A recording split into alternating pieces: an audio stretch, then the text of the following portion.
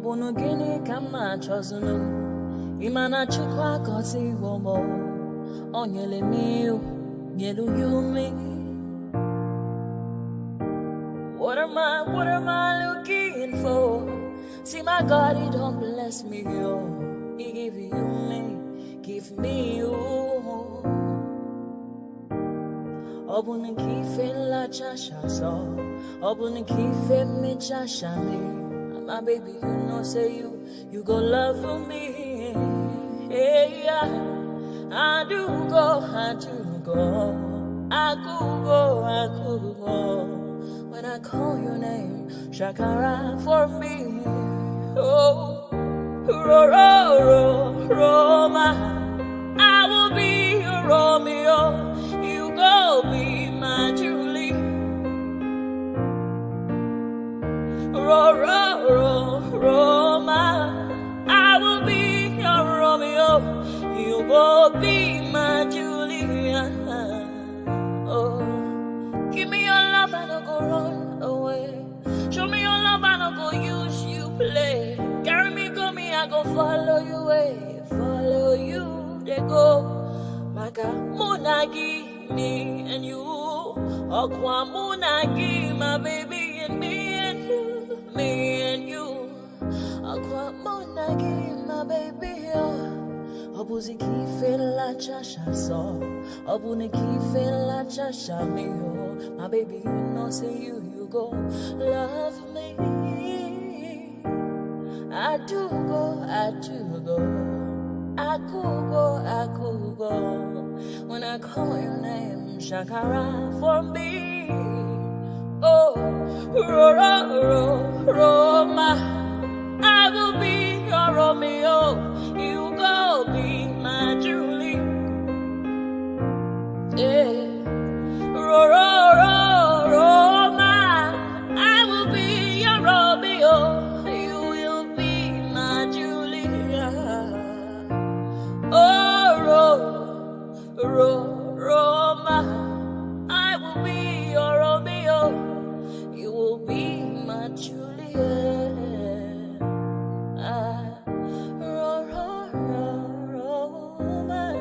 I will be your Romeo. You will be my Julia. Obuzi kife la chasha so Obuzi kife mi chasha me. My baby, you know say you go love me. I do go I could go When I call you Shakara for me.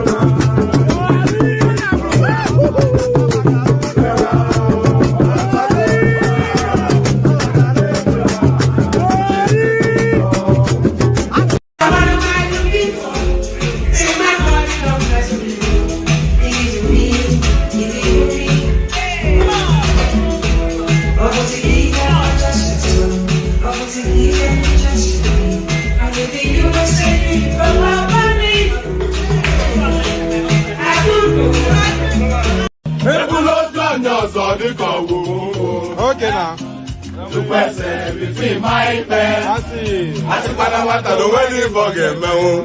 Okay. I'm going to feel. One day you get out. I'm going to sit down one bit to go. I got no Jelumba. Oh, where would he get? I got you put it on the road. I don't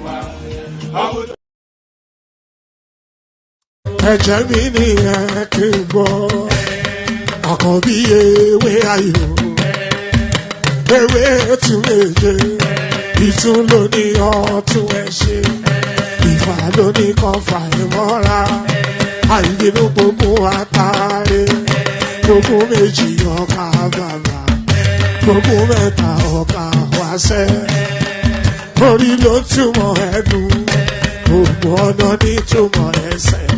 Akọni ìmọ̀ tú ìmọ̀ ọjọ́ ìmọ̀ èmi ni wọn kì í dálẹ̀ wọ́n bá lọ mẹ́lẹ́mọ́ wọ́n á fi jóye ẹlẹ́mọ́ akọni wọ́n bá lọ bèbèrè wọ́n á fi jóye ẹrùkù bọ́ọ̀wọ̀ wọn bá tẹ̀lé wọ́n á fi jóye aláre àwọn mẹ́tẹ̀ẹ̀ta parapọ̀ wọ́n wá jọ ń pẹ́ mọ́ ẹ̀ẹ́mọ́ olóko jẹ wọ́n ń pa Akíntọ́lá ọmọ Ògún wọ́n ń pàdé Ìyọ̀dà ọmọ Àtàlàbọ̀bà Àkànbí wọ́n ń pàdé Ṣàtàdàdẹ ọmọ ọba Ìjẹ̀bú Mèrè Aṣíwájú odògbólùkẹrẹ Ajagun lólòdì ọ̀run. Tó bá ṣe pé tìyẹ tó bá ṣe pé tìyẹ lọ bá ń darí jọ wí àgbèrò mi kún gbọ́wọ́ ọ̀bọ ti ṣìgìdì bá gbé àgétì ló máa ń gbé àyàn ti ìlàyàn ewúrẹ́ Ọlọ́run dákun má padà lẹ́yìn ẹ kó má gbàgbé ọ̀rọ̀ tẹ́ Aṣíwájú Ọlọ́run dákun má padà lẹ́yìn ẹ. Akọ̀bí Ọlọ́run. Ayandaba, ayandaba, ayandaba, ayandaba. Ayandaba, ayandaba, ayandaba, ayandaba. Asima ayandaba, ayandaba, ayandaba, ayandaba. Wanama ayandaba, ayandaba, ayandaba, ayandaba.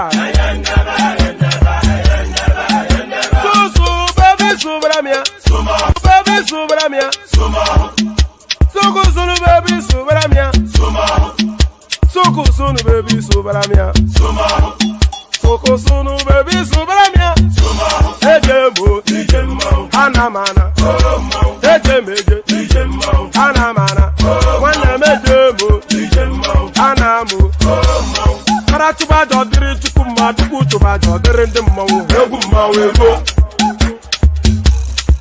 Tuba jodiri chukuma duku tuba jodiri ndi mmụọ obodo jisi ike n'ụbọchị eruona oyibo it's everyone befere ayandaba ayandaba ayandaba ayandaba ayandaba ayandaba ayandaba ayandaba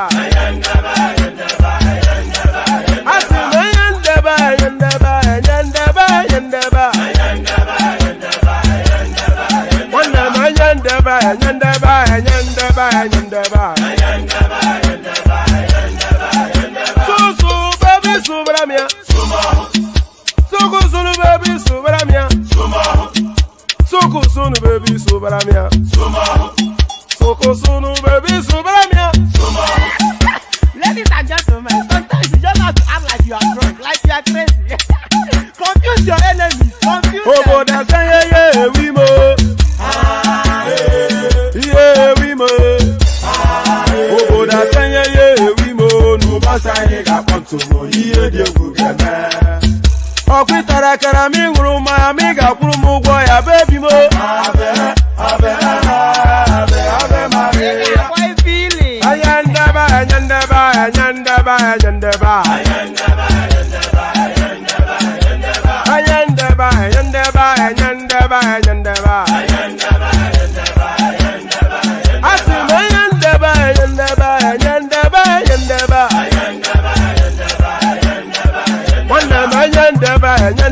Susu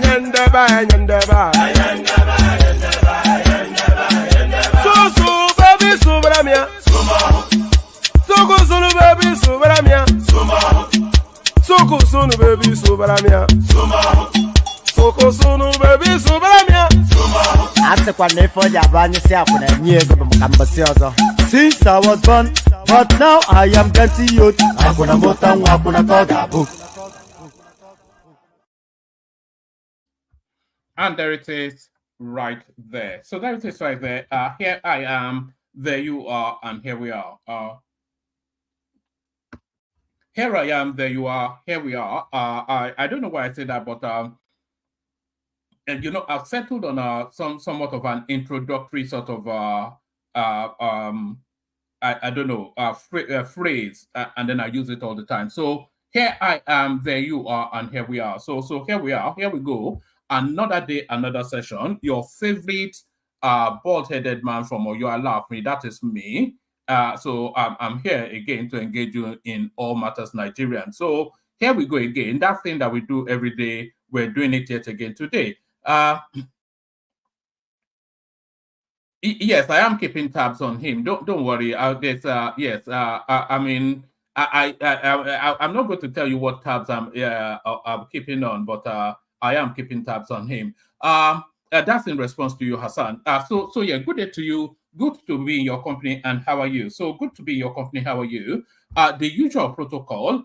Click on the like button just as soon as click on the like button just as soon as you're coming in.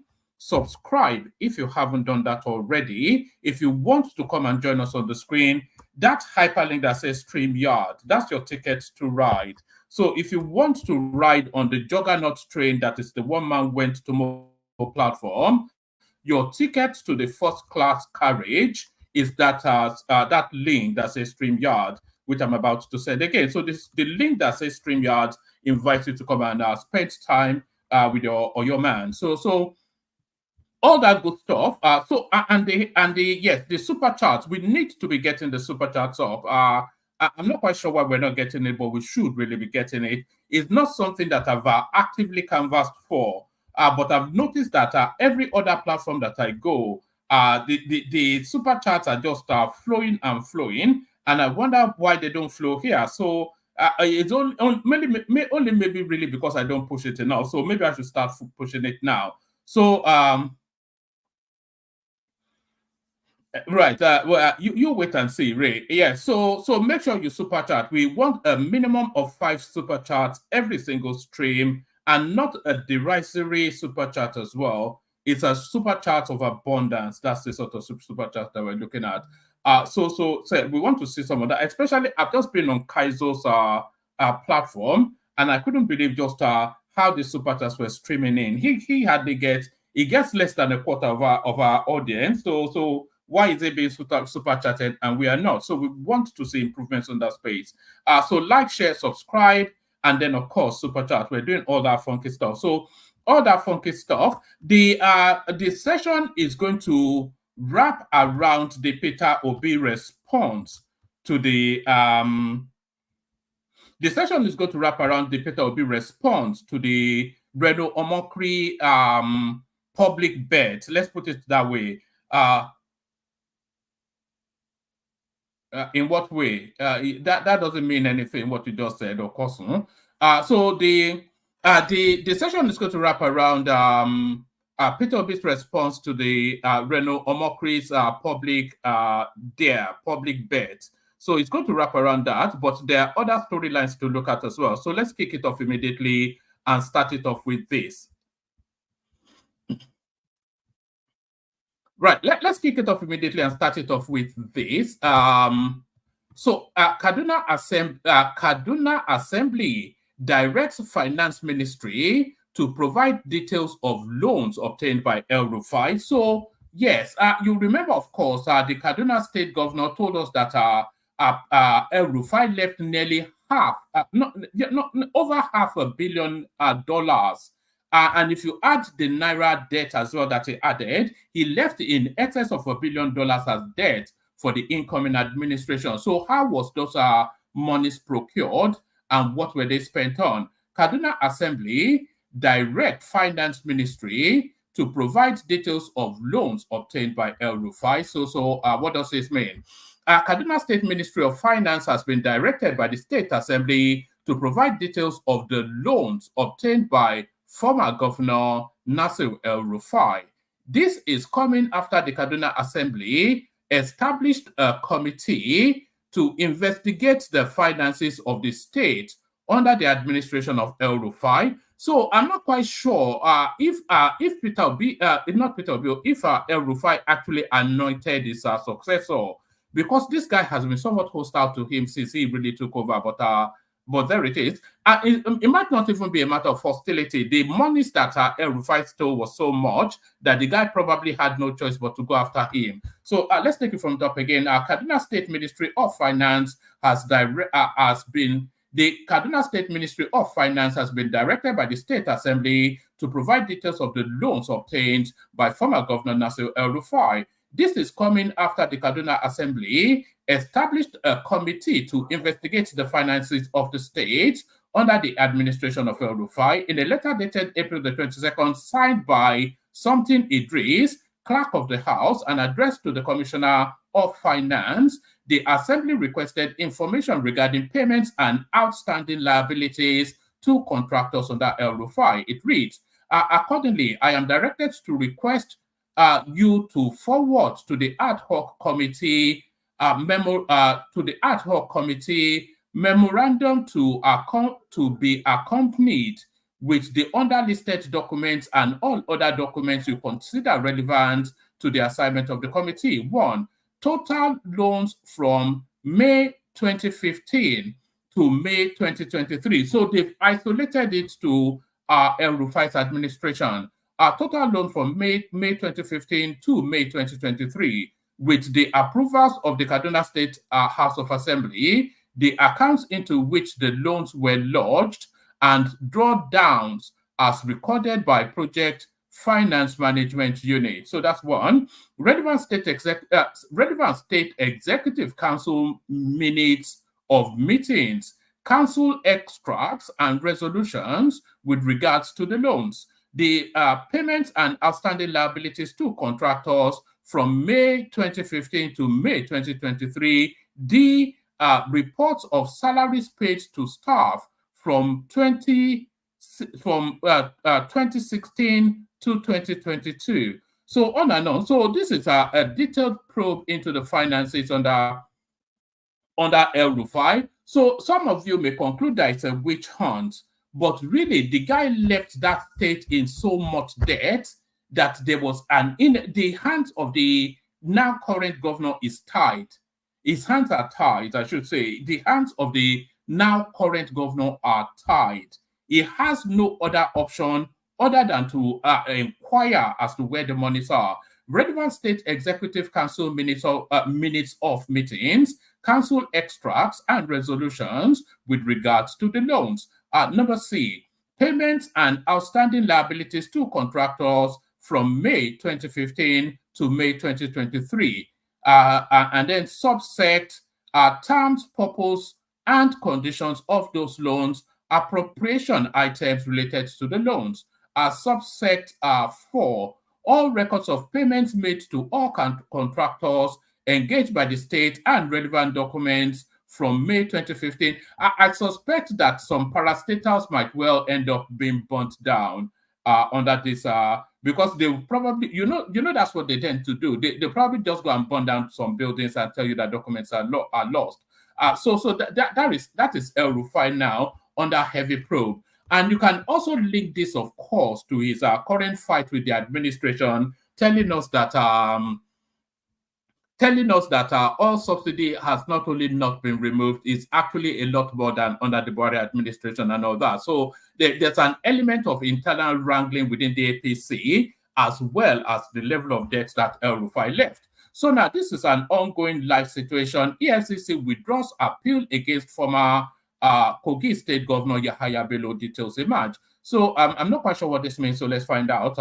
The Economic and Financial Crimes Commission, EFCC, has filed a notice of withdrawal to halt an appeal against an order of a Kogi High Court restraining the agency from arresting Yahaya Bello, the immediate past governor of the state. So it's not a tempering down, it's not a thawing, it's more an escalation. So they're still after him, essentially what that tells us. So let's move on from there to another one. Let's move on from there to another one, and we'll move on to this. Federal government revokes 924 dormant mining licenses. So you may well think this is a boring story, but I'll tell you that it is not. A lot of people just procure all these licenses. They have no intentions, they have no plans for them. They procure the licenses in the hope that they can sell it on a double your money deal. So that double your money deal now are being revoked by Dele Alake. Federal government revoked 924 dormant mining licenses. So actually, what are they mining for is even the wider question. The federal government has revoked 924 dormant licenses across 4 sectors in the mining industry. Minister of Solid Minerals Development, Dele Alake, who made the announcement at a press conference on Wednesday, April the 24th, said the areas affected include exploration, mining, small-scale mining, and quarrying. Alake told journalists that adequate notice was given to all concerned parties through the official gazette of the federal government published on December the 27th. That was last year, of course. 204 dormant licenses have been revoked, comprising 528 exploration licenses, 28 mining leases, 101 quarry licenses, and 273 small-scale mining licenses. It said the notice gave all concerned parties 30 days to regularize their status, including clarification on what caused the license to be dormant. Thus, although a total of 963 licenses were published and notified of threat of revocation, no fewer, it says no fewer, that should be no more than, it should be no fewer, because you are alarmed at such a derisory number. So it should be no more than, not no fewer. But that's how they've written it. It says, first, although a total of 963 licenses were published and notified of the threat of revocation, no fewer than 39 either moved to site immediately or convinced the authorities of the challenges hindering their operations. The minister, who revealed that the move will sanitize the licensing system by penalizing those who have commercialized the opportunity offered by the sector into a bazaar, added that investors across the globe are now free to apply for any of the affected cadastral units on the basis of first come, first serve. So they are taking the licenses back and he's selling it on. So that is his own bad way, I suspect. I know one of our, I won't tell you who it is, but I know that one of our subscribers has one of these licenses. Hopefully he's not affected. The affected licensees have been directed to make restitution as fines have been imposed for different categories of revoked licenses. So there it is right there, the sanitization of the solid mineral space. So the sanitization of the solid mineral space, let's go on from there to the next one just as soon as it loads. Kaduna State House commences probe of El Rufai's tenure. So I think we've already covered that. Let's go on to this one. You see now,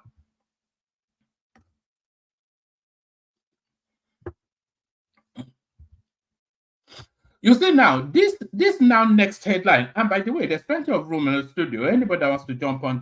Let me send the link for people to come on. You see now, this now next headline, in and of itself, necessarily not something that's especially we should be discussing. So in and of itself, not necessarily anything that we would be discussing, but given the pervading climate that we're in now, it's a story, and I'll tell you why in a moment. So federal government suspends Dana airline operations with immediate effect. So there it is right there. But why this has not made the news, especially why Rufai Hussaini is not banging his head on the desk at Arise TV, is because Dana Air, of course, not owned by a Southeasterner. And that's the story right there. The Minister of Aviation, Festus Keyamo, has directed the Nigerian Civil Aviation Authority to suspend Dana Air a day after one of the airline's plane skidded off the Murtala Mohammed Airport Lagos runway. The minister also ordered a comprehensive audit of the airline. The audit will encompass all aspects of safety protocol, maintenance procedures, and financial health to ensure full compliance with aviation sector's regulations. In a letter to NCAA Director, blah, blah, blah, titled Immediate Suspension of Dana Air Pending Safety and Financial Health Audit, the minister said the move was necessary to ensure safety and regulatory compliance. As the supervisor overseeing our nation's aviation safety and regulatory compliance, it has come to the Honorable Minister's attention that recent incidents involving Dana Air has raised serious concerns regarding both the safety and financial viability of their operations, reads part of the letter signed by the permanent secretary, etc., etc. So, so the Dana Air, of course, I think owned by a northerner. So that then makes it that puts it down the further the tail ends of the news cycle. So that puts it down the tail ends of the news cycle. So now the headline, now the piece that I'm sure you've all come to. Reno Omokri is right. I did not build any school as Anambra governor. So Gbadue finally hands up. So Gbadue finally hands up. Peter Obi, the candidate of the Labour Party in the 2023 presidential election on Wednesday, agreed that he did not build any new schools when he was the governor of Anambra State, as asserted by social media personality and influencer Reno Omokri. Omokri had in the past few days challenged supporters of Obi, popularly known as Obedient, on social media to identify one school that was built by the Labour Party presidential candidate when he was governor of Anambra State. So let me just pause there for a moment. You see, this is a real killer move on the part of Reno Omokri. This is a real killer move. And the reason why this is a real killer move is because the whole of the Peter Obi narrative, let me put on the camera. This is a real killer move by Reno Omokri. And the reason why this is a real killer move is because the whole of the Peter Obi narrative is based around fastidiousness, piety, probity, for the people, sort of, and it predicates all of that self-righteous mantra chanting. It predicates all of that around the catchphrase of human development. So they've hijacked that phraseology and they beat it like a mantra. They beat drums to the mantra. Human development, human development, human development. Even though they don't really understand what human development means, but they've latched onto it as a catchphrase and they churn it out at every opportunity. So now the underbelly, the only thing that propels the engine oil of human development is skills acquisition. And the backbone of skills acquisition is education. So this is a guy that goes on rattling on all this witless mantra chanting, telling us about human development and how. And by the way, you know this narrative. I'll bring you. Oh, if somebody finds the headline, please send it to me. All this thing that it took education from XYZ to number one in the country. That year, that cycle that he claimed to have done that, when the Ministry of Investigation, when the Ministry of Education focused a searchlight on that space, they found that 80% of the educational spaces were, they call them magic centers, where they essentially write exams for people. So Magic Center, Abracadabra, from Gbadue, from Oka. So Magic Center, Abracadabra, but this all lends into each other. Let's take it from top again. Peter Obi, the candidate of the Labour Party in the 2023 presidential election on Wednesday, agreed that he did not build any new school when he was the governor of Anambra State, as asserted by social media personality and influencer Reno Omokri. Omokri had, in the past few days, challenged supporters of Obi, popularly known as Obedience, on social media to identify one school that was built by the Labour Party presidential candidate when he was governor of Anambra. Omokri also offered to give $10,000 as a reward to anyone who could show a school built by Obi when he was governor. The social media influencer was trying to prove that despite all the hype by his supporters, Peter Obi was a non-performer as a governor. So it's not even Reno Omokri wanted to prove that. All the documents show that it was the worst in his class in the Southeast. All of the reports tell us that. So we all know that already. Supporters of Peter Obi have been unable to mention one school built by the former Anambra governor. Speaking at a press conference in Abuja on Wednesday, Obi agreed with Omokri that he did not build any school as governor. So this is it, so consumption to production. The Labour Party presidential candidate said he devoted his time to building up the broken educational system in the state.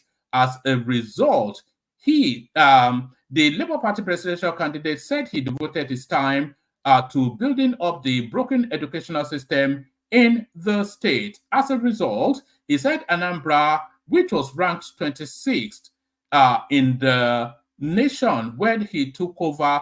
If anybody can find that Magic Center article, please send it to my Instagram, because I suspect we may need it in the course of conversations. When this from 26 to number 1, they were writing exams for them in Anambra State. The Labour Party presidential candidate said he devoted his time to building up the broken educational system in the state. As a result, he said Anambra, which was ranked 26th in the nation when he took over the government, was at the top by the time he left. He said, I improved the quality, physical and mental well-being of the people. Schools, he said, I improved the quality, physical and mental well-being of the people. Schools had the basic things they needed, and the people shone like stars. And that was my manifesto. Building new schools when the old ones are moribund is just like building coastal lines when internal roads are impassable. So he couldn't really miss the window to have a dig at the sitting government. So do we have a clip here? I think we had a. Did we? Let me see if we have a clip here. If we have this clip here, then we play it. If we don't, then we won't. Hold on.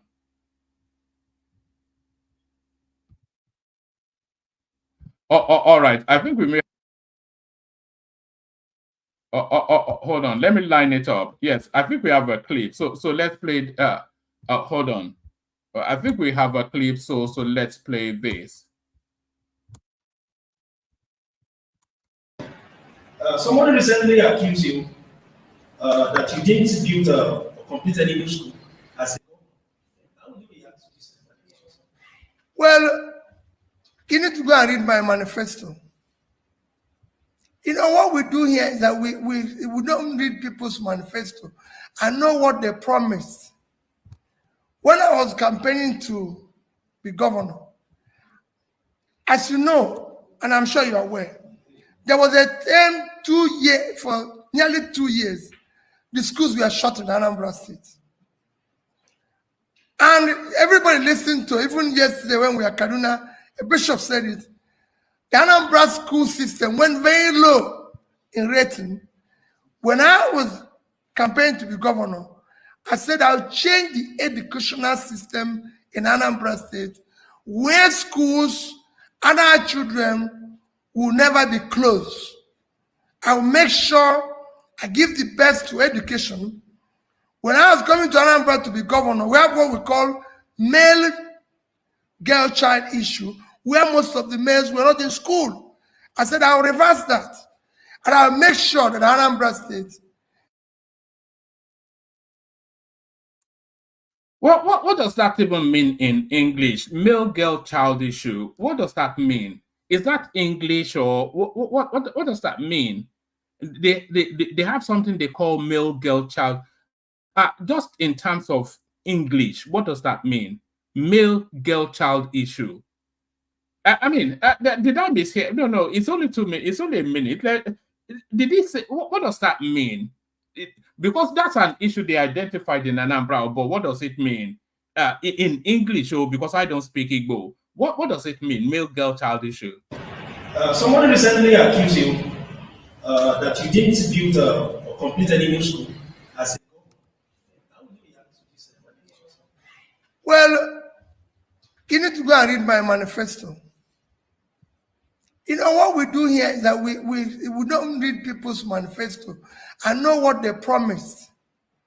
When I was campaigning to be governor, as you know, and I'm sure you're aware, there was a term for nearly 2 years, the schools were shut in Anambra State. And everybody listened to, even yesterday when we were at Kaduna, a bishop said it. The Anambra school system went very low in rating. When I was campaigning to be governor, I said I'll change the educational system in Anambra State where schools and our children will never be closed. I will make sure I give the best to education. When I was coming to Anambra to be governor, we have what we call male girl child issue, where most of the males were not in school. I said I'll reverse that. And I'll make sure that Anambra State. Unbelievable stuff. They had what they call male girl child issues, where all of the we heard it twice, so and I suspect we'll hear it again. They had what they call male girl child issues, where some of the males were not in school. Make that make sense. Make that anyway. There's a person that can make it make sense to you. I think he sums it up. Watch this. No industry in Anambra State, except the brewery, which he built for the Anambra people, for them to get drunk and go and kidnap people. That's the only thing. For example, I have made a statement. All right. So yes, male girl child issue, the reimagining of the English language, English reinvented, male girl child issue, where all the males were out of school. So there it is. Let's move swiftly on from there to better news. So this is a space that I would like us to. Certainly, this platform will be digging deeper into this space to just discover essentially what it means for the average man on the street. Tinubu approves takeoff of 100 billion naira consumer credit for Nigerians. So this is one of the marquee policies. You remember when Tinubu, when they were having this, when they brought all the candidates to London business school or something, and they had this sit down, and Tinubu was, I think he debuted this idea at that space, that there's a real dearth, there's a real gap for credit facilitation within the Nigerian financial mix. So there's a real gap for credit facilitation within the Nigerian financial mix. And what he was saying then, that this may well prove to be not the silver bullet, but this may well prove to be one of the panaceas to corruption. Because if you have the facilitation of credit access, then your immediacy, the immediacy of the need for money is somewhat insulated by that. So that rather blue sky idea, that lofty thinking, is now getting fleshing out in terms of a policy position. Tinubu approved takeoff of 100 billion naira consumer credit for Nigerians. So if you look at, if this comes off the back of the student loan system, if you are saying a new Nigeria is possible, the new Nigeria is already here, is really what we are saying. You know, if this is, and you should know what this means, and we will, in the course of discussion, bring it to you exactly what this does mean. So if you are saying a new Nigeria is possible, with all of the changes we're seeing, the changes of the completely orthodoxing of the financial structure, completely civilizing and sanitizing the educational space, and sanitizing now access to credit. A new Nigeria is possible. The new Nigeria already here. The new Nigeria already here. Tinubu approves take off of 100 billion naira consumer credit for Nigerians. President Bola Tinubu has approved the commencement of the 100 billion naira consumer credit scheme for Nigerians amidst escalating economic hardship in the country. Aduri Inga Lale, the president's spokesperson, disclosed this in a statement on Wednesday. He stated that interested Nigerians are expected to visit the portal of Nigerian Consumer Credit Corporation before May 15, 2024. Consumer credit serves as the lifeblood of modern economies, enabling citizens to enhance their quality of life by accessing goods and services upfront, paying responsibly over time. It facilitates crucial purchases such as houses, vehicles, education, and healthcare, which are essential.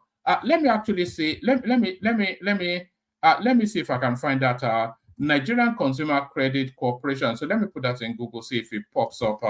We can actually just see this in real time. Let's just pop that in Google, see what it brings up. All right. Yes, there's a website. All right. Yes, there is a website. So yes. President Bola Tinubu has approved the commencement of the 100 billion naira consumer credit scheme for Nigerians amidst, that should be amidst, by the way. You know, I'm a bit peculiar when it comes to language. Amid escalating economic hardship in the country. Ajuri Inga Lale, the president's spokesperson, disclosed this in a statement on Wednesday. He stated that interested Nigerians are expected to visit the portal of the Nigerian Consumer Credit Corporation before May 15, 2024. Consumer credit serves as the lifeblood of modern economies, enabling citizens to enhance their quality of life by accessing goods and services upfront, paying responsibly over time. It facilitates crucial purchases such as houses, vehicles, education, and healthcare, which are essential for ongoing stability and the pursuit of their aspirations. Individuals build credit history through responsible repayment, unlocking more opportunities for a better life. The increased demand for goods and services also stimulates local industry and job creation. The president believes every hardworking Nigerian should have access to social mobility, with consumer credit playing a pivotal role in achieving this vision. The Nigerian Consumer Credit Corporation achieves its mandate through the following: strengthening Nigeria's credit reporting system and ensuring every economically active citizen has a dependable credit score. So, and by the way, this is what, you know, the house I live in, of course, I took a mortgage on it, paid off now virtually. Everybody lives on some sort of credit of some form in any civilized climate.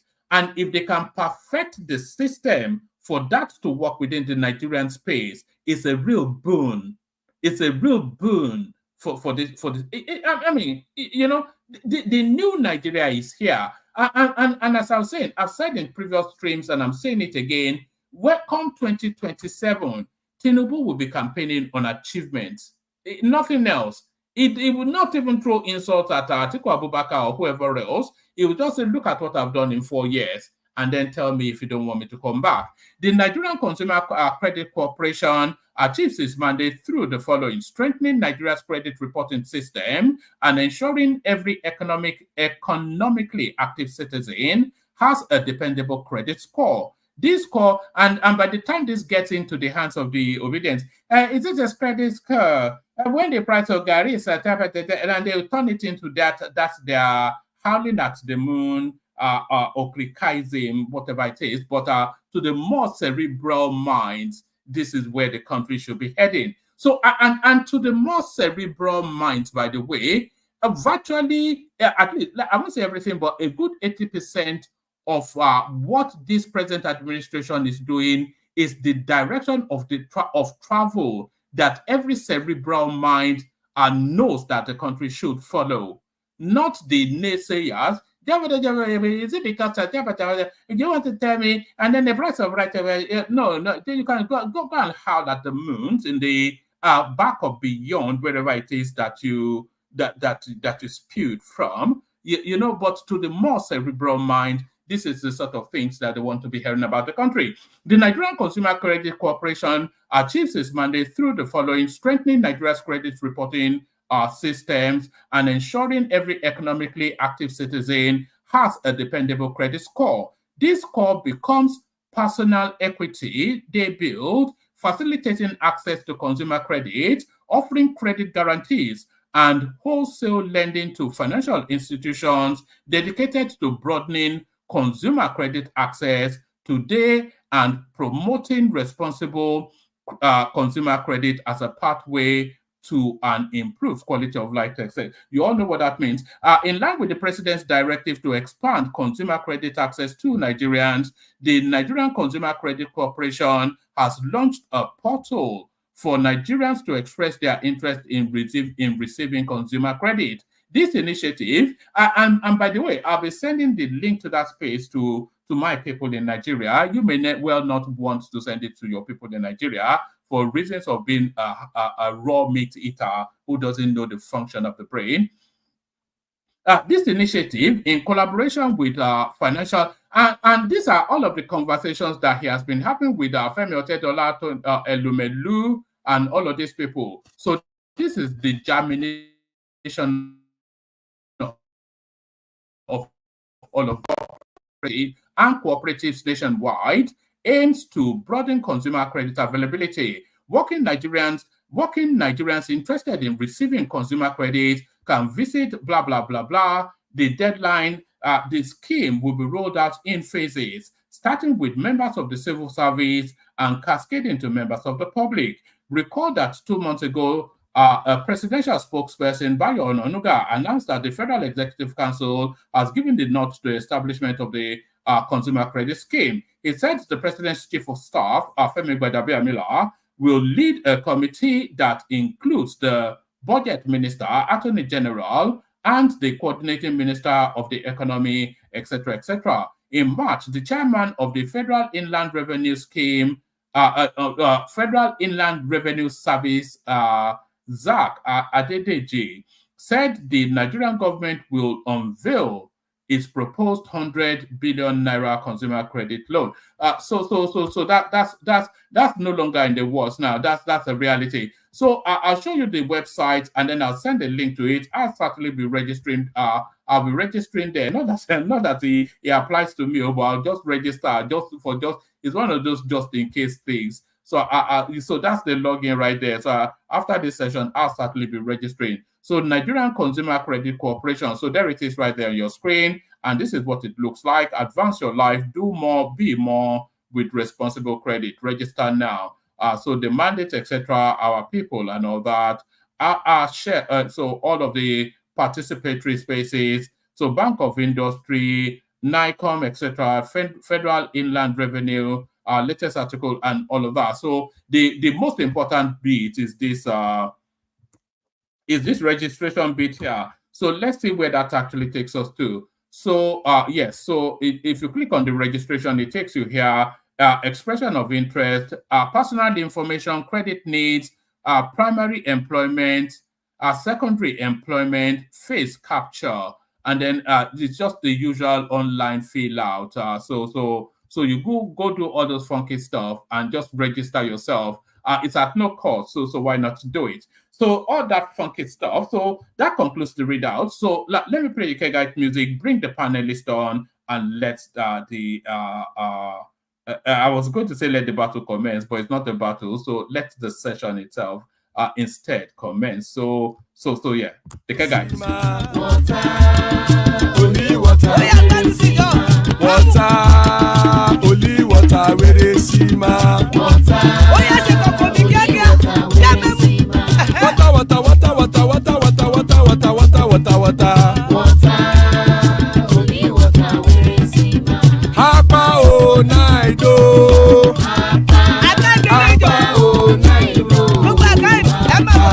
Hapa you don't come o.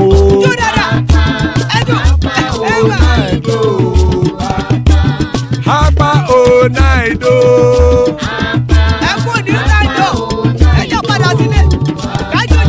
Oro kẹ̀kẹ́ ẹlẹ́mù yé o. Ilé sọ́dí kẹ̀kẹ́ rẹ ẹlẹ́mù rẹ o. Bobby master kẹ̀kẹ́ rẹ ẹlẹ́mù rẹ o.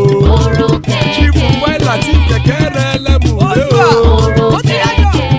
Eruku lẹ̀lẹ̀ ẹlẹ́mù dé. Eruku lẹ̀lẹ̀ ẹgbẹ́ ẹlẹ́mù dòdò jàre o. Eruku lẹ̀lẹ̀ Ghana ti dé ẹgbẹ́ bọ́dì o. Ọmọ ẹlẹ́yẹ ẹ̀yẹ o ó dilé o. Odúyẹ̀lá ẹ̀yẹ o ó dilé o. Petrosonama ẹ̀yẹ o ó dilé o. Petrosodúnkẹ́ ẹ̀yẹ rẹ̀ ó dilé o.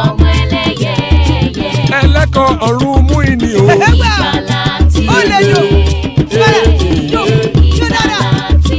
Àkùkọ ọ̀run mẹ́kọ̀.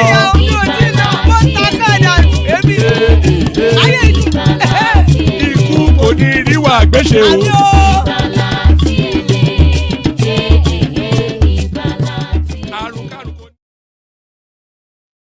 And there it is right there. Ikuko Neru Agwesheme, that have nothing to do with us. So you know we're in for a banging session when our General Thomas turns up wearing his cap. So there he is right there. Fine boy, no pimples. So that's Baba right there. Of course, Baba always guarantees excellence. So that's Baba right there. The majestic Richard joins us. So that's Richard right there. We will not be doing an Obi bashing session without Ekene coming to present a case for the defense. So that's Ekene right there. Father of the bride, of course, Ajan Lekoko. He's right there, the mighty man himself. Hassan joins us. Hopefully his connection is good enough for us to enjoy him even more. Larry, fast turning into one of your favorite voices, already my favorite. So that's Larry right there. And Patoski, almost certainly to be on some wavy system somewhere. So that's the panel assembled so far. Still spaces on the stream. Anybody that wants to hop on, hop on. Let me actually kick it off with Hassan. How are you before you kick it on? I came with my helmet. It's not cap, helmet. Because Obedient they will cry today. We're going to give them woto with their Can we start the male girl child? Let's just the male girl child issue in Anambra. Can anybody tell us the meaning of? I don't get it, one man. This guy, just continue, one man. No.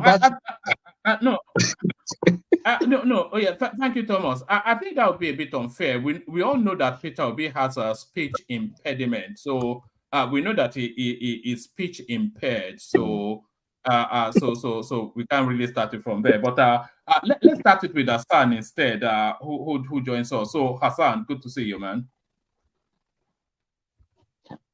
Hello, man. How is everyone doing? Is it my good connection? It seems the Kegite is interrupting the flow. Yes, or is it my connection? No, your connection is quite solid now. Is there something you want to tell us, or some new venture you've started? I can't hear you. It keeps interrupting me. The Kegites keep interrupting.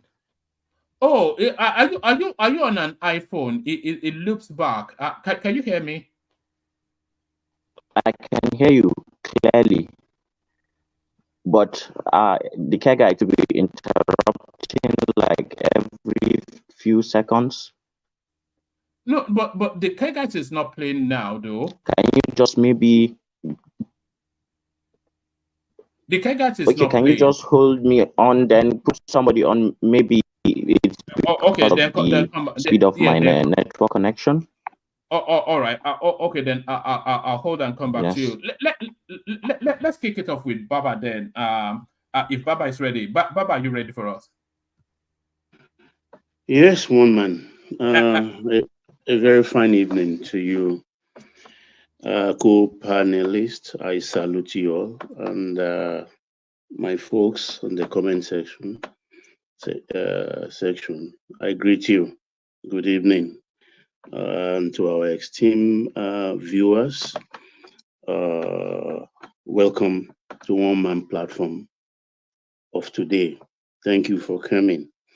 As usual, we have robust debate here, and our ideas at times contend, and that's why the platform is unique. Meantime, please like, share, and subscribe, but particularly of necessity now is you just click the like button. That is how to register your presence. Thank you for doing that. Yes, one man, before I coming into whatever we have today, yesterday, I do listening every day on the platform, no matter how busy I am. I try to follow on what is the contending issues that are being discussed.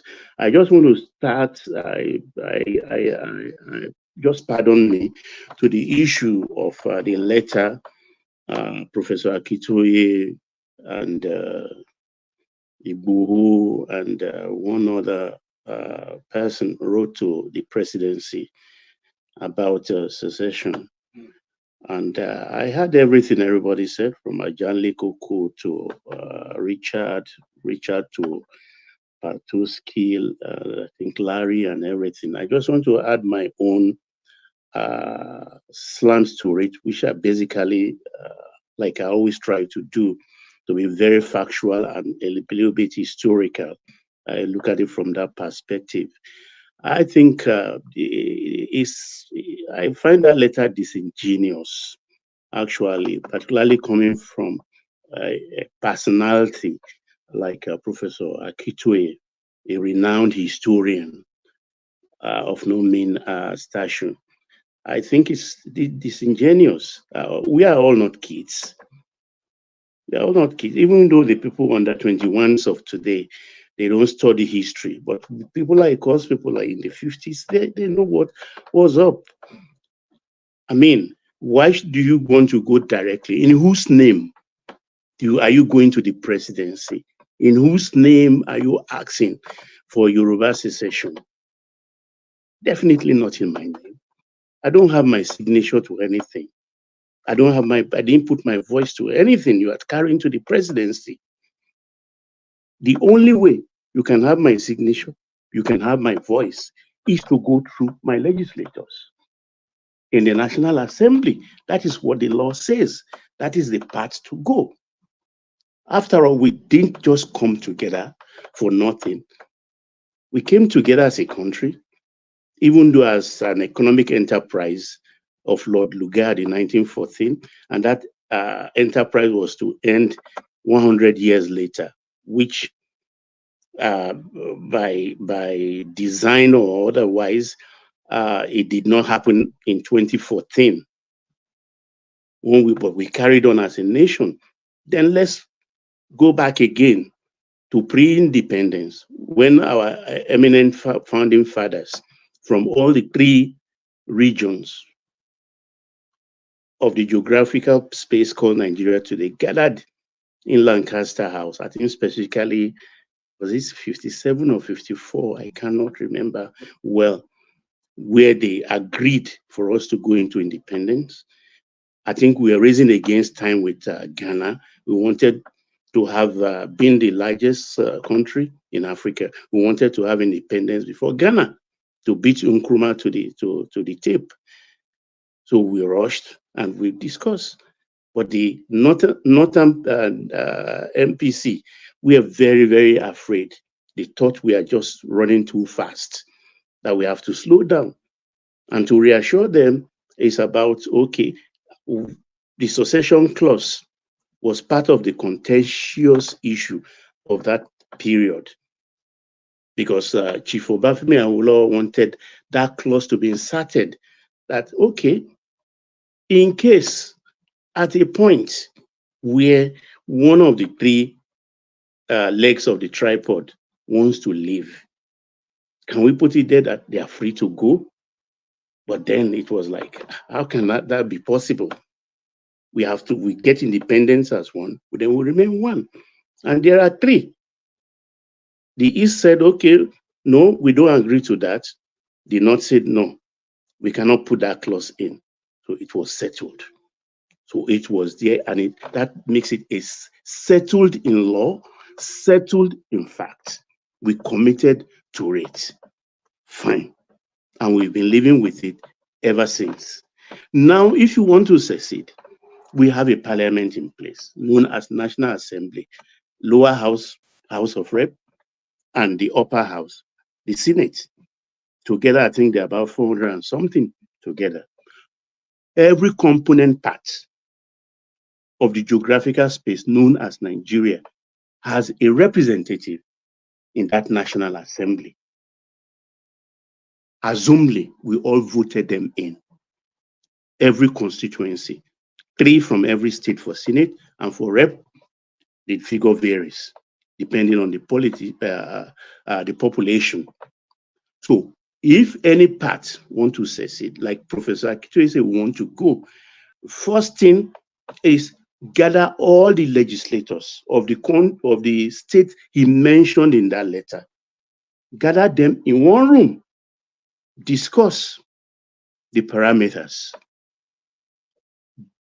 Then they come back to their constituencies to brief us and say, this is what we discuss on based on what was tabled. Are we in agreement or not? Do I go back to go and sign to it? Or what do you say? It will be debated. Every constituency. So let's say, for instance, as a pack, we have 100 constituencies. And by the time they go back, 70 says, okay, my people said, well, let's put up the request. Let's debate it in the National Assembly. 70 against 30. They go to National Assembly, table the agenda before the Senate President, let them call for joint sitting if it requires joint sitting, or they start from House of Representatives. So once we start debating it, they put it to vote. If the other parties from other states or other geographical zone voted against it, we are stuck. If they say, okay, you can go if you want to go. Baba, let me finish, Patuski. Just let me finish the train of thought, please, Patuski. Then we move on. But for him to go to the presidency and say, call ECOWAS, call UN, call AU, call this, let us now arrange, let's call for this, that is very disingenuous. It's not going to fly. That kite will not fly. Yes, Patuski. I want to ask you, this structure and process that you have instituted. Sorry, Patrick. The audience may be out of loop because that was yesterday's conversation. Yeah, I'm sorry to take you back on my. Very sorry. Yeah. So ask that question and then just a very, very brief response to it, and then we'll come into today's topic. Yeah, I'll come. Sorry, one man, to take you back. It's just that I want to put it in that perspective. That process and structure that you have put in, that you've talked about now. Tell me one, which country of all the countries that have succeeded have employed this your method? And tell me, in this modern time and current population and structure of modern democracy, tell me sincerely, do you think that structure can ever produce a secession? That is what we're trying to. Please, Baba, okay. Give a very brief answer to that. Yeah. Okay, it's unique to us based on our antecedent and where we are coming from, and what our independent founding fathers signed on to. I think it's, I just want to put it maybe in the night session, if I'm available, Patuski, and Yes, you we are, can discuss maybe with we'll them. continue. So let's stick Exactly. to the topic. Yeah. Yes, one man. And okay, before I come to the, I will want to drive a point before I come to the Obi and Omokri issue, because of where we are as a nation today and what is happening in our political life in our country. I want to start this topic by looking at the Yahaya Bello. I will call it a legal imbroglio. That is IMBROLGI was imbroglio. I will want to look at that because what happened in this Yahaya Bello case shocked me to the marrow. Marrow shocked me in the sense that I saw 500 lawyers here going to the Supreme Court to protest. I know maybe there wouldn't be more than 50 real lawyer among them. Others will be cash and carry people in tie pretending to be lawyers. But even if it's only one lawyer that led the other 499 non-lawyers there pretending to be lawyers, I mean, it's enough to shock me. Any sane person. Sorry, Baba, to push you. Can I fast track you to the Reno Mockery space? Just I'm going there. I'm going there. Right. Okay. I'm going there. I'm taking you. I'm going to the Reno Mockery this thing. I just want to build my case because of who we are right now. I saw civil service, civil liberties organization, or what do they call them now? CSOs, carrying placard, paid rented crowd, protesting. And here, I find it so grotesque because here we are talking how our country is being milked, how corruption has eaten into the fabric of our society. This is a young man that came into governance of his state at the age of 40. I put him in the bracket of not too old or not too young to run. And at 48, he has done that. And look at his record. And look at the kind of support we are giving him. Let's thank God for people like Olukoyede. Whether he's taking the right steps or not, or is faltering, at least he's telling us something. And it's unraveling the kind of people we are in our country. So that takes me to the Obi this topic of today. I don't know, but I think I'm thankful for people like Omokri, where we're in a situation where people don't read anymore, where people live all their life on social media. All they hear, one line they hear, they run with it. They use their own platform and spread it, and everything go. But for people like him, he researched. I'm not on any platform, but I don't know whether it's the Verizon I use, but I just Google his name one day, and I don't know, because I'm not digitally savvy, but somehow he remains Reno Mockery on my Google something. When I click on it, I find out I receive his X messages every day. Some I don't receive, some days I will not receive, but some, and that's how I started reading his thing. And I know definitely when he came up with that idea that show me, point to one school Peter Obi has conceptualized, built, or started, built, and commissioned, and put money where his mouth is. I knew he was up to something. I knew we will not play with his $10,000 for nothing. I was very sure of that. I was very sure of that. So I don't know how many people pass it on to you that day. That's why I know you received the one that when I pass it to you also.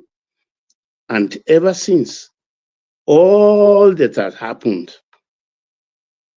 is abuse upon abuse, creative abuses, imaginative abuses, as they are wont to do.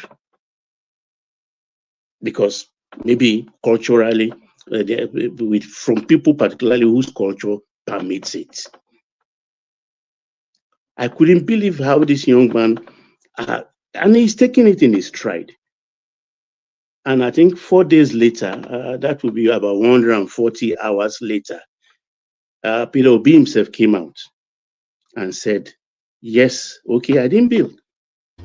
But what I did... Would you, sorry, Baba, would you say that he said yes or he confessed? Because I see it more as a confession than he confessed, didn't he? I don't know, but don't put words in my mouth, one man. You have your own way of, how do I put it? Baba, are you sure he said he didn't build school in that clip? Can you quote him? Play it and say again. Are you sure he said he didn't build school in that clip? In that clip, he did, like, you are a obese man, no doubt about that. So and let me commend you for one thing. I know how I hear. I won't say I know because I'm not in social media at all. It's by choice, and I will never be. You understand? But I know how people talk about how virulent you are on the social media, but you are different when you come to this platform. You are so gentlemanly and you want to persuade people like me at times. But no, I shake my umba. No. I don't know. Please, let's I won't let that line. You say they said you did use the word violence or no, I said virulent. I didn't use the word violent. No. Why should I virulent? That means you are full of attack zeal on X or social media. But when you come to this platform, let me just comment on that. Sorry, anybody here? My name on social media is Uptown the Homie. Please go to my timeline and confirm. Uptown what? Uptown the Homie altogether. Homie, Uptown okay. the Homie. Please go to Twitter and confirm if what he's saying is true or not. If I am engaging or I'm the word he used. Okay, so please continue. Okay. We'll say again your question. Sorry about that digression. Okay. So the question I asked is no. He was simply asking just to fast track. He was simply asking if Obi okay, if he said yes, if he verbalized that he did not. But he told us that he was only interested in refurbishment. So the question was direct, and he gave the answer, which gave us the understanding that we have. Well, he didn't say yes, like I put it, but it didn't. But he said he refurbished. He built some things in where things already are. He built on something. You understand? So what does that tell me? That means he didn't conceptualize stats, build, and commission the way Reno described it, or want anybody to point a finger to. So that settled it for me, as far as I'm concerned. I like say again, I like the word you use, conceptualize. That's founded, and I'm not sure. Yeah, exactly. But, I think Omokri didn't use that, but I just added it. So when I look at it, well, in the same vein, I think Peter Obi is clever in his own way. I think he knew this day will come where he will answer Omokri. And because 2 days ago, when he started talking about this coastal road and talking about the unnecessity of the coastal road, that we should have repaired the old roads that are no more there and put those roads in order, that's where I knew he will answer this day. because he built on that to just like to say, okay, after all, this road is not even, why are you creating new thing? Am I making sense? I don't know. But from that moment on, I knew where he was going. I knew 48 hours ago when he started talking about the coastal road, and he confirmed to me that, okay, Reno is right after all. I didn't even know he would come this clean to say, yes, I built on things I met, and they are okay by that. But he didn't come outrightly to say, no, I did not start anything from scratch. Yes, what's the next topic, woman? All right. Let me take you to let me take you to this new credit scheme that Tinubu has initiated with 100 billion naira. This is a real game changer. The new Nigeria that everybody aspires to. I keep insisting it's already here. Yes, I think I'm excited about it because, like I told you, we are just existing in the 21st century where we're still sleeping. It is now we are going to catch up. And like the Igbos will say, is when you wake up, your day breaks. So our day is just breaking into the 21st century. This is life as is known in the West. Because we've always lived in a society where you want to buy a car of 100 million, you go with cash. We live in a society where nobody respects banker's draft anymore. Always suspicion about it. Even when you want to credit me, I want to phone first. Before you carry that vehicle, I want to talk to my bankers. I want to see my balance sheet that actually you've paid in, where bank alert really doesn't count anymore. That's the kind of society we've come to live, all because of trust deficits. Now, and whether we want to believe it or not, this has been at the crux of corruption in our country. Because would you say this is a real game changer policy? It is. That's what I'm building. That's what I'm building on. It is a game changer because I see the students' loan. This I dream. I want to buy a car. I cannot buy a car. I cannot get credits.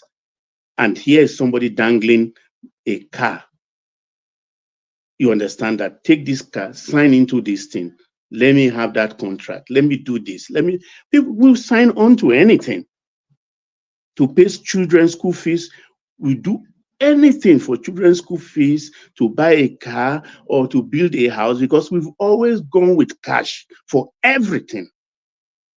That's why your friends, they go back home with you they go and they look at it and say, what, this house, this must cost maybe so and so price.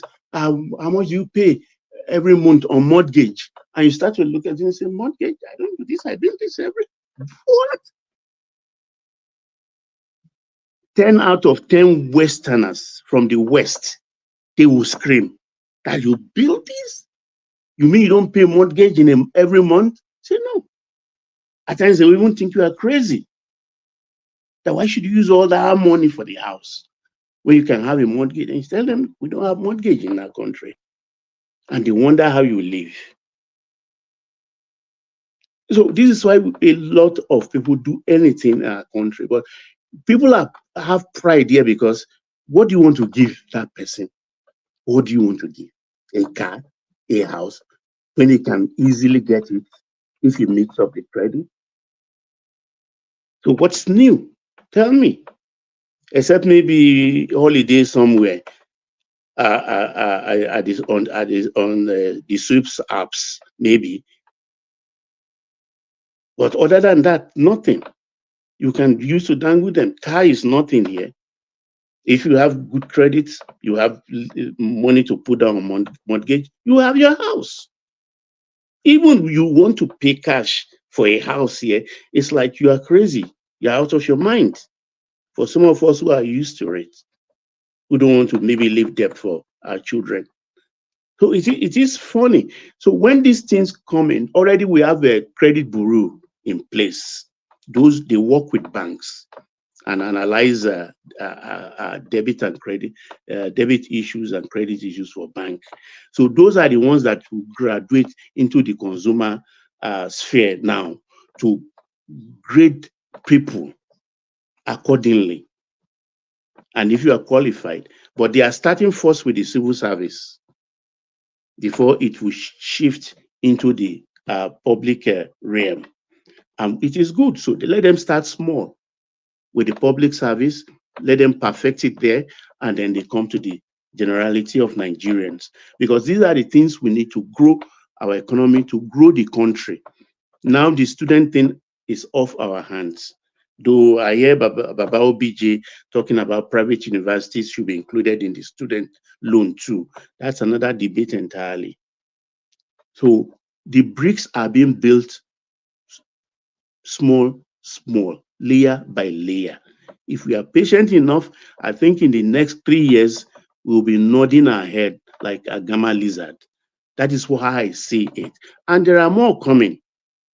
There are more issues like this, goodies like this coming for Nigerians. But then we must also be ready to pay commensurate taxes according to our status, according to our earnings in our country.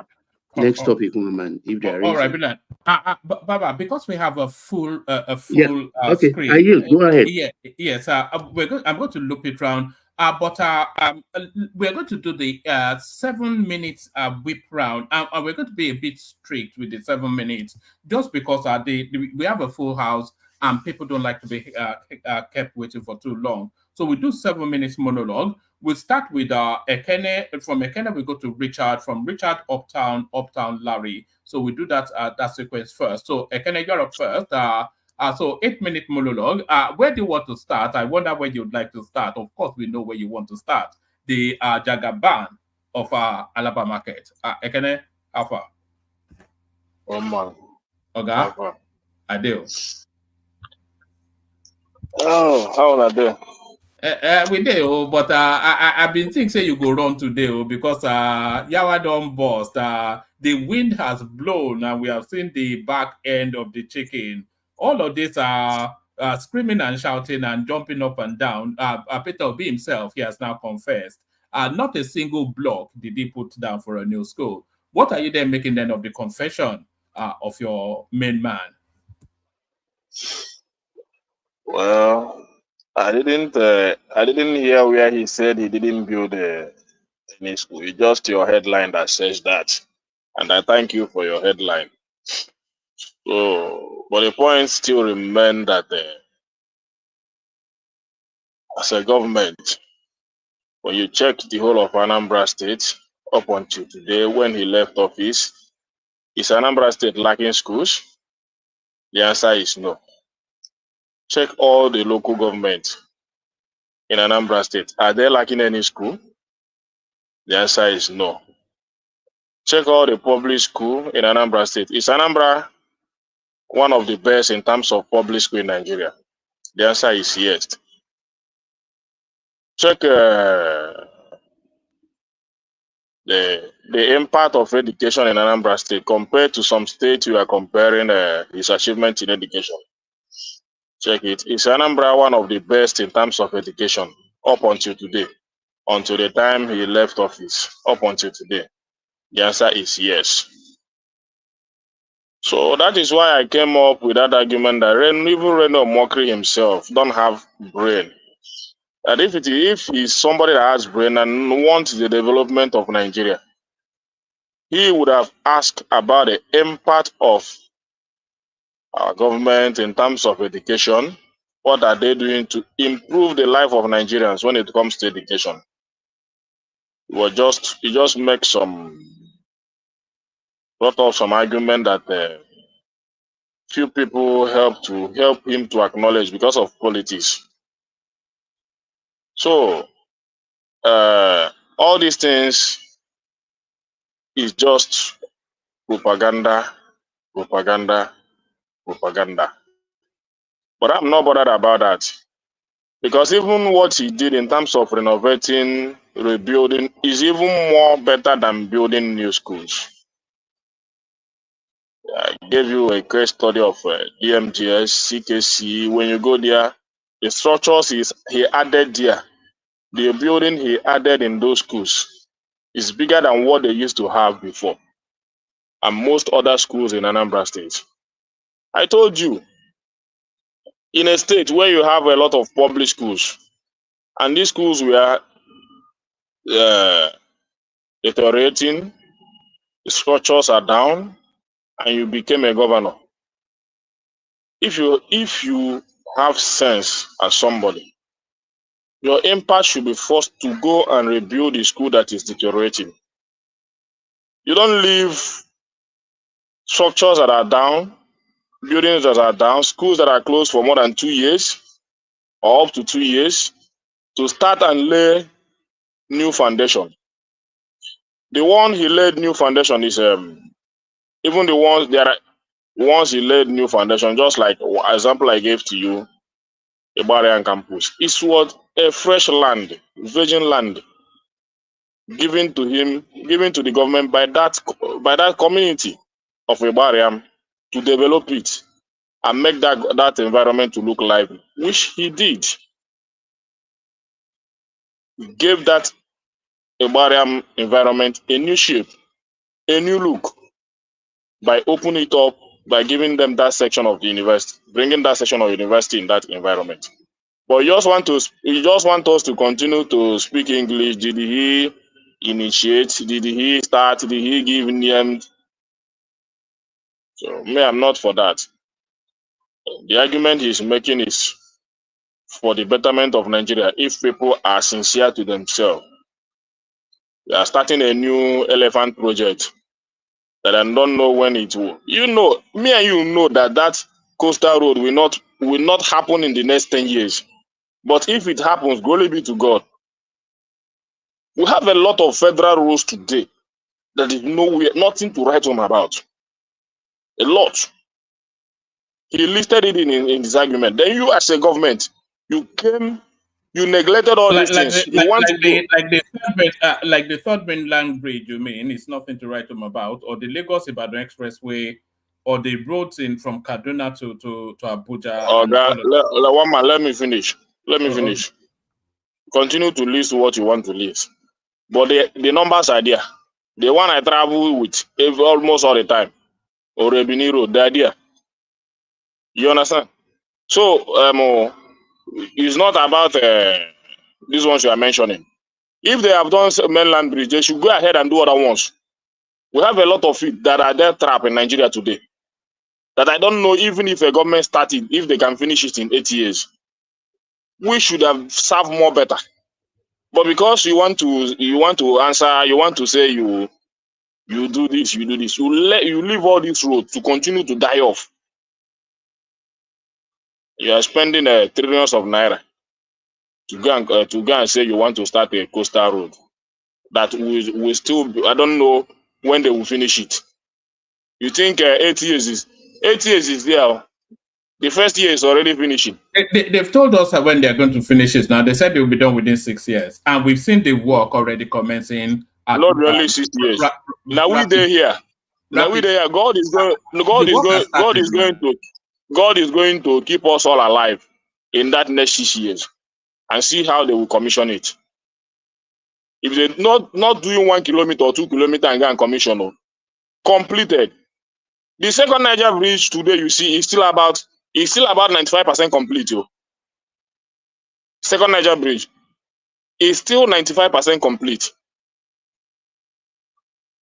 The road that needs to connect it from airport to Asaba airport to where it's supposed to, because the road they just gave it is just shortcut for you to just. There is a road that they are doing that need to connect it from long distance from Asaba airport, where you will join it to get to that before you come to that toll gate.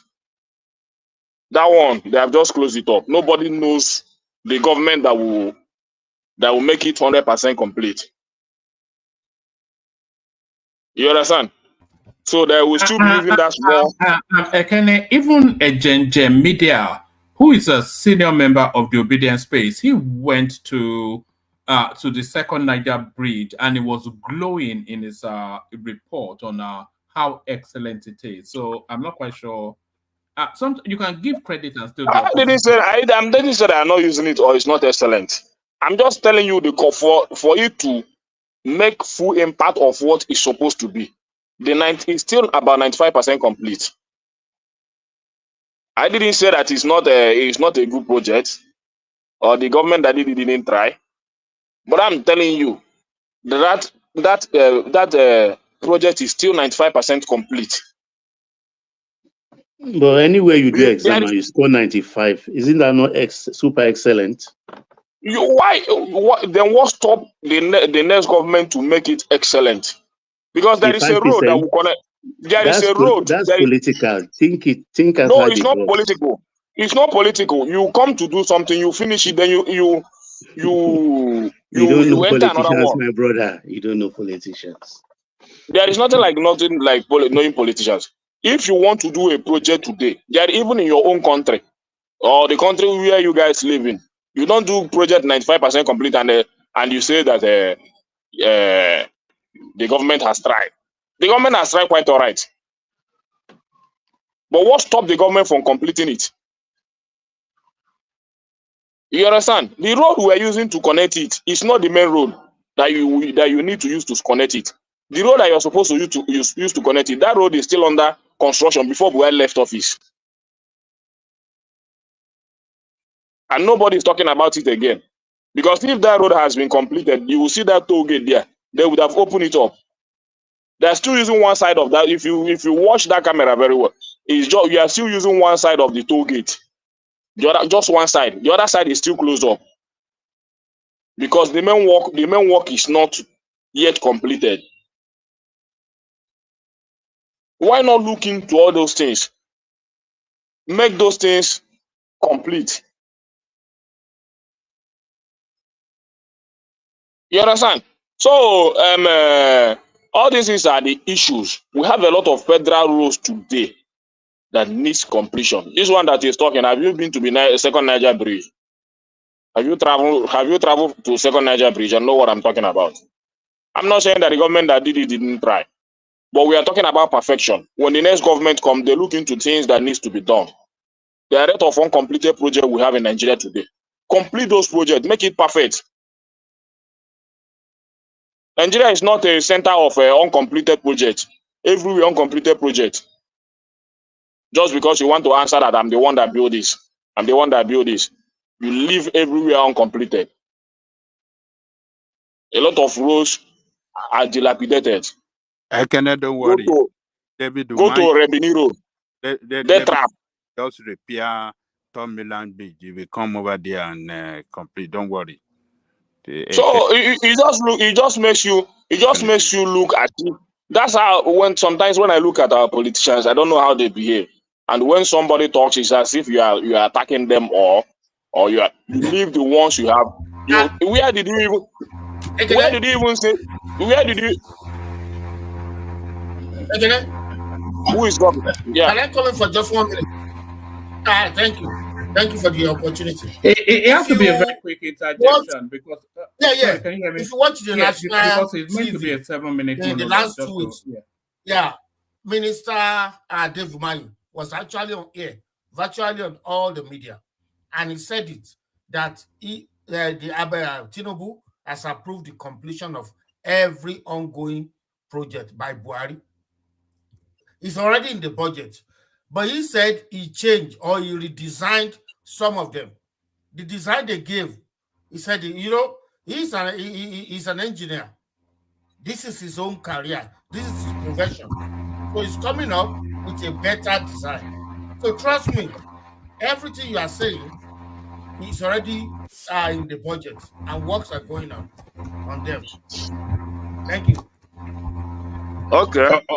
Everything is already in the budget. 2 more minutes. 2 more minutes. Carry on. Yeah, let's see how they perform it. because that would have been the best thing to do. Put our federal roads together. You see, I don't know, but well, I don't want to be giving an example, but I know the ones I know are still there trapped today. The one that leads to Owerri, connect to Calabar, all those that road you use to connect it. It's in my area, Oba. That road teared into two. I don't know, but Nigeria is just the way it is. We praise whatever we want to praise. You want to start a coastal road, it's good to start it, but put the existing ones. If you would have just gone to round the, we have a lot of them, plenty, in thousands of roads, federal roads that you need to fix. That when you have done it, your government will also look good. But that's how it is. You are trying to tell somebody that if you know the schools in Anambra State when he became governor, most of them don't have any roof. Most of them don't have roof. In completion, he added more building, did everything, supported them, opened borehole, gave them vehicles, gave them computers, provided internet and all those stuff. Then you, because you want to score a cheap political nonsense, come and tell me to. Who told you Anambra State didn't like how he did it, or the project he put in place in terms of improving education in Anambra State? All right. So in achieving that, what's the position of Anambra State when he began office and when he left? Did the school did the education of Anambra State improve or not? They improved. Check the record. I want you to bring it out. That's hold on, Ekene, because that's subjective. Because there are allegations about that space, but I want to move the conversation because I want everybody to be able to speak. Once everybody has spoken, then we'll open it up to a more rounded conversation. But thank you, Ekene. I was going to go to Richard, but Richard, with your permission, let me go to Hassan, only because he's joining us from Maiduguri, and the connection at night can be a bit wavy. So I tried to go to him first, actually, but we couldn't plug in properly. So Hassan, are you ready to go now? Are you ready for us, Hassan? Yes, I think I'm ready to go. Can you all hear me? Yeah, perfectly. I was saying that you started a new venture, which I think you may want to share with us. Yes. Hello, everyone. It's been a while since I came on the platform. I hope you are all doing very well. I know I am doing very well, Alhamdulillah. So essentially what I have started is a channel, a YouTube channel. It's called Wazobia_Darkroom. I'm using the channel right now to join this StreamYard. If you want to follow me, you can follow me, and you will not be disappointed with the kind of things that I discuss on the channel. It's usually a monologue, and I try to give an average Northern Nigerian perspective on everything Nigerian, and I also talk about international issues and how they affect, our day-to-day life. So far, there has been 2 videos. I'm still editing the 3rd one that I intend to upload tomorrow. And it's a new channel. I've got like 54 subscribers in like 2 weeks now, and we are just beginning to build. I hope it is worth your while. When you come on board, you're going to learn a lot about Northern Nigeria, and then some interesting personal takes too. I intend the channel, to be interactive. One thing that has also inspired me is joining this platform of one man and seeing how interactive it is, and how it can actually open up your horizon and gives you more insight, more perspective. And if people come on board and bring their point of views, then we can discuss Nigeria more better, and then we can collectively try to diagnose our own problems, and then we can adequately prescribe solutions. So in essence, that is what I'm trying to do in that channel. Hassan, if you're able to pop the link in the private, if you put it in the it might not go, but if I put it, it will go. If you're able to pop the link to that channel in the private chat, then I'll repost it into the comment section so people can go follow you. Exactly. Yes, I've watched Hassan's two outputs, and I can tell you I have to go and improve my game because Hassan has taken the level up. You know, it's really one man. You are really, really a big part of the inspiration, because up until I got to know about your platform and that of Dr. Damages, and a few other platforms too, that discusses Nigeria, but most of you guys are discussing Nigeria from a diasporan perspective. You've all been out of Nigeria for quite a while. And though, yes, you guys have been Nigerians, you understand the issues. There hasn't been anything similar from the North, that discusses Nigeria the way you guys do. And I also understand that there aren't a lot of Northern Nigerians, living outside Nigeria. So it's only natural that that kind of platform starts from an average person like me, just discussing daily stuff, but trying to keep it as factual as possible. And that's just about it. Hassan, tell us the name of the platform again, because the platform has three immediate advantages. You are a Northern voice, which is missing in the space, not sufficiently represented. You are highly educated, which then brings the currency up, and a highly intelligent man. So a highly intelligent, educated Northern perspective on the Nigerian space. Tell us the name of the platform again, and then spell the words that you may think people might find difficult to spell. And I'll also try and push it just as much as I can. So tell us the name of the platform again, and then we go to politics. Okay. The name of the platform is Wazobia, WAZOBIA _. That is the hyphen that is done under the sign, and then darkroom, DARKROOM, Wazobia _darkroom. That is the name of the channel, and it's just brand new. So that's the name of the channel. And about being intelligent and all that, I cannot testify to that. I don't think that is true. I'm just as average as any Joe, but I try to do my best. There's nothing average about you, Hassan, but that's the humility of the man. But don't forget to pop the link in the private chat so I can be pushing it out just as much. Whatever. So take us to the politics. What you don't necessarily have to speak to Badru being caught out in another scam. If there's anything else you want to speak to it. Yes, I would start with the Rufai situation.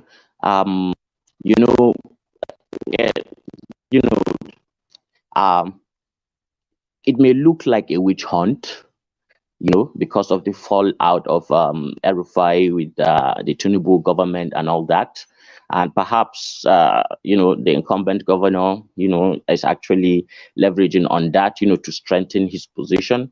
But the reality is that all this probing, these are natural issues that's supposed to take place when a government is exiting and another government is incoming, the transitioning. This gives you a snapshot of how ineffective, and how dormant these natural bureaucratic processes have been within our government, especially when one party is succeeding, when another government is coming in that is of the same party. They are bodies, and so they cover for each other. Now, this is coming out because there is some crack, between them, and obviously the burden is too much for the governor for him to be able to look at the people and say, hey, this is what I can do, this is what I've done. He's finding it difficult to pay salaries, so of course he has to find a way out. And now that speaks to the cruelty of Rufai, and has vindicated people like Shehu Sani, who has yelled ever since when these things were in the works, he actually worked against, approving those loans. And Rufai made it his duty that Shehu Shani did not return as senator because of that. And surprise, surprise, the governor himself was one of the people who signed off on that and praised Rufai that it was a good thing that Kaduna needed the money and that it would be used for the benefit of Kaduna. Now, when it suits him, now he is crying wolf because he has finally realized that his government is not going to amount to nothing because the government accounts have been overdrawn and there won't be the state is not in a good position to get more loans or anything like that. I believe you me, if their liquidity situation was tolerable, we wouldn't be hearing anything like this because it just has reached a stage where he's under the water. Yeah, he has to find a way to save himself, and that is why he's bringing Rufai on the spot. And Rufai deserves to be brought to the spot because with all his grammar and English and all that on the ground, the guy is actually somebody who is very vindictive and has a very, very big ego. And part of why he ran Kaduna aground is his refusal, to listen to counsel. This is somebody who thinks he knows it all the time when he talks. He is learned. He is an educated person, but there's this pitfall, this hubris of sometimes sorry, when people are. Hassan, El Rufai has been somewhat pushing against the sitting government at the moment. Do you see the puppeteer hands of the central space in what's going on now? Do you think this is the government somewhat covertly moving against him? I wouldn't be surprised, but these are, even without the hands of the federal government, this is a natural response to a very messed up situation like that. It is that messed up. This guy has been a loyal El Rufai. I don't want to say behind liquor, for his whole political career. And if this guy, can paint a very gory picture of what Kaduna finances, actually look like, believe you me, it is even worse than what we even know now. You can be sure of that. The skeletons will be let off the cupboard very soon. If they actually, do these investigations as they are saying they are going to do. I do not see how Rufai will recover from this because all this, revelation, has rendered him to be a paperweight in Kaduna that he is, because he is already hated because of his bad mouth and the way he disrespects people. And that attitude, that I know it all attitude. Rufai said something that a lot of people in the north have not forgiven him up till now. People have very, very long memories, and because of the conservative nature of the society, he said that there is no elder statesman in the north, that he is also an elder, that he has grandchildren and all that there is nobody that can tell him anything in the north. He made a statement in that regard, and now that is almost a blasphemy in northern culture, to just come out and say something like that, because the traditional institutions of power brokerage are the established monarchy, those families, and established religious sects and institutions. Now, these people, they come after you, they don't forget very easily, and they can assassinate whatever reputation you think you have in just 1 or 2, 3 bulletins of fatwas. So essentially, I don't think Rufai is any. I've heard you guys discuss him previously and the supposed injustices that were done to him. It is fair, to argue that yeah, he was not done right because how he participated and how he supported Tinubu and all that. All right, fair, but he must carry his cross on what he did in Kaduna, and therefore sometimes karma, actually come back and bite you. And for Rufai, it is deserved. And Rufai is no threat at all, not in any. In fact, Rufai is just a nuisance now. Politically, he's done. And nice move from, the vice president too, because somehow people are saying allegedly that his hands, just smoke and mirrors. I'm not going to say anything like that, but sometimes when you put a flashlight. Hassan, you are just about to gloss over that, but that seems to be one of the biggest play.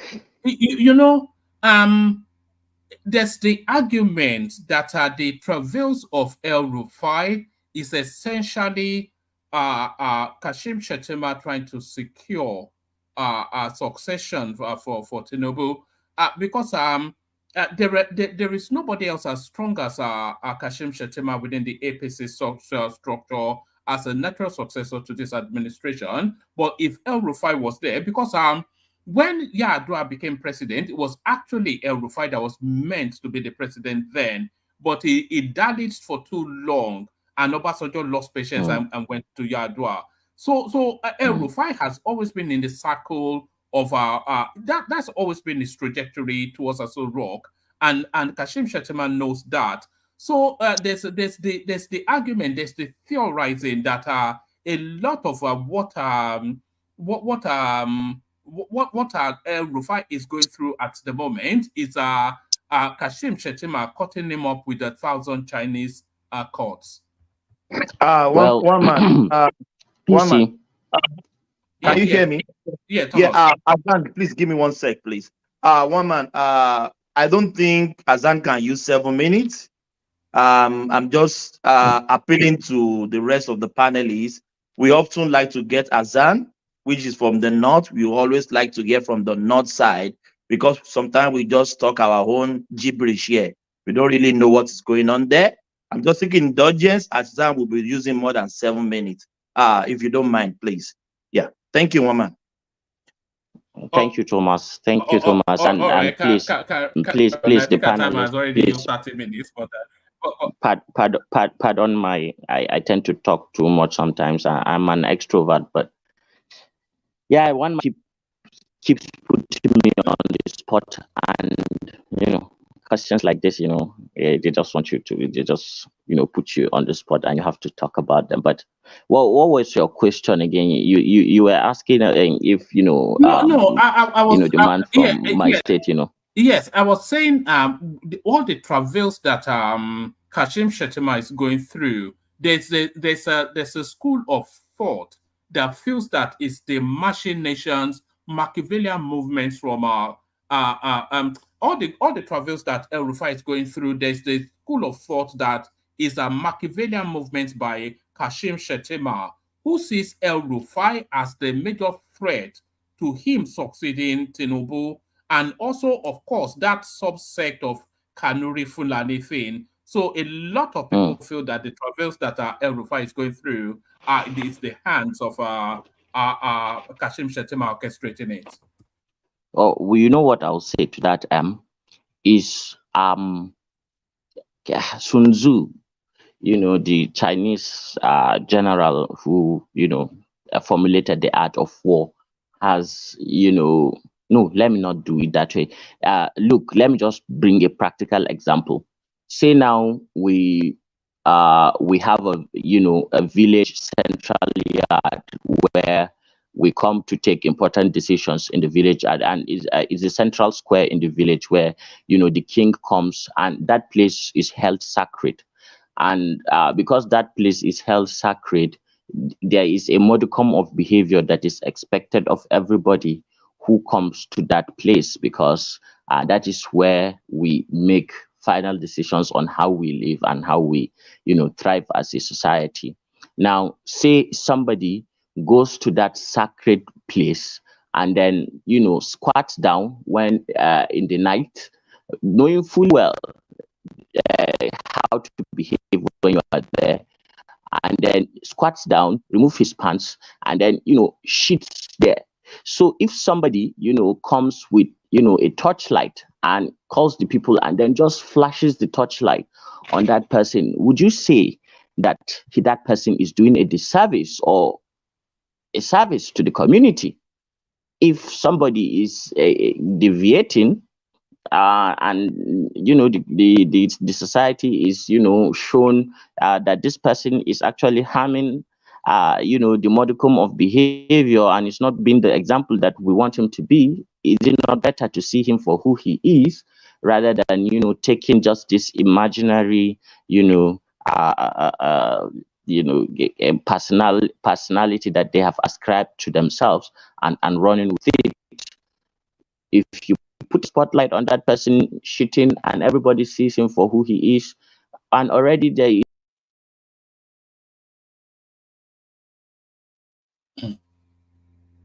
Hassan? All right. I think Hassan dropped. All right. We wait for Hassan to join us momentarily. Let's move the conversation on until Hassan gets back.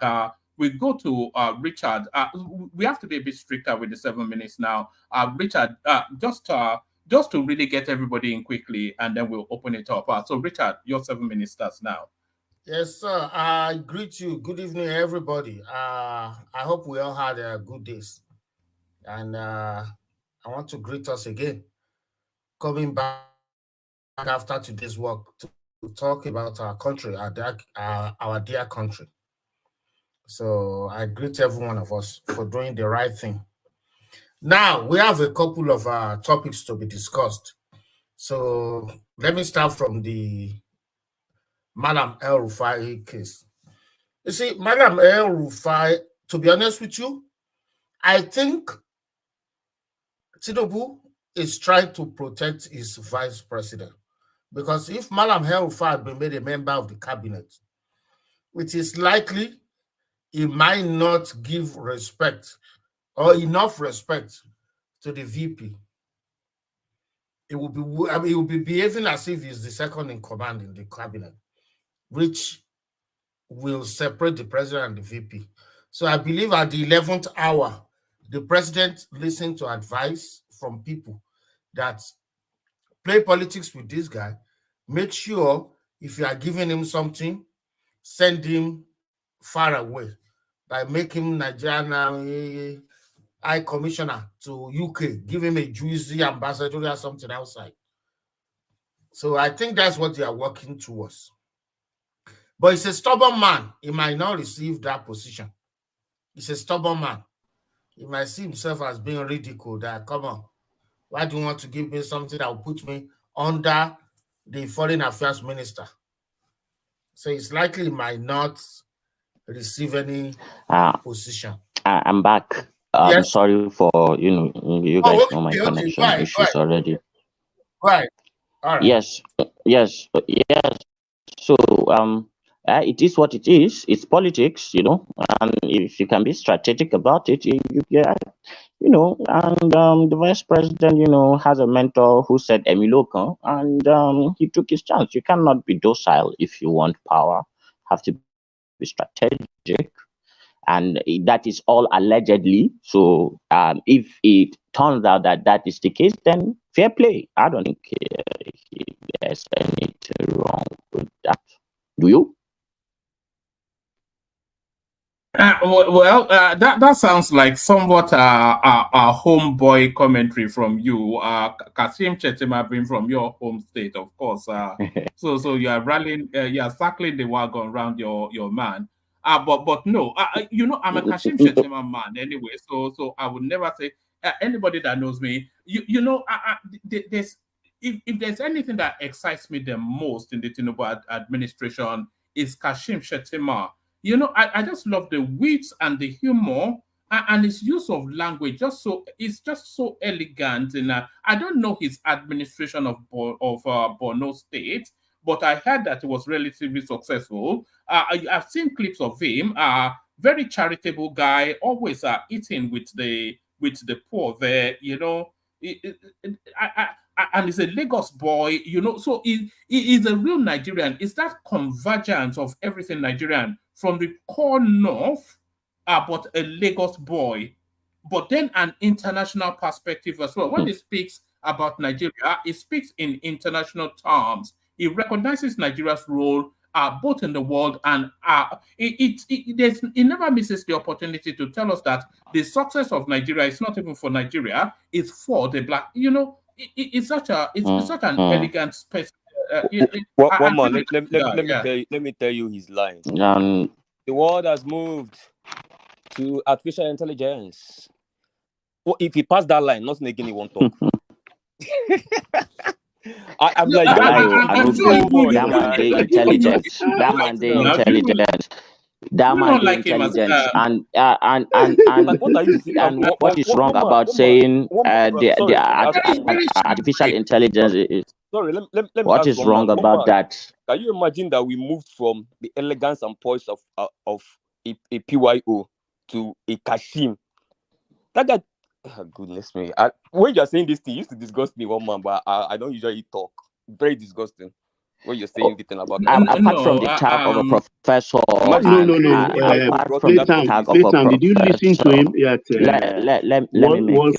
World Financial Forum in I can repeat to you. Switzerland? I can repeat his lines to you, and that's the only lines he used.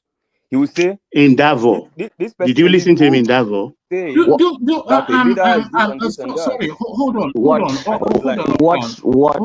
Sorry, Hassan, sorry. Uptown, you said you can repeat his line, but can you repeat his ideological thrust? Because he has an ideological thrust. Can you tell, woman, can we have the conversation? Because are you joking with me, or are we in the same universe?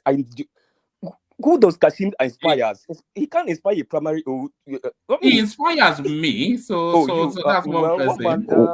One man, can you leave me with Uptown? Let me educate him a bit. Carry on now. Let's give it to him. Okay, Uptown. What are your problems with Kashim? What is it with inspiration? Let me ask you, please. Let's do it civilly. Let me just ask you. You answer. You ask me an answer, and then we just take a few minutes so that we won't bore everybody. What is it with Kashim and his inability to inspire you that you think translates to everybody? Because this is just a subjective personal thing to you. And why do you think just because he can't inspire you, he can't inspire the rest of us? Okay, let me just answer that question. But it seems only you and one man is the fan he has in Nigeria. But this guy, just answer the question. No, that was just me putting this thing to you guys. But to the question you asked me, I study people. You know what I'm saying? This guy, I've gone to look at. I mean, it's not for any reason, but because I took notice of it, I'm like, okay, let me actually go and confirm if that's what's happening. And I go everywhere. Once he says there's these two quotations he usually use from two books. I know those books. He quotes the first one, he quotes the second one, and then he goes to the world has moved to artificial intelligence and AI and this and that, even when it does not even relate with what he's talking about. You can see that, okay, he reads books. You can see that, fine. But it's just... I have to disagree with you because I heard him use that phrase. He was in context when he used that phrase. I follow the guy also. I know a lot of things. He was in context. Maybe the one... Do you know why I seriously disagree? Everywhere. I even went to listen to the last one. I'm like, okay, maybe he was something else new. I mean, apart from that self, he doesn't have swag. One man, this guy doesn't have swag. Hey. He doesn't have swag. What somebody has to deliver. It's like one dressed up malam.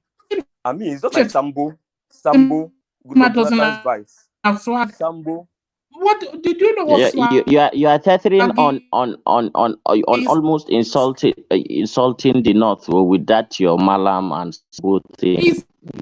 No. But Be he's a careful Malam now. what you're saying, brother.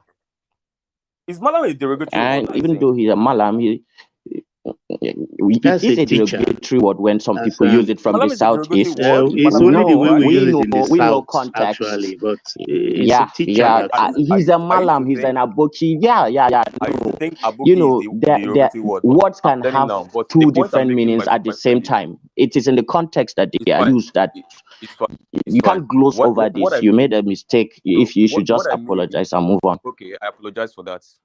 What I mean Good. is, my brother, what I mean is, I would like to have like an hour or 2 hours conversation with one man. I want him to bring me to this world that a Kashim Shetima, this one now, that Jesus Christ.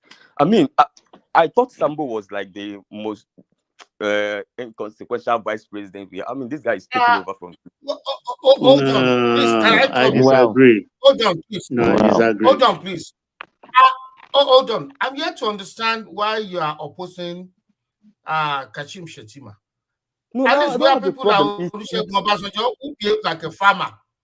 He behaved like a pure local farmer. He ruled this country for 80 years. We have people like Elijah Abubakar. You want Richard, I think he's swayed by the personality of our past vice president. What's his name? No, Richard, let me tell you what you guys don't understand. Just a second.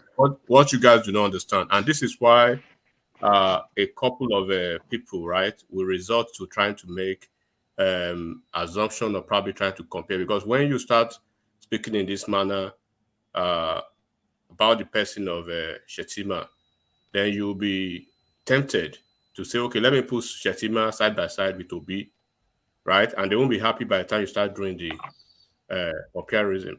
First of all, you are aware of the fact that this Shetima is a first-class product, and he would have been. He is, yes. He's a first-class product. He was a governor. So let me just start with that. He's a first-class product. He has a track record in banking as the best performing banker in Zenith Bank for over 8 years. He rose through the ranks, did very well. Right? So he was on his way to be one of the top. What is ordinary and extraordinary? So, and then when you that's look to at his credit. If he's not ordinary, he's extraordinary. That's to his credit. Yeah, so you have to see what he did as a governor too, and as a senator, now as a VP. But when you look at his people who are actually against him, they believe that they have this primordial sentiment about some comments he had made in the past. Oh, we are back to tribe again. I was waiting for it. So when you are listening to this kind of comment, it always comes back to tribe. It always comes back to that. Can't you just prove me they wrong? always been. I've always been factual with the fact. They always been shaking or trying to come through, because you cannot tell me the problem any intellectual minded person we have about Shetima, a first-class product, and then a VP who has actually done the office of the vice presidency with so much decorum and candor, right? And then you say you have an issue about him. But when we want to probably compare apple and oranges, they will start crying. I mean, in every strata of definition, in every definition in this life, right? You cannot put Shetima side by side with Obi. Is it possible? Oh, good. Is it possible? They are from different planets. Let's not go into that one, man. Take control of this platform. It will deteriorate into something else. Let's stay on the facts and everybody includes you.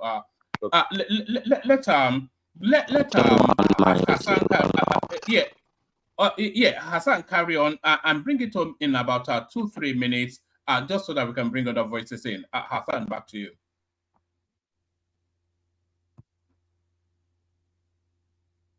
Hassan.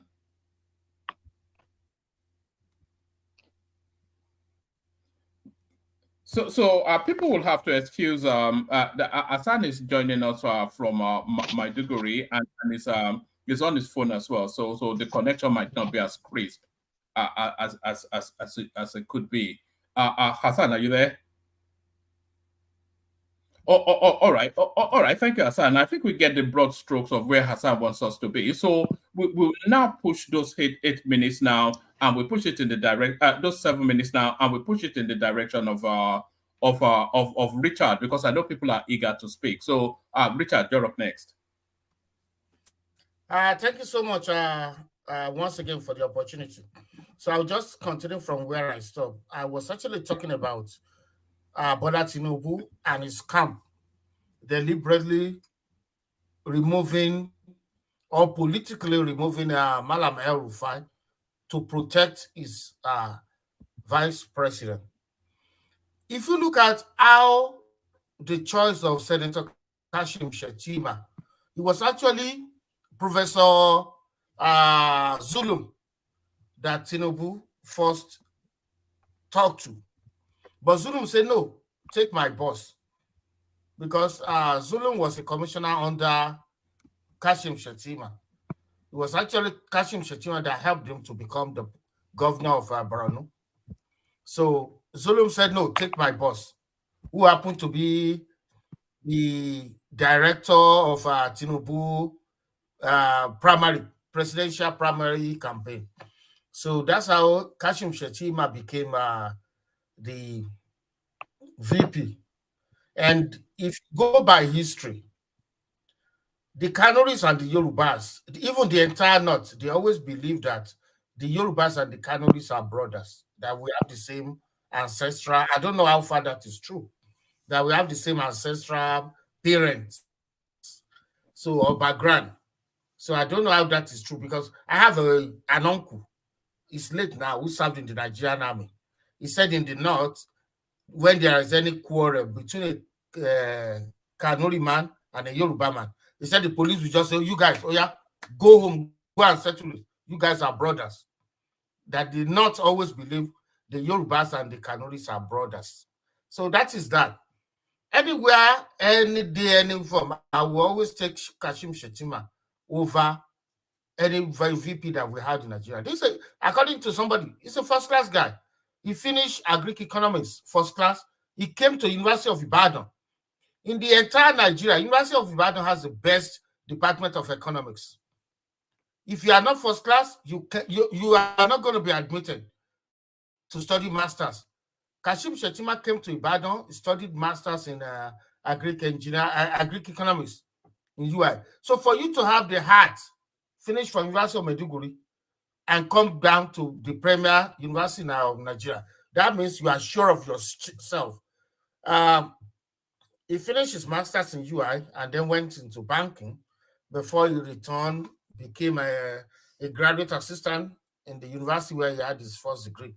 So, and then somebody, I mean, it's not fair when you want Richard, you are chopping your 7 minutes. So. Yeah, I know. So I'm very comfortable with Kashim Shettima being the next president. So I need to campaign for him. So that is that. Then let me go back to the issue of the credit. So Nigeria is long overdue for the credit. And we've been doing things by paying cash from our pockets, which is never going to work.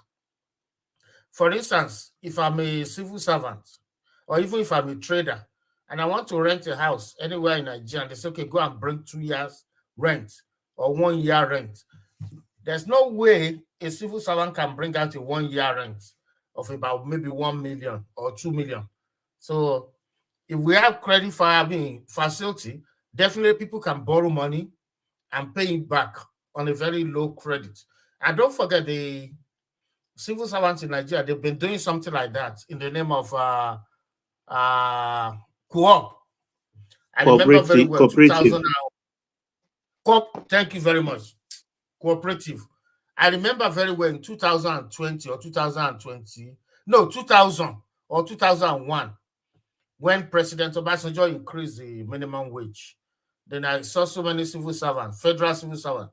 They started buying land, building houses, buying Tokumbo cars. So life became better for them.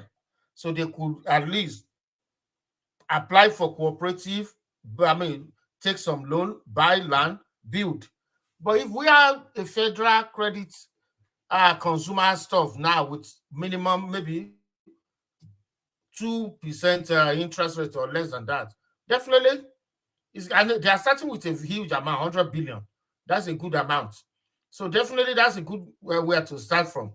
And now we are having the NIM and all those things. So people can use their numbers to borrow. So, and then they will make agreement, this is how much I'll be paying back every month. So definitely I expect it to work.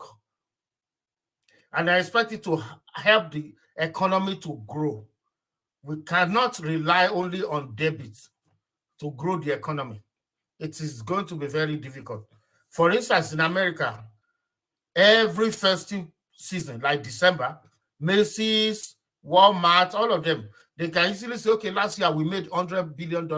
We can make more than that this year, because they know if Americans don't even have money, cash, they have credit that they can use to buy because of the festive period, and then they will pay back to their credit company.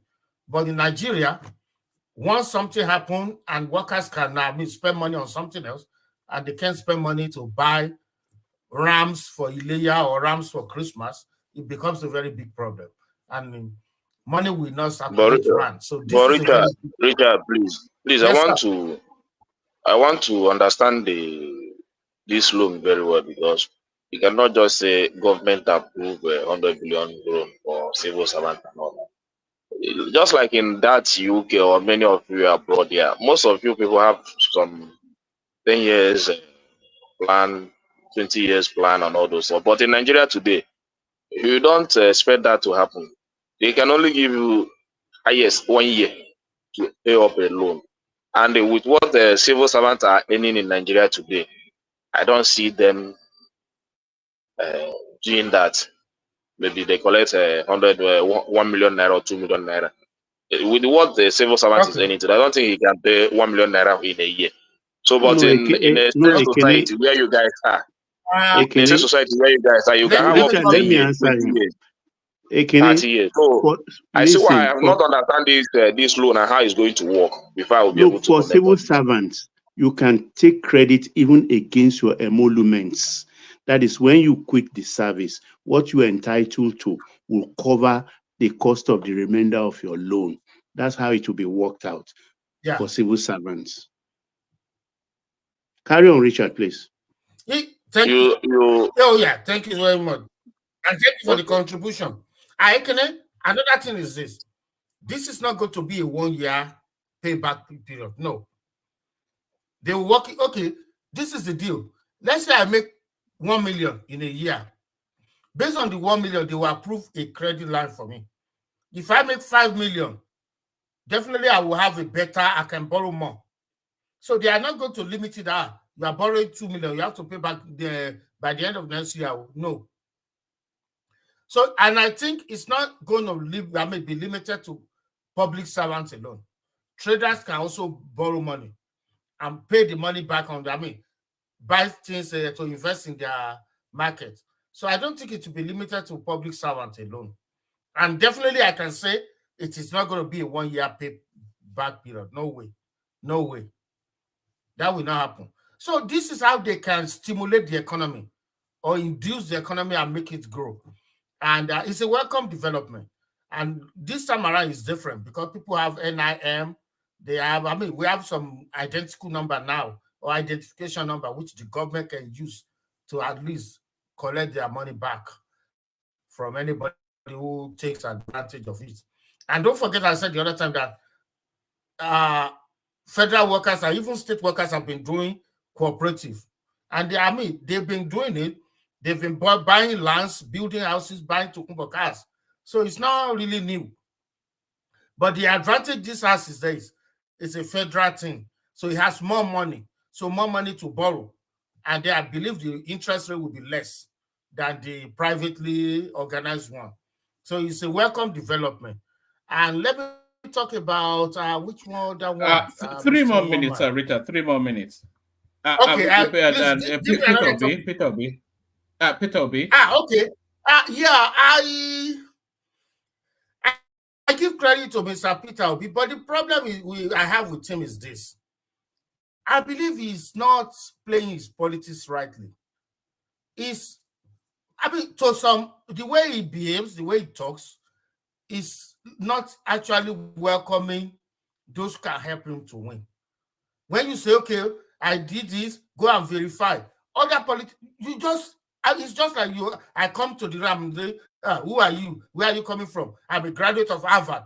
You are behaving like the only man that knows everything in the room. So that will not attract other people to you. So when you come in and just start criticizing, okay, I'm appealing to Nigerians, 1%, to do this. These guys have been doing it. Tony Elumelu has a foundation, Aliko Dangote, all of them have been doing it. So they will feel bad that who is this guy to tell me how to spend my money? You understand? If you know you want to do something, you can even donate money to school without picture, without even letting people know. Because people have been calling Mr. Desperado that is doing it for political reasons. You can go to school and donate money. If I tell you, okay, like Bola Tinubu, you will not believe what this man has been doing since. I will tell you one. Many people don't know.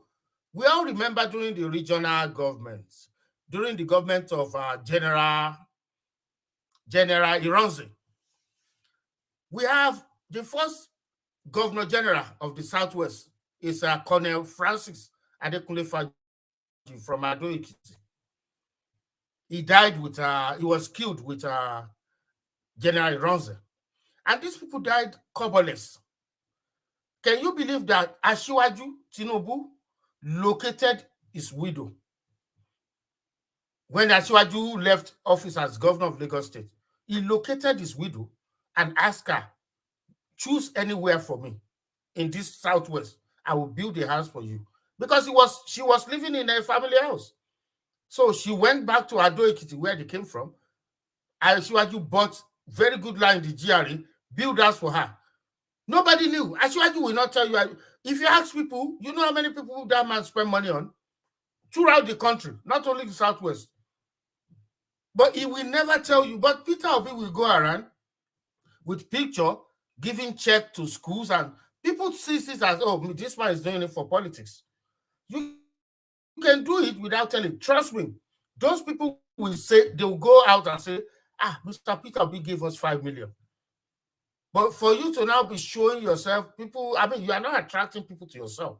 And when you keep saying, go and verify, now it happened in your immediate community, the Labour Party.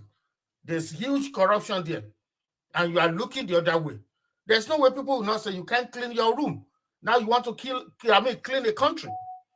Nobody will believe him for that. You can't talk to Mr. Abure. Tell Abure the truth. How do you want to clean the country when you can't handle Mr. Abure?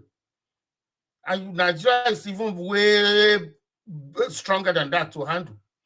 So people don't take him serious. I know he has a good heart. He wants the best for the country, but he doesn't have the best political advisors. That's the way I see him. He doesn't have the best political advisors.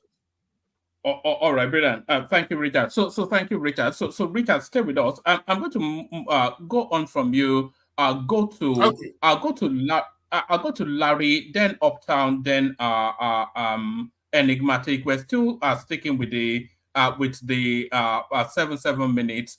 So Larry, you're up next. Stay with us, Richard. Larry, you're up next. But on my way to Larry, let me send this link into the comment section. This is a link to Hassan's platform.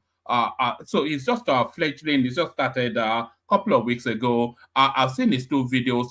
So go watch it. Then you see just why I am excited for him. And if we can take his numbers up to 100, there's sufficient enough people watching us now. If everybody watching us, if you go and follow us on that link, let's take him because we like Hassan. He's a nice guy. So if you take him up to 100, that'll be I'm sure that would cheer him up. So go follow Hassan. But don't stay there too long. Go come back and watch the stream, and then you can bookmark it to watch it after the stream. So that's Hassan's channel right there. As we go on to Larry. Larry, good to have you here. Yeah, good evening. Good evening, everybody. Good evening, one man. How are you, sir? Sorry, I'm good. Good to have you. I was speaking, I was muted. Yes, good to have you. Carry on. Okay, sir.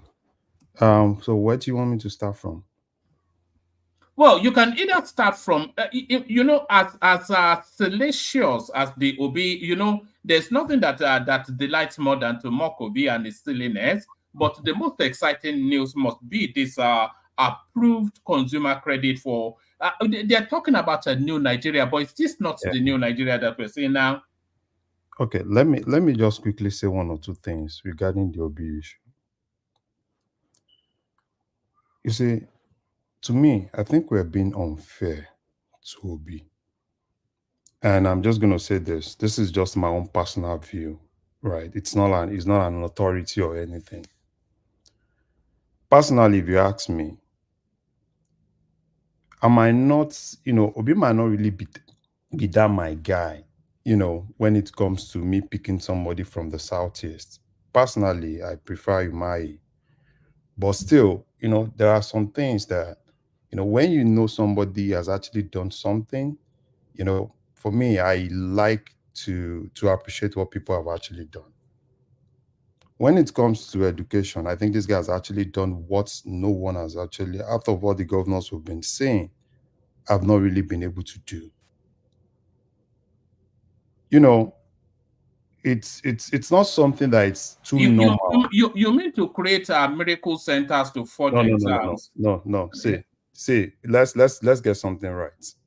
Miracle Center, Magic Center, it's everywhere. Even in Lagos, we have, if this is 486, probably we have like 10,000 of those in Lagos. Right? And obviously, you definitely know that it's not like government will be the one funding all those things. So had it been you tell me that they closed 480 something public schools, then I would definitely say, yeah, the government is responsible. These are just normal things that individuals do.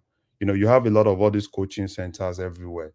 So, and we all know that these coaching centers are not even WAEC or NECO designated centers to write exams. So these are just normal things. If you go to Lagos, you go to Abeokuta, you see a whole lot of them. JAM Center, WAEC Center, and at the end of the day, you see the same thing. So for me, I am not really going to take this, but for what he has actually achieved, and what I want people to understand is this: when we talk about education, right, it's a whole lot of things. So for him to have actually achieved that feat, that means he has actually done a whole lot of things. Aside the infrastructure, probably must have actually spent a lot in terms of training and retraining of teachers. Do a little thing then about welfare, because it's not something that is so easy to achieve. You can't be you can't be in a class where you have 36 students in a class and you have one student that is actually every time is only kind of like position of 26, 27, and all of a sudden that child kind of like got to get the first position. Then probably it's a magic. And for me, rather than I think one of the things that probably governors and some of them could actually do is to kind of like, yeah, let's look at this template, because you can at the same time where you have a state, when he actually broke that record, it was not just WAEC and NECO at the same time. So I might not really agree to him when it comes to infrastructure. Probably I would rather go for an Umai, but basically, when it comes to what he has actually achieved, I've not been able to pinpoint anybody in Nigeria, any governor in Nigeria that has been able to achieve that. That is something. Probably tomorrow, someone else can actually achieve that. Then, we can actually say something. You see, and another thing is this. Nobody actually has an idea when it comes to governance. Everybody, if you go to most of the leaders everywhere, you steal idea from here, you steal idea from there. So if you know, probably the Minister of Education, you know, if you can actually steal one or two things from this guy that he's been able to put in place, then you know, steal it and kind of like work on some of those things. So for Reno, right? Reno is someone I really respect. I understand where he's coming from. It's part of, you know, the obedience too were not really fair to him, you know. And he felt in order to get back to the obedience, he's kind of like use a prosy means, gets at Obi and yeah, it's normal politics and all those things. But you know, for me, I won't take away someone's, you know, what somebody has actually done. You know, is actually achieved that, which is actually great. I hope a lot of governors, even my own governor, right, can actually, you know, learn one or two things from it. And I want to see my own state too, you know, if we can actually take that number one spot. Which state is that, please? Yeah, I'm from Ogun State. Ogun State used to rank high, you know, when it comes to education. When you talk about the likes of Mayflower, Ikenne, you know, a lot of great schools, Abeokuta Grammar School, Afrograms Grammar School, Afrograms Grammar School. But unfortunately, what you see in those states now, it's we in diaspora are basically the ones funding some of those public schools. I know how much I donate every year, all in the name of we're trying to, you know, trying to like repair one or two classes. So for me, I think it's actually achieved something personally, and that's why I said it's actually my own personal opinion. You know, I know everybody on this platform has one or two leanings, right? But for me, I think it's actually achieved something that I've not seen anybody else achieve, and I can't take that away from him. So that's my own personal view there. Let's go to another thing, woman. All right. What about the consumer credit? What about the consumer credit? There's so many topics, but go to the consumer credit and then yeah. Yeah, go on. Yeah, so for the consumer credit, you know, it's something that is really great. It's something that is really great.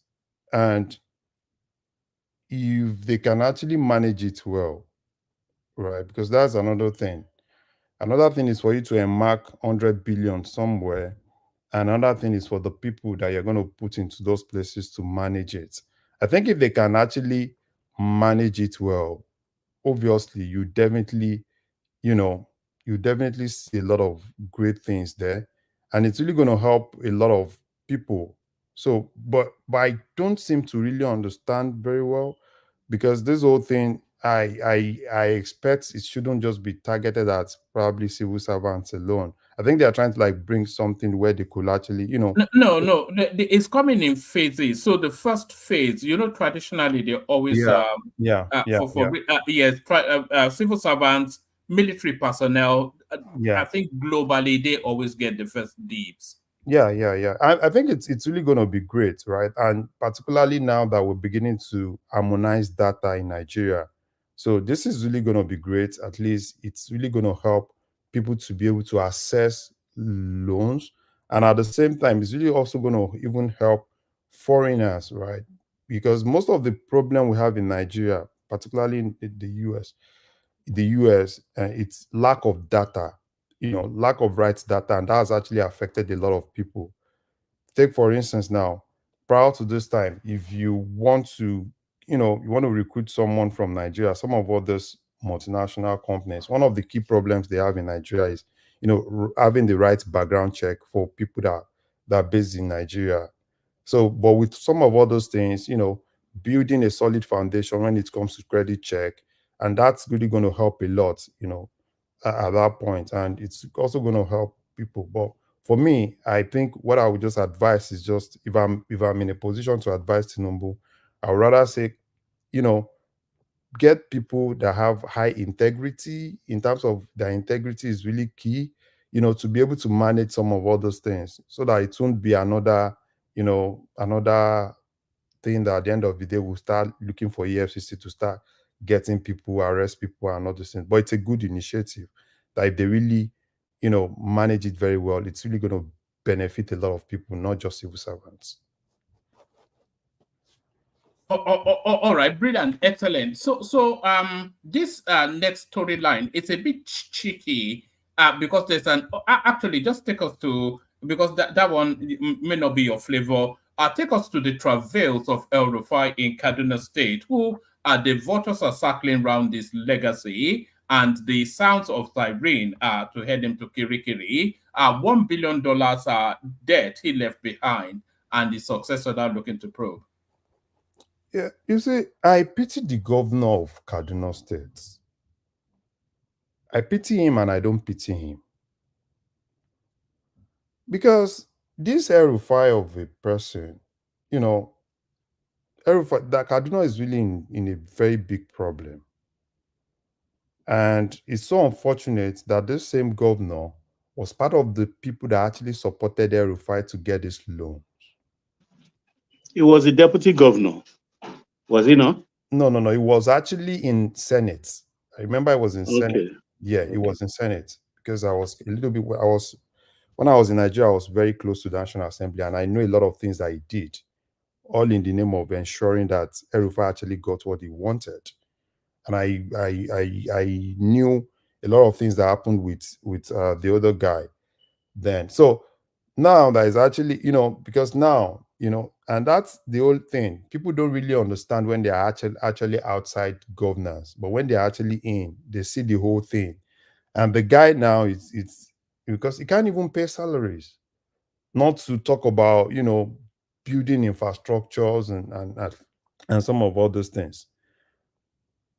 And I think it's normal, it's normal. I hope a lot of people, if you have the opportunity to probe your predecessor, you're not just doing yourself a good favor, you're doing the state a good favor to kind of like, probe them. Let's see what have they really done with the resources they actually manage, and how were they able to really manage it. Yeah, politics, it could people can actually say, oh yeah, it's politics, is this, is that. But does that really take back the fact that, this guy has not really managed that state financially well? Politics and all those things can actually join. Those ones are secondary. But the primary issue here is just that state is not even able to even pay salaries, so which is really, really bad. Because Kaduna State, because if you ask me, if I want to talk about states in the north, if you're taking Kano, then Kaduna should be another state that is a little bit viable, that that they can still survive. But with the way the thing is now, I'm not even sure Kaduna can even survive, and hopefully if they're able to do one or two probe there, but I don't really know if they can really get Rufai, to be able to call something out. And it's so unfortunate. No, they should be able to get some recovery from El Rufai, because I don't think it's in favor in Aso Rock, so it doesn't have the protection of the presidency. So they should be able to sweat some money out of it. Is always where I have problem with. I don't even need anybody to be. For me, if I had to advise Tinubu, I would rather say don't even interfere in any of those things. Right? Don't even interfere in any of those things. Let them face the music.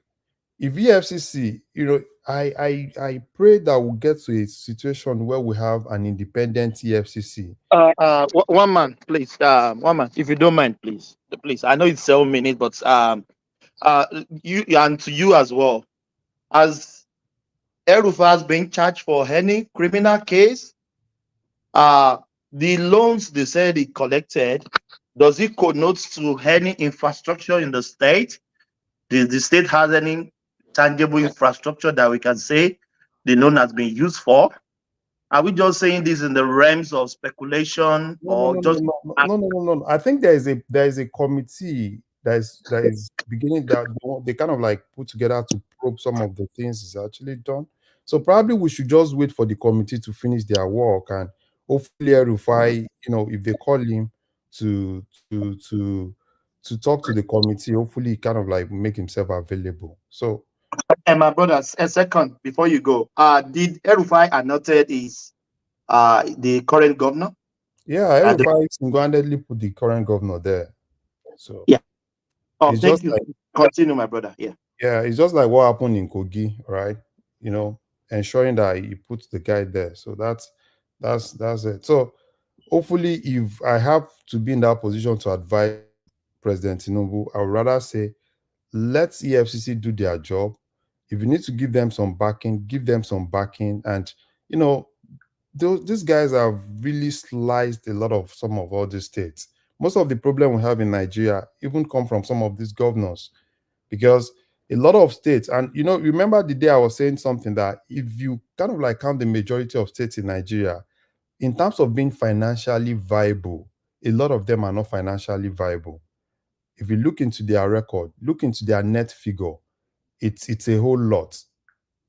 So some of them cannot even survive without even going out to either look for loan or look for any magic. And that's exactly what we are seeing. And even our own dear states too, Lagos and all of them, it's huge. It's huge. We see the infrastructure and all of these things, but it's huge. And I hope we get to a point where we have independent House of Assemblies, that are not really boys of some of all these governors that could do the normal job, where you can actually have, call them to order, probe, don't politicize probing in a very good way, where at the end of the day, people will definitely, see value for some of the money some of these guys have actually, borrowed on their behalf, because generations are still going to pay some of those money that they've borrowed on their behalf, right? And hopefully they get to that point.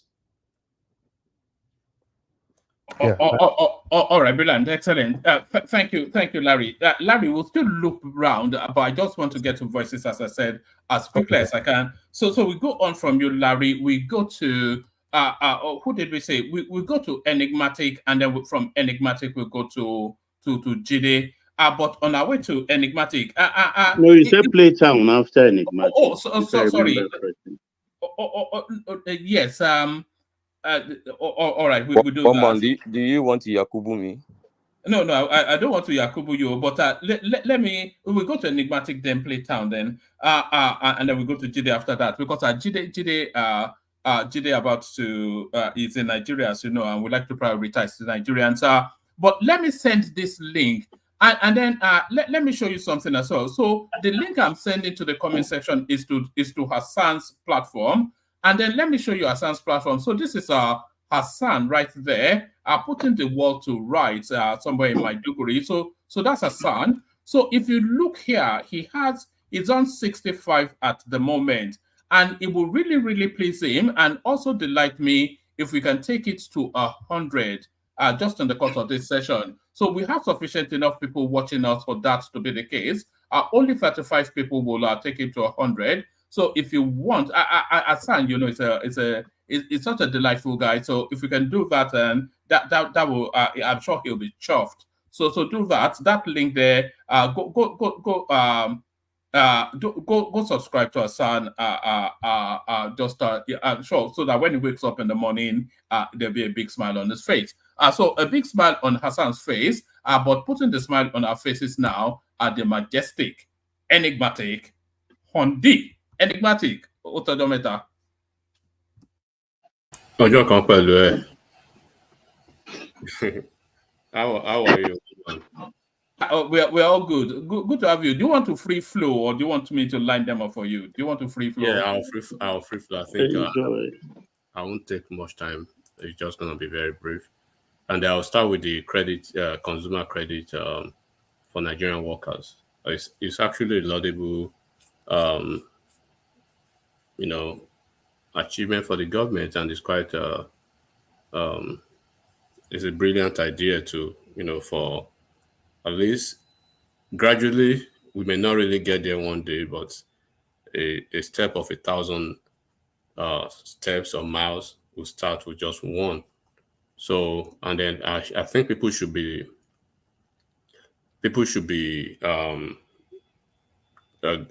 gracious that we still have a country, and we still have at least type of Eldorado leaders that we're actually expecting for now, but we are moving. There are some countries in Africa, like our neighbor in Ghana, who are actually suffering, and they're having so much going on in their country. But we have a country to rule and to run.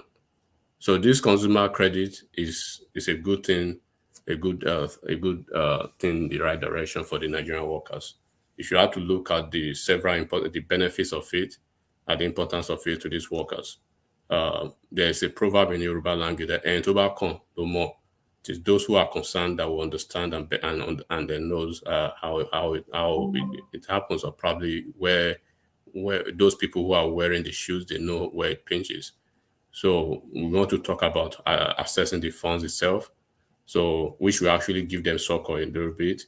So, and then, most of these things is going to be tied to their emolument, to their pension, sometimes to their salaries, and then you'll be approved of that credit by virtue of your salary, or probably your capacity within the government, and it will give them at least some financial flexibility too. They can manage their cash flow gaps, and have been able to have make purchases which without having to deplete their savings or providing financial, security for them. And of course, to the Nigerian economy too, it will improve. It will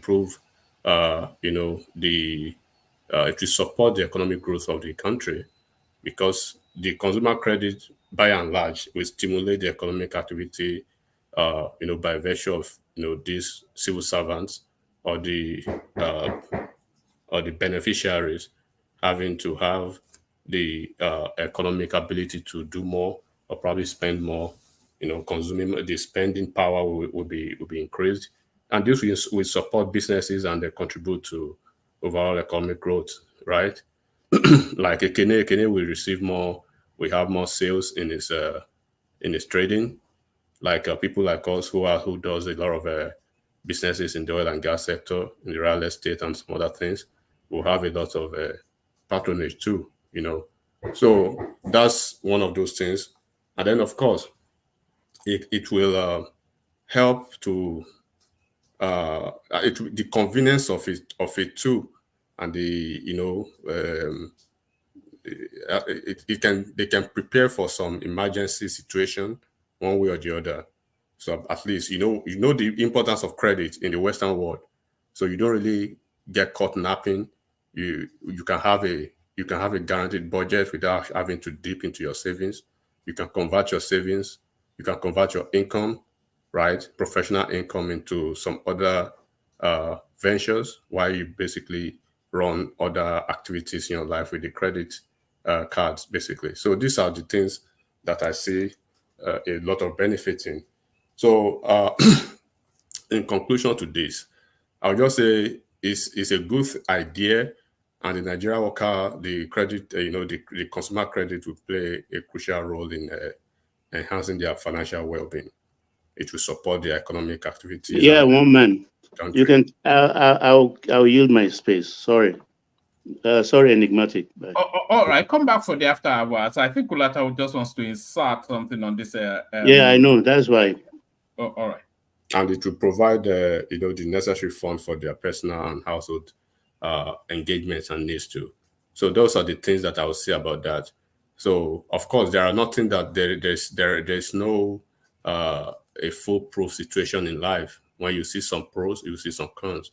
One of those cons that I will see predominantly will be people who will be defaulting here and there. So I don't know how they will manage that, because in the Western world too, you have people who are approved credit, but they wouldn't be able to pay. So how do you mitigate the risk of such a situation when it happens? So those are the things that the little con that I see. But when it is tied to their salaries, they know how to be. Hold on, brother. I think that is why they are starting from the government staff. So they pay your salary. So if you default, they can actually go after you. Yeah, they don't really need to even go after you, because your salary, it will be drawn from the source. As you are being paid, if you are probably approved of 200K, and they've actually simplified it to probably maybe like 10,000 naira monthly out of your salary, and your salary is probably, like, for instance, maybe 100K. So enigmatic, state will not own salary anymore now. Because what of the state that don't pay 2 months or 3 months salary? It's a federal project. You have to understand that the government has a federal, they have state, and they have local. So this is a federal stuff. If governors want to do theirs, they can do theirs at the subnational level. We are talking about federal level now. You have to make that distinction. So that would be. Okay, it's only for federal level. One man. Is it federal? Is it federal project? It's a federal. So what happened to other workers, man? Yeah, it is a federal project. Yes, we know it's a federal project, but since it's a consumer bureau, is it for all Nigerians that are civil servants, regardless of whether it's not a federal project. It's a nationwide project backed by the federal government. Yeah. So if it's a nationwide project, why is it that we're getting information now that it's just only for federal civil servants? All right, let me give you a run through again. Enigmatic, allow for just a microsecond. I'll be very, very quick. President Bola Tinubu has approved the commencement of the 100 billion naira consumer credit scheme for Nigerians amidst escalating economic hardship in the country. Adure Ingalali, the president's spokesperson, disclosed this in a statement on Wednesday. He stated that interested Nigerians are expected to visit the portal of Nigerian Consumer Credit Corporation before the 15th of May 2024. Consumer credit serves as the lifeblood of modern economies, enabling citizens to enhance their quality of life by accessing goods and services upfront, paying responsibly over time. It facilitates crucial purchases such as houses, vehicles, education, and healthcare, which are essential for ongoing stability and the pursuit of their aspirations. Individuals build credit history through responsible repayment, unlocking more opportunities for a better life. The increased demand for goods and services also stimulates local industry and creates and job creation. The president believes every hardworking Nigerian should have access to social mobility, with consumer credit playing a pivotal role in achieving this vision. So it's a nationwide thing, but let me just give you one more paragraph.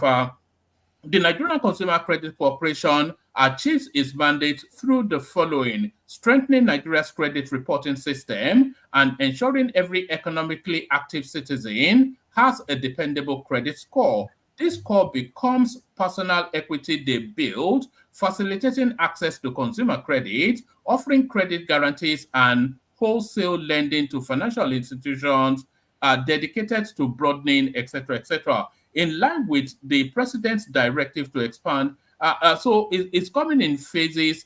Let me just give you all of it. In line with the president's directive to expand consumer credit access to Nigerians, the Nigerian Consumer Credit has launched a portal for Nigerians to express their interest in receiving consumer credit. This initiative, in collaboration with financial institutions and cooperatives nationwide, aims to broaden consumer credit availability. Working Nigerians interested in receiving consumer credit can visit, etc., etc. The scheme, okay, so this is it gives you a website which we had a look at just earlier on, but this is the space that I think your question goes to, rational mind. The scheme will be rolled out in phases, starting with members of the civil service and cascading to members of the public. So that's essentially it. Okay, Omar, thank you. So, I mean, I was just speaking about the benefits of the consumer credit, and that people should understand the fact that we have tiers of government. So, this is where this Agero now should come in and canvass for civil servants at the subnational level, because the governors, I believe, they will still have to have a conversation with this. We still have some state governors who are basically not compliant. They are not in compliance with the national minimum wage. So if you're actually trying to put certain burden on them, we have a couple of very useless governors. So they will have to find a way to have a further conversation how it transfers, or probably it faces to the subnational level. But at the federal level, I know that they are actually those funds are already valid and they're starting from there, and that will be it. So, and then the misconception. Let me speak briefly about Reno and Obi and his people. So I mean, hold on. No, before you go there, you have to give us an interpretation of this as well as your opening remark, because this somewhat puzzled us. It puzzled Reno as well. He clipped it and put it out. When I was coming to Anambra to be governor, we have what we call male girl child issue. So you should ask the headless mob in the house. They know how to interpret their man's English. He speaks a different version of English than anybody else. So why didn't you finish the statement? They are able to interpret everything he says in a different way. But let me just say for a fact, you know. But wait, enigmatic male girl child is like James Brown now. That's Bobrisky, James Brown.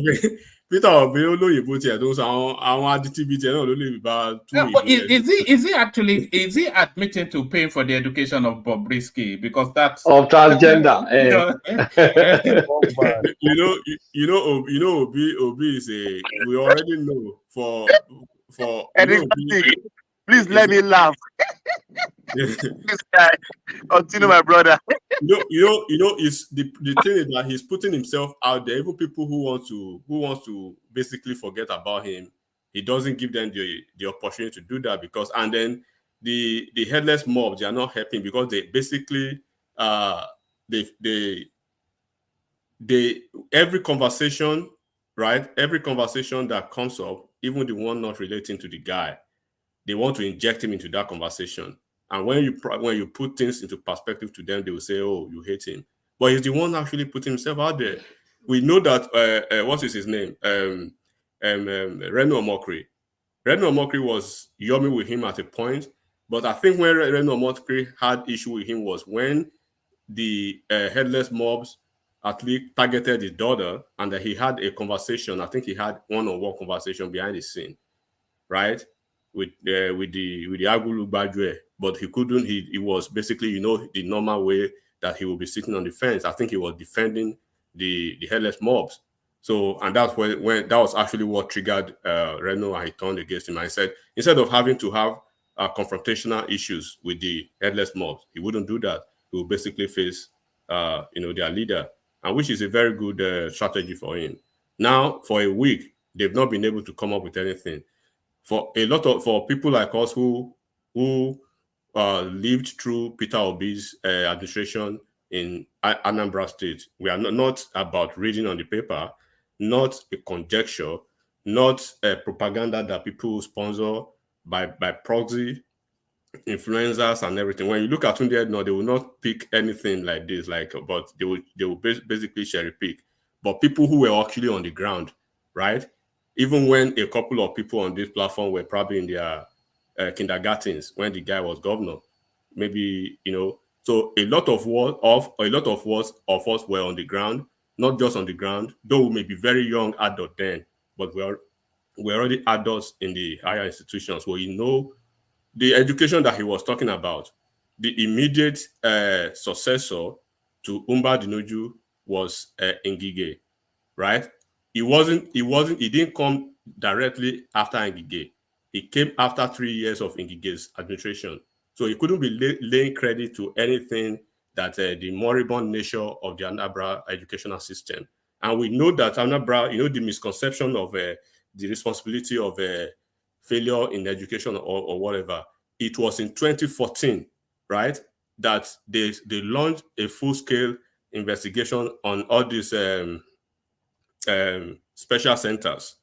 And in July of that year, when Obaino had been sworn into office, in July of that year, 2014, they closed almost 500 or 480 something of those special centers, and that affected drastically, the numbers that they were shunning out for almost 7 years of this guy's administration. He basically did not invest in education as they say it, right? What he did was that he in the NECO position that they're actually claiming, his investment in education instead of that real investment. Enigmatic, you're lying. He basically created a hub of examination fraud. Let him finish. I'll have time for him. Okay, and then One man, I hope you will give us time to respond to him. One man, can you just allow decorum to prevail on this platform? One man will never allow you to talk. Okay. So, all right. Carry on, enigmatic. 3 more minutes. When all of them were speaking, we at least graciously respected their space. And why are they always triggered when they are talking about politicians? We are not talking about anybody's father here, so they need to be quiet. So once again, now he said he did not build anything, but they want to twist what he said, right? So I don't really know why political followers behave like this. And he actually made that statement that he didn't build anything in that video. Did he actually make such statements? Ekene, I'm not speaking to you. Leave him. You know he's lying through his teeth. Just leave him. I'm not speaking to you. Okay. For instance, let me give you one instance. One man, right? Do you know that the responsibility of water supply in Nigeria, as it is, because some people will say some governors did not, so it's shared between the 3 tiers of government, right? The federal, the state, and the local government. So the responsibility of federal governments is just the management of the water resources, while the state government have the responsibility for urban water supply, right? And then what the LG does is actually to provide rural community drinkable water. But in this same Anambra state, when this Badger was governor, do you know what happened? The Greater Onitsha Water Supply Scheme project, ask them what happened to it. The Greater Onitsha Water Supply Scheme project. Tinubu didn't do that either. Okay, the regime, right? The last Obano, he tried to rehabilitate the scheme, but what actually happened was that most of the water projects executed by this guy, the painful part of it was that even the staff of the water corporation, they were not paid salaries throughout the administration of this guy, and it led to a prolonged litigation at the National, Industrial Court. I think you know about the case, one man, where the Industrial Court actually awarded the salaries of these folks when Soludo actually came back to office. It was when it is this Soludo's administration that had to offset those salaries through the injunction. Through the ruling of the National Industrial Court. This same guy. So those workers suffered. A lot of them died. A lot of them went through trauma until the court actually gave the judgment. Was it not the same state that doctors were on strike for how many years? For how many months? 13 months. So nobody has a bone in his fight. He's a politician like any other politician. He's a politician like Atiku. So, but the thing is that it's not consistent with his lies. For instance, look at what he said the other time. He went on a rampage, ranting, calling some politicians. We are calling fellow politicians like you, your colleagues. You refer to them as gangsters and lunatics. He said because they were political appointees. So are you saying that was at Harvard, wasn't it? I think so, somewhere in the US. So are you saying that when you were governor, your appointees, your commissioners, your SSG, your SAs, they were all lunatics and gangsters? So are you saying that when you were appointed under Jonathan, you were a gangster and a lunatic? And then does it mean that when you were under Atiku, you were a lunatic and a gangster? So these are the things that people see. You are still a politician. You will continue to be a politician. You were in PDP, moved to ABGA, moved to PDP, now in Labour Party, but you want to paint other politicians as evil, as if you are not a politician.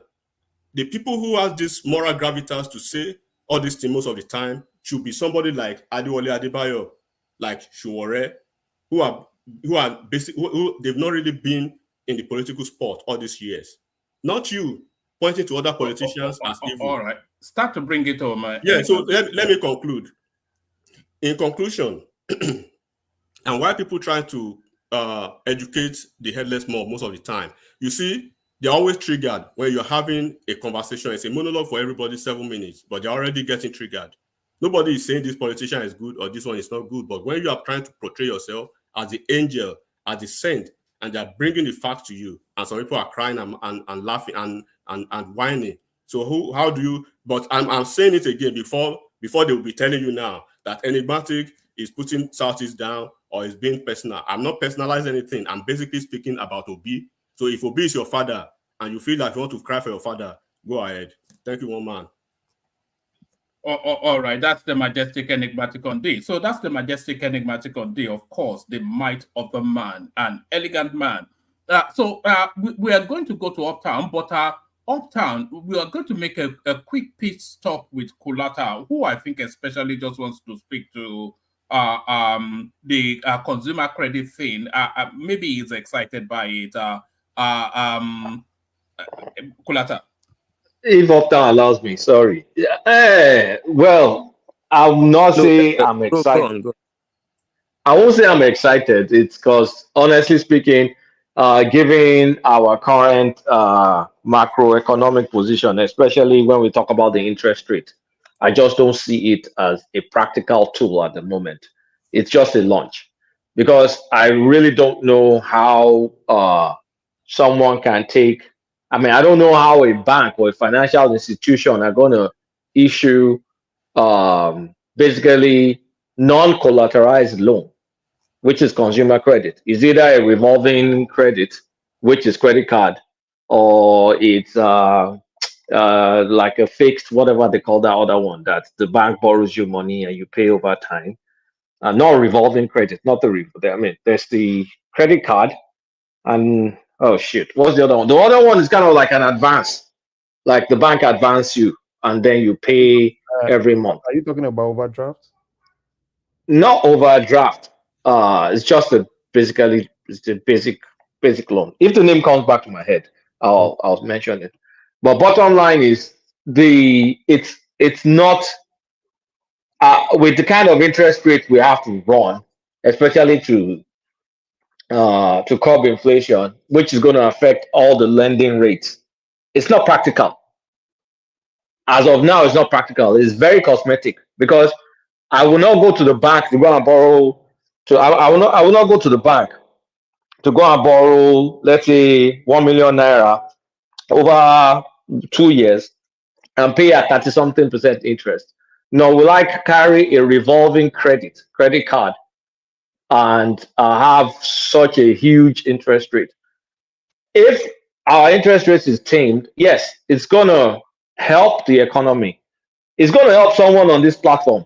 Ekene, it's going to help you, Ekene. One man, is it Kulata's son? Is this Kulata's son? Is it not Kulata, stop calling me. I don't need your government evil loan.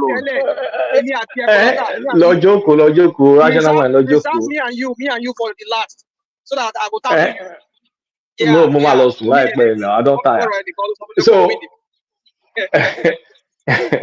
So, what was I saying? You people don't even. Yeah, it's going to help. Kulata, I don't expect your loan. No, please, your government should manage sit down. We are going to buy. Nobody can give me BP in this country. Not even this okay. economy. I cannot engage in it. Sorry, Kulata. Ekene, if there's anybody that should be excited by that credit thing, it should be you. Because excited about what? What do I need it for? For me to go and commit suicide on one. Can you listen? You don't get it. People will borrow money to come and buy electronics from. Oh God! People will borrow.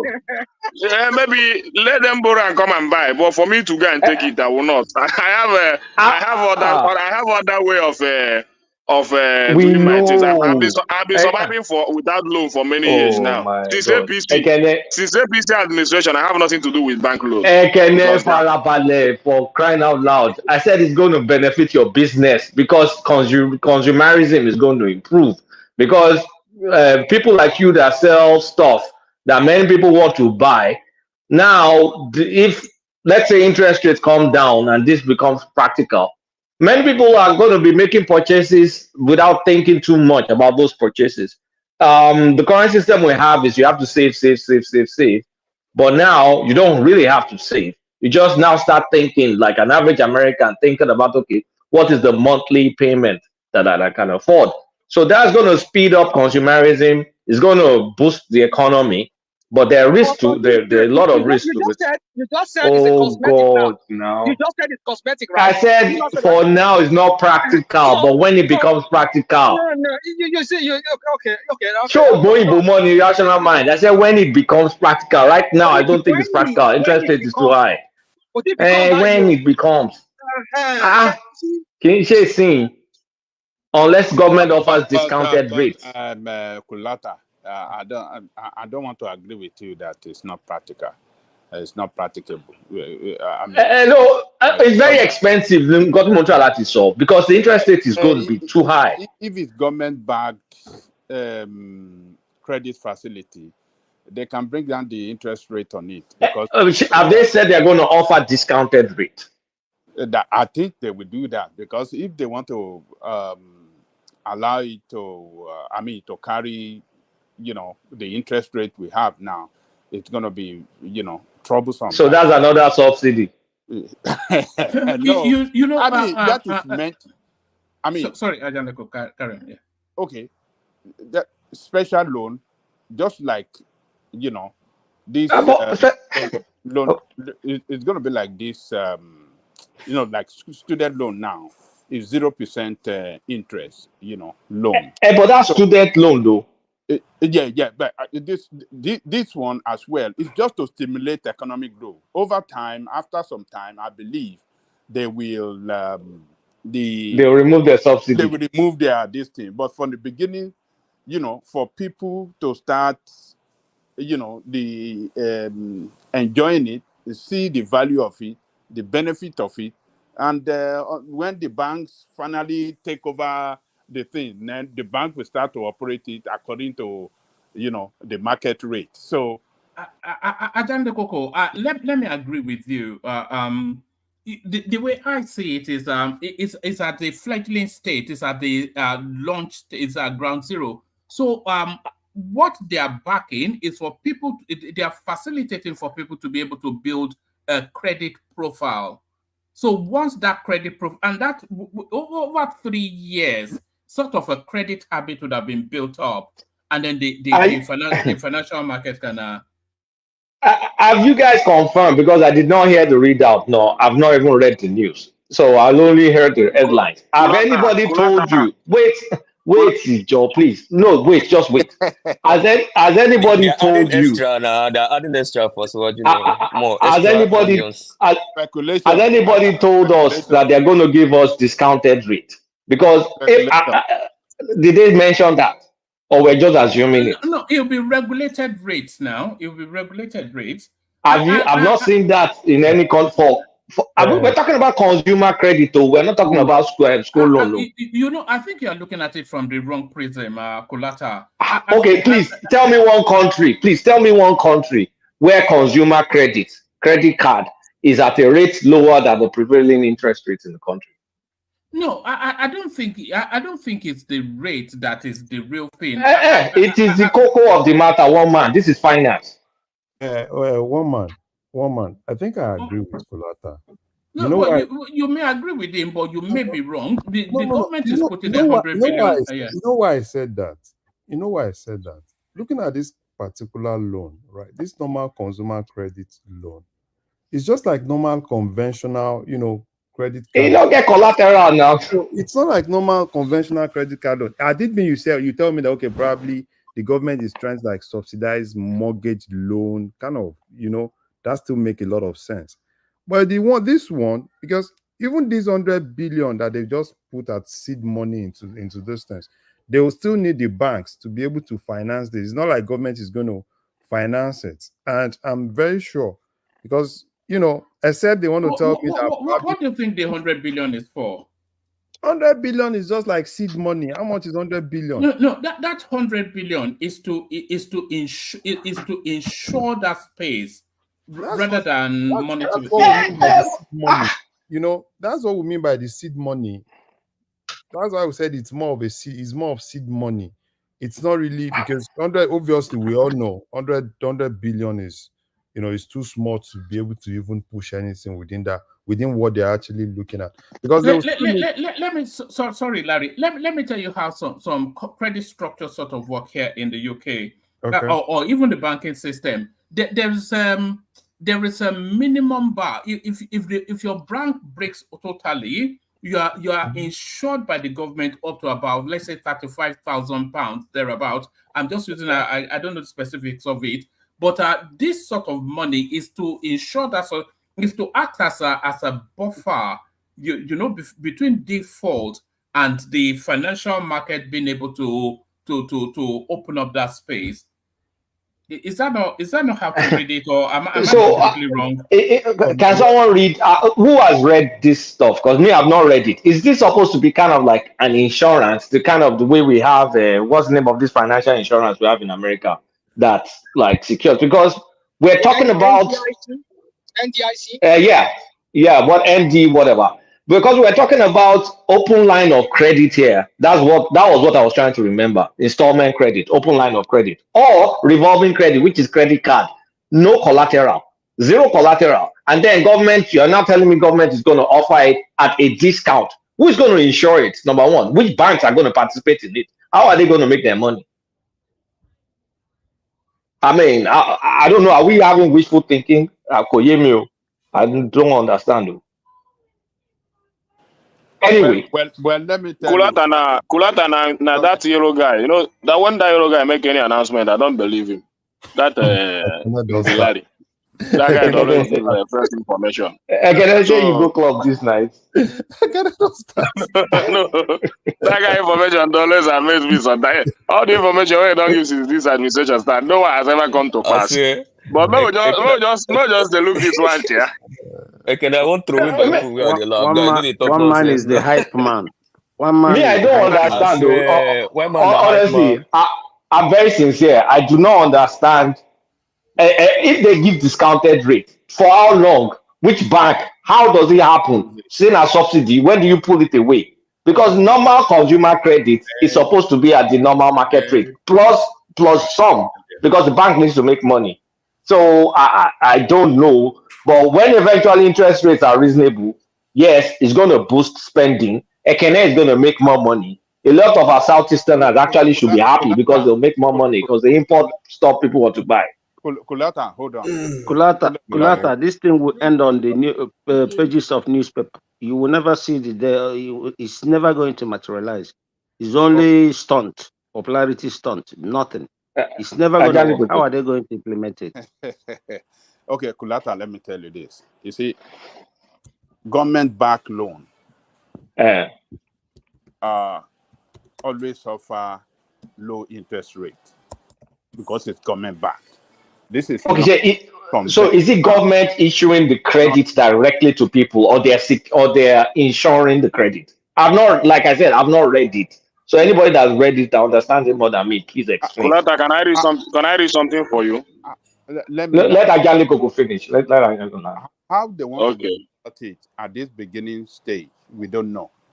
But as long as it's government-backed loan, I think the interest rate is going to be low. Very, very low compared for consumer credit. Yeah. So because even if you look at the federal mortgage loan, the interest of federal mortgage loan as of today is a single-digit loan. Yeah, but mortgage has a collateral now. Yeah, but you see, when it's coming from the government, even in the United States here, government-backed loan like SBA loan and all the rest, the interest is very, very. Yeah, but I just Coco.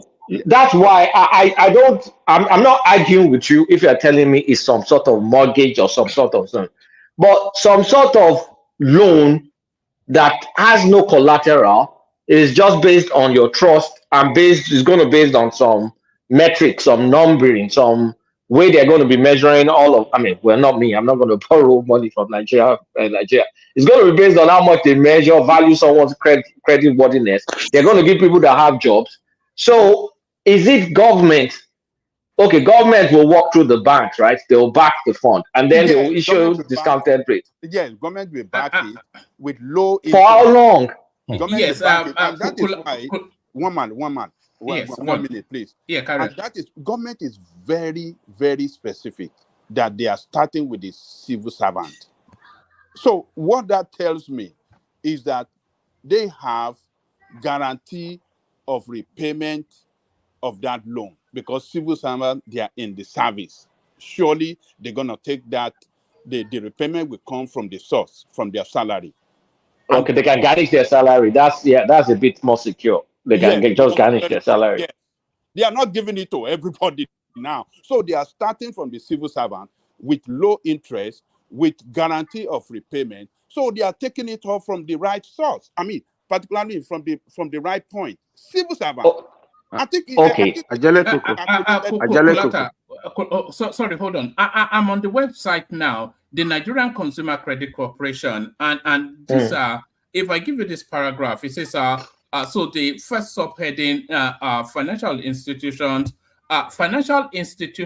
are at the forefront of providing consumer credits to individuals by partnering with Credit Corp.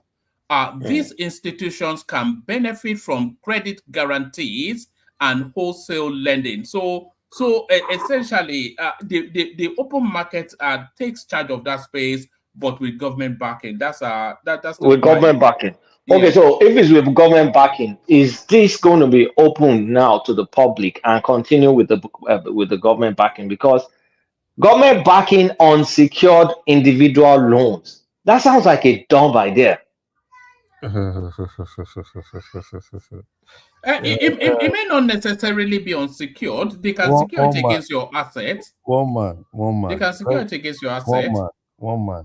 You see, Yeah. the thing is, you see what I'm saying here is it's a lot of packaging that is sweet when you read it, and if you go in depth, you know, it's flat. It's flat. If you look at what Kolata actually said, because I don't know if they want to keep subsidizing all those things. And if I was trying to look at what this is going to cover, they were saying it's going to cover housing, it's going to cover, you're going to buy a car, it's going to cover this, it's going to cover that. You know, now that was why I think what they should just do, if I were them, right, what they should just do, spend more on getting solid data where you could actually, you know, build infrastructure where we could quickly get. How do they harvest that data? How do they harvest it? No, they could use the banks. You know, they at least if they can actually capture, you know, people. And by the way, these loans are against tangible assets, so like houses and cars. Well, so is it so? Houses is I would not houses as what's it called? You can use the house as a collateral. So house, I can understand house, but to what extent? That's kind of like a loan beyond the prime lending rate. I don't know. I don't understand. So that's why I said, just like Kolata said, because I don't know, you know, any bank, right, that can finance this. Even in the US, where we talk about FHA that Babajele Koko was talking about, Fannie Mae finance most of those things. So, but for here now, I don't even know, you know, because this is just, I don't want this to be like all these anchor borrower, all these anchor whatsoever. So if they have this 100 billion, I think if they can use this 100 billion to build solid credit infrastructure where it's easier for anybody. If I need to, you know, I need to just look at someone, you know, and at least to be able to identify the credit worthiness of that person, I could quickly, you know, with that person giving me that approval, check that person's credit score, look at the loans that person have across banks, right? And for that, I can actually have that guarantee to be able to like say, okay, fine, I can give out loans. If that is what they can my use. brother, these are all fancy statements. Let's be honest. Let's tell ourselves the truth. The country is so corrupt. Once the most money is made available, they will share it among. You see, I am inside all these things. Yes, these sir, are all fancy statements. This really thing is never going to work. Nigeria is too let's corrupt not for that. to go to that route of things are not going to corruption. work. I know. No, I don't want us to go through that route. But that's a fact. You can't escape it. Yeah, we know the system. We know what. You know. What about the palliative money? How did it go? How many people received? Let's not get sidetracked with palliative and co. How do we sustain financially this system? Yes, I really don't want us to go to that route of, oh yeah, it's not going to work. Yeah, people are. But No. let's face it now. But that's a fact. Yeah, We are too corrupt. See, it's a fact, right? And the thing is this: if we keep dwelling on the problem, we will never move forward. Now, this is a new thing. We know where we have. When have we ever moved forward? Now? Tell me. Since independence, yeah, we've been going let's not get into all these legacy issues. Let's just focus on this. Let's focus on this and let's see what we can actually do. Because for me personally, one thing that is lacking, right, is that financial infrastructure. I can't, if I want to give somebody loan, right, personally, probably I just said, okay, fine, I want to give somebody loan. I don't even know that person. I don't even know how credit worthy that person is, because I don't have the data. I don't even know if that person actually has loans in several other places. But if I have that guarantee, if there is a portal, single portal that I can actually check, like, okay, fine, let me quickly check on this person. Take, for instance, now in the US, if I want to give you a loan, right, and you give me access to, your data, I can go to TWN. I know how much loans you have. I can actually get everything about you. Then I have some confidence to be able to say, okay, fine, I'm going to give you this loan because I know how much you earn. I know how much, net. I know you can actually have that capability to be able to pay. So if they have this 100 billion, if that is what they can use it, they have the data, they have NIM now, they have BVN. They can work with the banks. With BVN, you can actually track what everybody has in terms of loans that you have everywhere. Build that structure that everybody can have access to. I think we have that, Larry. We have some sort of credit scoring. Actually, we've had it for close to a decade now. In Nigeria, can you just pick anybody randomly in Nigeria and run a credit? No, select people. Maybe people that work in banks and all this stuff.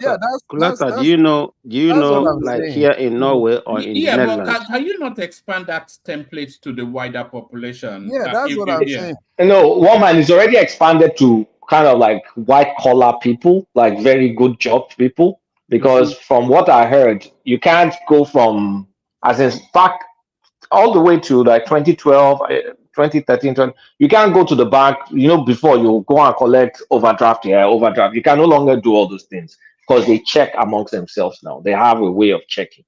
So they can leverage on that. And like Larry said, the BVN and co, it could become more widespread. Kulata, do you know that here in Norway, even someone on benefit can just from the comfort of his or her room, just apply and get a loan within less than 1 hour, a loan of 50,000 krona, which is like 5,000 euros, without nothing. Someone on benefits. Do you know that?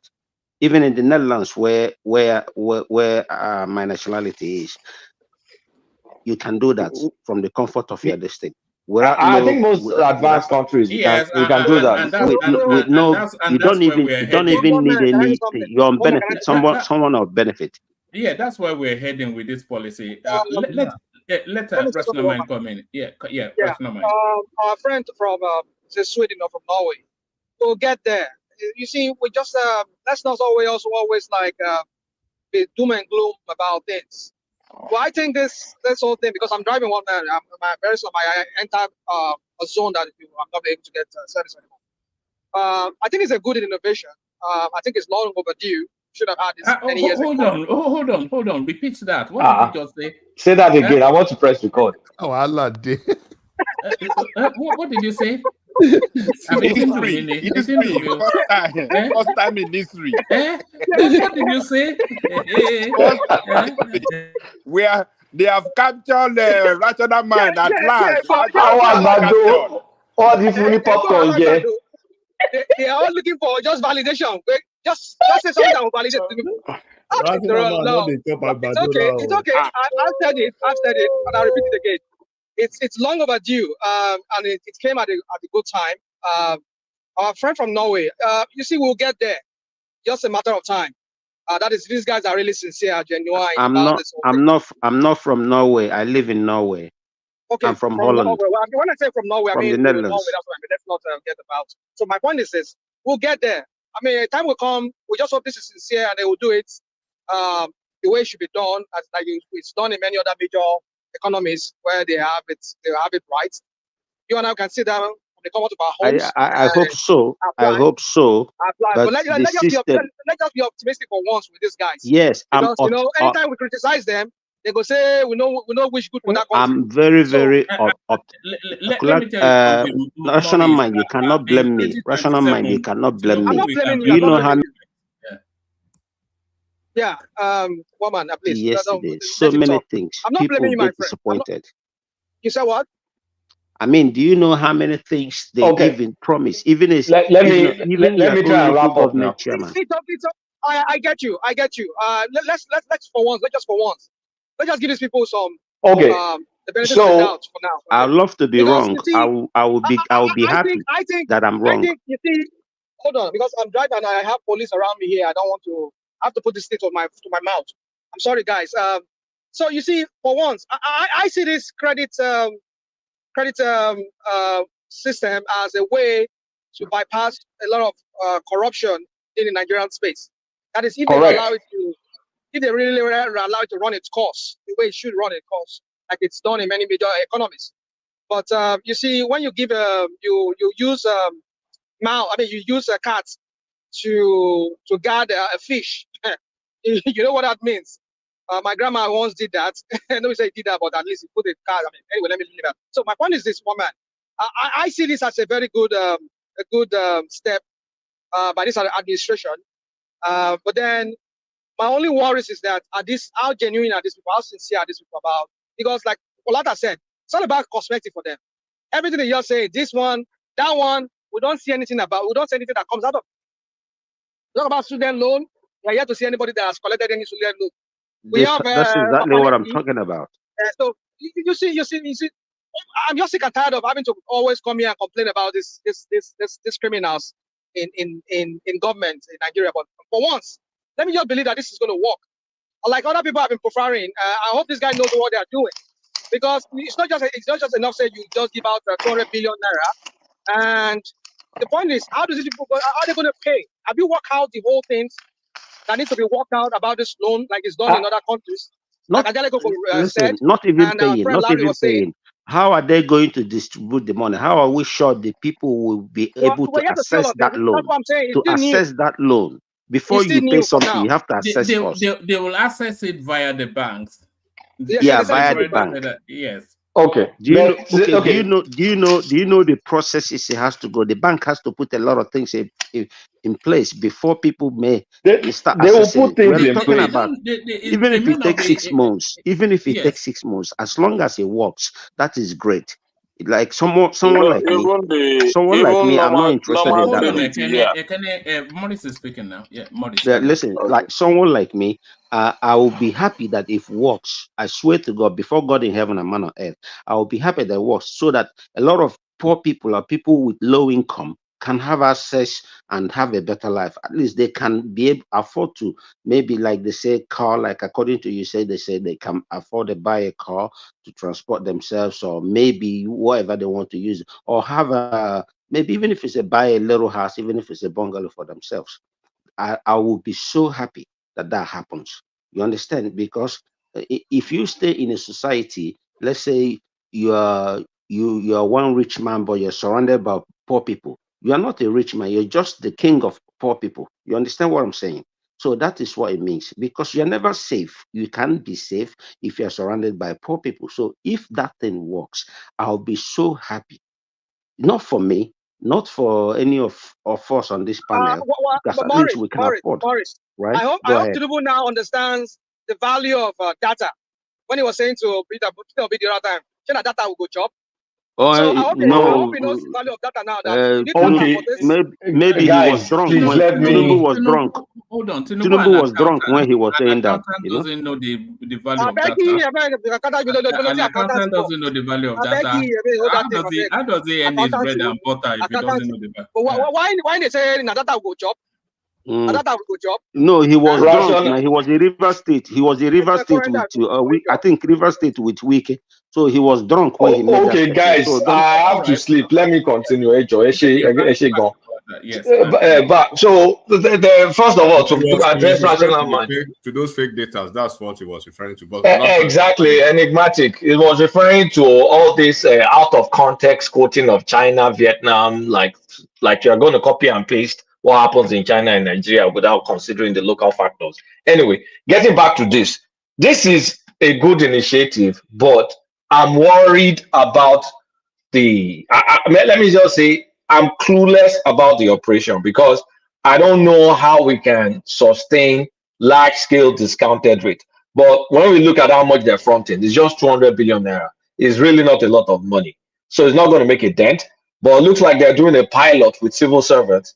With civil servants, they can garnish their money. So the civil servant makes sense. You can offer them discounted rate. I mean, you just pull out their salary.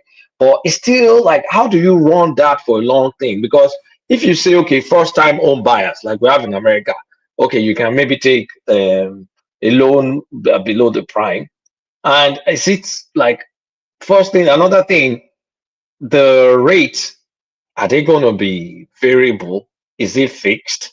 It can't be fixed. It's consumer credit. So we need to kind of like, and if it's variable, that means your payment every month, depending on the balance you carry, will vary. So there's still a lot to be desired in the information provided. But like Tinubu said in the past, if you guys remember this video, when he was talking about corruption, that consumer credit is his own way of fighting corruption.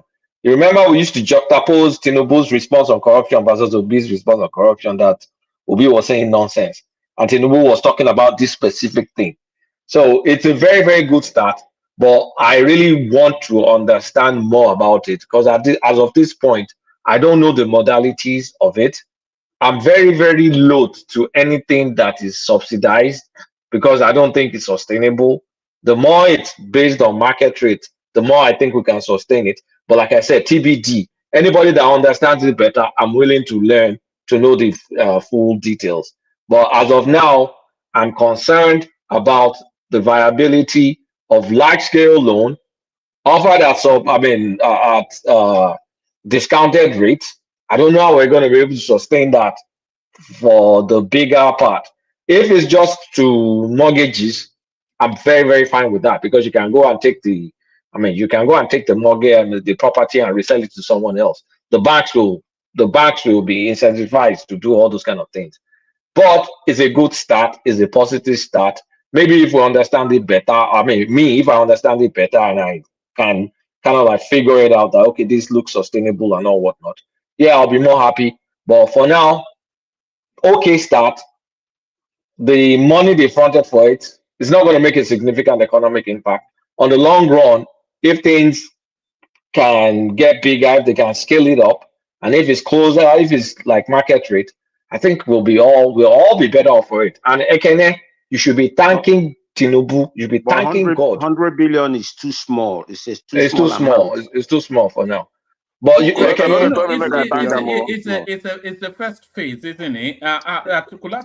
This Tinubu people. Thank him for what, now? Even the 50,000 naira, we want to say the share. I don't see anybody will collect them. Everything now for power with this year. Okay, people collected that one. I said it's the first phase. Everything now for paper with this year. Especially this Ingilari. Until I see, now I go believe. Me, anything will come from this, anything will come from on this Ingilari guy. I always keep him for ground. I dey mash him until I know they regard him at all. He's not a policy maker. Ingalede is not a policy maker. What did the guy do you now? It's a policy. The guy don't even sometimes when Tinubu no send them making talk, you could just go write something, come talk for television. Wait, that's what the guy they behave. All right, okay. Let's conclude. And then let me conclude. Does anybody know if this is going to be passed through?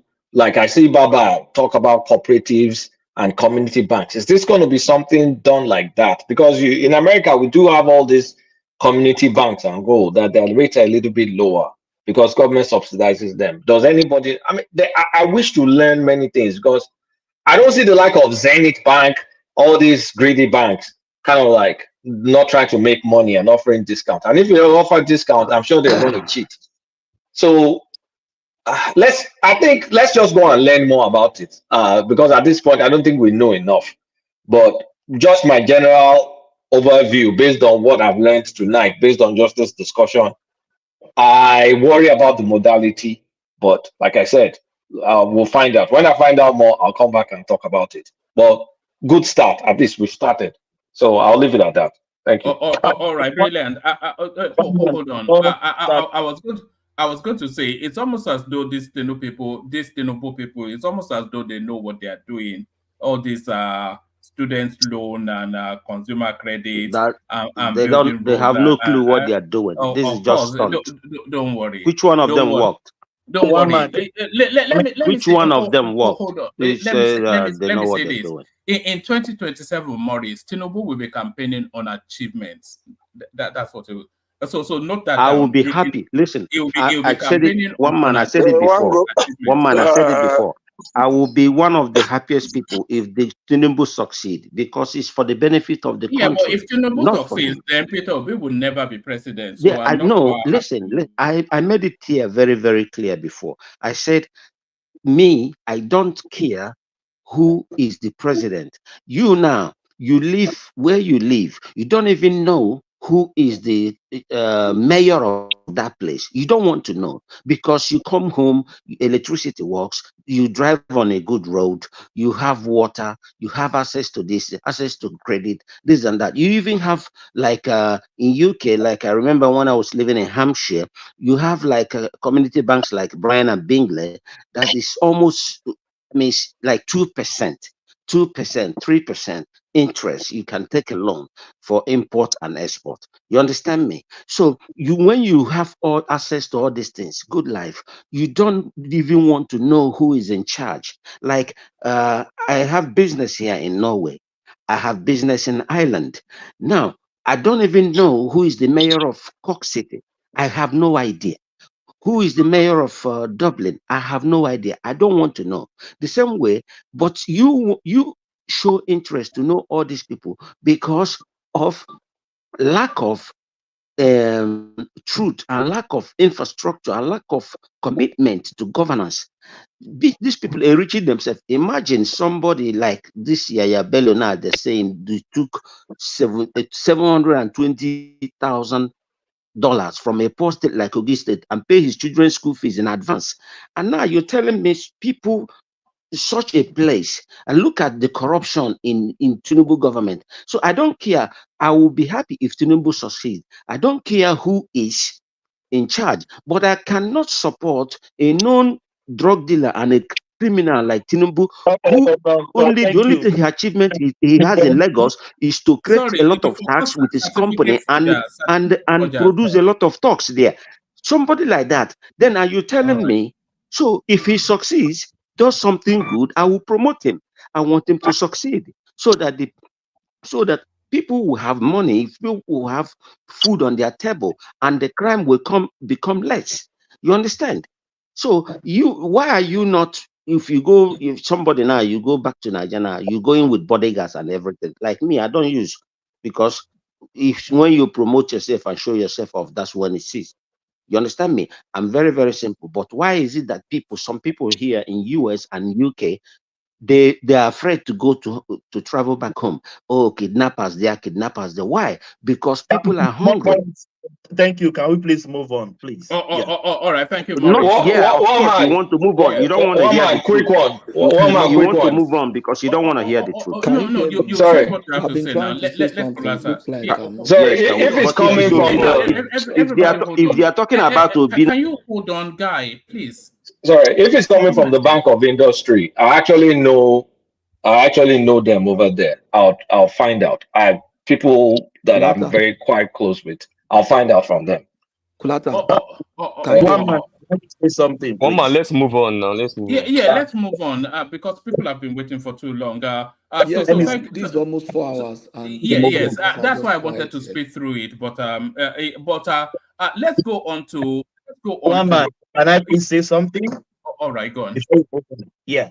All right, Kolata, are you still there? Yeah, this is to you. We heard I'm here. Yeah. we heard that you are being paid by Tinubu government to go on platforms. Let me land. I've heard your allegation to be where you are being paid by Tinubu government to go on many platforms to Which many platforms? That's what they say. So why are you kicking against somebody that is paying you? You are still doubting their policy.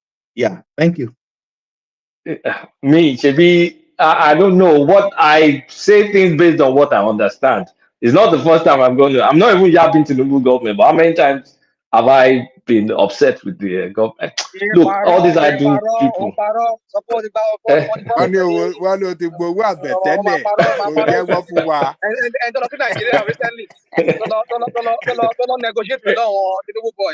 Okay, let us ask Thomas. Who are those people that said that Kulata have taken money or some contracts with Tinubu to go from one person to the other? I'm the one who said it. Even part of what Kulata is doing. Oh, okay. Even part of what Kulata is doing doesn't suggest that he did not collect money, because that's how they do. They sometimes they behave as if they attack the policy. Then in another way they come back and attack them. And when you say truth about Tinubu, they will tell you They very, very well. So Kulata, I'm not overwhelmed by what you said. You understand? That's how I'm not being deceived. I know how you people do your propaganda. Yeah. So When you say anything about Tinubu, they will say, "Can we move on?" They don't want to hear it. They will use some people to cover their face, to do some They say, little "Can bit. we move on?" No. Hypocrites. Let's move on. All right. Let's. Okay, I promise. I'm going to. How many are we? Yeah, I'm going to distribute my shares to everybody. This is what I was going to ask. I'll distribute whatever they gave me. Yeah, right now, I went to Nigeria. But Oklata, You go I like collect you your so own. much. You forget to. I like you so much. You forget I don't anything. laugh, Taya. Anyway, one man, thank you. They go sleep. When I get more information, I'll bring it back. If it's based on what they said, I'll get more information. Yes. Have a good morning, everyone. All right, thank you. Let me send the link to the website for that consumer credit thing for anybody that needs even additional information. So that's the link right there. And so let's go on to Uptown, who has been waiting patiently for quite a long time. But let me play just this 1 minute clip in response to Morris's for certificate forger and whatnot. 2 Lagos state governors, past and present, that took crucial action to turn back the clock on a century of coastal decay along the Lagos coastline. Today, a liability that threatens the entire Victoria land of Lagos has been arrested and is being converted to a great asset of prosperity. You must give credit to my predecessor. He was the one who started the protection of the bar beach. What the federal government used to do was to come and pump sand, 4 billion naira every year, and the sea will wash it away. And you can imagine how many 4 billions they have spent years and years until we said, no, there's a better solution to this thing. Before we did that thing, every year that it rained, flood used to reach NTA. NTA used to flood. NTA has not flooded for the last 7 years that I have been here. So there it is. The Agbadorians are the Agbadorians to the obedience. Sorry for the long wait. Uptown, you're up next. Well, Mama, you put me on the queue as if I was in Canada or. Yeah, well, yes. I know where you are, but I'm not going to mention anything. But carry on. Yes. Okay. So sorry about the long wait. You know, these sort of conversations they get involved sometimes. Yes. You're up next. It's fine. It's okay. Good morning, everybody. To our listeners, please let me just use short seconds to remind us about who are we following on YouTube, the new page. Our colleague Oh yes, it's Hassan who is venturing who's venturing into Yes. that space. So yeah, give that mention as I send this link in. Yeah. I would it would really be nice if he wakes up in the morning to have to hit 100. So yes, give him that shout out. Let me just look for carry on. Yeah, please. So guys, I don't know. It's not good talk about Jerry. Mabinu, I beg go subscribe to our new guy Hassan, who wants to create a niche platform, sort of a voice of the North, which is something really lacking, because we always come here and gamble, like Southerners, we are here only circling around the same Southern perspective. So we need to empower more voices from the North so that it will be a little bit more balanced here. And he's been a great guy on the platform. Yes. Sorry, its page is on the screen now. You see, it's at 68. It will be a real treat if when he wakes up in the morning, that is actually 100. So, and there's sufficient enough people watching for that to be the case. I sent the link to the comment section. Just go there, give him a follow, and leave a note to say one man sent you. So thanks for doing that. Uptown. Carry on. And many of us will also be going there to support him. So if any of us that you like, want to be hearing our voices also, if that's the reason you're going to subscribe, please do that. Thank you very much. All right. One man. Sorry, one man. Can you please copy that? Send me those two links. This guy's link and the credit bureau report. The one I just created. Send it to my WhatsApp, please. All right, will do. Okay, one man. Yeah. Where do I come from? You can look at it from wherever. We know what you want to talk about, so talk about it. You want to talk about Gbadue, so talk about Gbadue. Talk about Gbadue.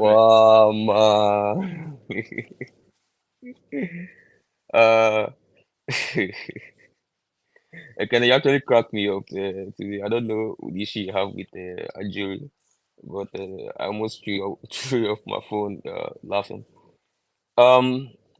Yeah, so first I want to thank my brother. I think it's a new voice, so I'm not yet accustomed with the name. But he really made a very brilliant submission. He's I don't want to know what party he belongs to or is affiliated to. He could be affiliated to APC or whatever, but if only those are the kind of people we get across all platforms. I mean, more conversation go the sweet people that really speak to the issues. But thank you, I thank you for that. One man. Let me start with the education issue with Reno Omokri. I mean, I think my friend have already said a lot in that space. But what triggered me in the last couple of days with this conversation was I was more scared than I was triggered. I was scared about the IQ of some Nigerians. The kind of argument I saw people push forward, the kind of shallow understanding of the workings of virtually any sector of development, in this case, education. And the bulk of these guys, if not all of them, are all lined up behind a particular party called APC. And it's getting me worried. And this party is the ruling party, and this is their supporters, and this is where their IQ levels are. And people pushing I'm sure one man, I don't know your take when you brought it to the platform the first time. I hope you didn't line up behind them. But somebody telling me that building a new school is their KPI for fixing education. And somebody actually tried to advance that for almost 1 hour straight in a platform on Twitter. And it ended up falling like a pack of cards. And So that's really the most painful part of that story for me. I don't really care about, I can't comment about Rain or Mockery. You already know his stance. He's only angry at two things. One, that he feels that Obi is the only reason why he is not constituting a nuisance currently in Aso Rock as one SSA or whatever it is. Two, that obedience lashed out, obedience online, on Twitter especially, lashed out at him because he was attacking Obi and all of that. So I mean, I think Well, it's no, just two I things. think his gripe was when you threatened his daughter. I think that was when the line was crossed. No. One man, I can guarantee you that the threatening of the daughter is a fake news. It's a fake news. It's a space I know. It's Reno. He actually considers himself a PR person, but most of us that have practiced PR almost as long as possible. Well, he's an amateur PR guy. I mean, he's worked in the presidency, so you can clearly see through whenever he puts out something to try to achieve a particular goal. And so really, nobody threatened his daughter. He just brought that up to frame up obedience. He had already started attacking even before that frame up. He has already started attacking. And if you can remember, if anybody can remember, is after that claim, which obviously is false that he did, that Obi put out the first caution that he put out on obedience, telling everybody to please engage with civility. He did that twice. The first time he did it was shortly after that Renomokwe thing. The second time he did it was shortly after the Benue campaign, that an obedience said some stuff about somebody, a politician in the other party there. Obi felt it was not nice. He put out another statement saying that, hey, guys, engage with it. I think that was the last time he actually did. He didn't do it again. And if he did it again, I would have started getting angry with him because, I mean, you've already made your point. But so that's the grounds we really know. I mean, it's not easy. One man, imagine you have a once in a lifetime opportunity to go and constitute nuisance in the Aso Rock, and this guy puts a stumbling block for you. I mean, you're gonna be frustrated for life, especially when you've been waiting for that moment since you've been on exile, and he's not getting any younger. So it's almost like it's over for him. So I mean, I understand his pains. It's fine. He's not my concern. My concern is using things that cannot hold water in attacking or doing what he's doing.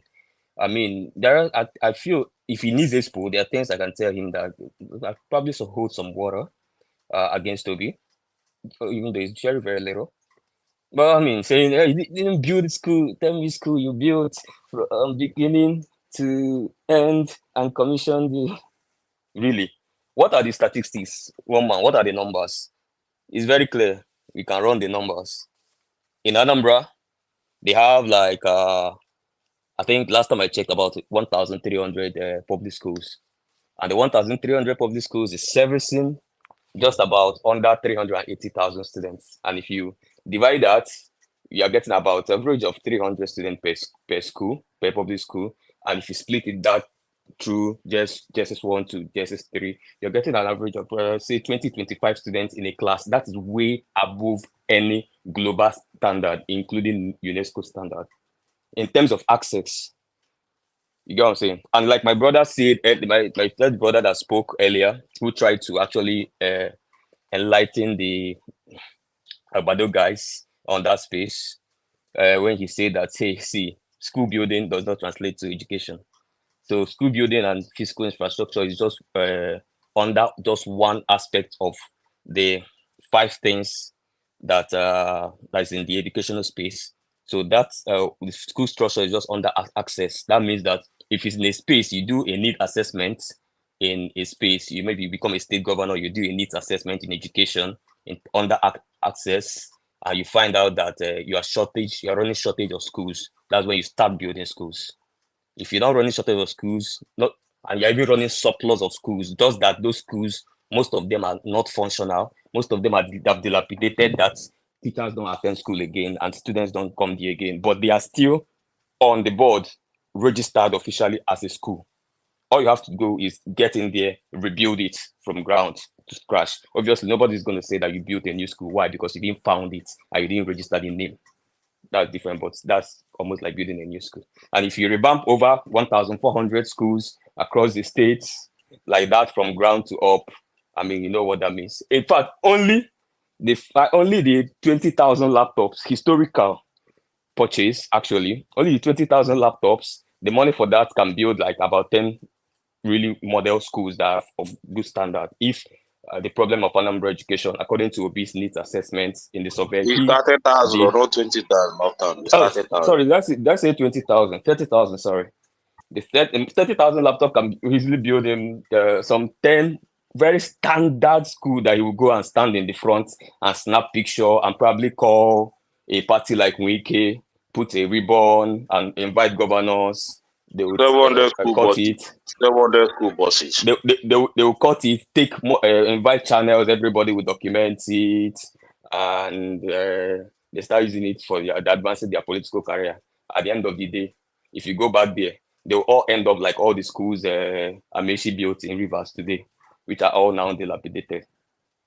So at the end of the day, one index will not move in education in that state. In fact, it will drop. And you're wondering, but we saw you commission schools cutting tapes. Why is indices dropping? Because you're ineffective. You are just doing for the cameras. Hey, let them say I'll build 10 schools. Hey, let them say I'll build 200 schools.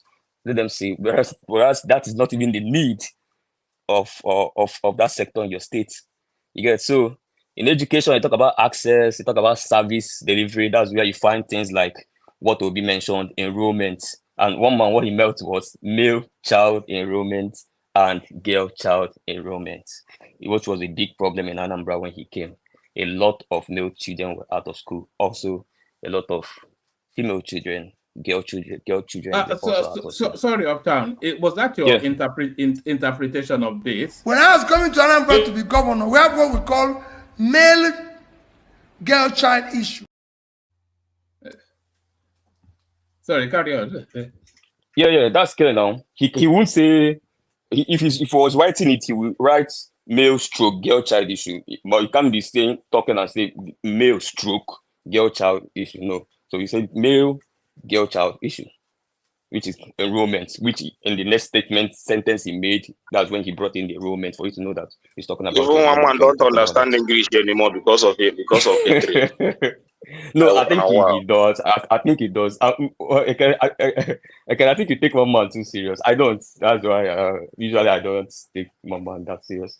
But that why I corrected it is just because, not because of one man. I mean, no man is too educated to not know what he's talking about. I'm just doing it for the people listening. I mean, there could be some people will be like, oh what he said, it doesn't make sense. So that's just it. So that's it on that space. Everybody, one man is a national consensus.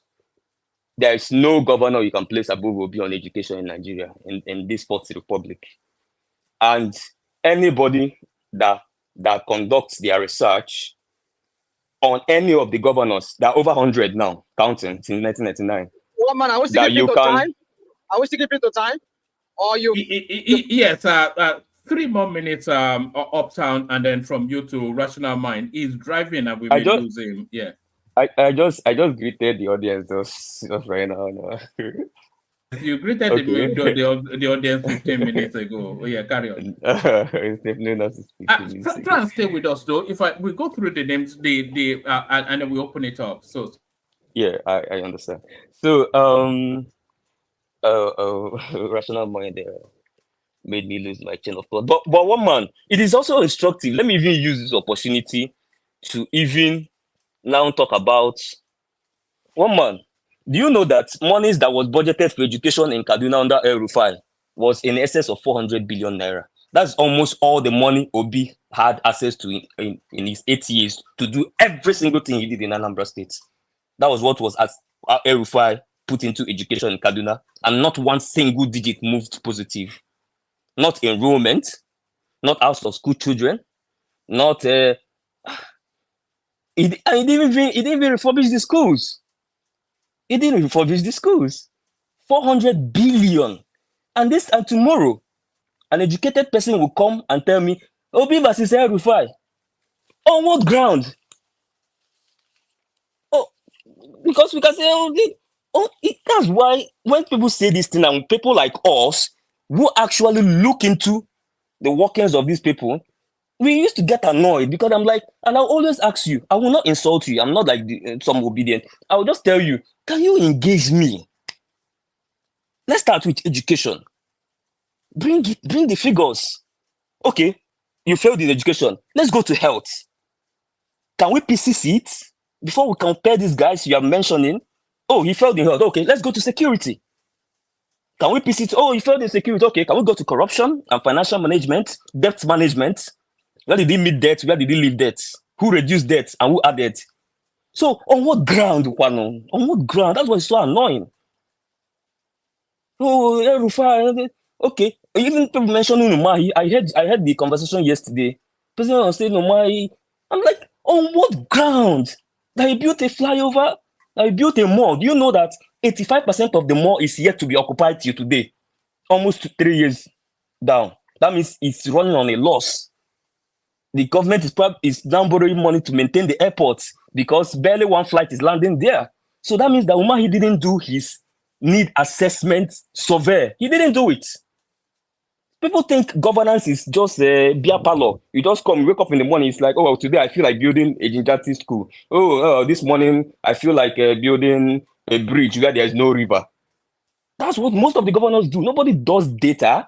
Nobody conducts data. Nobody commissions data. Nobody does poverty mapping to know where to put money because they are getting a lot of money. They're just mismanaging it. Well, let me just build something fancy and take a picture with it. So tomorrow they'll say, oh, this governor, this is what he built.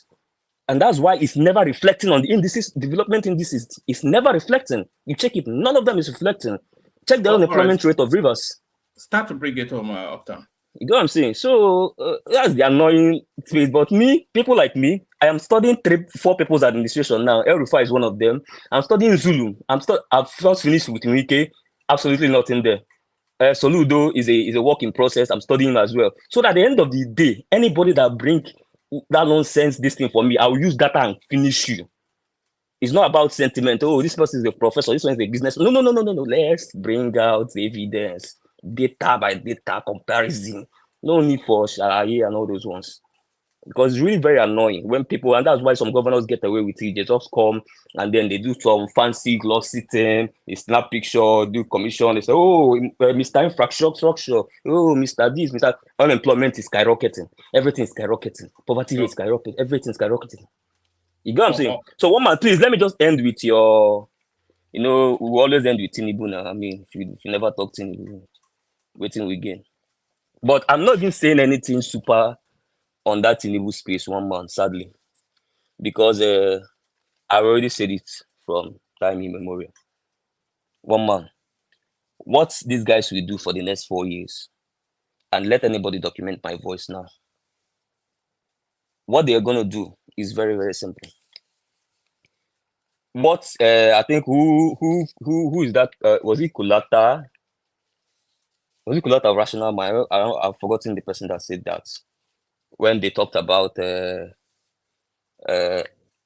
cosmetic economics. Yes. So basically, Tinubu, for me, from my reading, I know it's just 1 year, but from my reading, and I trust myself, Tinubu has misdiagnosed Nigeria's problem, developmental wise. He misdiagnosed it. And the first thing to treatment in any hospital is proper diagnosis. If you fail diagnosis, you're going to waste everybody's time. So for me, obviously the path he's taking is different from the path I'm taking. And that is why we can't align. Then they're coming from the idea of textbook policies and coming from practical development policies. They're coming from things like White Elephant Legacy Project, maybe one. I'm talking about integrated, measurable development. All right, one more minute. Yeah.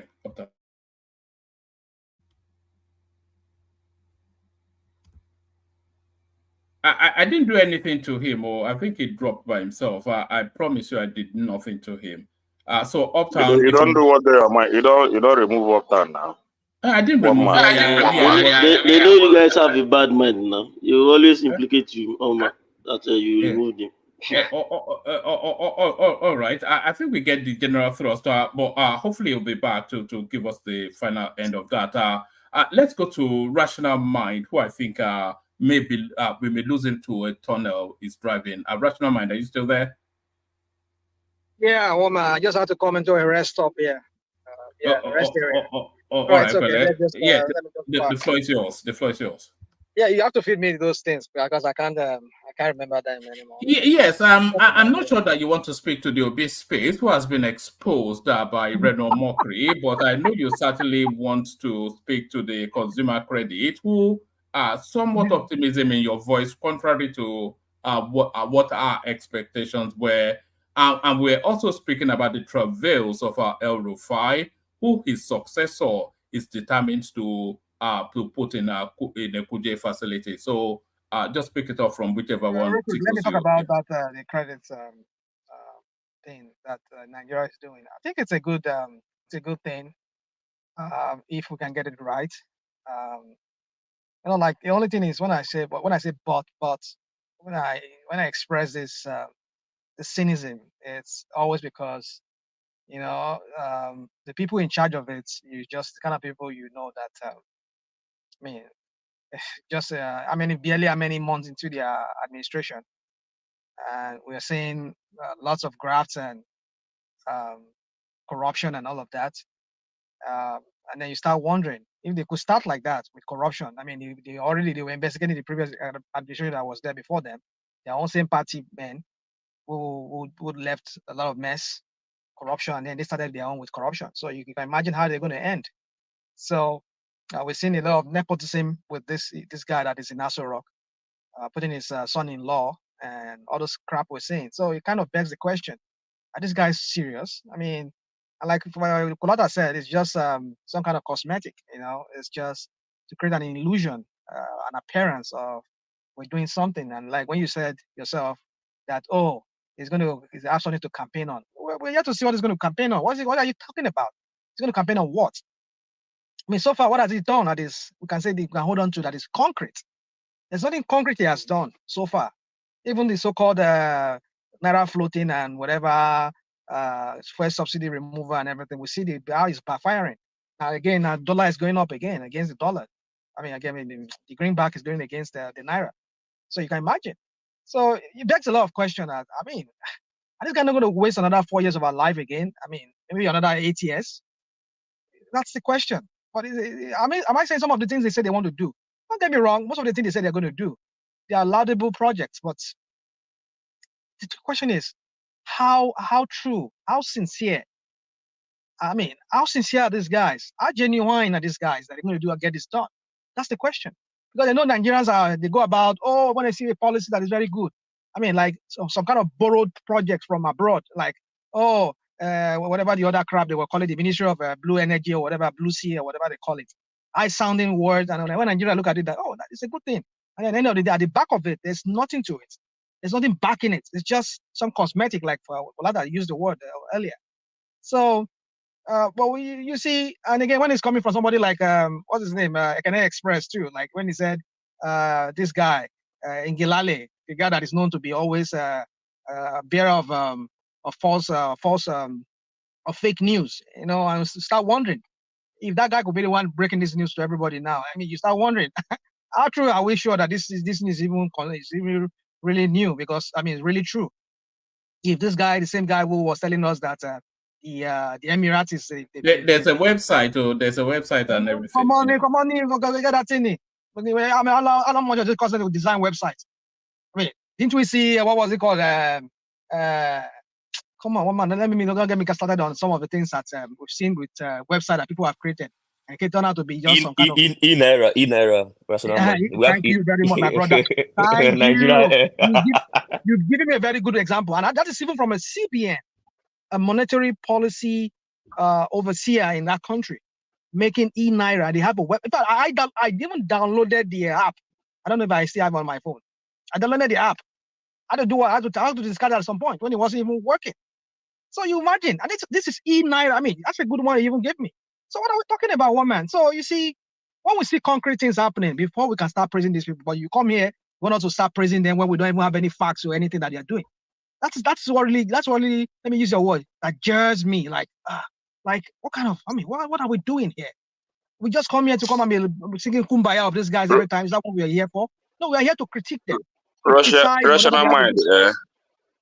Rational mind. If you see what that guy said about rice, that during that time of rice pyramid, and what he said about Nigeria being the highest exporter of rice during that Buhari period, during that campaign. That guy really leave Ajuri now, my guy. Leave him now. Ah, this guy. He's saying that we export the highest for rice in Africa. That is a lie. That is a lie. That is a lie. Kennedy, don't lie. He always mentioned production. Production is different from that guy. I can't imagine. We are the rice. Don't come and rob that propaganda here. I can hold on. So what did he say? Olajide, what did he say? Jide that's talking. He was only talking about production. That right now we are moving towards at least self-sufficiency. That in the next few years, that in 2023 to 2024, we should start exporting. Well, I think we had some issues with security. We had some issues with security along the line. You see, that guy. I watched that guy live. I also watched him.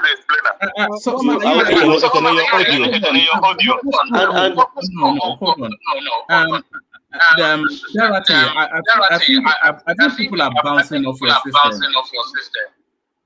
No, something. Yes. My system is as good as nice.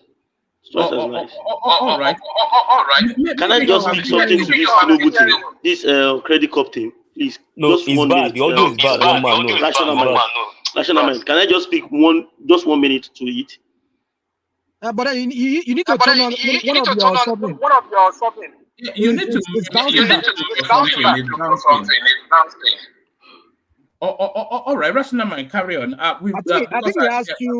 I think he has two of his things. Yes, I know. Yes. Tell him if you can tell him to take one down and then when you're back, I'll allow you to continue. Yes, but you learn because Patrick has been waiting. Ajande has not spoken. Okay. Let me. So yeah. All right. So real quick, woman, for me, it's a good thing, but then I don't know how far we're going to go with it. Like he said, in many countries, one of the ways they've been able to curb, they minimize corruption, financial crimes to some extent. Not as if they cannot use credit. People can still steal your credit card and all of that, and we've seen all kind of billions of dollars that people from the West they lose to credit card scam, and all of that. But at least it will block some of those corruption that has to do with having to go through banks, and you have to. Some of those corruption I don't know, but I know it kind of solves some aspect of the corruption that we have in Nigeria if you can have it done. But trust Nigerians, they always figure out a way out of it, around it again. That's just see that country. When we express this pessimism, like we're just done with that country. That country does. It's like it cannot be helped. But we just want to, like some of you keep tagging us here that we're just people who hate that country, we're not patriotic. Let's just give it the benefit of the doubt that okay, well, let's see if this is gonna work under these guys, but I don't trust them, But let's see. So give me another one. I wanted to elaborate more on that credit because I don't know, because since we don't have any facts to it, when you bring kind of news like this, they just give us on the surface news, but at the depth of it, how are they going to pay? It's an evolving space now. I think over the next 48 hours, we'll probably even get even more information. Okay, well, we just hope to see that. Yeah, give me another one, please. Have you spoken on P2B versus Reno Mokri? The Sapele Water versus Nzobu. Yeah, but I'm surprised that you played. You didn't play some of the Renos. You see that guy? I don't understand that guy. I think that guy has some Oniscoscolori, as they will say. He has some mental. Some of Renos what? Some of his old videos of where he was praising Obi that he did very well. I've got it here. Okay, so I just want to tell you, I'm with my friend here, Governor Peter Obi. We're in DC. We came in for the National Prayer Breakfast. But you see, I listened to this man. I listened to Governor Peter Obi, and ex-Governor Peter Obi, the plans, the ideas. This man raised the bar of leadership in Nigeria. He raised the bar of leadership in Nigeria. Since he left office, can you believe that this man does not take anything, not even like a penny from the Anambra State government? And while he was there, You know, he was a man that built up Anambra State. You know, Anambra State used to be almost educationally disadvantaged. And then in less than 2 years, he brought them to be #1. He left that state with a reserve. Look, you know, we need people like this. I'm so proud of Governor Obi. I listened to him today and, you know, I was touched. Like, do we have fellows like this in Nigeria? I'm very proud of this man. Look at everything that he has touched. He made money for himself in the private sector. He made money for Anambra State in government. Anambra State doesn't borrow money. Are you aware of that? These bailout funds that the current administration is giving states, Anambra State, I mean, he left enough for Anambra State. I'm very proud of this man. You know, Governor Obi, please just say something to my followers, to my fans. Well, thank you, all of you. All I'm saying is that we have no other country except Nigeria. We must work hard to build it. We must build it. It's our country. We cannot bequeath our children and those coming after us anarchy. Look at that. It looks like that Clarus are not getting there from. Remember the Clarus are not getting there. Sort yeah, of, from one man, did you see that this whole we can't continue like this? This is a 2017 video anyway. It's not today thing. The whole you can't continue like this in our country and all that. It's not today thing. It didn't just start today. Yeah. I mean, I know it's a whole video. We know it's a whole video. You see, this guy, I don't just know where this guy. This is the same idiot who, when Tinubu was at the what's the name of this your foreign like our own where they used to go, where they go do this campaign every time, all of them go and express themselves. Chatham House. Chatham House. Thank you very much. This was the same guy when Tinubu was there. He was protesting outside. He was caught on camera calling the Tinubu drug dealer and all those kind of a thing. That the guy does not have all his senses to get together. I mean, this is the same guy that was supporting articles of. You see, this guy is just all over the places. I don't know why people just consider this guy to be somebody you should be listening to. You should be taking for serious. This guy is just he just works for his family. Rational. There is even another video one man didn't play also around that 2018. Yeah, and that one he was actually outright, and it was I think it was an interview. They asked him in the political space, who do you think is going to make the best president? He said first of all he's going to say who will make best president, and then he will talk about who can be president according to politics. And then he now said the best president Nigeria can ever have is a man called Peter Obi. And then he went. Even said that if somebody like Peter Obi is president of Nigeria, that Nigeria will turn to Dubai in a matter of years. I'm quoting him verbatim now in that 2017 video. Yeah. You see, my friend, it's just for me. I just believe this guy should not be taken seriously. I don't know why some obedient just dignify this guy and go back and forth with him online and start He thinks it's relevant. I mean, that's what he does. I mean, he goes about doing this just so that he can seek relevancy and people consider him as relevant. All the nice has been made. Why ask Tinubu not call him and give him what's it called? Maybe some kind of position, maybe work in the presidency or maybe some kind of, because he has been singing praise of Tinubu really lately, like the other guy that also left from APC to PDP and came back to APC again, Buala. You know, so you see, these guys are just they're all just in there for their own stomach and Bulala. You've been saving that one up, Abi. That sounds like a real. You've been saving that one up, Bulala. Bulala, is okay. Well, one man. So for me, I don't know. So talking about P2B, you see, for me, I will need at this point. I will need to critique P2B at this point. You see, P2B is I think he's talking too much. He needs to tone down his appearance, his public appearance. And if he's tired, then I've always said that before. Anytime when this guy is tired, he talks crap. I mean, I don't know if he talks crap. He starts not talking too straight. He starts talking English. I mean, talking. How do they call it in this Edo guy that used to talk about? I mean, there's a way. I mean, he starts misspeaking and talking. You know, like when you were trying to play that part where he says boy girls issue, male issues. You know, I mean, we understand what he was trying to talk about, but you know. If you're tired, just leave the space. If you're tired, I don't see him as somebody who can handle the rigors of too much public speaking. Just make it brief and just at it and like that. But I know he has to do this. It doesn't have stamina and he wants to be president. Is that what you're saying? I would say it doesn't have the stamina. But the thing is, some of us, like me too, there's a way I will get so tired. This guy has been working since 2022, 2 to 3 years non-stop. I'm not saying don't get me wrong. I'm not talking about P2B I'm not talking. I'm talking about Reno has something. They get something with a touch on your head, not P2B. I'm saying P2B whenever he's tired, he doesn't. He's not articulate. He doesn't say his words. He start babbling and saying things that he doesn't have to say. You know, that's what I'm, even myself. He has never been articulated. What are you talking about? I can't listen. I can't listen to Peter Obi more than 3 minutes. It gets me annoyed. Yeah, I'm on here. We know you. We know you, all of you. That's what all of you are looking for now. For him, you're right. I get you. So my point is this, Thomas, is that let him just excuse himself, speak little, don't speak too much. I don't know. You just need to watch his people who are managing him too. I don't know who are managing him now. I see that there is just northern people around him a lot this time around. I don't know what that's all about.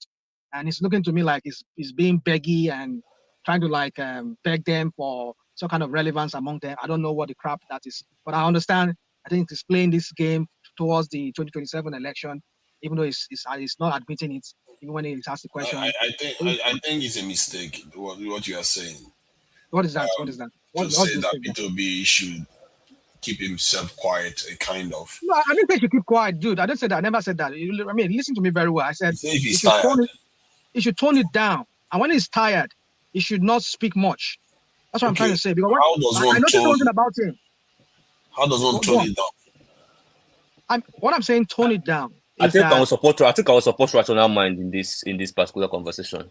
I think for me, even personally, I felt this press conference now. I mean, this guy just came back from Kaduna, going 3 places. For me, so I felt before. I mean, maybe go to UK, take a week, nice chill rest, then come back upper weekend, all fresh up again. Burn himself out the way they go about this whole thing. I think from my experience, but that's his personality. I know that's his personality, but I'm just saying to help. Yeah. I think from my experience, if I would trust any leader, I have to see them when they are very exhausted, when they don't think about what they are saying when they say it. No, what does that even mean when they are exhausted? Let me say what that means. It means that they become what they say they are, because it means that even when they are not thinking clearly, they still come out. You know how somebody talks to you when you're half asleep, trying to get to the truth of what you truly think. And so that's how you go find out the truth for them. Yes, because what kind of psychology is that? What kind of psychology is that? Because people respond to somebody's tired, that's why you get the truth for them. Hold on. People respond to people that way because when they see that you are fighting for them, even when you are not fully fit and you are still standing, fighting on their behalf, they remember psychology that. You're talking about. So until he kill himself, he should not. He will need to rest a bit. He will need to rest a bit and come back. I don't think talking is. All right, Rational Mind, let me take you to one more space. A very brief commentary on this. I want to get to Patrick before we lose him. Do you want to speak on the El Rufai space? El Rufai. Just give us a condensed. I will condense it, but I still want to talk about that P2B, but it's okay. Let me just move on to El Rufai. Maybe if finish your thoughts on Peter Obi, then we are segueing into El Rufai in a smooth flow. Guys, to Nigeria, I understand you, but I don't understand that psychology. That's the sense behind the rationale behind that. What you just said. I know you have something. Maybe when you have your time, you can flesh it out more. But for me, I don't think it's when people are tired. That's when you know they are the real person who they are. I don't think so, because when people are tired, they tend to just misspoke, say things they don't even really mean. Even you're talking about somebody's sleeping, and then you're waking them by asking him questions. I you expect somebody who is half asleep or even you get their worst and their best from them at that time. It's okay. Yeah, fine. But then my point is that you need to chill out a little bit. You just came back from the UK, from the US, and then you flew into Nigeria. And next thing you are going to another. I mean, just tone it down a little bit. I mean, we're not saying you should not do public.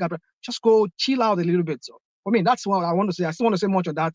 But one man, your critique of him, for me, I don't think it's anything to go by. And whatever Reno has to say about him, I don't think that guy for me is not. Is a nobody to me. And quickly on this guy, what's his name? I mean, on Rufai. I think this is the handiwork of APC. I think they knew what Rufai is capable of doing. I like our friend was saying, our friend from Maiduguri, our Fulani guy, what's his name, that you was talking about his platform. What's that his name again, please? Remind me one man, please. Hassan. Al Hassan.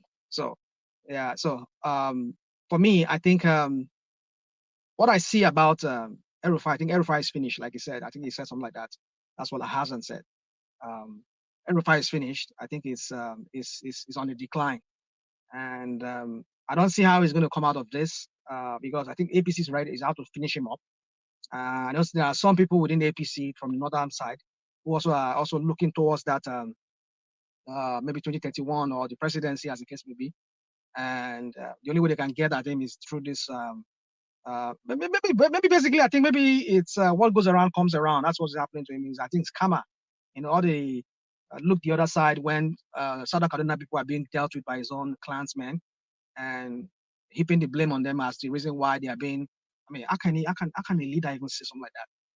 I mean, you see your people as the reason why other people are killing. I mean, I don't even understand that rationale. I mean, the way they bastard the psyche in that country, we start thinking opposite, the reverse. So whatever is happening to him right now, I think it deserves more than even what is happening. I think he should be in jail. He should be locked up. If truly he is found to be, well, let's just wait for that that committee that said they just set up to look into that the procurement or whatever they said they did, how the whole thing, the whole money, where the whole money is. And if it's found wanting, well, it should face the consequence. That's the problem in this impunity in that country. That is why people like Bello, Bello, could be acting like as if he's some kind of a god. He calls him a white lion. I don't know what that even means, you know. And we're saying your EFCC. You see, one will say all these things that we don't.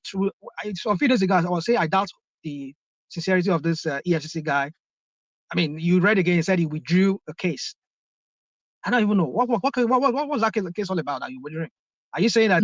No, it did not withdraw a case. So the headline was misleading. I think they are even pursuing with even more vigor. Okay, well, let us see how far it goes because he had already said he's going to resign if anybody tells him to call. Me, I'm actually liking the guy. I don't know, but I'm kind of feeling him. I hope he doesn't disappoint me though. Yeah, for me, we just have to wait. So for me, Rufai, in conclusion, for me, Rufai, I think whatever is happening to him, he even deserves more than that. I hope he goes to jail for that. If he's found wanting, not because I want him to go to jail, but if truly is guilty of these things, that is a graft, there's corruption, he stole Kaduna's taxpayers' money.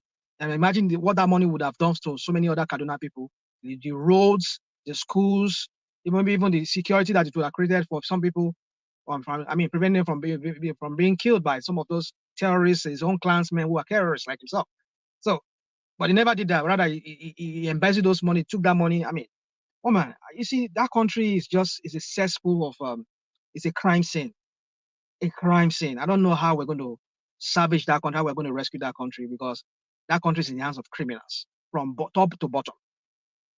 Like what he said. Like what he said, top to bottom. Yeah, I wish I had that clip that they always used to play for that top to bottom. So, woman, I'll leave it at that. Thanks, everybody. Let me start my something again. So that's it. Woman, for me, that's it for me.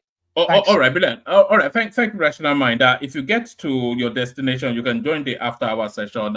Thomas will take over fairly shortly. But before Thomas takes over, let's go on to Patrick. Patrick, sorry about the long wait. It does get like that sometimes, as you know. But we'll be waiting to hear from you. Yeah. Yeah. Can you hear me? Yeah, perfectly. The floor is yours. Patrick. Can anyone hear me? Yes, I can hear you loud and clear. Oh no! After that long. Yeah. So sorry, Dorothy. One moment. After all that long wait, Patrick dropped. I'm going to go on to Ajanle Koko, but if Patrick comes back, Ajanle Koko, with your permission, I'll go straight to him because I made him come back because he got fed up with waiting. Ajanle Koko, are you there? What's up? Yes, thank you, Ajanle Koko. So Ajanle Koko, yeah, the conversations are Peter Obi, of course, the headline and his usual dithering, just carkish sort of whatever it is, the Scooby-Doo sort of Shaggy-Doo, whatever it is that it does, talking about human capital development without even building a school. So Peter Obi, of course, as you know, has been exposed by Reno Mokri, El Rufai about to be exposed by his successor, and Tinubu bringing abundance to the Nigerian populace. So wherever you like to come in, the majestic Ajale Koko. Patrick is back. One man. Oh, is Patrick back? Oh, all right. So Ajale Koko, let me go to Patrick. Patrick, we came to you and then you dropped. Yeah, it dropped. Yeah. Yeah. Thank you, Ajale Koko. Patrick, the floor is yours. Yeah, let me start with the consumer credit.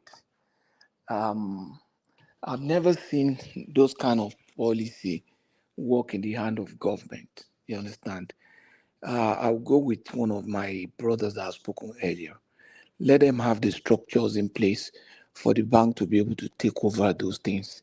It's either they make the fund available to the bank as deposits to the banks, which means government is also going to get some interest on the deposits, and then the banks can lend to consumers, and then in the course of lending to consumer, they will be able to put in their checks and all the things, because they are the ones in the business of lending to people, so they know how to check. They even know these customers. That's just the truth. The bank knows the customers. They know the civil servants in their states. They know those that will pay back. From their experience, they know those they lend money to and they pay back. So they have all those kind of things. But government cannot give it out like that. We've had instances like that. I remember when I started my career, we had a lot of agri loan that were outstanding. It was one of my first job, cleaning up those loans, putting structures in place for recovery. It was crazy. People just take the money and go away. So I think they should rather work with the banks. And then I don't know what how they evolve in the West, but there's no government that will say, okay, we want to introduce consumer credit. The consumer credit system is a part of the face of the evolution of the banking system. These things evolve naturally in the system. There was a time in Nigeria where there was consumer credit. Do you know about just time? The consumer credit was opening up. If you create a very good middle class, the bank will be comfortable to give them consumer loans. I remember then in Oceanic, we had some product they call consumer loans. Consumer loans we are lending to, even we had it in UBA, we had in Oceanic, then we had in Inter. Consumer loan, you are lending on the average of 100 to 500 to 1 million. In Intercontinental, we're doing like, an average branch was doing like about 100 million in consumer loan every month. These people take the money, they do their business, they come back, they pay at the end of the month. By the following month, they are coming to draw again. And I had a lot of Igbo traders as clients then. I had over 300 Igbo traders as clients who were coming for consumer loans, and they were just doing their business and they were growing. So it is not something that government will say, oh, we want to give credit, we want to start. It's my backfire. It's a good intention, but they don't have it's not part of their trade as a government to do that, then it will be seen as government money. So that's one side of it. Then with respect to educational system and everything, I think Obi has done well in education. Let's just be very objective here. If he didn't build school, that's not the issue. I mean, as long as he's able to prove that one invested in the right areas of need in that system and sector. But the concern I have is that if before Obi came in, is Obi trying to say that the population of Alhambra didn't grow? And if the population happened to grow, is he saying that the existing school system is able to handle the growth in population? But that might be justified by the fact that maybe he built more classrooms in existing schools, he equipped them he to take in more people. He did massive expansions So across schools. It's not out of place that people didn't build school. For example, in some states in the southwest, you probably wouldn't need to build more schools. In a place like Oyobola, in 8 more years, than enough schools. in a state like in a deprived state like Anambra, he couldn't No, it even was not a build one deprived school state. in That's in what they in, are trying in to eight let you years. know. Yeah. It was not a deprived state. And I think Uptown has given us some statistics to show that, yeah, even with that, they still have the student to teachers ratio is still okay. The student to classroom average student number of students per classroom ratio is still okay. So I think they are okay, and I'm not sure they are the people they are complaining about school. They have other complaints in Anambra. From what I've heard, they have other complaints, and I think school is not one of them. I think school is not one of them. So in that area, just because we want to rubbish the man, we should not continue to do things when people do things right. And then, I mean, we have not done what the man has done. Let's be objective. I've not been able to contribute to Nigeria as much as he has done. So why should I be standing here and saying, Patrick, oh, Patrick. But at least he was honest, even when they asked him. He was yeah, he honest. even said that he didn't build school. He said he never built any school, right? So yeah, so He let's didn't build any be. new school. And if you listen to him, and if you listen to him, he was saying that, when he was not trying to compare this coastal road that we're doing. Why would you leave something? He said when he got in there, he said, why would he leave what he met on ground and go and start doing another new one? Why don't you? I mean, it doesn't even make any economical sense sometimes that you have to go and do something from scratch again. When you have something, you can always build on the one that is already there, renovate them, put them to standard, and then put them to use, rather than just totally just discard them and go start from fresh. That was why he compared it to this coastal road that Tinubu is trying to do, and then he left the Lagos Ibadan or expressway. That's the point. I don't know, but at least it's been honest. But rational mind, that was what Buhari did, and Nigerians were shouting "La Bualu, hey, Jonathan did this. Jonathan did it." Is it not what we are now enjoying? That continuity is what we are also saying, that government should government out. They should continue with the policy they meet on ground. That was what Buhari did. Nigerians But were saying no. I hold Buhari for that too. Yes, Uptown. That's it. That's one of the reasons why I will always Your have audio is some, still bad. even though he has some bad plays, he has some bad things that he did, but I gave him that local content and continuity, building Nigerian local content to some extent, and continuity of Jonathan's project and other project that he met on ground. That one for me it's a very good one. Thank you for commending Buhari.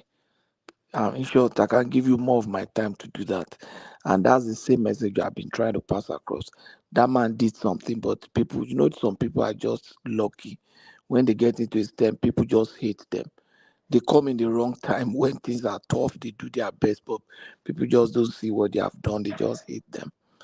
But I mean, down the line, we'll see what that old man did to this country, and then we'll be grateful.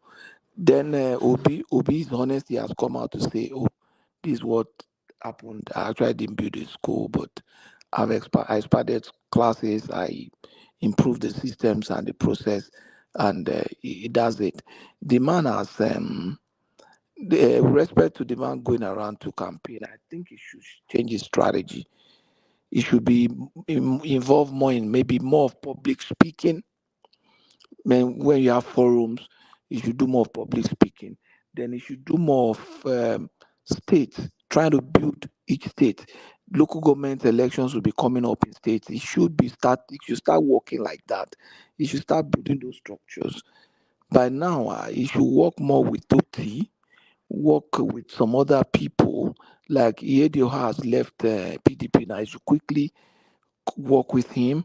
You should start working with people too, so that they can have representation in those states. And then the way he's working with the North is okay. You understand? You should start getting close to more important people there. 4 years is a long time. If the man can get 3 more states in the North, that man will emerge. We might not like it too, but I'm telling you, if you can get more states, maybe not even win them, get like maybe 1/3 of the vote in a place like maybe UB, 25% in Adamawa. Let him just get 25% in all those northern states. That's all. He's home and dry. That's just the truth. He's home and dry. And let him have people there that will stand their ground and say no way. By now, what he should be doing is canvassing for sponsorship, looking for people who have money and who have the interest of Nigeria at heart, who can stick their ground and stand their ground and mobilize people to, if they need to mobilize agents in polling centers. He should be able to pay people to say, okay, who is our agent? Those are so place. We are paying you 50,000 to represent us there as agents, and things like that. That's how it is. He has a good chance. That's just the truth. He has a good chance he has a better chance than 2023. Can I ask you a question? Can I ask you a question? Yeah. Okay. But outside the politics of it, yeah, of the Green or Mockery part of the press conference, what do you have to do? What do you have to say about the actual reason? This Green or Mockery thing just distracted the whole point of the press conference, which is not even about Green or Mockery or education. Which So one? what do you have to? The press conference is granted. Yeah. Like, what do you have to say about the actual reason why that press conference was granted? I don't know if you listened to it. No, I didn't. But to me, I don't even think he should be granting press conferences now. Okay. People now. Okay. Let me tell you. Let me tell you the reason. So I just want to get your opinion about it. Mm-hmm. So because I told one man to play it here, one man didn't play it. So he granted the press conference because he wanted to launch a national water challenge because of the new UN statistics that came out. Is it UN or ECOWAS? I think UN, about a huge water challenge in Nigeria system here.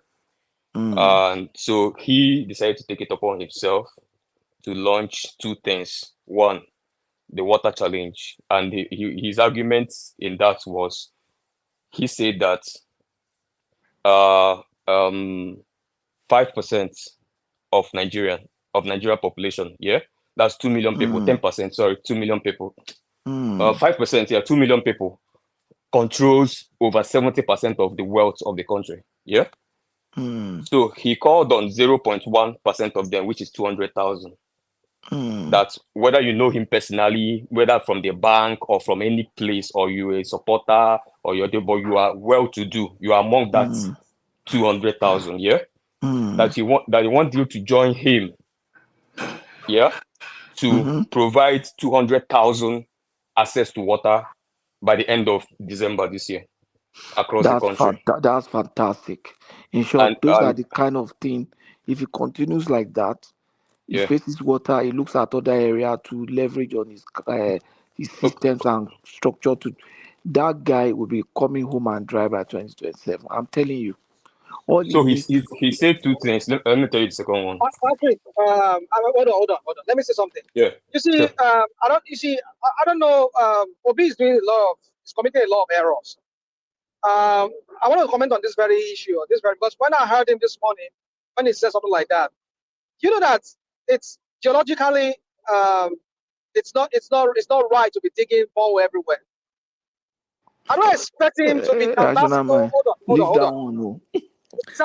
That's a leak. You see, leave that one. What is geologically affecting the country? It's a life and death. It's a life and death crisis situation. People have in their homes. The long-term effect. Hold on. The long-term effect is what we should be concerned about. You don't go about asking every homes or every street to be having borehole. You know how you can affect the that area. Exactly. So for me, I think oh goodness, somebody's bouncing back here. And can somebody just? So for me, I think the best thing is maybe they should just canvas for a way of making, potable water from some kind of a water works. It's not on him to be doing all of this thing. It is the work of the local government, the federal government, and the state government to be doing this. But they are not doing it now. They are not doing it. That's the problem. And people are suffering. But it's a short-term solution. Because that's why no, rational. I think you need to go and watch the press conference. Maybe you let judge him less. But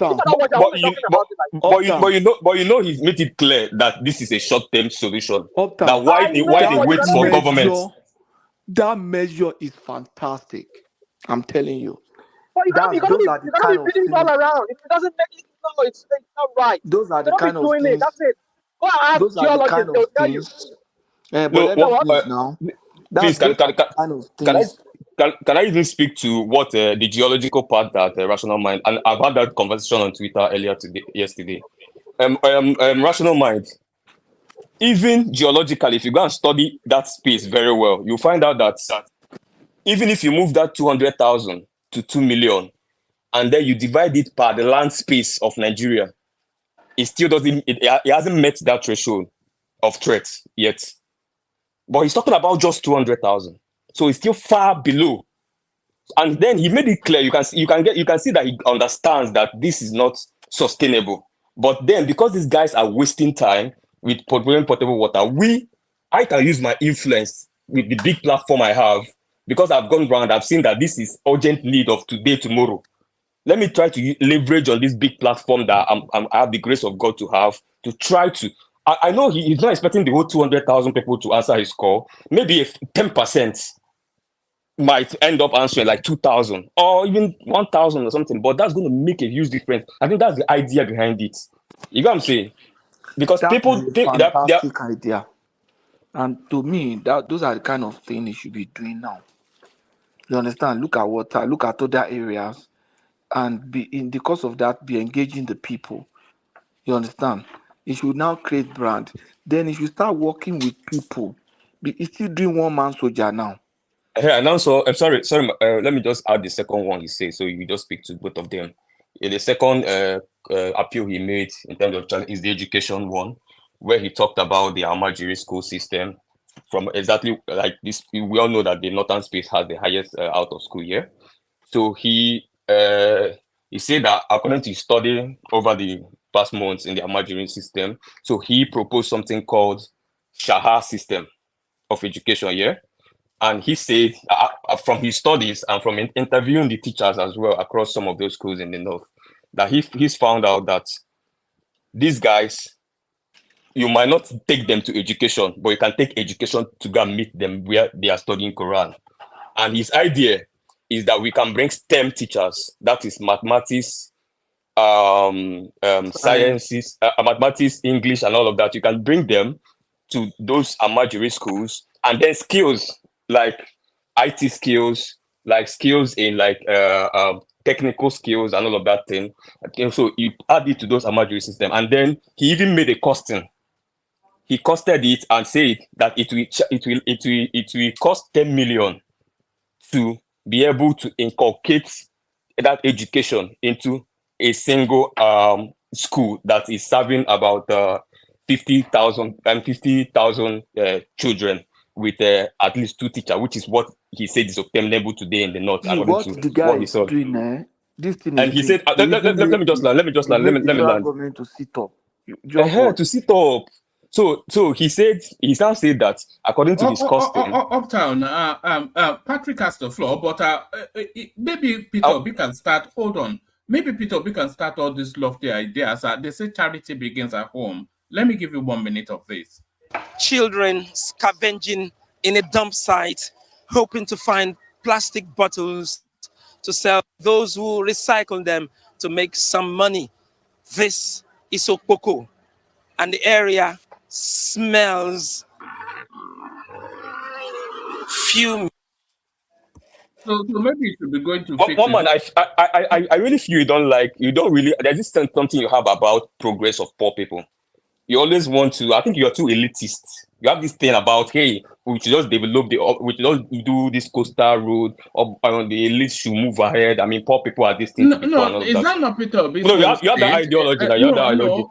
Let me tell you about Oboko. No, before he rescues the north, maybe just like, let him rescue Anambra State first. No, before he rescues the north. one man is just like saying that Sakamori in Lagos, and then Tinubu is talking about something, and then you can bring Sakamori, that is a ghetto slum, and every city actually do have a ghetto slum, and then you start showing it to discredit whatever nice thing Tinubu is proposing. It's a very anti-development character to portray, especially in this kind of very sensitive conversations. But that's the point. And again, one man, you need to know that alumni work is a very lucrative work.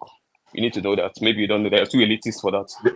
But the point I'm making. Let me just make my point to you, my brother, so you continue. One man, that was a rude interruption. But so he even put the costing out, 10 million for one center, and then he said by the time you take about 200,000 centers, and then even if we achieve 50% results from what he's proposing, we're able to pull 10 million kits every year from just that through this proposal he's making.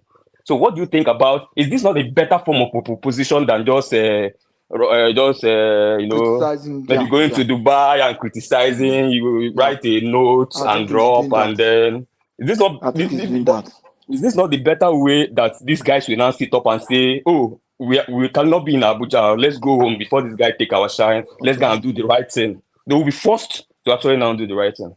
That's the part I'm asking the question. All right. Can I interject real quick? Sorry, Dewale. Let me just finish and go. Yes, add this to your finishing as well, Patrick. Do you think charity should begin at home? Look at the state of this guy that wants to rescue Nigeria. One of the worst states that are known in that country. He's not been able to do anything about it, but he wants to rescue the rest of us. What is the poverty rate of Anambra State? Can we deal with data now? Can you tell me? No, let me answer now. You see, for no, now like, it's people can just even the water project is nationwide. That's what you say. So why are you pushing back to state that you just want to? It's really very annoying. You see, for someone who wants to run for the president of Nigeria, home is everywhere. Home is everywhere. Let's be very objective. How long does he even stay in Anambra again after being the governor? Home is where he is. In Abuja, he donated to Anambra last week, a nursing school. He donated to a nursing school in Anambra last week. Yeah, home is. If you want to stay home. Then if you show some places in Osun, then you say Tinubu should start from there. You understand? People will have challenges. Home is everywhere for a man who wants to be the president of Nigeria. I think he's doing very well. Considering I just started, because opposition is doing very well. Election has passed, so let's be very open and be objective. Our government also needs to take a cue from him and be doing things right.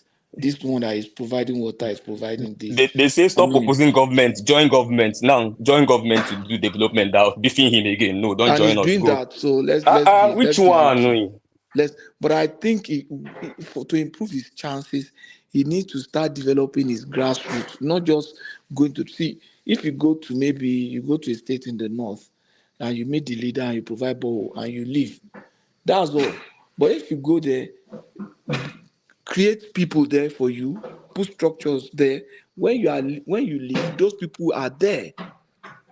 And those who are carrying, I'm just not happy the way he was not able to install any governor in the southeast, apart from Oti. I'm not happy with the way he's going now. He might not get a governor in Edo. Those are his base issue. But now I don't see why he should not get a governor in a state like Benue, in a place like Nasarawa, in a place. So even if you don't win, if you already have like 6 governors in your pocket, fantastic, you are strong. Tinubu didn't have more than 6 governors now when he was putting his structures in place. You can imagine having 6 governors for 4 years. I think part of the problem is that the Labour Party is currently having issues, and it took them a long time to get, including him. He has to take responsibility for that. Get their act together. And they still haven't even. He has failed in that area. He didn't speak up when he was supposed to. Yeah.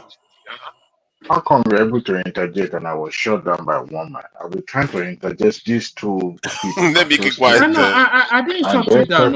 I didn't shut you down. I only wanted to insert this clip. All right, have your introduction. I didn't intend to shut you down. I was trying to interject both of them when they were talking about a good job Obi was doing. One man. I'm trying to find out kí ló ń dá Texas baby yẹn lóhùn fún náà. Kí ló ń dá Texas baby yẹn lóhùn fún. Why is one man agitated? There is a song that said, Ológin ní tàjòdè èkúté ilé Ajálẹ̀ Kòkògùn State ẹ para mọ́. So now that the Texas man has come, I think Obandale Koko needs to temper a little bit. I've been trying to interject this obese sympathizer and praiser. I think Patrick can be termed as the sympathizer, while Des can be seen as the obese fan. I don't know where each of the political books you guys are reading from. All these things are not so new, what he's doing. And it's to me, it's pathetic that we are reading so much importance to this all of a sudden charity that has been doing around. Is there anything that Tinubu has done to in other states that he has not replicated in Lagos State? Tell me any charity donation or any charity arms that he has given out that he has now replicated in his own home state. So what one show there has to be done for him to be taken serious. If your state so he's not doing charity in Anambra. He's not doing charity in Anambra. Is that what you want to say? If you are going to be digging boreholes everywhere, as if you are the Santa Claus of Nigeria, you have to look and do something more significant that people can point and say, you know what, since that it's now election season to you now, digging borehole, trying to put yourself in the media. Showore has been a strong opposition figure way before the entrance of Obi, and I would take Showore more seriously than this Peter Obi. You know why? Because never a time Showore has ever, missed his word when it comes to opposing government policies and all that. And when it's time to praise, he shower praise when it's needed. But when you have opposition, this emergence opposition that just emerge simply because they're trying to be, curry the favor of the sympathizer. To me, I wouldn't take him seriously. There's a time for everything. And I tell you what, I think you're not being fair, Adewale, because what do you mean I'm not being fair? Let me update you guys, okay? I don't know the kind of the problem with your interjection. You go on for long periods. You remember, forget it's an interjection. Why are you even interjecting me? I barely speak for 2 seconds. No, you are interjecting. No, you've been speaking for a while. That's why. What do you mean for a while? Patoski and Desert have been speaking since try only to keep God it concise and short, please. What do you mean concise? Are you the one moderating the panel tonight? No, I'm just saying that let's be reasonable with the person that is their turn. You are interrupting him. Let him speak. But it's not his turn. He wants to give another sermon. No. I think what Tunaja is saying is that he's waiting patiently for his turn and he wants us to get to him quickly. Well, what he just came in too. When did so just because I came in, I deserve to wait for 5 hours. Like 5 minutes ago, and he want to have a talk quick. Who and me? This is why they are fighting you everywhere. If you go to Kazo's show, they will fight you want to start with you. me, Ajale Koko. Don't even start with me today, Ajale Koko. Everywhere you go, they fight you. Don't start with me, Ajale Koko. Talking about the women's Tunaja put on quite a stellar performance with a couple of snow bunnies on Kaizo. I like the way you held your space there. I was listening, of course, in the background. Nice one. I thought it was a delightful little conversation you had with those Americans. Yeah. People were calling me that I'm loving bunnies and all that. Not the rest. But it's all good. Adewale, I just wanted, I didn't want you to give us another sermon because the main person hasn't even finished speaking. You see what I mean? So it's not like I'm just trying to obstruct you. You're a bad moderator. You're not a good moderator. You're welcome. All right, bring it on, Patoski, and then we go on to Ajanle Koko. After Ajanle Koko, we hear the majestic Tunaja, and then we conversation carries on still. But good night, everybody. Then good night. Okay. The Wale man. Okay, it's because it's a prince, so that's royal blood. He's a It's the prince. royal, it's the Woman, royal blood. you It's the you royal give blood. 10 Eh? you give 10 hours to Azan You this never land. evening. You never land. Oma I always one was land. I was listening to Azan. I was One man, listening to the one man. I tuned I into the think let show. me yield the floor Azan to spoke for Adewale. more than 10 minutes. Let me No, yield don't the worry, floor to Patoski. Adewale. Azan spoke for more than 10 minutes on this show tonight. Every time his networks breaks, he will come back. He will continue to be, the speaker on the floor. I was listening at the background, not as if I wasn't part of the show. Now, anyway, continue with Patoski. I'll be listening to you guys. No, I'm done. I'm trying to yield the floor to you. So one man, Oh, that's my opinion. He's not. I'm not here to badge you be today. I think he has not really done anything that is deserved. You mean we go easy till 2027? But you see, Yeah, his I chances are. enjoy it too what? much. You know, it's very much to my disadvantage. Or that I enjoy. It's just so easy to bash the guy. I just He's can't help fake. it. You He's know, fake. yeah. He's a fake guy. He's a fake It's a politician. fraud. It's a fraud now. He's a So fake Tell guy. me which of these Who is he politicians giving is not account a to? fraud. No. Then See, one thing, one when man. somebody I is wanted to scam quickly say thief, something. You know, Tinubu said he wants to correct that we use consumer credit to fight corruption. I'm still trying to find out how. Is it that he believes that people are corrupt because they don't have access to money? So all those Maybe politicians that Yaya Bello, maybe all Yaya those Bello does not have politicians access that to are money. stealing million, is it the 1 million? Is it 1 million credit that will solve their problem that will not make them steal? Someone that doesn't have money, that's why he say, oh, the reason why they are corrupt is because they don't have access to credit. I So think somebody it's a not part prepared of to it. people I steal think Patoski, a because part of it it's in is their nature to do that. Patoski, Yeah. what fuel corruption the most? What fuel greed the most? It's What lack. fuel greed? Lack. Yes, it's No, lack. let me tell you what fuel is It greed. is lack. What fuel? Hold on. There's a certain situation or circumstances you will find yourself as human being. You will compromise. Okay, You will you will compromise, compromise, but these people and compromise for hundreds of billion. we're You not are talking saying no. about the big fish. Hold on. We're not talking about the big fish. It The big starts fish are small. the It ones that you starts. should steal, that Oh, you catch. oh, Is it see, the civil servant even that is collecting you 50 know what? naira that is begging? Let me I break beg, something excuse down my to you, now. Patoski. Ẹ má máa sọ àwọn nǹkan tó yẹ kó máa dàbí pé ẹ kàn pé a You kàn wà see, bias now because we are from the no, south. wait now, Patoski. Let's Let me just tell you something real quick. Adewale, this is the first all time right, I've all spoken right. to you.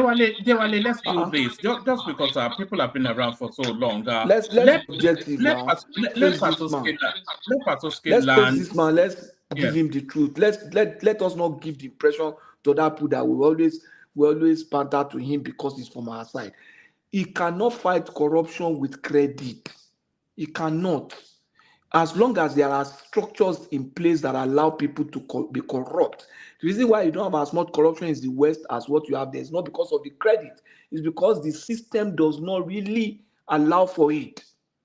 You can't steal without being caught. In Nigeria, you can steal for years and you will not even be caught. There's rule of law too. There's rule of law, like steep penalty. Uptown, let Patoski In land. Nigeria, you can steal for long and people won't even know that you are stealing because there are no structures to even find out that you are stealing. That's the point. Is it corruption? Is it consumer credit that is making a state governor or some citizen to have like 10,000 ghost workers in their books? What are we talking about? That's the corruption we are talking about now. Is it corruption? Is it consumer credit that is making a commissioner in the state to inflate contract to hundreds of millions? You give him consumer credit of 100,000. Did he tell you that his salary is he not getting salary? What are we talking about? The man should first and foremost put structures in place to fight corruption, then be as transparent in his own life as possible. Then look at his life and find every area of conflict of interest, bring it open. Bring it open. That's the best point. Yeah, bring it open. He has so many conflict of interest issues now in Lagos, and he's saying no, I'm not corrupt, I'm rendering service. That's a conflict of interest now for somebody who wants to serve public office. If you don't want to serve public office, you can continue to do your alpha beta. Nobody's going to disturb you. But if you want to be part of that, You should not do things like that. We should not do things like that. You cannot be preaching white and you are black now and thinking that people don't know that you are black. I'm supporting him because he's just the best out there at that time. Not that he's the best in Nigeria or that he's the clean guy or it's he knows that he is not clean now. We know, and we are not supporting him because he's from outside. No, we are supporting because we feel that of all them, all the black people out there, he's just the one that we think can do the job, not because he's the one that is cleaner. You understand what I'm saying? So all those fact corruption with consumer credit, no, I don't think he even knows anything about consumer credit. It's just an accountant now. What Are we allowed to interject to debunk this assertion? What is bunk there? How do you fight No, corruption with consumer credit? maybe not debunking because Adale Koko started with us. He's not spoken. Okay, let me Darate just has we not can spoken. talk. Adewale, we can talk after hour now. When to after hours. So apologies, Dewale. It's just really sometimes I get very conscious of how long people have been waiting. Okay, man. Thank you very much. All right, brilliant. All right, brilliant. So thank you, Patoski. So thank you, Pascal. I'm not sure if Thomas is there, but Adale Koko, you're up next. Thank you, one man. Greetings to our listeners around the world. Click on the like button, share and subscribe if you haven't done so. You see, as much as I will give credit to Obi for good work he did on education in while he was the governor of Anambra State. While watching the video today, and when he was at a conference, when they posted a question to him with regards to what Omokri said. One man, something is coming. It's Darate. Anytime you're on mute, Darate, you have to mute. You have two devices open clearly, so mute one of them. Sorry, carry out, Adale Koko. So when they posted that question to him today, he couldn't say categorically that he built more school. He only said that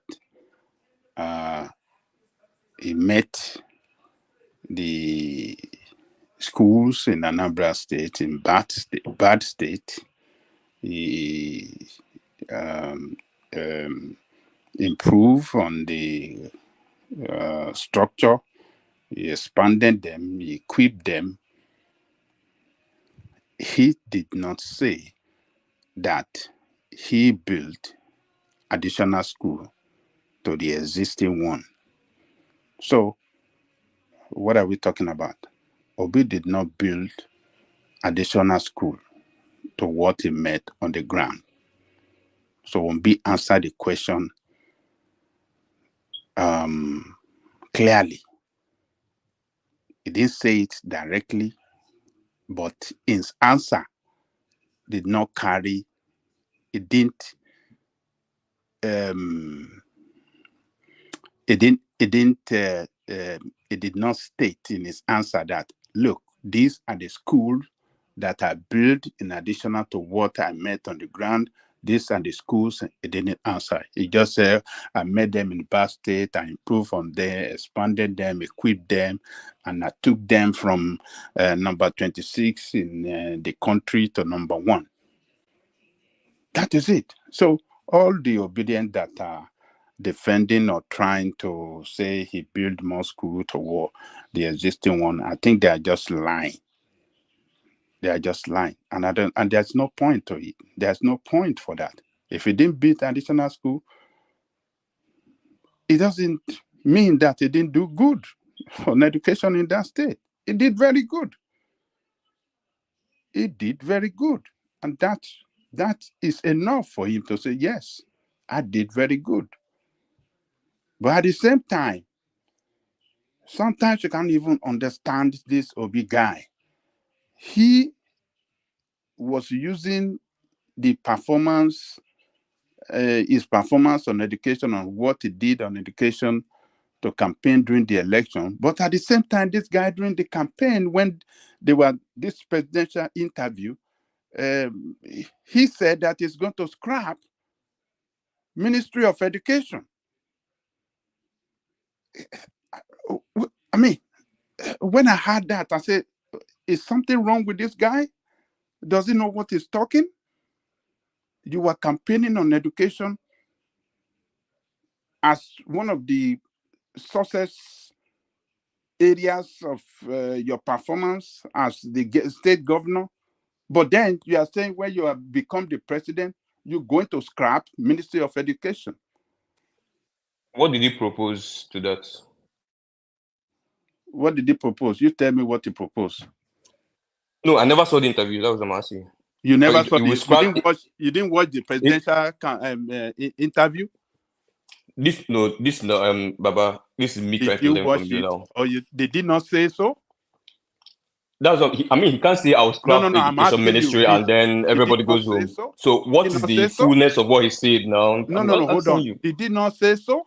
I didn't hear that. I'm hearing from you. So fill me in. We don't know that too. I would like to know what he proposed to replace. That's what I want to know. Like the fullness of. Okay, we just scrap it. Everybody goes home. Don't need to manage education, and that is what he said.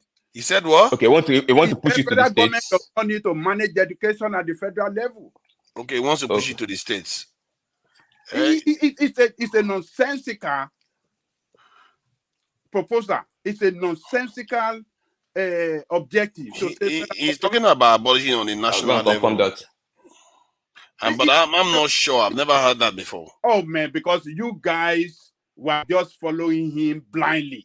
You are not listening. It's not about following him blindly. I know his policy on education. I'm just hearing it from you, and I'll check on that. And I really hope you're correct. The presidential interview. If you don't hear it, come back tomorrow. Come and challenge me. He said he's going Is that in his manifesto? Should not have hand on education. He said if he become president, he will scrap Ministry of Education. But this guy said it. Yeah, Go, you are right. He said it.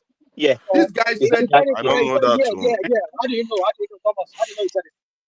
I said he said it. Why are you saying do I know? What do you mean by how do I know?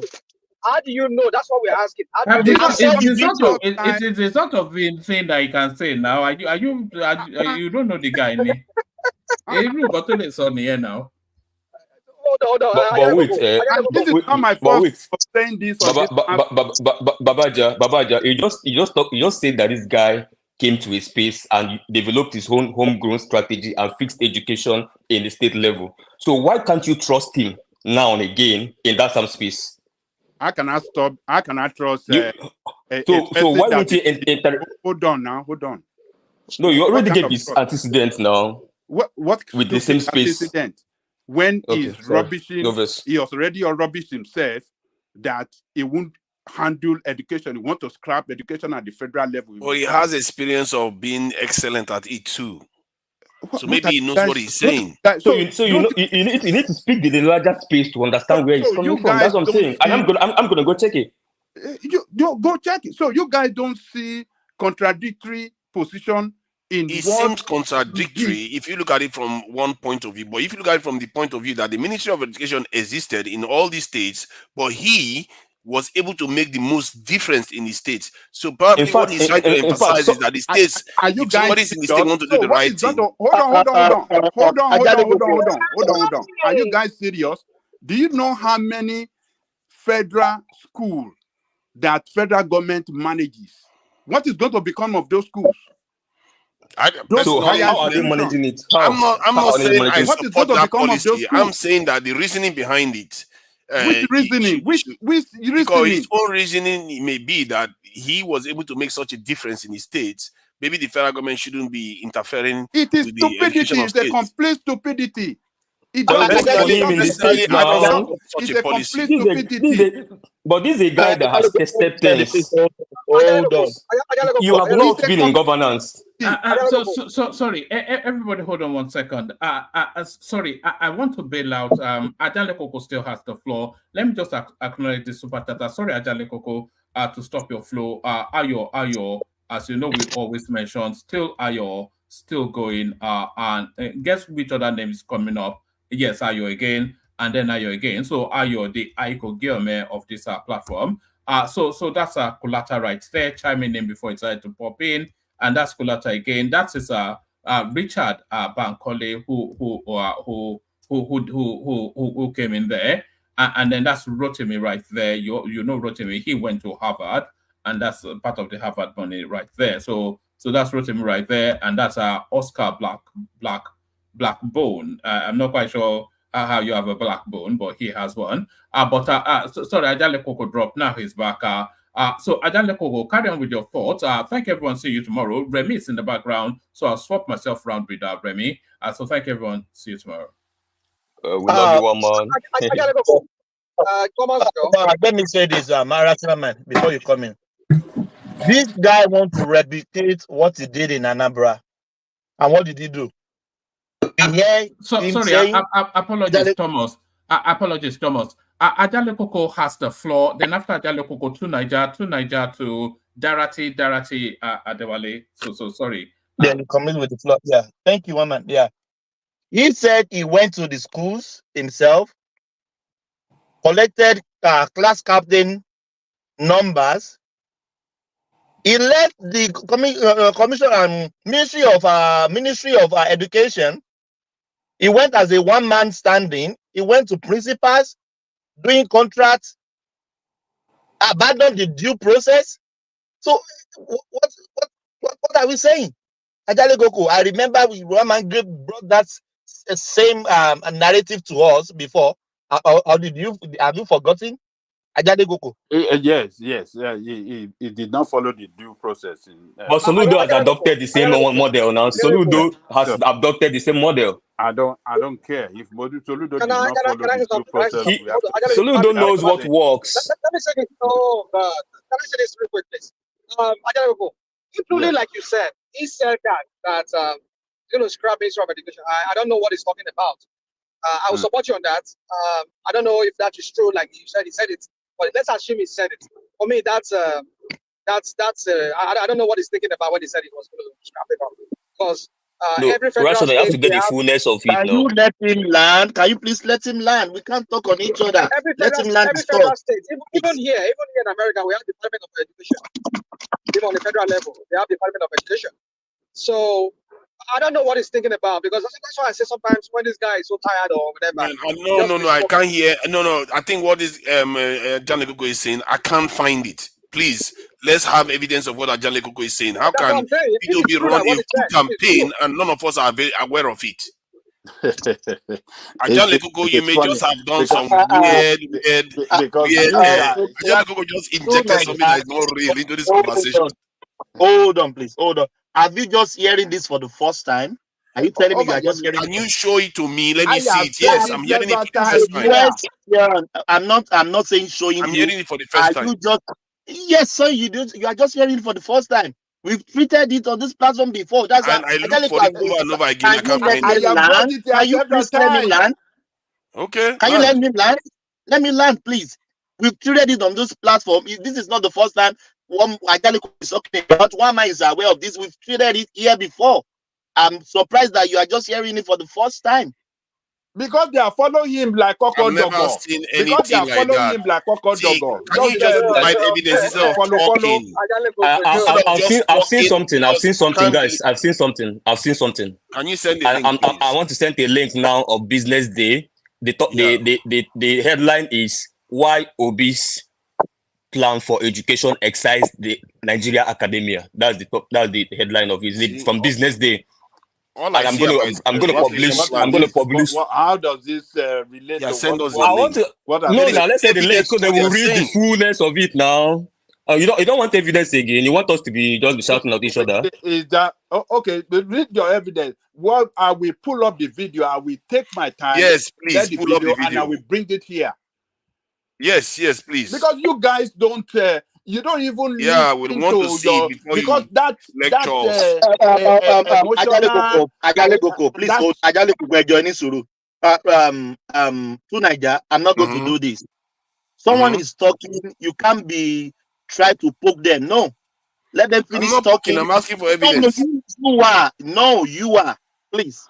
I hate it. I Yeah. don't like it. Let him learn, then you interject and say what you want to say. Somebody is talking, you can't be saying, let him bring learn. the evidence. No, you can't do that. I don't like it. I've sent in the link. I've sent in link. Moderator, please help us. I don't know. I don't know where you get your link from. Maybe it's from, I don't know. I can't. Business day. No. Ajali Kuku have said he will brought the video, and I too, I will find the video.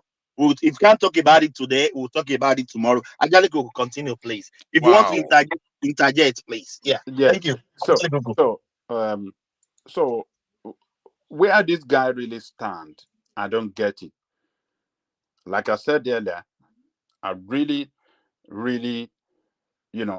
commend his effort on education when in the state of Anambra when he was a governor.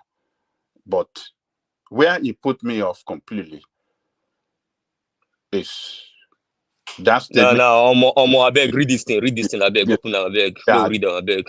That we can't waste our time on this. Just forget it. We find the video, we come and treat it another day. Just forget about that this day nonsense. So are you guys running away from evidence? What are we saying? It really put me off completely. That was when I said, what is wrong with this guy? What does he really know what he's talking? Is he with his brain? Or is he not the one? On presidential debate, he said it. We bring it. So, but Omokre have really, what Omokre achieved is simple. He achieved by informing us what we didn't know, that with all the noise that Obi make on education, with all the achievements that he campaigned on, that he achieved on education, this guy did not build a single additional school in 8 years. It's a fantastic information. Nobody knew. But Omokri brought it to us. Now we know, Obi confirmed it today with his answer. He couldn't answer directly that, don't mind Omokri. These are the schools that are built in addition to what are met on the ground. It failed to do it. So defending him, I think, is or trying to tell people that it build more school. I think it's not good. People should not do it. He didn't do it. Has he done anything wrong? Yeah, some people will look at it that, well, it should be able, the population increases, it should be able to build more school. So he failed to build more school. So some people will look at it like that. Why some people will say, well, he tried. He improved on the existing one. He expanded. He put more, a better facility and all the rest. So you can't have it both ways. You have it one way and just take it. Omokre is right. Obi, what did sorry, Jalekoko. Yeah.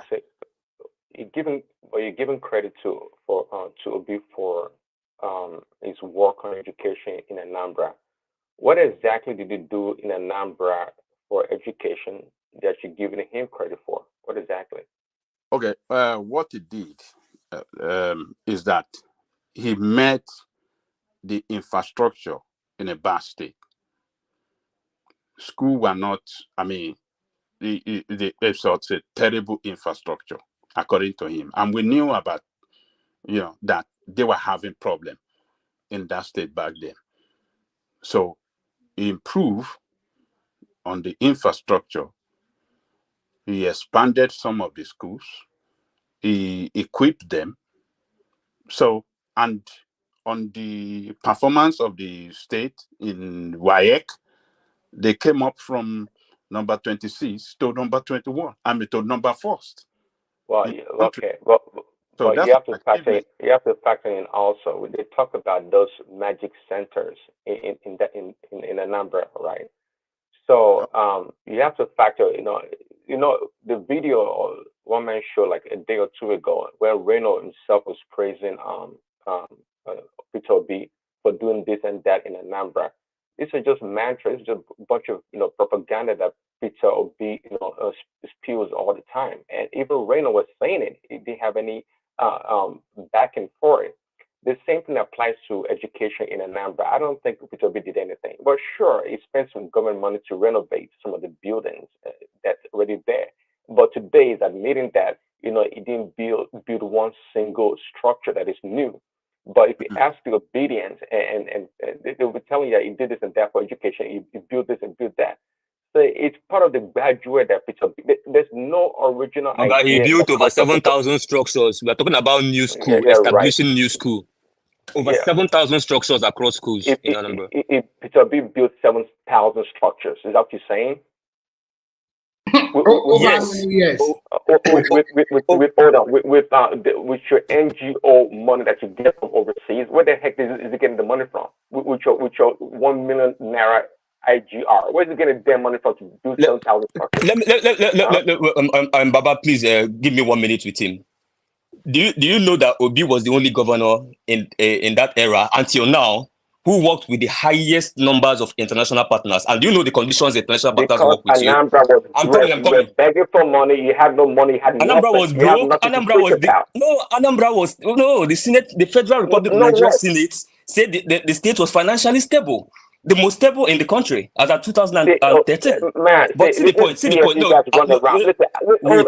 my bro. Let me answer you. Hold on. From the Let me answer you. Don't answer me because you got full of propaganda. You always feel garbage all the time. Peter Obi said it himself. Okay, that means you don't even want to. You don't even know to know. I don't want to listen to you. You just want to for the past say whatever how many hours now? Always saying things. Then go ahead. The problem is that I don't have problem with Peter Obi at all, and I've always said it. Is the people that champion Peter Obi is garbage. Like this guy is such a saint, such a brilliant individual. It's not. Bro, debunk what I said now. Let's not be pointing at each other. This is a civil conversation. This is a civil conversation. If I say what A, B, and C, tell me B is not B, it is D. That's how civil conversation is happening. And I'm telling you that, Peter. What I'm telling you, by the way, see, there's a way somebody can tell you something, and it's up to you to interpret or know where the person is coming from. Me, I'm telling you, and you just said it yourself. Peter Obi worked with a lot of NGOs, and because why? It's quite clear, because Anambra did not have any healthy IGR, was a broke Why is Kogi and Sokoto? Why is Sokoto and Kogi and KB not working with them now, with NGOs? Why? The poorest states in Nigeria today. I don't know why. Why are they not? Because you have to quit. See, because it's never a problem. Because let me tell you the reason. Let me educate you, my brother. In the finance space, the only way you can get foreign development partners like UNDP and the rest to work with you, you are going to provide 3 assets. 1, transparency. 3, prudence in financial management, and they will send people and they will test it, and before they can be able to put their money there, because none of the international partners want to lose their money. Are you saying that Peter Obi had all those I'm telling you, this is aspects? Go and ask what makes development. You're saying insulting me. You're saying insulting me. Okay. It's just please let's go ahead. I enjoy when you guys talk, because you talk eloquently to defend Peter Obi, but I know there's no base. It's all baseless. But you've never debunked anything I said, bro. You've never debunked anything I said. What I say, any educated person that listens to me, any educated person that listens to me. You make up your narrative, and you present your narrative in such a nice, beautiful way, and that's about it. There's no. It's not about me. This conversation is not about me. Leave me, bro. It's either I'm coming, bro. It's either you a pseudo intellectual, or maybe I don't know, but because anybody listening to me around the world will know that there's three standards of which international development partners work with sovereign nations Well, if I'm super or sovereign nations. intellectual And or whatever the heck you want to call me, that is fine. so That's what did I make irrelevant. up? What did I make up? You say, yeah, what you're saying is garbage. Any educated Okay? person knows what I said is how it works. Well, That is the standard. what you're saying is nothing unique. Okay, what you're telling me in essence that these are the requirements that the NGOs or international organizations that give funding Development partners, that's what they call, and I can list them call for them you. whatever the heck you want to call them. Yeah, they have just like a bank. They have certain requirements that they demand from the people that accept They don't meet the requirements. Okay, fine. So so what is so unique about that? Why you keep bringing it up? Why is that such a unique thing to talk about? Because it's a big deal to meet the requirements in Nigeria. You are used to going to maybe some other platforms which other governor? Tell me, which other governor has met those requirements? Okay, I like facts. I don't like stop. It's not about me. Bro, don't they call my name. I'm not running for president. The only reason why Peter B qualified what I'm for saying. that I've not called your name. The only reason why Peter B qualified for that grant because Anambra is a broke state. They have no money. They are begging around, and that's the reason why they qualify. Other than that, there's no use for it. So please, when was Anambra? When was Anambra a broke state? Can you back it up with MBS? Can you back it up with MBS? Listen, if you're accepting NGO money and you have to go by the criteria that they give you in order to secure that funding. Hi, Jesus Christ. It's not NGO, yes. And you want to turn around and pick up you build 7,000, whatever the heck. Bro, no vex, you're killing my IQ. You are killing my IQ, bro. You're killing my IQ. I won't argue with you again. Garbage. You guys are used to walking around spewing all this trash like Peter B does. But the problem again is not about Peter B. The problem is you people always thinking that Peter B is a saint, and it's not. Peter B is. There's never been an original idea. Forget about all that. Attack the facts I'm bringing. Forget about all that. Nobody cares about. You're not bringing any facts. You're not bringing any facts. It's like me telling you that I went to the moon. I'm telling you. You're just vituperating, bro. You've just been vituperating. You're not bringing MBS. You're not bringing UNDP. You're not bringing nothing. You're just vituperating like somebody like that lost their boyfriend, a teenage girl. Okay, what the fuck? Okay. You short term like but what now they call you guys idiots because you talk about idiot. You are used to like making a bunch of stories that have no base, and you like to present the narrative as if they're worth anything. They're worth nothing. Debunk me. It talks about when it ran as a VP with Atiku. It talked about is like his so-called accomplishment, whereby you have to go beg for money from the NGOs around the world. We all know. I mean, sometimes you don't need somebody to tell you to break things down for you. It's quite clear that Anambra. Let KB go and beg and get money. Let them go and beg now. Let them go and beg now. If you want to compare yourself with Kebbi and the bottom of the state, that is fine because that's where Anambra belongs to anyway. Low credit rating. Go with a low credit rating or low credit rating. Let's take it down a notch. Can we take it down a notch? It's not possible that you have a credit rating. There's no such thing. You have no credit rating. The way the conversation is going is going to make us look like we are not very clever people. It's really very tiring. If there is no evidence, there's no need to be saying things you cannot substantiate. Let's move forward. Okay, I know you're on the whatever you call yourself, obedient also. Whatever I am. Because somebody said Anambra was broke. Give us MBS. I don't have time. I don't have time to try to dispute to give us MBS now. It's intellectual space. It's not a marketplace. It's not a marketplace. There has to be an objective truth out there. I know we all have our leaders. Bring UN. What about it? Hold on. No, see, I know Prince Daddy. I know we all have our master. You like to mention organizations. Prince Daddy, don't make this thing about. I used to moderator. No, I'm just saying that we shield now. I think Thomas is there. Let me talk. Okay, guys. I don't have to be the moderator to want to hear reasonable conversation. Thank you. But what is because it doesn't align with your belief or what because we are just looking at each other and there is no progress. That is my issue. It doesn't have what I believe, what we believe. You have to make progress. Let Baba Jaliko have the floor back because Jaliko, please go on. Thank you. I want to interject before, but Baba Jaliko have the floor back so that he can continue. Okay. Is he having the floor? I think he's there now. Baba Jale Koko, you can have the floor back. Well, nobody's around. Okay. So now let's talk. Nobody's around. Let's talk. Just because you want to talk, you Military, say nobody's around. security, nuclear weapons, one and all the rest of it. Okay, since nobody's around. Simba, welcome. One voice at a time. I want to for just 20 to 30 seconds, please. I've been listening, and what I've read from my own perspective about education in Anambra is that first and foremost, there were some schools, it let the original owner, the missionaries, they take it back. He renovated a lot of schools and maybe buy chairs and desks, which is not the only government that will do that. There are some governments that have done it that you people don't even know how much they have contributed. Okay, Prince Daddy. Oshun did better than that. Oshun did what class? You go and see the schools he built. Say Prince Daddy say solo. Don't say solo, Boucher. Okay, Baba Jale Kuku, you have the floor back. Before Baba Jale Kuku talk, Baba Jale Kuku, I think what Prince Daddy was saying is right. Because these people have been preaching this thing, they have been telling us about this thing, it's like it's not sinking to our conscious mind. We are believing what the obedient has. Even Obi himself, But most go of the and things that I debunk cannot it now, see. my brother. Now, why are you Most of lazy the now? things that I Debunk do it not now. say, the obedience, we say is doing it. You understand?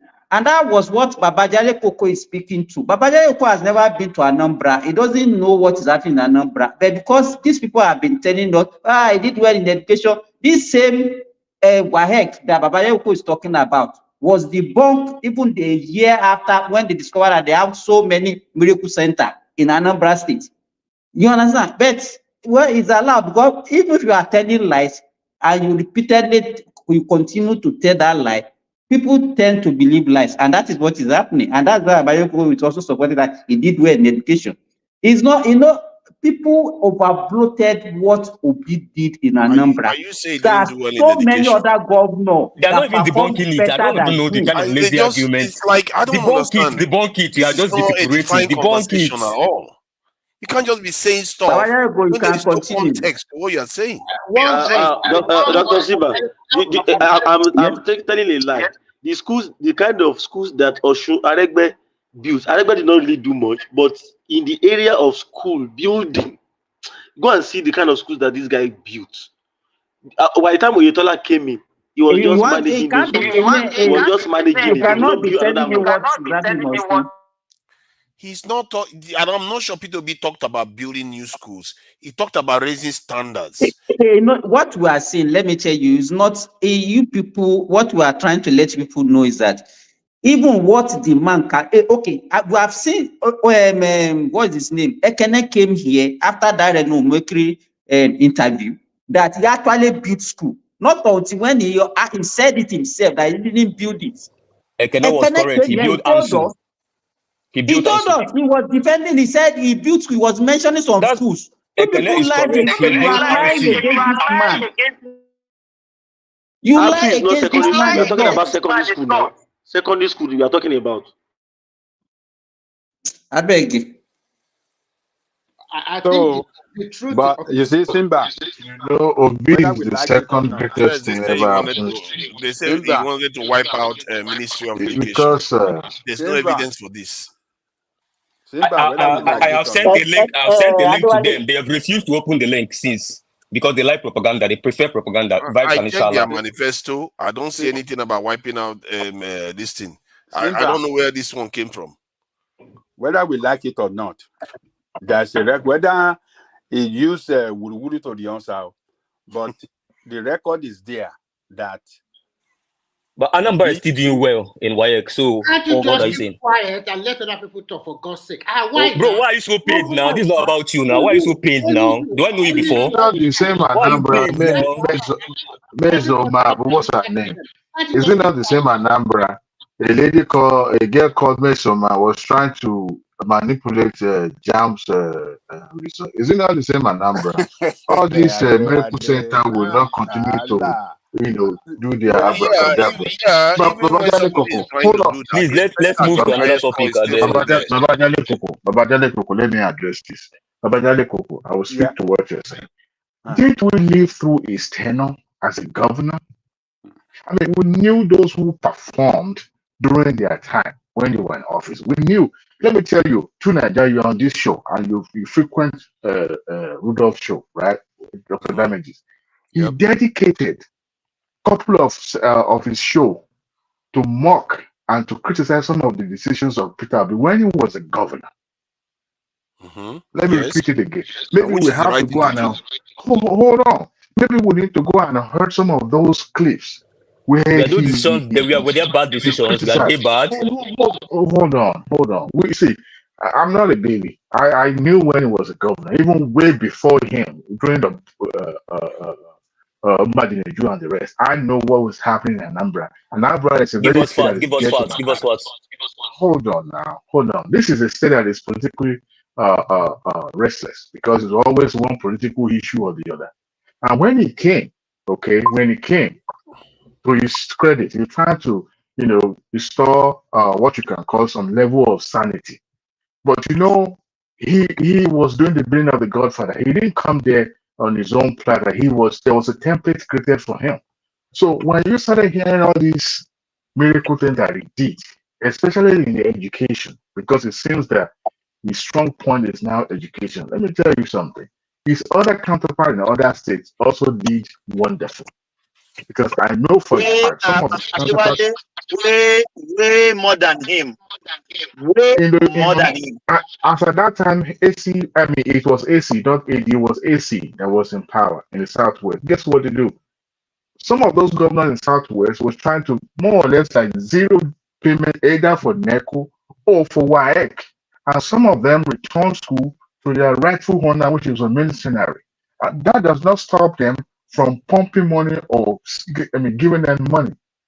Some of the students that graduated secondary school at that time, you can see them even testifying to this online. But you see, to use a WAEC result as a yardstick to measure somebody's performance in education, to me, That's not the only because yardstick. I mentioned 5 things here. what is the essence of having the best graduating student in your area, and yet people cannot afford school fees? People are still not, having access to good quality education. Private school was not booming at that time. So we should stick to these things. These things are not new. They're not new. These are Bro, something that happened in our house. Adewale. See, the idea that let me just say something, please. Let me just say something. All of us were a witness when Can it we be was allowed to say convoked. something? Because it looks like it's all one-sided here now. See, the point is that the objective truth there is that one, he came in and took his state from a lower state to the highest in the country, not second, to the highest. No matter what any other governor did in any other state, they didn't accomplish that. That is an accomplishment. So if you want to measure accomplishment based on how many buildings they built, that is an accomplishment. That is granted. It's not a bad thing that they build new schools. But the point is that he saw a system. He said, I'm going to efficiently change this system without wasting a lot of money building new school, because the ones that are on the ground are not in a good state. That was a judgment that he made, and it worked. So why are you bad-mouthing him for that? I don't understand it. What we are trying to say is that even during his tenure, nobody even recognized Obi. Nobody knew what he was doing during his tenure. It was after his tenure that people started propagating lies about him. Or everything that people are saying is a This lie. one is not a lie. Why are you fighting about something that's not a lie? Calm down. Please, everybody, please hold on. I said everybody, including you, Uptown. Everybody, please hold on. We are talking on each other too much. And Bro, I think I the know last you will time I call me. checked, I have muted a long time ago. Yet you were still calling me. I've muted a long time ago. can You I didn't notice speak, that. please? Can I speak, please? Thank you. Thank you. Let's calm down, please. We can't talk on each other. When 3 people are talking, nobody is talking. We are just disturbing ourselves, just making noise. So I think Ajale Koko has the floor. Make Ajale Koko to take back the See floor. that the That we moment can have the some person he supports is decorum in the talking, house. nobody's interrupting. Yes, please. Let's Ajale Koko have the floor. Ajale Koko, do we still have Ajale Koko? After Ajale Koko, Yes, I'm here.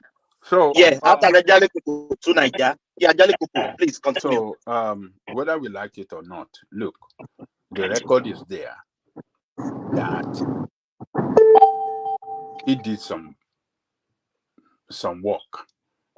He achieved some things in the area of education in that state, particularly to bring them up from the 26th position to number 1. That's a remarkable achievement. Every person, every governor will use that as a campaign point. So for him to use that as a campaign point, I think is logical. And you have to campaign on your area of achievement. So it's an achievement. Strength. And strength. I don't have no problem with him on that. But where I have problem is what I said. And this is the problem with the obedient. They don't, anytime you are pointing out at Obi for what he did wrong, they want to deny it. They want to go after you. They want to call you names. That is the problem. And it is not done that is not the right way to do it. You follow a person, wherever is wrong, acknowledge it, and then move on. So where I think is running a counterproductive this thing is what I said earlier, that I listened to him during the presidential interview, that it was scrap. You said there's no need for federal government involvement on education, that it will scrap it at the federal level. Said it's a waste of money. Then I was thinking in my head, look, what is going to become of University of Ibadan, University of Lagos, all those federal universities and other federal institutions across the nation, and federal secondary school or maybe army school and all those things? What is going to become of There are them? federal secondary school too. Federal secondary schools. Federal secondary school. What is this guy talking about? Even primary school. We have federal primary schools. Federal primary school. All this unity school, or what do you call them? I said, I'm just done with this guy. I just say I'm just done with him because I don't know where he belongs. This is what you are using as a strength to campaign. Hold on. You understand why we are? Do you understand why we are skeptical about what you said? You know why we are skeptical about it? Because we have never heard this thing you are saying. You know, but you maybe Thomas is supporting you about it. We've not heard about it before. It's so strange that he said something like that. This is not my first time. Even on that very day, on the very day that he said it. No, not you. Not you. I'm talking about Remy. What? Go and do what? I said go and look for the video. Go and do your research. What you go and look for the video? But the one I bring, no read them. I don't want to read the one I bring. Is that what we do on this platform? On this platform, hold on. On this platform, we say so many things here. You will challenge us. Go and bring your fact. And we're asking you to do the same thing now. And you're reversing the road to us back. Said we'll bring it tomorrow. I said I will bring it. I said I will bring it. He said he will bring it. I said I will bring it. I continue to repeat the same thing for a long time. It's immaterial. We will bring it tomorrow. Wait for tomorrow. I will bring it. Baba, I would like you to bring it. Also, bring along the one we are waiting for, where Chido Odunkalu supported Obi. You have not brought it here, so we are waiting. Where who supported Obi? Where Professor Chidi Odunkalu supported Obi. You say you're going to bring the evidence to us. We are still waiting. Which one did Chidi Odunkalu? Who is that? When Professor Chidi Odunkalu came here and you accused him that you told him, Wait now, no. Baba told him that he supported Obi on an interview, and the guy denied it. Baba said he's going to bring proof, and we're still waiting for the proof. Which one are you talking? I don't know what you are talking about. Professor Chidi don't give this guy. Hold on, please. He's just trying to be childish. Ajale Koko, you conclude. Continue. That is who they are now. What yes. Conclude. They're like time wasters. Yeah. So I'm just confused, and I believe that that is a characteristic of a Bajue people So I think his supporters are smarter than himself. They are smarter than him. Oh no, that is true. Even I agree that Uptown is smarter than Peter B. I'll tell you that. they make a better argument. They do. They make better argument than Peter B. But that's anyways. Go ahead. Sorry. They are not smart. They just like lying in the public place. They just disgracing themselves. It's Call it propaganda. It's a propaganda. They are propagandists lying. You can't look at Obi himself. Can you round up?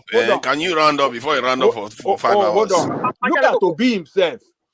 When they hold on, you guys are the one interrupting him. If you don't interrupt him, he will round up. Then I will come back. I will come to tonight. If you keep interrupting him, he will not round up. So that's the deal. So look at Obi himself when they posted this question to him.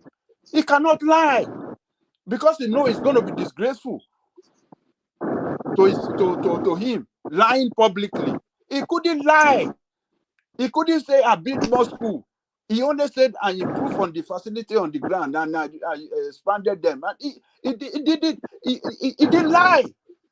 But these people will lie for Obi everywhere, all over the place, all over the world. All over the world, you know, all over the world. They lie. All over the world. Do you agree with Uptown when he said to you that after you bring that video, you have to bring the other video that you accused Odikalu of supporting Obi, and he said he never did that. But to this very day, you never brought that video where you said why are you doing this? Why are you doing this? No, we have to do it. No, don't do that. Thomas, Mashibai. Don't do this. That's all right. Go on. To believe that he did support Obi, I don't have to say anything because he has been speaking against the government of the day, and you know where his loyalty lies. So don't, even if that video doesn't solve it, I know for a fact he's supporting. Chidi said clearly that he thinks that election will be a charm, and we need to go and change our constitution. That everybody's wasting their time. That's what he said in Channels TV. He didn't support anybody. Who is still listening to him anyway? Who is still listening to Chidi? Chidi support Obi. I mean, what are these people talking about? Did he ever make any statement? Did he ever make any statement against Obi? Have you ever make any statement against him? This guy criticized the system. He does not criticize personalities. He was attacking Tinubu. Never. Because they are in government. Because they are the government. One voice, Ajale Koko. The next voice I want to hear is Ajale Koko. Conclude. No interruption, then I'll go to 2 Naija. Any interruption, I'll kick you out. Never say anything against Obi before the presidential election. But he said a lot of things against APC, against Tinubu. But Obi, he never said one thing against him. And you are saying he doesn't support him. He's not supporting him. He's not supporting him. Is he supporting Atiku? Is he supporting Atiku? Is Atiku not now in the election? Is Atiku not there? Did he say anything against him? Forget about it. Was condemned Atiku Abubakar. All right, let's forget it. Baba, you cannot even provide the video. We are talking about integrity. Thomas, we have a lot of people here. Let me leave the yes. No. Ajale Koko, thank you. We're going to 2 Naija. Go to 2 Naija. We are going to 2 Naija. Yeah, so that we can maximize the time. Please, Remy, I will let you come later, please. Yeah, 2 Naija. Yeah, you have the floor. So do you want to free flow to take you through the? Yeah, just free flow. I guess I would like to go through the topics that one by one. Where is the topic regarding you think the Naija can discuss any topic? It will take us to security now. It will take us to security now. You see, when you keep talking like that, don't worry, I'm taking names of all the people that are not going to work again. Security expert. Keep going on. You just when Nigeria acquire nuclear weapon. Yes, that's when I will sleep easy. Not the nuclear weapon, nuclear submarines, and be able to. Nuclear scientists. Yeah, that's all right. Let me take you to the topic now. See, that's my biggest issue with Peter Obi. Yeah, let me take you to the topic. Yeah, leave the nuclear weapon alone. Yeah, Let's go from the Reno Mokri.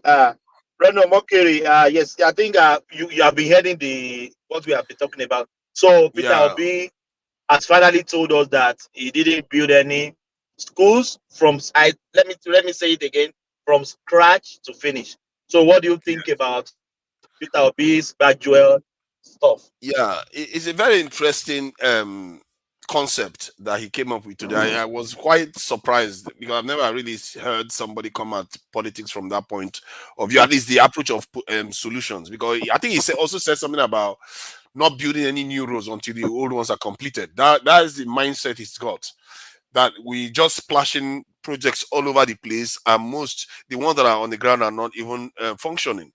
So that is where he's coming from, and I think that partly is informed by his approach that he took to the education system in his state. He didn't have to build new ones. He even said he didn't have to fire any staff. That the staffs that were performing terribly are the ones that went on to do all the great things that they did. And his argument was that leadership matters.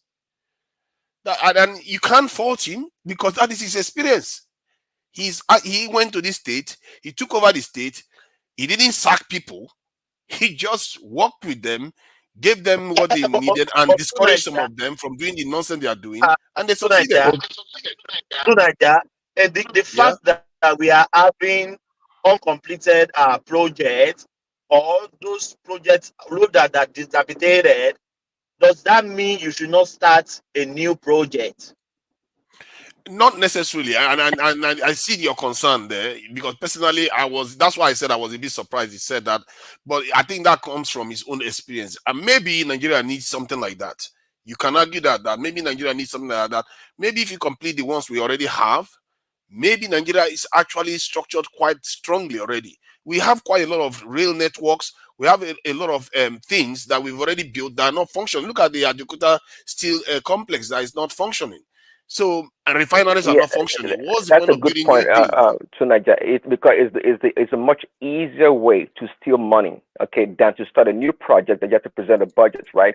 So when you pretend to renovate an old or refurbish a building or an institution, it's a much easier way. Peter Obi is a crook. We all know that. Starting a new project is the way to steal money. Actually, it's actually the opposite. No, it's not, because on an old project, all you have to do, slap paint on a damn building, and it kind of looks like new. And it can budget whatever you want to budget for the damn building.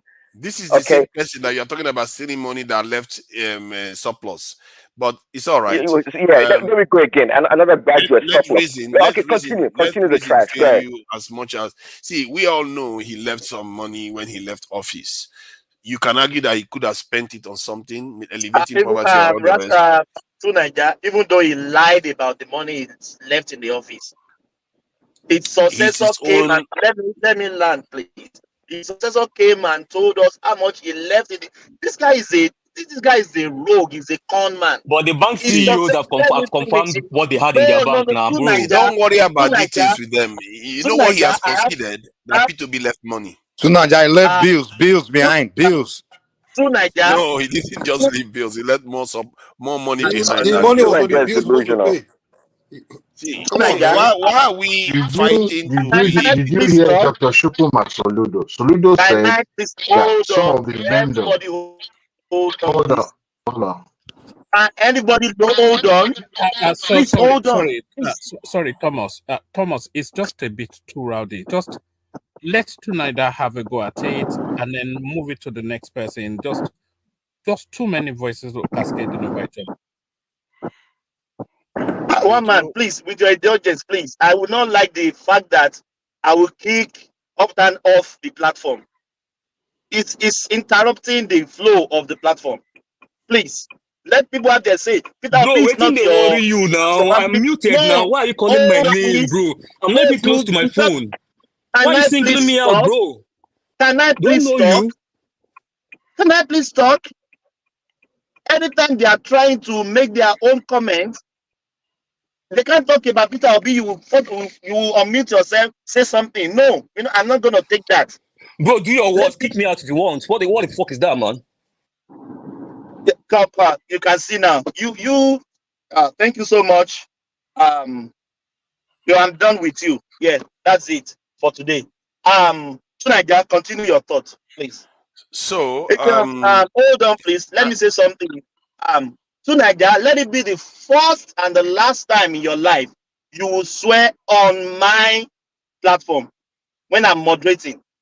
Let it be the first and last time in your life you swear on mine when I'm moderating. I hate it.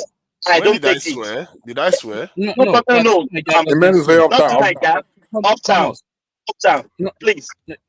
Yes. Just bring the tempo down and let it flow naturally. Yeah.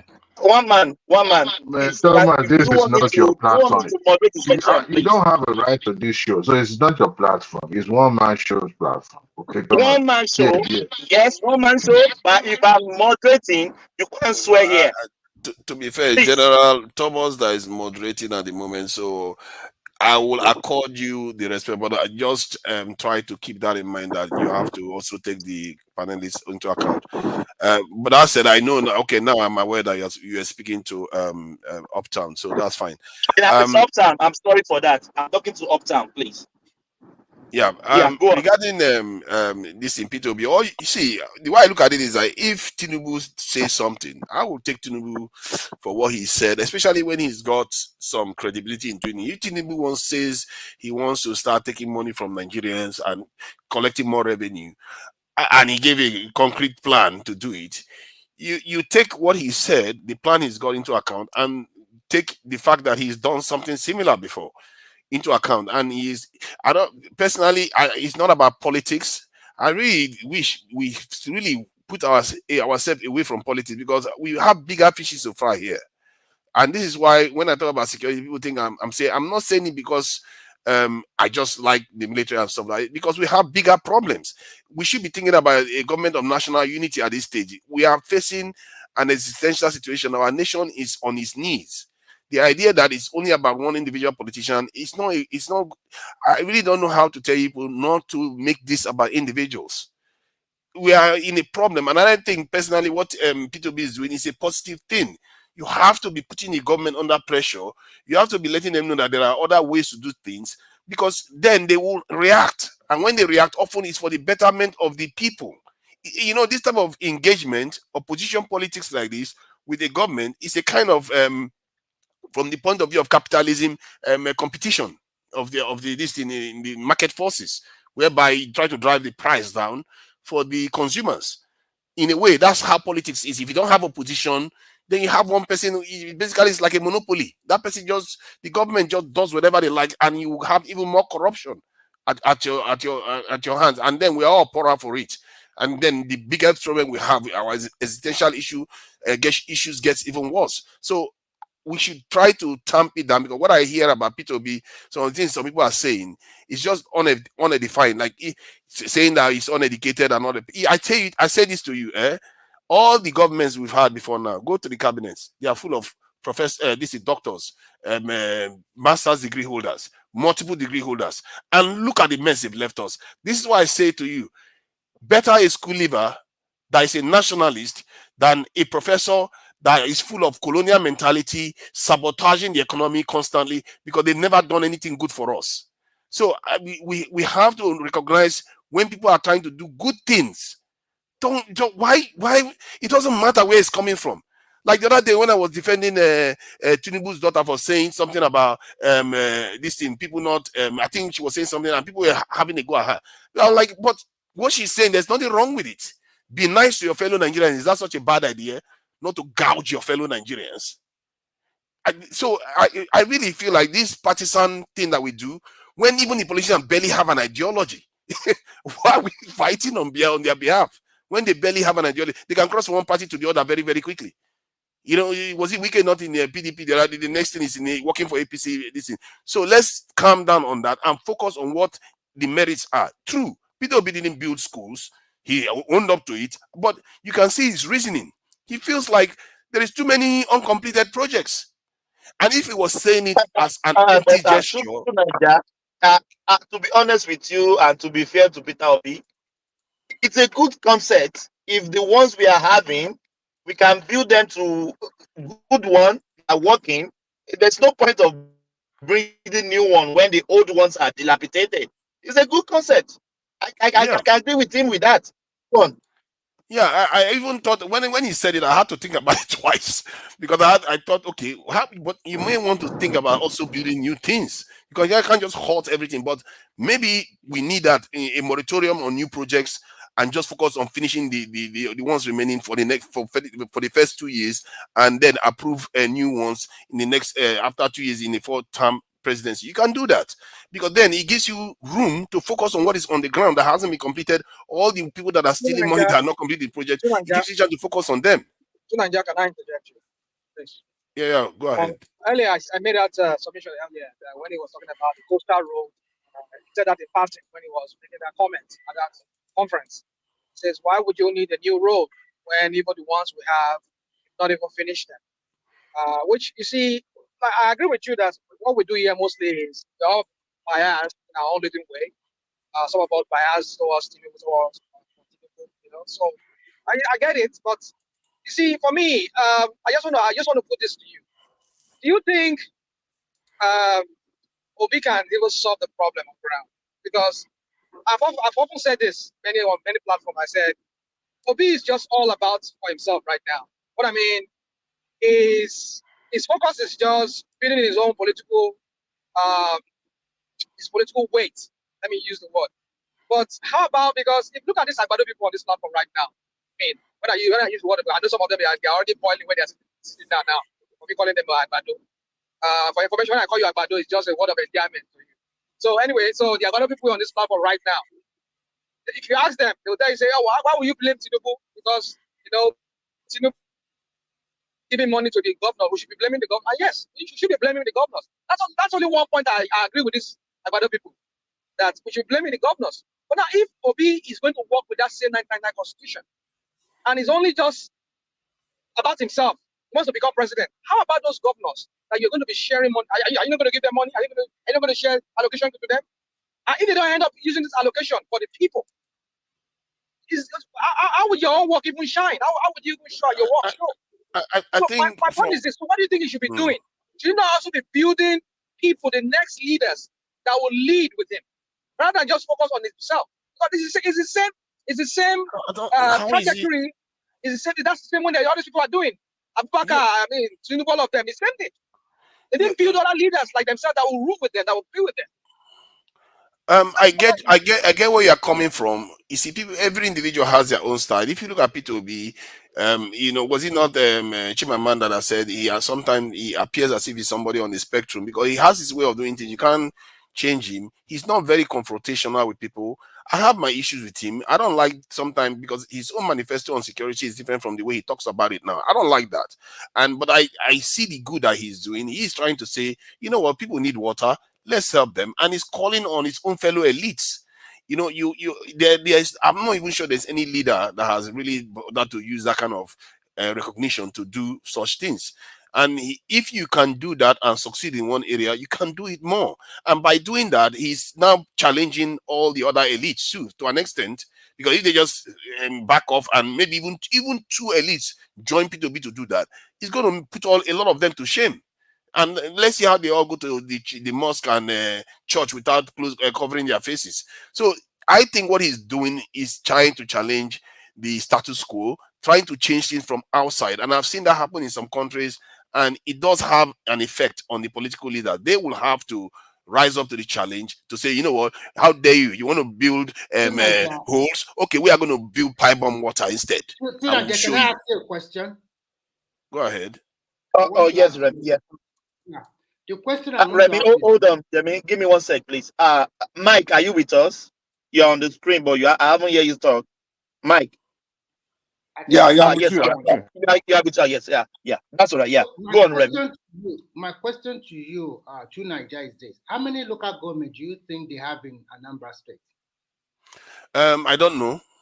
Okay. I would, if I'm to guess, I would say somewhere around 10. Thank you. How many local governments do you think they have in your state? I don't know. About 33 local governments. And there was a governor there that renovates schools, both primary and secondary school, get them chairs, medical equipment, and so many other stuff. they never make noise about this. And you are talking about is building borehole or something like that.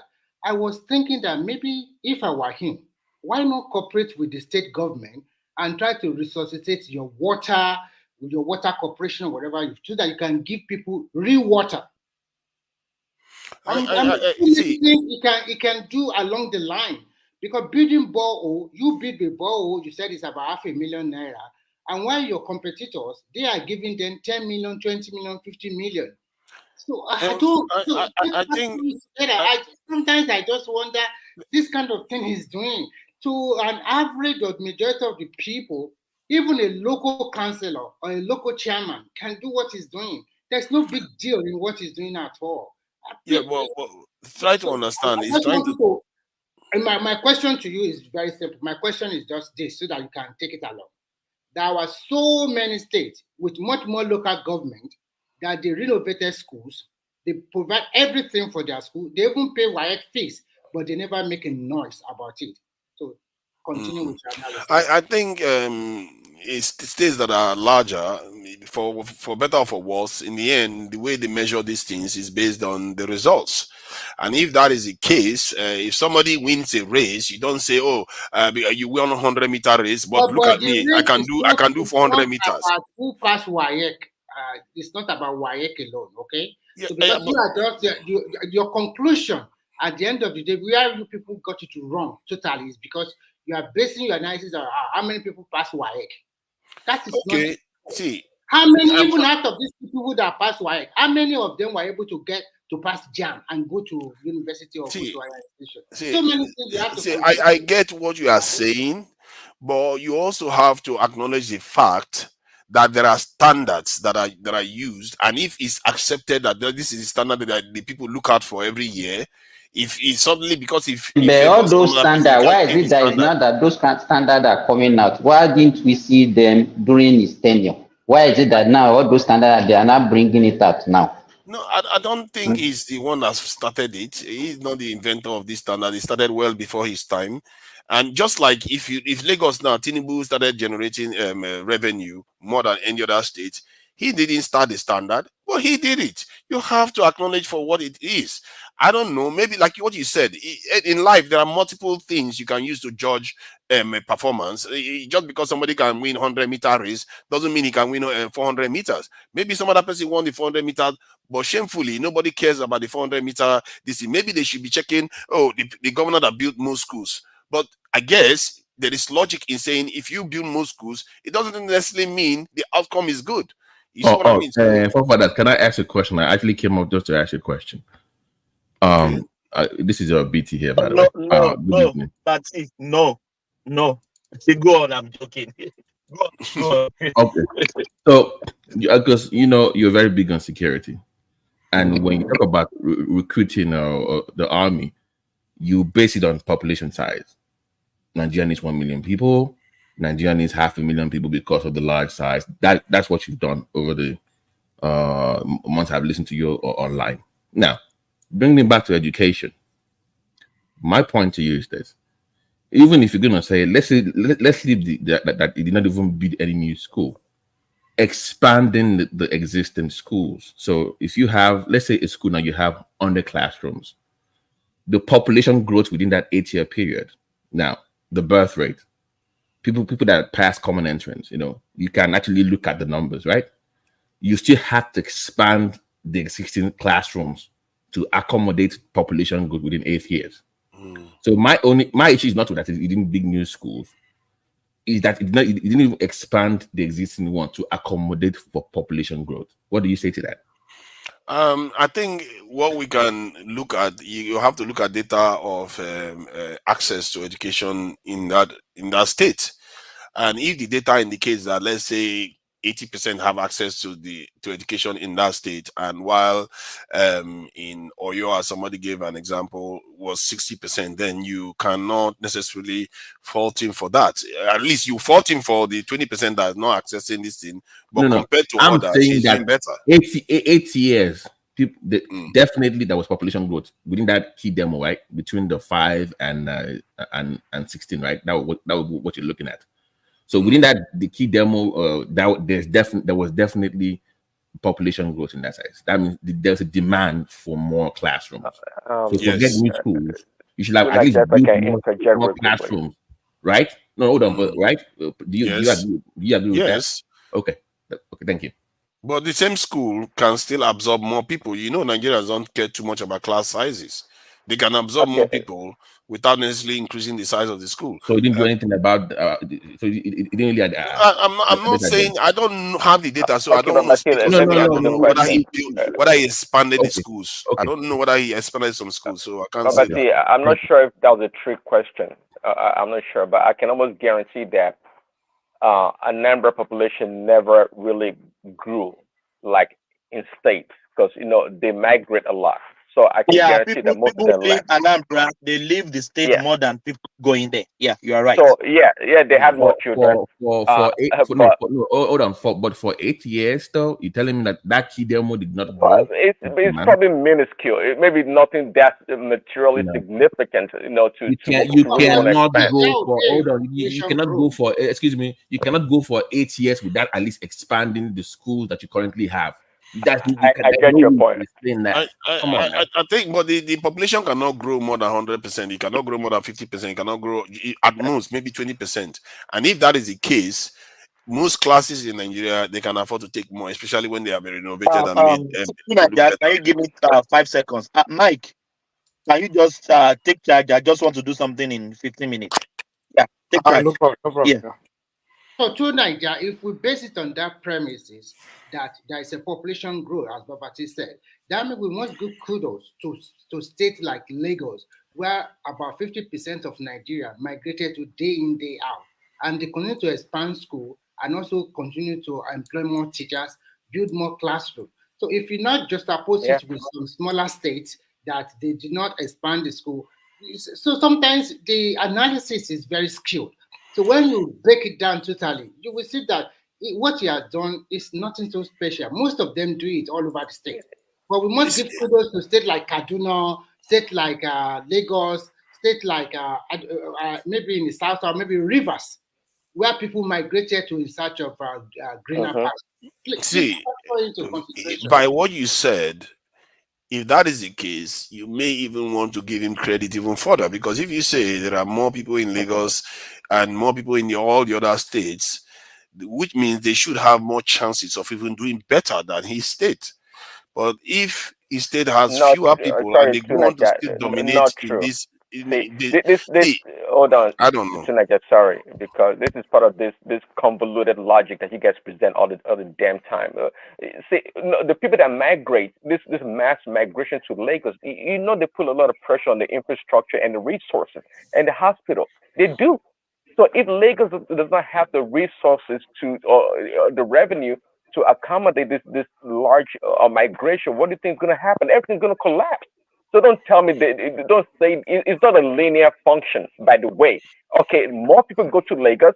That means the state, the governors, they have to spend more money on resources to accommodate the people, and they deplete. People are leaving places like Anambra and going to other places, and you're giving people a big credit for being. I'm not sure.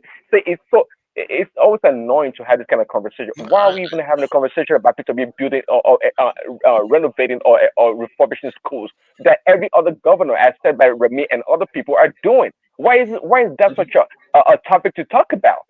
Prince Daddy, on top of it, they will send all their awards to Lagos, just like Trump will say.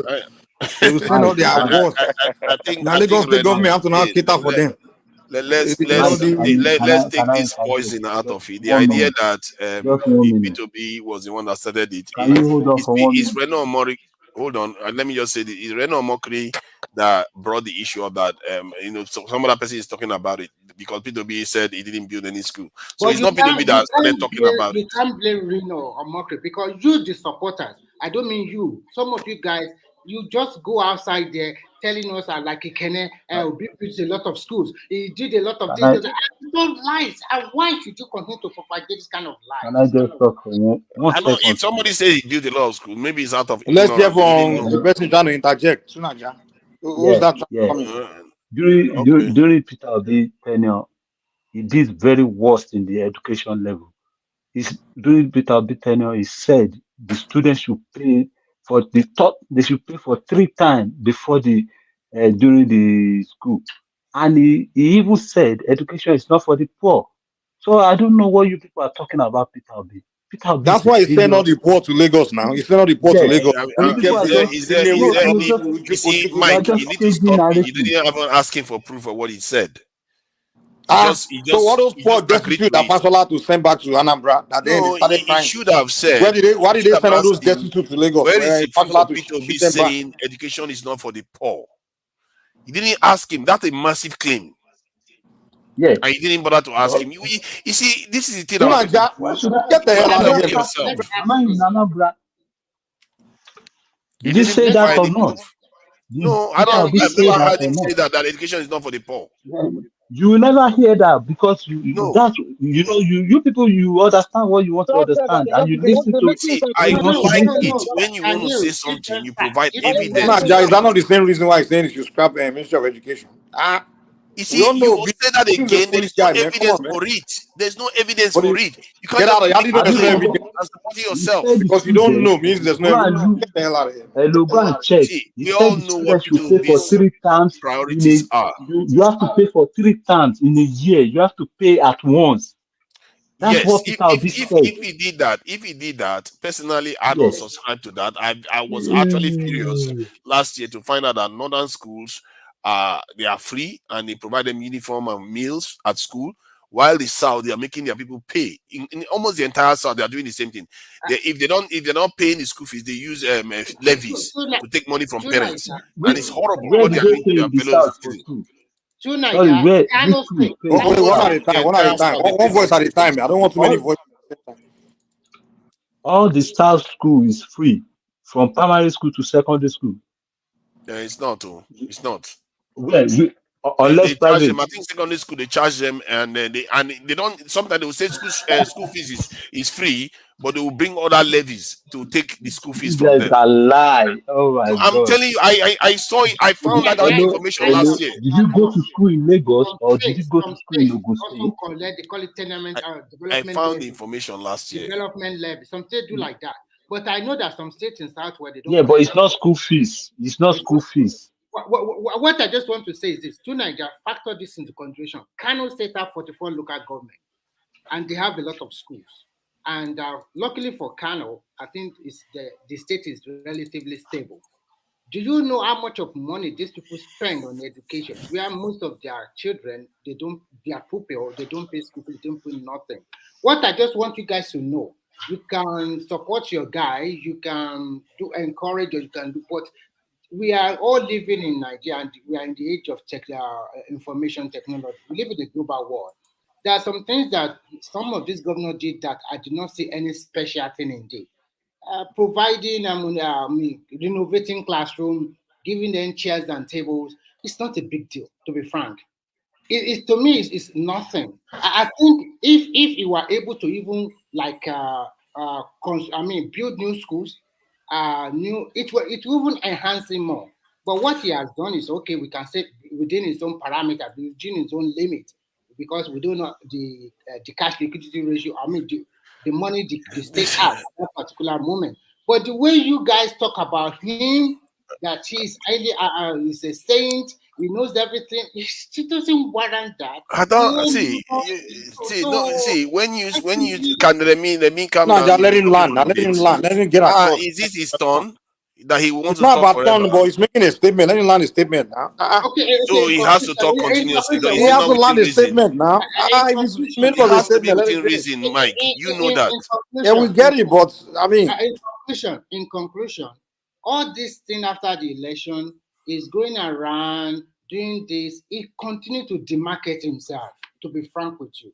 He continued to demarcate himself. And if he continues in this trajectory, what is left of him in the next 3 years? He continued to demarcate himself. I was thinking that if Obi is really good, why not form your own party? Form your own party and show to the people that you can do it by yourself. Form your own party and attract people to your That would never happen. So is he going to stop now, Mike? Mike, is he all going to stop? right. Let's let Tunanja continue. Get back. Like you care, Remy? You really care, right? So, Mike, you need to watch the way you moderate. because I will just leave here just now, because the way you are behaving, you are just trying to tilt the conversation in one direction, and that's not appropriate behavior. Okay, me that I haven't even said anything all night. Just because I So said one voice, I don't know why you have to do that. You have to be Like that, fair you to people don't that are need talking. to blackmail Mike to for you to achieve. You when you came in, No, you did not even spend 3 minutes before you started telling somebody that is talking too much. not You at all, understand? I knew actually. when you came on the platform, so don't be biased No, and don't I was here blackmail him for to. 30 minutes. I didn't even say anything for more than 30 minutes when they were talking amongst themselves. See, the So it's point the that was same thing that you did that time that you are trying to do to Remain let now. me no, So no. you two, what you are doing is not good. If I interject, I would interject briefly and pull back, because I know it's somebody's you, turn to Tunanja, when have you ever interject briefly? Even when you were with the I actually Igbo people interject earlier on briefly. today, you didn't even allow those Igbo people to talk. You were talking the white people. We all know Wow. you now. And you come here and be saying, Okay, you see, this guy, you are just hater. You are just a hater, and it's all right. There's yeah, room you for know, haters in your this world. hypocrisy is not good now. Carry How on can with you be your accusing hater. people of talking too much when we all Can know you that you just talk let more than me everybody? carry on? You see, you won't Okay, let go me ahead, talk, continue. and you are saying I'm talking too much. So, regarding what he just said, you can't have it both ways. You either say his state is smaller. That's the reason why it's easier for him to achieve what he achieved. Because in reality, his state is one of the largest, actually, in terms of population. There are more states that are less populated than his state than are in Nigeria. Then why are those nations not doing better? Or are those states, why are they not doing better than Anambra then? Then if you want to say, okay, the other states are more populated, so they should do better. Okay, if you are more populated, you should do better. Why are they not doing better than his state? The idea that if somebody accomplishes something, for better or for worse, what do you want his supporters to say? That his accomplishment is rubbish? I don't understand. If he says his accomplishment, the accomplishment is a good thing, and people measure it in Nigeria, then leave him alone. If they say Lagos generates more revenue, internally generated revenue, are you going to fault Lagos for doing that? Leave it alone. This political thing that we do, and I keep saying it's not getting you anywhere. You are just shortchanging yourself. You focus on what is positive. If they say his education plan was good. If they say him leaving some money for his thing is good. If Lagos is doing its own, good. Because if you can encourage the good things, guess what? We all are going to start getting better things. And then, guess what? We are all going to be richer for it. Is that not better than worrying about tearing each other down? That's that crab mentality now. You see something good, you just want to tear it down because it's the person that is saying it. To be fair, both sides do it. I see some obedience that do the same thing. I see some Tinubu supporters that do the same thing. But you guys here are supposed to be some higher level thinkers. And if you guys can't even elevate yourself out of this level, what hope has Nigeria got? It means that's the game your leaders are playing all the time. I have to ask, for me, the way I look at P2B is that he's just an individual. If he did anything, if he's done anything wrong, we will criticize him here. And I have some gripes with him. I said it earlier on. The way he talks about security, I don't like it because that's not his security policy. And when I had a chance to speak to him on the platform, that's what I told him too. I said, your manifesto says this is your policy, and when you say you're going to recruit 2 million, and then when you go to opposition, you start talking about education and poverty to resolve security. How is that this inconsistent? This for me, that's a betrayal of your the main thrust of your security policy, just like the current government is doing. So let's criticize objectively. I'm not saying you should not criticize P2B, criticize him. I'm telling you, criticism is good for him too, so that he knows we are watching every move he makes. And same is good for the government too. Like personally, I like what they did with student loans. Student loan, I think, is a good idea. At least that might actually stop these lecturers from itching to go on strike all the time.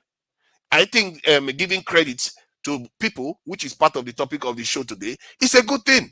What are you going to do? Throw it out? No, because even if some people, not everybody have access to it, some people have access to it. That is a positive thing.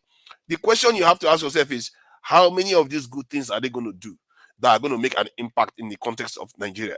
That is the kind of question you want to ask. But in terms of whether it's good or not, it's a good thing. I don't understand why some people say, "Oh, this is not going to work." I don't know what Pastor was talking about, inflation rate and all the rest, or this in interest rate. But all I see is that if the government puts out its own money, if I'm not mistaken, 100 billion this in naira to support credit to people, it means when people have options on getting credit fairly, chances are that they are not going to resort to begging or doing more nefarious things. It might cut it down, even if it's by 2%. That 2% is 2 victims of crime that will be prevented. 2% of victims of crime, that goes into the thousands. So these things, every little helps. And hence the reason why I'm able to see it like that, because I'm not poisoned against Tinubu, because I don't care about him personally. What I care about is the people he's going to help. And that's what you should care about. If Peter Obi builds boreholes today, who is he going to help? Is he helping Tinubu? Is he helping us here? He's helping the people on the ground that don't have access to water. I think it's because of you guys' supporter. Building a borehole is not a big deal. As I told you earlier, who cares what I say big deal? Is it positive or not? Why the publicity about it, for God's sake? Why so much publicity? Because he's saying the right thing in the right direction. The way he goes about it is not that way. For example, let me give you an example. To Niger, I'm a guest at your home, and you give me food, you give me everything. And when I want to go, I give your children, your wife some money in appreciation of what you have done. And after that, I went outside, and then a lot of cameras. I'm telling everybody. From to Niger house, I did I gave blah, blah, blah, money to the wife and the children. Who cares about that? That means it's already political on that tone. That's what we are talking here. Yes, even if it's political. But what are that going to do with you? Leave it political if it's political now. But you don't need to come and convince us that he's doing it because of he loved the Muslims. After preaching against him, after campaigning religious campaign. Now you want to convince us that come on, man. That Peter Obi going to Haiti. Peter Obi going to Haiti. Hold on. Are you saying that Peter Obi going to Haiti in 2010 to assist in this thing is for political reasons? One voice, yeah. Okay, quickly, Thomas. He is not doing it from his heart. He's not doing it from, I really want to help these people. If he's that way, he will not be publicizing it all around. It's not doing it from his heart. So everything you say here that is helping other people, that is immaterial. But if he is doing that, okay, I want to help these people, nobody will know in Nigeria. It is those people who now started telling Nigerian what he has done. But the way okay, tonight, let me interject if you don't mind. So, you are setting an impossible standard, but it's all right. You are free to. And to that point, this is the thing, though. Allow me. Peter Obi, Tinubu, they all fall in the same category. These are politicians. And by the way, of course, if Peter Obi is going to do some good things in the society, right? He has to, document it and let it be known. That's the only way people like myself will know about it, right? So this is what these politicians do. There's nothing unique about it. And he said Peter Obi going to Haiti. Okay, so what? Peter B is, listen, the guy is not smart. Hold on. Peter B is not a smart guy. It's on record. A man that studied so-called damn philosophy that can never quote any philosopher. He doesn't even think or even approach any matter like a philosopher. You would know somebody by their background and their thinking. Peter B has none. By the way, I don't blame him. He's very successful as a person in his own right. But Peter B is cunning, crafty, and well calculated. That I give him. So everything he does is very calculating. It's very calculating. Before the election, we know Peter B was not building boreholes in the north. It wasn't doing that. Hobnobbing with the imams or whatever he's doing now. It's all good for the game. It's well accepted. He's not doing anything unique. Let me say this. This guy is very cunning. Because of the religion connotation about he used the Christianity to get vote on the north, so he's trying to paint this guy. Yeah, and again, I don't see whatever Peter B does. I'm not anti Peter B. I can never be against Peter B. But when we have I know it's your term, but when we have people like Tunaja and that guy that used to do intellectual, that garbage, that uptown guy, they're not very smart. They used to go to certain platforms and talking to some low-grade people that can't think straight. Then when it comes to a well advanced platform like the woman's platform, they want to like try to display that narrative that doesn't even hold water. It's just comical. Sometimes I don't get into it, but it just becomes annoying sometimes when they talk about P2B building boreholes and refurbishing school. What is that? Why should anybody, any serious human being, should be having a conversation about that? That's his job, anyways. That's his job, and he said it himself. He doesn't give shit. Prince Daddy, We sorry, know let me very even say, well. whenever we point out Tinubu building Coastal Highway or building someone build even bigger project like second Niger Bridge, they'll say, is it not the job of the government? Why are we celebrating that? Is it not, why are we even talking about it? Is it not their job? That's how they will respond. But when we talk That's about not just a how I, stupid is that how I borehole and all this respond? dumb shit, That's not how I respond, and I support come on, P2B. man. That's not how I It's a respond. bit, it's going around building $500,000 naira boreholes, and we have a conversation about it. $5 borehole, can you imagine? $5. If it It's is, just ridiculous. you see, this is the issue I have. $50, $50. You talk about other people having low grade conversation, and if you are so educated, I really feel sorry for Nigeria, because that your education and your high level thinking is some of the worst of our nation. Oh, really? Because you can, yes, the Compared to reason your why I own? say that. Since you went that way, finish what I I'm said saying? I said the platform. I didn't say I didn't. I mean, if you want to go, hold on. If you want to go ad hominem, that's okay. Hold on. You want to go personal? We can go personal. That was on a woman's platform. If you want to come after me, because you are saying other people are low grade, and Well, listen. Well, you say you have a. because by you implying that like they are a. having Hold on. conversation, it's You human have beings. a very soft backbone. You can't hold a conversation without taking personal. I said on this No, I'm not taking platform. it personal. I'm just calling No, you out yes for you what you are are. Yes doing. you are. I said on this platform, there's a high grade. Can't remember what I said, but you didn't have to take it personal. You didn't have to take it personal and You were come not talking after to me. me, And I but was, I'm and I coming at wasn't. you Hold on. because your I was behavior not is talking about irresponsible. myself. I wasn't talking about myself as being anything, anyways. But if you want to go one on one, I I will can take you call one on you one. out if you are being I've irresponsible. You are listened to your grown enough and conversation. educated I've enough to heard know you better. talk. You can't hold water. I put you on the scale. Everybody, You're hold not on. that Yeah, brilliant. Daddy. So don't go I there. don't think. Yeah, Prince Daddy. I don't think Prince Daddy is calling you anything. He said low conversation.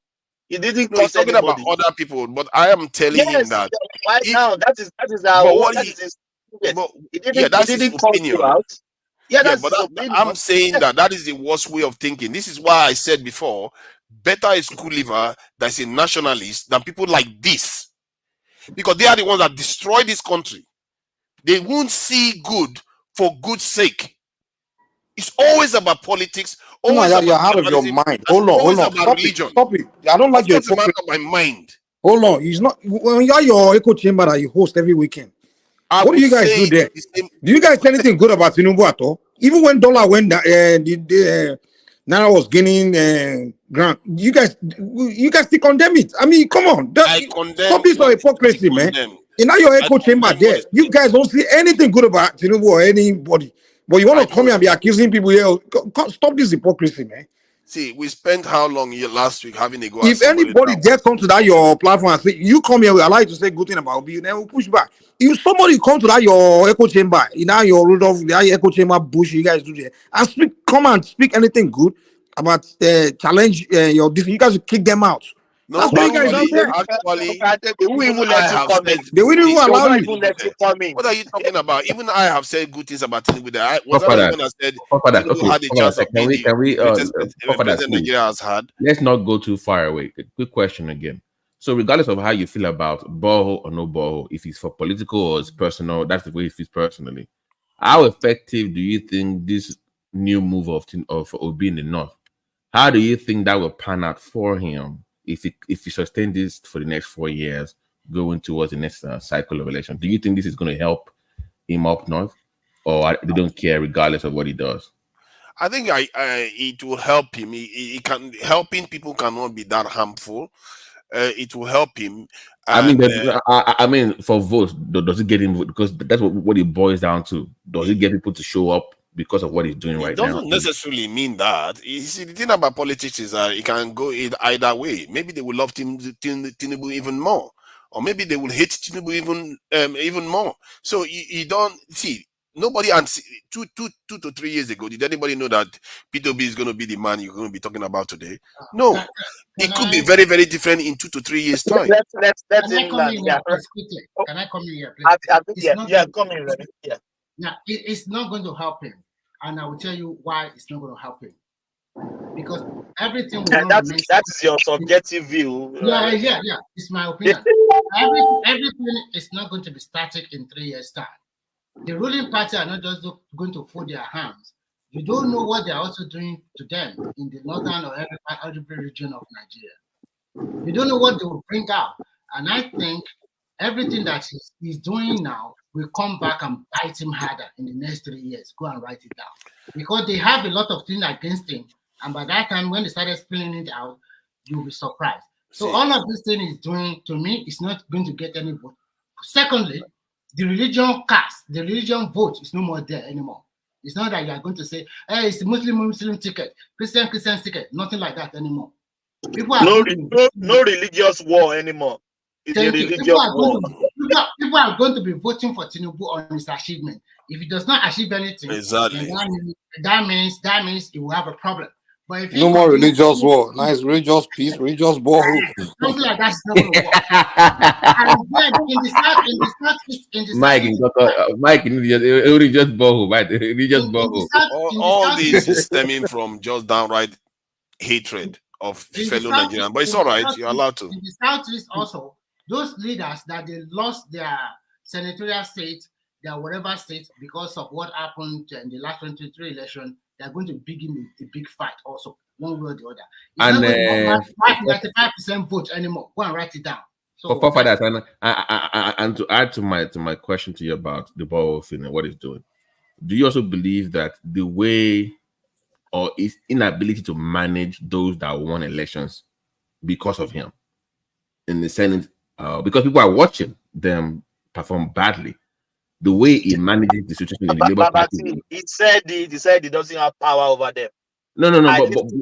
His own words, yeah. I know, I get you, but the way he manages the crisis in the Labour Party and also those that won on his back in the House of Rep and Senate, how much of that leadership failure will count against him in the next 4 years? It may count against him if it is not resolved. It's definitely going to have a problem, because you can't be running a party while your party colleagues are basically establishment people. And as a matter of fact, his own supporters have said the same thing to him too. Most people are uncomfortable with the way he's not taking reins of the party, because Labour basically. Give me 5 seconds. Mike, take charge, please. I want to step away a little bit. Take charge. Yeah. So even a lot of his supporters, I was on the panel when they were asking that they were like, why is he not taking more full-on charge? Even when after he left, some of them still feel strongly about it. That why is he not taking more charge? I think the way P2B operates is that he's not very confrontational. He's an animal of the Nigerian political landscape. I think what he has discovered is that if you are confrontational in the Nigerian political environment, it doesn't get you anywhere. You see Niger, what are you talking about, man? This man was a 2-time governor. He imposed Obiano on the people. When he was in PDP, after he left Abga, don't forget, he was the one that imposed the PDP governorship candidate in Anambra State election. Even go and listen to what they said. There's even the party hierarchy even negotiated with Obi so that, okay, since you have brought what's this guy called? This guy that went to Labour Party with him, that run as the governorship candidate of PDP. I can't remember his name now off the top of my head. So they said, since you have brought this guy, can you just allow us to provide the deputy governorship candidate? Obi refused. So this idea that you are portraying as not your typical politician, it's a garbage, man. No. I mean being confrontational. I guess he's confrontational when he's got power, because he went to court twice. We'd love to hear you talk. It would be nice to take us to a different topic and just abandon Obi for right now. You have more to say. I know you. So let's move on. If you ask him to move on, he's going to talk about war and soldier and military. So are you scared? Talk about nuclear bomb. Are you scared? Anyway, All these people that want to condemn us to annihilation, are you scared? The UK just well, said that they were going to before you spend. move on, The Tunaja, let UK me said they ask are you going one to last spend question. 75 billion on their more But 75 can billion. you keep it to Nigeria, please? Leave UK alone. Let's talk Oh, about stop Nigeria. it! All these people that want to condemn us to death. Let's discuss Nigeria and the Who platform. else wants to say something? See, Tunaja, before you move on, hold on. Let me ask you this last question. Now, this Obi that you claim to be this moral human being that has sense.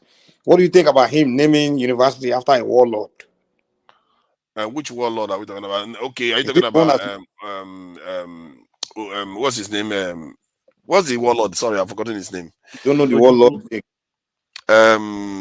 Ojukwu now. Ojukwu, yeah, Ojukwu. Sorry about that, man. I can't believe I forgot his name. Yeah, if he named him, I think it's because the region they still respect that name, and personally, you can't tell people how to name their own this in Really? areas.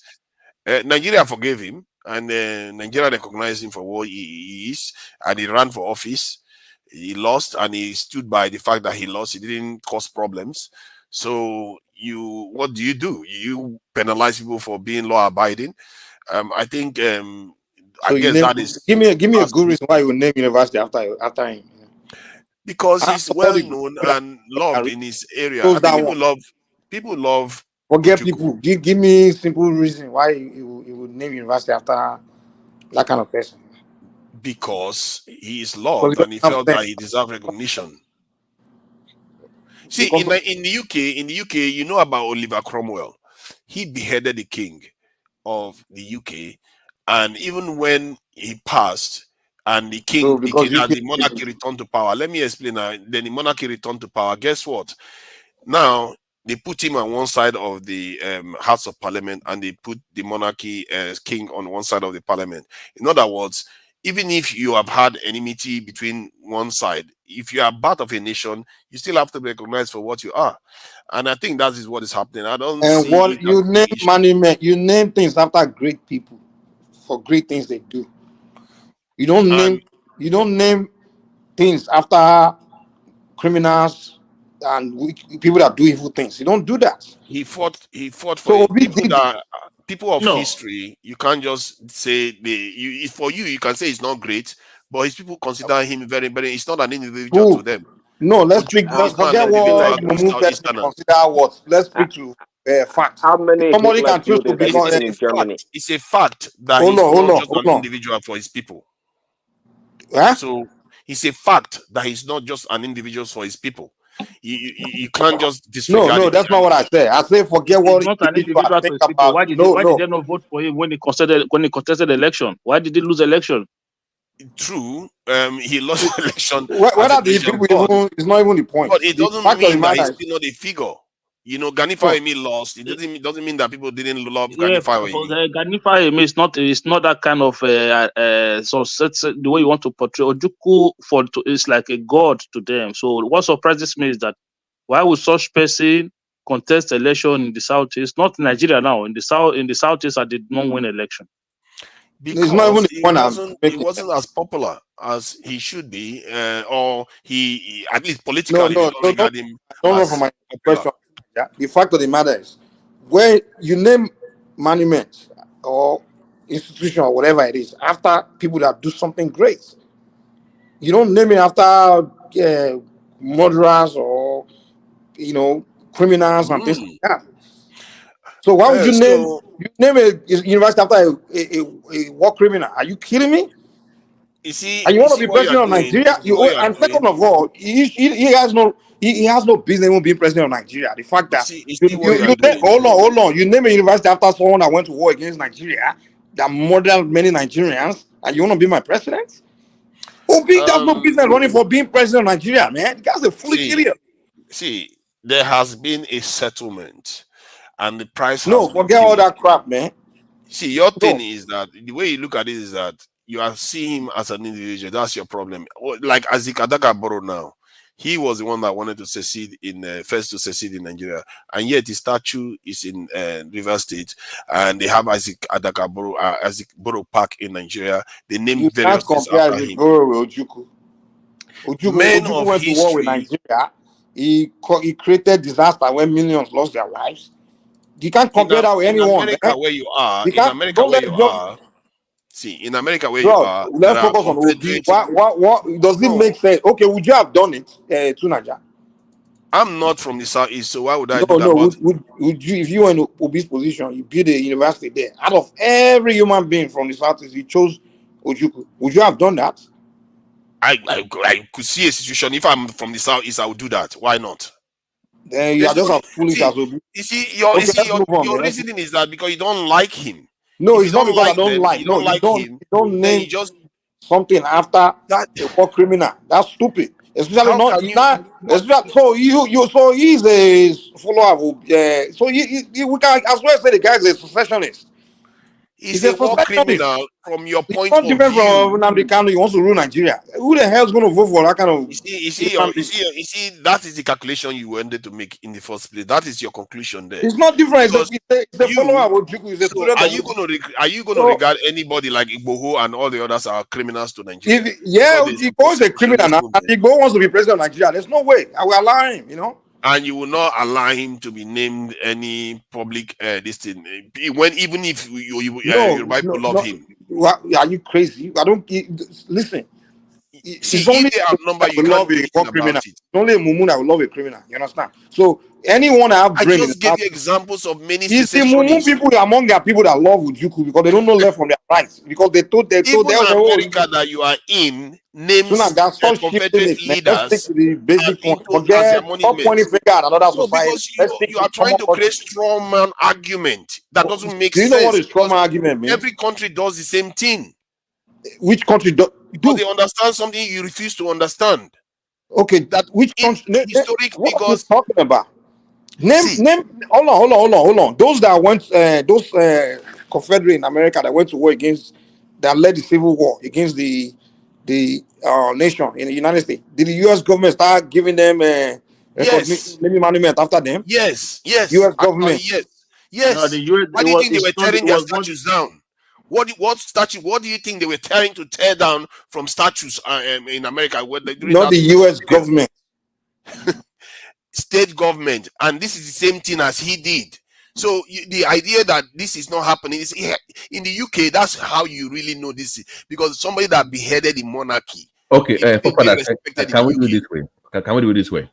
Do you think that Peter Obi has effectively addressed the Nnamdi Kanu space? Like, do you think that it needs to have Obi's like an problem now. But go ahead. yeah, but do you feel like he needs to sit down with the press, like a press conference, and just because I think one of the reasons he's not getting the vote of the North, there are many reasons, but that space that he also has supporters in, by the way. I think he's not. Babati. Hold on, So progressive. you want to sit down and listen to big No. another press conference? This is politics, Wow, man. I'm being Jesus. open-minded. How But can I'm you saying guys that be like that? do you feel like Papa, that he needs to actually address that the concern of different Nigerians about their worry about that space supporting him in the poll. I think what you said just now, even I said the same thing, that he has to have a kind of Reverend Right moment where he literally comes out and this in forming a perfect union speech that Obama made. He needs to confront these issues head on. The tribal division in Nigeria and the religious division. I don't know why our leaders are scared of talking about it. Talk about it and present yourself as a unifier. There's no real reason why you can't do that. But he didn't do that because it's not his time for whatever reason. Maybe he will stand up to doing that someday. I think he needs to talk about it. Maybe someone like Mike will sit back a little bit with the, with the way he sees some of all these things, because Yeah, basically sorry he to sees him as Nigeria, but Ujuku right now. Peter B does not need to do. If you're talking about Peter B, he doesn't need to do that. Why does he need to do so? I mean, why? What is Peter B's role? I think because at the core of Nigerians, there is always suspicion on both sides. And the last nationalist we had as a leader, I think, is Obasanjo. And now Obasanjo had the opportunity of ruling once before he came back again, but the PWB doesn't. Hence, you have to get people face the truth, face your demons, because everybody looks at him. Yeah, they like him, but oh, he's a Biafran. Oh, he's a Ojuku. It's always in people's minds. So you have to confront it. Hiding from it is not going to, make those fears go Does away. he fear that he might lose that voting block? I think that's what he's scared of. That he wants to have it both ways. On one end, And that is the character of a cunning man. He likes to have it both ways, and he's probably not going to do it anyways. And quite frankly, I don't want to hold him accountable for it. I don't think it's a bit position to give such a speech. He's not that adroit. He's not that skillful. He's not a good speechifier. As a major presidential candidate, Stop saying, Tinubu has hold conducted on, himself better than any other presidential candidate I've ever stop seen saying that everybody in Nigeria. loves Peter Obi. Me, I don't love him. Some people, we don't love him at all. No, But everybody loves him. you hate People him, but from you the don't hate him. southeast. Yes, I hate him a lot. You people from the Wow. southeast, some of you in south love That's him. a strong Me, I don't love him. I don't love him at all. I hate Igbo people. Wow, you hate Igbo people. You see, now that's the truth of the situation. But I feel No, you you're allowed to no, hate, that, but you're that not is the majority. that's its own truth. Let's be careful here. That's his own truth. He expressed himself. I don't share the same view. You want to rob everybody in that statement. I know. So that's, I don't share the same view. That's where Okay. many of the angst no. against P2B comes from. You have to take that statement to the person who made the statement. Don't try to come here and say, "Oh, that is the." It's going to use that as an excuse. You said it yourself, progressive. That when Baba T was asking about whether P2B should talk about some of these things, you were like, "Oh, are you going to sit there listening to P2B say all these things?" It's like, why are you scared? Peter Obi as a person is when he speak, his speech are not inspiring to me. It's one of the dumbest person when it comes to giving out speech. Do you not listen to him? I totally agree with you. I completely agree with you. It's like watching paint dry. When you listen to Peter Obi. Okay, let's say it's watching paint dry. So is that all you glean from people's speeches? You don't glean what they say? Look, if you cannot even be coherent in your speech, what's the point of the speech in the first place? Might as well just send a leaflet out. Let me read the speech myself. If you cannot listen to somebody that is even did you not see him trying to read a prompt last time? Akim, is it that bad that you're not read than listen? Oh, but did you not watch him trying to read a teleprompter last time? It was like a kid. I don't think he's that bad actually. He's just an average speech. I wasn't talking about tribe. I'm talking about Obi personally. He's giving speech. It's not Obi's thing. They should stop it. It's so bad. Wow. No. Your problem is that why are you so offended that somebody comes out and says, "I want to build a pipe bomb water. I want to have our elites." I'm not talking about the content of the speech. I'm talking about the presentation of the speech. You don't like it. It's not your thing. Listen to him. See, there are like movies you don't go and watch. You can accept that you don't like the movie. Hold on. I think what he's saying is that even Obama had to get. They have coaches that train them on how to speak. As bad as Trump is, Trump is a champion when it comes to giving speech compared to Obi. Oh yeah, you listen to Trump. He needs that public, somewhat like a coaching, like a crash course on how to speak. Exactly, Babati. That's what I wanted to say. You need to train how to give speech. Personally, anybody can get training. Hold on, anybody can get a coach to train and to better their speech. But it's sometimes look Obama. I don't care for him, but it's a natural. By the way, he does practice. He said it himself. I think his wife can testify to it. No, Prince, David was his trainer. David Axelrod was his people that kind of. Well, yeah, he helped him bounce up. But give to Obama, the guy when he comes down, he has the charisma to deliver the speech. No doubt about that. He does. So does on Trump also, and many others actually. But Peter B, he just. Soon I just said himself, he's just an average guy. This is the most average human being in the world. But I also said that better a school leaver than a wear trouser professor. In Singapore, now, what are you talking about? In Singapore, 14,000 square miles. That thing annoys me when he does that, man. That always square miles. Talking about Singapore, Cairo, and Egypt. Why should he not talk about it? Because he doesn't know what he's talking about. He never knows. Do you know why? Because Well, okay. he has all these numbers that he talks, but he has a difficult time now taking it back to Nigeria's economy and the reality on No, ground. he's not taking. He doesn't So have a he's difficult struggle, time. He's not the president. No. Because if I say, okay, in Cairo they have like this is what they did ABCD, you must be able to then relate it to what is going on in your own country that you're running off of. So he has issues with that area. Is what He's I'm already saying. said it. He said you use the resources in different regions to power your nation. He talked So about why how bring up Cairo in the first place then? Because he has to let you know what is possible. No, so far, stay with me. Stay here. If I say, okay, in Japan they make cars, they make ABCD. I will now say, oh, we have Innocent. So let's do what they did for Kia, and let's help Innocent. That would be the logical way to kind of equate both. Okay, this is what they did. We can also help them. But it has a difficult time when it brings up all those numbers to then relate it to the reality on ground in Nigeria. Why did you bring up the numbers in the first place? Is what I'm saying. Peter B is a highlighter. Hold on. Peter B is a highlighter. He likes to talk about places. Listen, let's not kid ourselves. He likes to talk to places like Egypt, even though Egypt is one of the Egypt is relatively a poor country, by the way. And I listen to his, when he talk about Egypt, just like when he talk about China.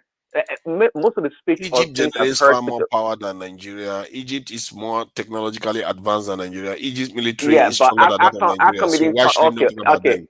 Okay, to Nigeria. How much? Hold on. How much does? How much does? Go ahead. So Nigeria, you see, this is the problem with you. You just roll out to fake words. Yes, and it's true. Contextualizing this. Egypt received more military aid than any other African country from the United States. I don't know how Egypt is technological advanced. Leaders that it's not all these your leaders that you are supporting that are the ones not getting it. Hold on. We can easily say today that the Egyptian army as it is today is a puppet of the United States military. Oh, shocker. 100% fact. If you remember, we are a puppet without a salary. Hold on, tell me how Egypt is technological advanced. The one that got us there. 1 second. All the technological advancement that you're talking about, it's the same you and Peter Obi that told us that Egypt went to Germany to contact Siemens to come and give them power plant. Where's the technology that the technological advance that they could not build power plant for themselves? To Nigeria, are you listening to yourself? Yeah, they're already building their nuclear power plant, by the way. And Nigeria went to that summit in Russia with them. Yes. Now you are drunk now. I don't know. They're already constructing it. So you don't know that, Mike? We're drinking London gin. I mean, London gin. You see, it looks like you are out of the loop already. You don't even have a clue what is going on. Egypt is building nuclear. When Saudi Arabia is looking to go nuclear already, here's all these your Mumu leaders. Now take us to Nigeria to build nuclear bomb now. Of course, Nigeria should. What is wrong about nuclear bomb for the past 8 years? If you don't build it, we are done for.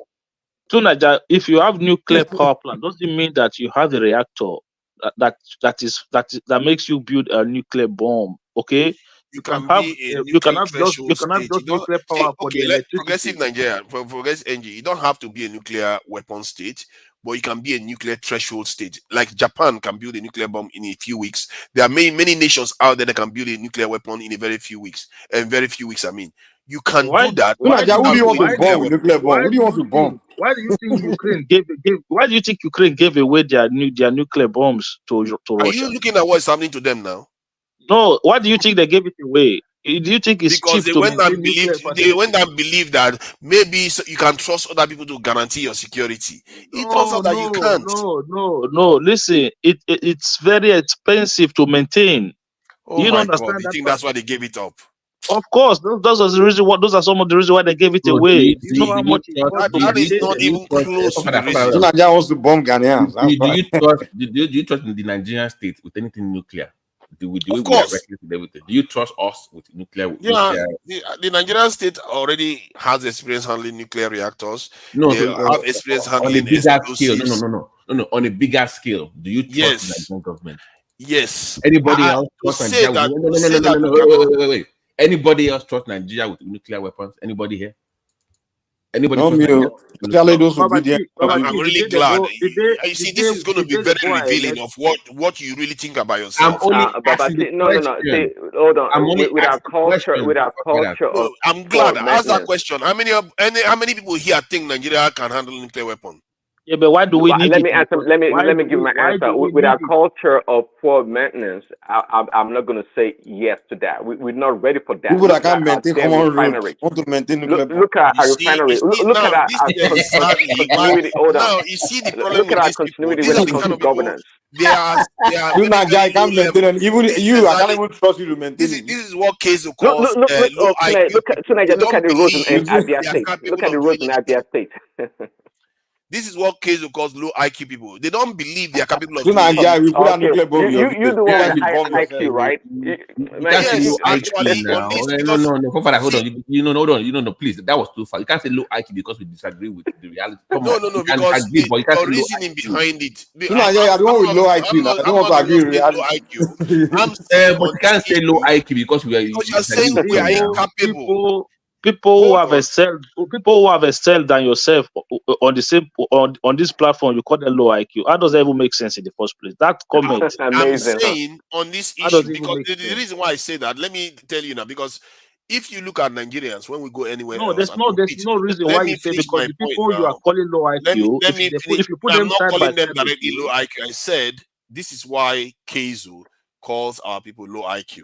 One of the reasons when I said when these Nigerians go overseas and we compete with any other people, we compete with them 2-2, and yet if you think of your own people like this, Tonight, you're no answering the wonder. question Hold in the on wrong now. way. No, Oh, let me finish my you point. can't go No that wonder way. when Talk you about go and Nigeria. negotiate Don't talk with about those people, Nigerians you outside of sell us Nigeria. out. Talk about Nigerians in Nigeria. Answer that This is question that way. see what I just heard is very revealing of our people.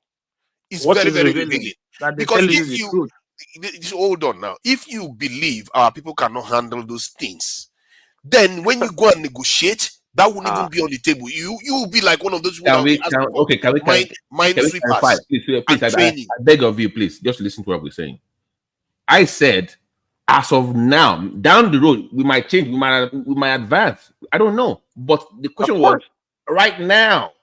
The reality right now, we cannot handle it. Doesn't mean that we cannot do it in the future. More technology at our disposal right now Okay, than the Americans had when they built their first nuclear weapon. I'm going to ask a We question, have more right? technology at our disposal now than There the is the Chinese weapons had that when we they can't built their account nuclear for. weapons. Is it the weapon in Nigeria Army that's falling in the hands of Boko Haram? We don't Your have a nuclear bomb choice. fall in the hands of I Boko don't even Haram, man. understand They will bomb your village. See, let me say As this. of We right don't now, have a you can't do choice. it with the mentality you have right now. You can't do it. Maybe later when we advance, when we become better people, yeah, we can do Later, that. what is later? Later is now. When you become people that have sense, right now, most of you, especially half of the population, a lot of Nigerians are obedient. We don't even look, even that So later we don't you even need can't, it. we can't Look, until we that later civilize those people. we don't From even need today it at any time. henceforth, don't What do you need complain it for? about any problems in Nigeria anymore. Nigeria, what do Because you need if it you for? What do believe you need you it cannot for? do anything, then why are you complaining about what the leaders are doing? If they give you nuclear bomb, you only bomb yourself. Can we clarify with the forefathers? What do you need it for? Do you need it for power or just for what is your own goal with the nuclear? No, You need it. going You for. need He's it for talking about the war. insurance. For You what? need it for insurance. In other words, Are you don't you want to get AXA in. or you are what? Hold on. You don't want to have a military blackmail on your hand. You don't want to have nuclear blackmail on your hand. You don't want to have threats on your people. Because if you have it, people are not going to be threatening you all the time. Your people become freer. But nobody is going to and against richer. right now. Nobody's against after Nigeria right now. Who's touching What Nigeria? makes you think people are not against Nigeria and we are this poor? Even if people are against Nigeria, is it? Do you think it's because you have one chemical inside one place you call this? That's why they will not come after you. They will Yes, look. They will come. it will at least you see. They will bomb your nuclear site tonight. I think the policy. I see it. Hold on, they will not because if they know if they bomb it, you're going to retaliate. They will bomb your launching site. You were not even aware they came to rescue soldiers in your land. That, they know you will retaliate. Even when you launch it, they will shoot down your weapon. You see how they will not be able to. Can they stop it? They will intercept your weapons. They will intercept. So you are telling me that they can stop a nuclear tsunami? They cannot stop a nuclear tsunami. So now just be nuclear tsunami. Will you be open? Will you be open for them to put that nuclear power in your own state? That site. Yes. Okay. Yes. See, your thinking is that like I'm you only have a asking choice. now. Don't no. I'm only asking Don't the just stop. No, question. you just said your piece. Let me say my piece. I The asked a reason, question. I'm not arguing with you. yeah, but no, you are not arguing. But let me say my piece now. You can't shut me up now. Jeez. I'm saying the idea that you think we have a choice, that is a mistake. We don't have a choice. You have to. If you don't do it, you are dead. You know what you are setting up for your children? You are setting up for children to be Can you weaker. stop this? Can you stop Can this? you Your finish what I'm this your saying? Can you let me finish what I'm saying? don't make any And sense. tell me You I'm take us to lying. this. Hold on now. Can you let me finish what I'm saying and tell me I'm lying? Every single generation, their children are getting stronger and your children are getting weaker. Every single generation, their children are getting stronger and you are getting weaker. We are becoming the antelope and they are becoming a lion. Sooner or later, there will be consequences for us. It's not because they are wicked, it's because you are weak. You refuse So to do the which right children, thing for your own which generation. children are getting stronger? Which children are getting weaker? What are you talking Both about children are here? getting stronger while we are getting No, weaker. That is that's what is the And you happening. are the one creating argument not that they are not producing and not babies and the things time like that. the time they came to take your ass for slavery. It's only they did not even need nuclear weapon at the time. What are you talking about now? So Yeah, were they because not strong? guess Were they what? not stronger then? No, they were not stronger. You see, that's the thing. If They were not Nigeria, stronger. They took your ass for slavery. yes, because we're divided then. And the reason That's why a they were good able to one. take us is because we didn't take our security very seriously. The same thing we are doing. Oh, you are the Thomas, children of stop the all ones. of this, man. You No, are literally the okay, let children me of the interject ones real that quickly. were Tunaja, protecting us. you have to respect, oh, that Tunaja, you have to respect, you Respect have to what? respect Respect when people, weakness. no, you have to see. You say because we're divided, they had superior weapons than we did, and that's why they were able to conquer us, regardless See. of we trading with them in the beginning. You have to Let acknowledge me certain facts let me and explain don't have to certain things dwell to on you it. so you understand. Let me explain. I agree that they had superior weapon. That's a fact. However, if the Nigeria that we know today was a nation and they wanted to invade, they didn't have the numbers to take us on, no matter how many bullets they had. They didn't have the numbers. So from then till now, guess where the dial has gone? Have we become stronger because we are free? No, we become weaker. Now they can even throw 2 to 3 nuclear weapons and clear the whole Nigeria. So that is how bad it has become. We have Who's gotten going to weaker clear over Nigeria time. to Nigeria? I mean, Which Tunaja, side? Did they just why you clear go to something the like that? extreme? Why do you go to the extreme? See, even Yeah, Israel, Because that is what they hold use on, to hold on. blackmail your As leaders. small as Israel as a nation, and a population, without nuclear weapon, they can go take over Nigeria and destroy Nigeria. Just No, small Israel. actually, without nuclear weapon, they can't. They can't. Okay. So you don't need see Look what at you this don't guy. understand is that you see our policy should be like the policy of Singapore, the Persian shrimp policy. That policy is basically saying if you come after us, we are going to do you so much damage that you will be suffering yourself, and maybe you may never recover again. That Persian shrimp policy, and it works According for the to you on record Singaporeans. tonight, yeah, you think Nigeria has enough I don't know what they have to defeat Israel, enough technology, weapons. Israel What do they doesn't have? have enough to take Nigeria Uh, because they don't have the manpower to hold the What ground. are you talking about? that's the point there. That's What are the you point talking right there. about? You know what is so now? They don't have the They will level manpower you to in hold the ground. You can level the ground all you Why want. did they need why did they need to have 2 million men on the ground to defeat Nigeria? Why does No, you Israel can't. need that? If you it's one thing to defeat people militarily. It's one thing to rule on the ground. You can't. When the British came, how So many of that damn you still think population there's did they a bring to country that wants Africa to take to over another conquer? mass country to rule the people? Our people, the way they defeated Africa was they came in, traded with us for centuries, and we started adopting their Tonight, religions and leave their story. stuff. Tonight, leave story. Okay, next They topic. infiltrated us before they defeated us. They didn't just come overnight and force us to become Christians. We started. You see, when they took We work with King Jaja them. of We work with them. Opopo, It's what Nigeria is saying. yes, we worked with them. When they took King Jaja of Opopo, his child was in the West for schooling or something like that. So well, people Tunaja, were let me working tell you with them something. already. Tunaja, That's let the me tell you problem. something. Tunaja, I'm going to tell you something now. Maybe this will make you understand. You see, these people that you're talking about, they're not stupid people. You see, I see the way the world is today. They have strategic nations in this world. Nigeria is one of those strategic. You just go and invade Nigeria today, right? It's 200 million people on the shore of the European doorstep tomorrow. Okay, Wow. you cause a migration crisis like you've never seen in your life, in your entire life.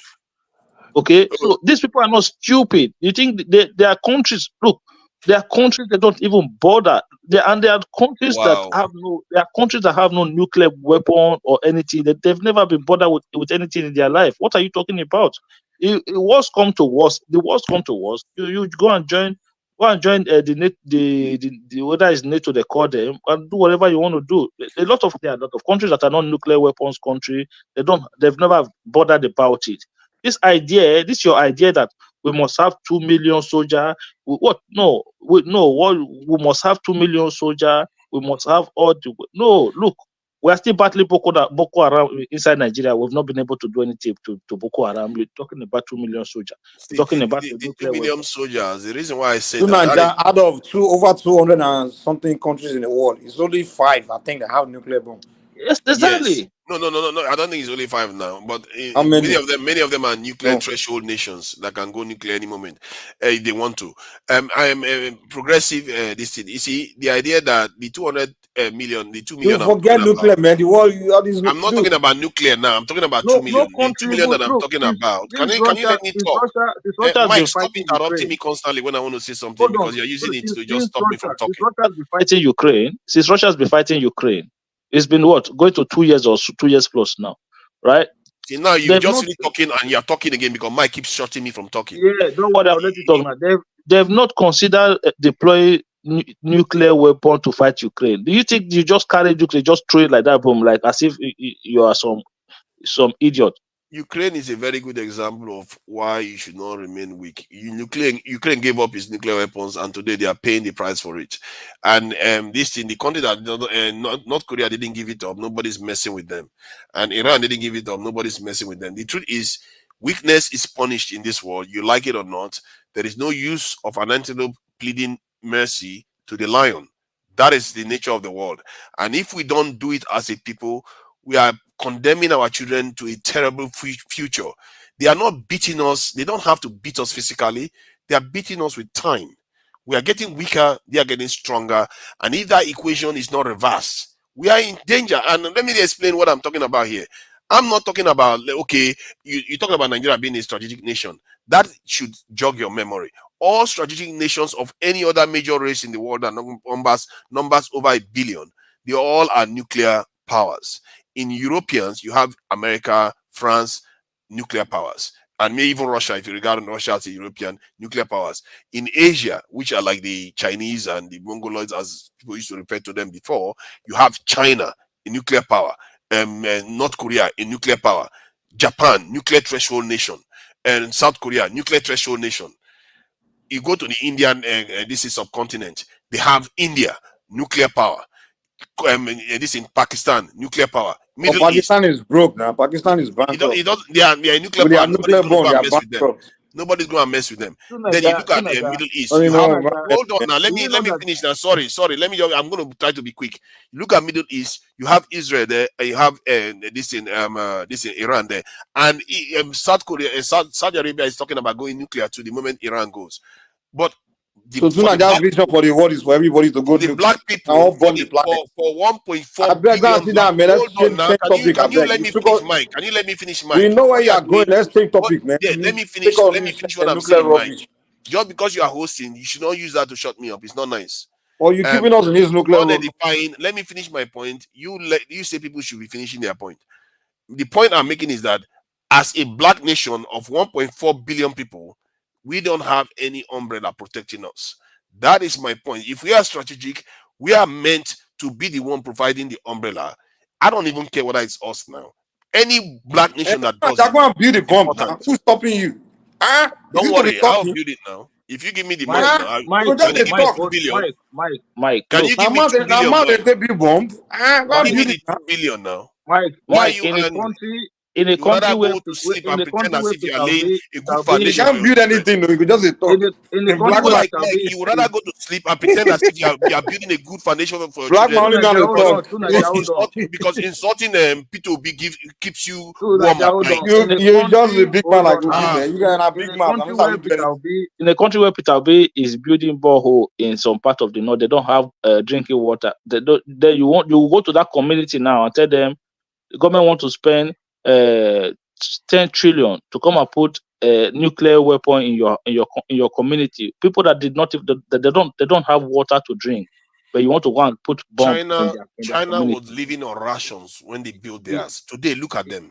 Yes, look, go look. The day you build, We got to move on from this nuclear don't forget the day you build that nuclear bomb in Nigeria, and we elect a president from the north that does not like the Igbos. Okay, that day We don't even have a rocket. We can't even build rocket. What have we ever built as a people? Hold Whatever on. you ever really built as a people. We're building coastal All we highway. build is tribal hatred. That's all we do. But for that, please, when Tinubu is, because you said that China was starving, whatever, when they were building the nuclear weapon. But when Tinubu is building Lagos Calabar, what was the people that they said no, people are starving. Why is he building this? Why is he building highway? So the inconsistency is what I don't understand. So when That is you're what I building a don't major like. highway, I don't like Nigerians you doing will that. say you are starving. On the most serious though, so what is are you saying that if we had a nuclear weapon that would level the playing field for Nigeria or the black race? Is that your point? Yes, it goes away in changing the dial. The dial, if you are watching the dial of strategic power, we have not moved since the colonization wars that we lost. We've not gotten any stronger at all. If anything, we are getting weaker. So and you if think that this is the country case, goes stronger because of nuclear power? Who? All these countries you're talking, you think they go stronger because they have nuclear power? Is that what you're talking it about? Is that adds why? to it. It's not only nuclear weapons. Their military posture is a lot stronger than ours. You know, they have more soldiers versus their population So than us. countries are scared of Pakistan. Is that what you're saying? America went there to kill Osama bin Laden without even thinking that they have nuclear power or not. They did not. See, They did not what even you consider don't it. understand. You don't understand existential issues. When we are talking about existential issues, you No, were I'm not telling you, there. America did not even consider it. They did not even think Progressive about it. They Nigeria. went in See, there. progressive They went Nigeria. in What there. I'm talking about here is bigger than So what. now, you answer the question. Why did the nuclear power bomb help them when America came to Because catch the nuclear weapon, the what they are doing is not attacking Pakistan is in they a kind invade of their country without giving a crap? now. The They are nuclear not bomb didn't attacking. help They them because invaded their Mike, country without even they telling are them. not attacking Pakistan to destroy They Pakistan. invaded Pakistan without telling There's a Pakistani difference government. there. They are just attacking one person. That is not a threat to the nation. The person, can you go? they could have just destroyed can you Pakistan go like and that without attack Pakistan somebody waking inside up. No, they America? couldn't. If they What do do you that, mean? they too All will they be have to nuked. do now, think, look. All they have to do is bomb your nuclear arsenal wherever your nuclear site, your launching site, Think you and all will those place things. it where they can get to? What is wrong with you? Do you think What this do is you a mean joke? places where they can get? If they're able No, to you enter don't there, believe where they can get wait, to. bros. If they are able to enter the country, go and kill Bin Laden. What makes you they can't get your site, your nuclear Every site? nation has a mad doctrine. Come on, there, They man. have a doctrine whereby if they get attacked more than hold on now. they will be able to retaliate. Some of them are even under the sea. Naija, I want to ask you a Nigeria question. going to hide our bomb under the I want to sea. reverse the question. I want to reverse That's the why you question. think they have submarines traveling all over the world. You don't know where they are at any time. Mike, please hold on. We go hide our bomb under River Niger. Naija, reverse the question now. If somebody is in America that Pakistan is going after, do you think Pakistan army can just go into America to go and kill that person? Yeah, they've done it. Because they have nuclear bomb. Indians are complaining. Canadians are complaining all the time that No, India comes and kills people I'm in their reversing country. what America did with Osama bin Laden. I'm reversing it now. Do you think Pakistan can go into the Pakistan army will fly their helicopter with their military in uniform will go into the United States territory? Pakistan don't have the kind of clout to do that kind of stuff. But if they wanted to, nothing will stop them. I thought they had nuclear power. I thought they had nuclear power. No, their nuclear power, see, you don't understand. Their nuclear power prevents them from being attacked in such a way that they can just take over the country. You can't attack Pakistan the way you attacked Vietnam. You can't. If you do that, you're running the risk that they are going to nuke your country. That's the danger. And if you do that, if Pakistan nukes America, yes, America will nuke back, but America will not be a superpower by the time that war is done. Good point. Tonight, you make a good point, but your priority is so misplaced to the highest level. I mean, the notion that we have to pursue nuclear weapon because we don't want to be messed with is just. I was thinking about it. Listen, we have more pressing issues as a nation, even as a black race, to pursue to better ourselves. Tell me which. The economy has to be strong first. Tell me which nations have gone to war, nuclear war. Give me an example of a nation that's gone to war over nuclear exchange. Give me one. Gone to war over nuclear exchange. Yeah. But that is the whole point. It prevents you from okay, hold on. Of course, the whole purpose is deterrence. I get that. But is that really our problem? Who are we trying to deter? Tell me. What America when they went to Pakistan to nuclear kill blackmail now? when our nation wants to do our own thing, because there will come a point when you are developing and you want to do your own thing, the powers will show up and say you can't do this. How do you think can we take topic for God's sake? Because this is getting. Can we take Let's switch topic. Babati, please. Hold on. You have your floor. Why not? You've exhausted your time, man. You use your floor to discuss nuclear bomb. Let's move to someone else, man. Babati, let me switch topic. Carry on with tribalism talk. Go ahead and can engage us, but it's not going anywhere. The nuclear. You got us stuck with this nuclear rubbish, man. Carry on with tribalism, Mr. This thing, tribalist. Yeah, whatever, man. Babati, switch topic. I beg. Let me get. Let's find something. Please, I wish they capture this type of video so that they will see how our people talk about this type of issues. They are scared. We don't know how to do. Go and learn how to build the bomb first, and come here and talk to us about it. Go and learn how to. Mike, you are scared. Just admit you are scared. You've been talking nuclear bomb for 5 years. You haven't read a single book on how to build a bomb. I'm not a build bomb. Leave to Nigeria in one more green mind. If they should not catch where you did, and you go fair on. Akim, the reason why I wanted to change because I've had the debate discussion with debate with forefathers about military and the first thing he always tells me is you cannot show up your military might without building the economy first. I have heard him say that on numerous occasions. No, you have. We've heard that discussion on numerous occasions. You cannot have a strong economy without military. No. You said come on. You said your economy has to be strong.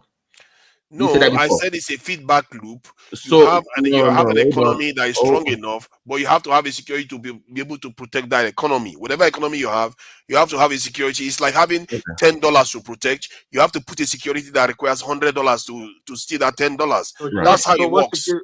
What nuclear is Germany using to protect the economy? Germany is another nuclear threshold nation, by the way, but America is when they say threshold, it means that they have enough fissile materials to build a nuclear bomb. That's why nobody's messing with them, Abby, because they are threshold. No, they don't need it. They are part of NATO. Yeah, they don't need it. They are part of NATO. They have a protection. They have protection. Nobody is facing Nigeria. Nobody's after you. Nobody's after Nigeria. Why don't you tell America to throw their bomb away? They don't need it. You are not America. You're not America, so you've just surrendered your children to them. That's what you're saying. What are you talking about? Should be dependent on America. Not be London, you go born your children. No, it doesn't mean I'm surrendering my children to them. What do you mean? I am doing the same thing. I'm saying that we should do what we're supposed to do for our people and protect our own people. The day you got to get out of Nigeria, you surrender. And I don't know what's going on with forefathers, man. I don't understand why people are scared of talking about these sort of things. Are you scared that if we you are not defend yourself, the conversation? Nobody's scared of discussing about security. Why is everybody so easy to talk about tribalism? No, you're not listening. I am not scared of security, but I said when it comes to nuclear. Akim, hold on. This is the issue. Nobody's scared of discussing security, but I'm saying that for some reason tonight, the nuclear part of it is just not going anywhere. So what's the point of the? So we can discuss security, it's fine, but nuclear as part of security is not going anywhere on tonight's discussion. Is all I'm saying. So why do we keep forcing that? I think it's already gone where it needs to go. Yeah, that's my point. So let's just move on from terms the of nuclear part of your the discussion. manpower issue, that's why I said I had my issue with Peter Obi, because he's not even doing what he said he was going to do. He's not advocating what he said he was going to do in the manifesto, and Tinubu is not doing what he said he was going to do in his manifesto too. And nobody's holding them accountable. We are here talking tribalism on each other, and our people are getting kidnapped every day. Girls, women, and people are paying money to bandits. I don't know how man, I don't even know how you guys just take it easy. Did you, did you listen to Sowere's talk about his time in?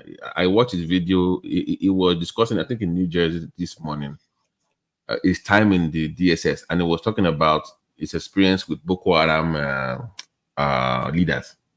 That they even bring them girls, they will bring them women. That one of them got a woman pregnant and said, "Find another one." That they're living life, that they are VIPs in that. Imagine that. Imagine that. No, it was just to give us, like, we're not serious about security in that level. But that is laced with tribalism. He's become obedient after hanging out. He wants to. They've conditioned the guy to become. No, you call him obedient. Back to what keeps him He's warm. not one of them. He isn't like them. You know, he's beginning to. So he's joined their propaganda culture. All these. Even if you don't believe Showore, but you don't underestimate the ability of individual Nigeria to sabotage institutional government. Yeah, DSS is bringing kills for Boko Haram. Yes, Look, if Showore was there watching them punch, watching them. Mike, just look at it from this angle. He was there. He was watching the action. Look at it from this angle. How did they escape? Just look at it from that angle. Who? The guy from Binance that was apprehended in Nigeria. How did one of them escape? They were not in DSS custody now. No, how did they escape? What do you think? Wait. Who? Name one person that has escaped from DSS custody. Why do you think they don't want to take care of this guy to Kuje? Because it's easier to escape in Nigerian prison than DSS custody. You don't understand what I'm trying to explain. I know what you are saying. You say, how did someone escape from? The ability of Nigerians not to be patriotic is certain. I get that. In a regular Nigerian prison, all those ones, it's possible. Yeah, people can do things. But I'm talking about DSS custody. DSS now, Mike. Come on, man. So DSS, because they now like DSS. Bros, the DSS facility is far more. What's the word? It's not like you can't compare it to regular the prison or those kind of things. It's different. The DSS, they're more like this is secret. Goddamn. You can't compare DSS with the police now. So the DSS custody. How the hell would DSS member be bringing girls for Boko Haram leaders? Are you kidding me? I will not put it past them, man. Nigeria, anything you put money in their hand, anything is possible. I think that is not. Nigerians are corrupt now. They can take bribe in the prison. So that's my when on that level of the ineptitude of our security forces. That part I do agree with you that we need to show up. That I can have a discussion with you about that one. That we need to, like you always say, internet security. We don't have enough. What do we call it? Like information, what do you call that service? Is it CS or CS?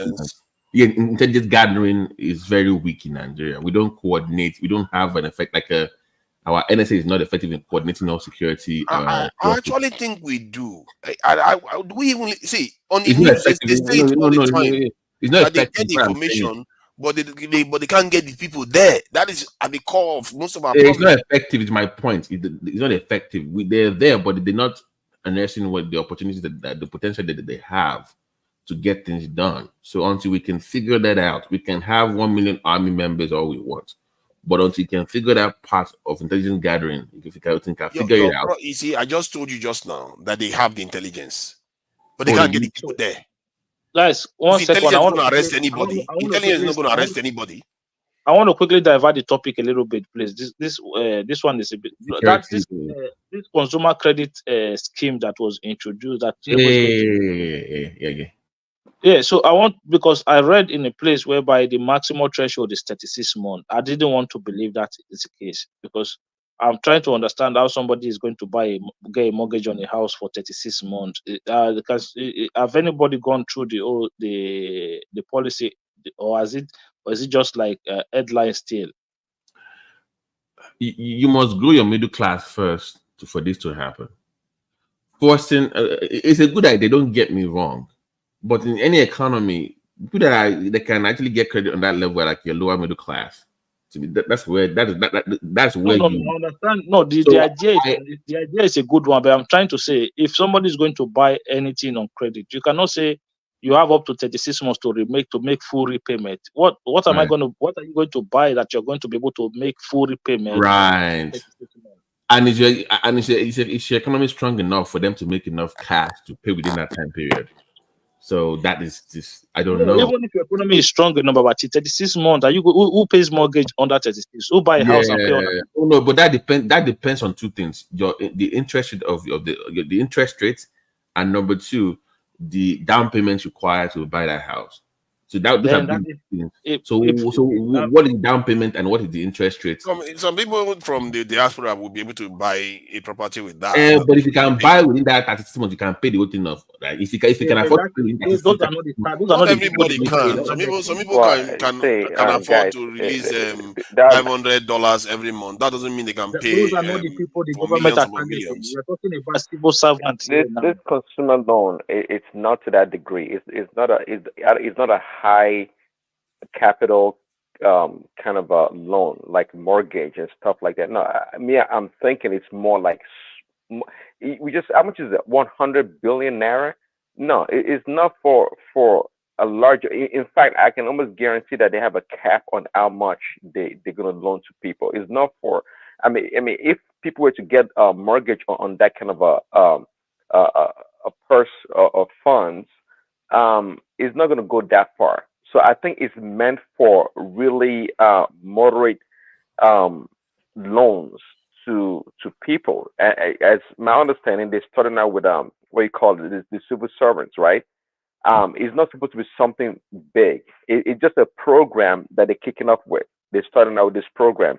Right. And I heard Collector speaking earlier, and I believe also because it wouldn't make any sense for the government to bring out a loan program and the interest rate is as high as the regular rate at the bank. I think, of course, they're gonna work through the banks. Okay, there's nothing magical about this whole thing they're trying to implement. The bank, if you go apply for this kind of a loan, and if you qualify, they just they do the whatever the background check and whatever credit check if they have one, and they're gonna give the loan based on a stipulation given by the government. Just like someone was saying earlier, also when it comes to the FHA loan, it's a special program for people that qualify. It's a mortgage program, so it's overall, I think it's a good program to start with. Nothing big. Even if they can cap it out, cap the amount at, let's say, what, 100,000 naira. That is good. That is good. And just like Kolata was saying also earlier, that look, this makes brings more business for people like a Kennedy. Kennedy understand what he was talking about, because now it allows people to have I to have think money in Kenneth their said pocket. he doesn't want. He said he Yeah, doesn't he said want. doesn't want it. But Prince ID, that is meant for his customers to pay him, not him taking the loan. So I don't know why he's against. Exactly. Yeah, that's the point. He didn't get that. What You see the point, Kulata was saying. they hate somebody so much they didn't even read the fine print of what they are even presenting. It's to help you, but because you hate that person so much, you can't even read the fine print of. Babati, if Babati, if Tinubu continues sharing money door to door step in Nigeria, Obedient will still criticize him. Sharing like money, cash. No, door Thomas, to it's door. fine. No, Thomas, it's fine. But at least then to even read what they are even presenting, know what they are talking about before you even oppose it. Well, to me, it's going to be a good program that puts, it's a way to, let's just say, give some Nigerians, eventually all Nigerians, the opportunity to share in the national cake. I would love that loan program to have a really small, a small interest rate. I don't know, 2-3%. I think that would be ideal. And there's no need to have such a program and make it a high interest rate program. To me, it doesn't make any sense. So a low interest rate is the give hate it to is the just too much. That's why we are going to give them back the hate. They give to Tinubu, we are going to give them back the hate. The hate I is see. just too I much. can see the idea that some obedience don't like Tinubu. That's true. And do you have to give it back? I don't know. Personally, I feel like you Then have to let me let me sometimes. let me let, let me answer you. We are the Tunubus. I'm not Agbado. They are the obedient. We, myself, and the rest, we are the Tunubus. So when they bring Mm. hate for Tunubus, we are ready to give hate back to them 100%. You understand? Okay. So there's no, I yeah. hope you remember your own people in the country Don't, while you are doing that. don't, Okay. yeah, don't worry.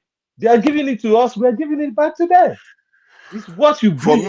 For me, people that are worrying If you about politics, they don't have ambition for their people. If you worry too much about politics, you don't really have ambition for people. And I really fear that you people are going to destroy let us me all. yeah, definitely yes. Because if they can't control themselves, I'm very happy for my people because we don't really go out of our space.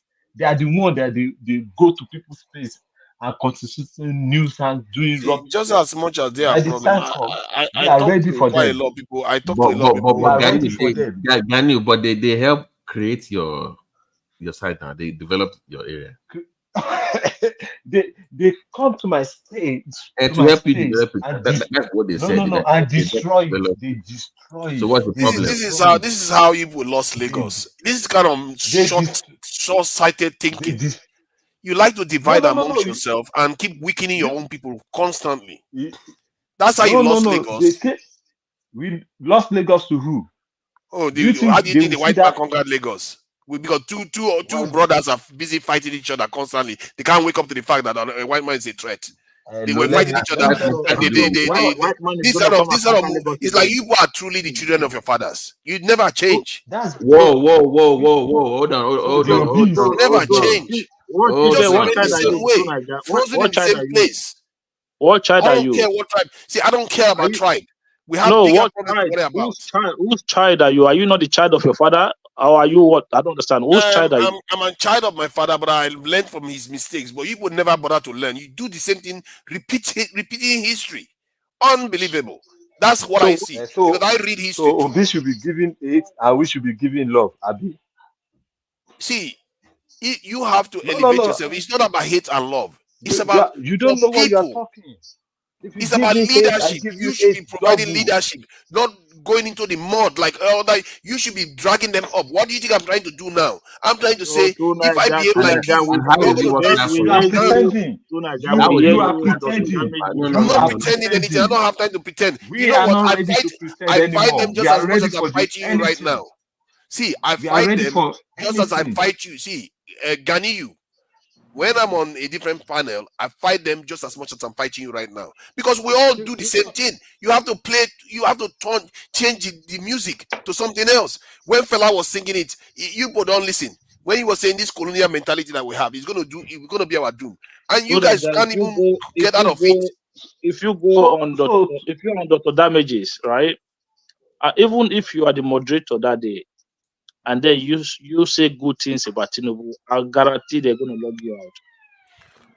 Do you know how many times I've been attacked? Because they call me a No, Tinubu they mole. attack you when you're talking In about some they platforms, attack you when you talk about this war issue.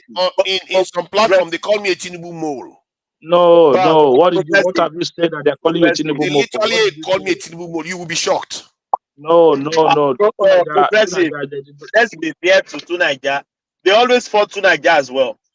Yeah, What are you because talking they're about? fighting on his position of war, no. on the Is it not position of too Nigeria on that the is it military. not too Nigeria that we listened to him the other time that was lambasting the Yoruba a lot in Dr. Damage's What did I show? say? Have you What forgot? did I say? Prince Daddy If send I'm saying it to anything the that I said platform. there, We I will say it listen to here. it.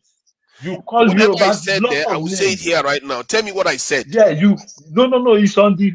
I still have it on my phone. I You can see, send it back it's on the. because Tell us So, what I so said so that I will repeat it again. I'm going to tell you something. You see, like what happened in Okwama that day, right? Obviously, when Tunaja want to make submission, it's not going to go fully against the army when it's in situation. And those people, they don't like things like that. So they will come after Tunaja and go after him in days like that. It's not because maybe you talk about student loan now, and Tunaja will say, "Oh yeah, it's good. I support student loan." No. You never hear Tunaja do that kind of thing. Never. Look, it's only the only time Tunaja is when he's on the side of the military, and then they'll say, "Oh, are you being paid by the government? Are you being paid by the government?" It's not like he's criticizing the government. No, it's just stating his own ideological position. Because Yeah. that's That is it. not It's the just only time stating they his own criticize ideological me. position. They And criticize those me people when I don't talk. They'll say, "Why are you not and when they don't criticizing agree Tinubu with him, directly?" they'll say, "Oh, he's been paid by the government. He's been paid." And now when I listen to it, I say, "What has this guy said that makes this guy said he's been paid by the government?" He's just stating his own personal ideological position in Because terms if of you don't attack Tinubu in some platforms, that's how they perceive you. And like here too, if you don't attack P2B, that's how they perceive you too. no, Because nobody perceive and no. you If know you what don't you people attack, forget the most? You know what you people forget in the middle of it all? Your own no, people. no, You forget your own Stop, people, and I think that's wickedness. first of all, stop saying you people like you're making a blanket statement. We all don't sleep in You each all other's so bed. far you all are in Tonight, agreement. this is not echo chamber, so you can't say you people. Are So you? far, This is you what all we on have. this are in agreement about going after No, the other you're out side. of your mind. Members of How this am I platform going against? are Remember, diverse. I It's not came one That here. one single. sleeping wine. Even I you came are here. here. You are part of. First of all, people of this platform is different. People of different views and different ideologies. So it's not like an echo chamber like your side. Echo chamber. Exactly. Echo chamber over They are there. not People an that echo come here, chamber. people Look that at come here this every day, guy like talking about Kenneth, echo Joels. chamber. I mean, we just argue our different positions and different. Yeah, That's but not an it's echo not like chamber. a, What are you talking about? I just told you that the P2B came on and they still bros. strongly disagree with him after Bros, he left. those other panels strictly echo chamber. You can't be a different thing and come. Yeah. You don't even discuss Even philosophy. you You are don't the discuss closest thing to security. opposition You there. don't discuss. Hold on. You don't You are the discuss deep closest. issues that you're talking about. This thing. Calm down. You said you are the closest to opposition there, even though you are on their side. You are obedient too, obedience. Why shouldn't I And be? Why shouldn't I but the fact support that you are not if he's obedient saying the enough, right they are thing? attacking you. Imagine someone that's not even obedient at all. What would Look they at take your that look person? at your president that is in office that talked about its different security policy that is not Dude, pursuing. don't shift what I'm saying. Your 4,700 I'm people president are telling being you that kidnapped is recently. don't like shift. I'm our telling you that president, this is right? not. Don't compare this platform with those useless ones where they are just. Never. It's Don't quite do that. different. Actually, when I'm hosting Dr. Damages, I think for me it's one of the best. We hold people to a very, very high standard that you can't say anything. You, Tunaja, you that kicked me out on Yes, your behalf. Come on, get out well, of here. stop Stop going lying, on. We man. talk about philosophy because somebody allows you to talk of white Yoruba supremacist nonsense, you Man, start get saying the fuck out of here. no, When did I come to nobody your kicked channel you and out. talk? Nobody kicked you out. So stop going on. You're out of your Um, mind. You telling me see, you talking about Lagos, talk telling me to about apologize philosophical on behalf stuff of there. We our. talk about religious stuff. We talk about so many other topics that nobody even what you focus on here, especially you, Mike. You engineer people to just turn on one side of the Tonight, country. Man, get the hell out of here, man. hold on. Get me, please. Tonight, let me just say this. You will respond to me. Are you telling us over there is not echo chamber? You can't tell us it's not echo chamber. They Not will when I'm never. the one moderating. I don't know. Tonight, can I tell you something? Since 2 months ago, I stopped listening to you, to Dr. Damages. I'm saying it live now because I preempt what everybody wants to say.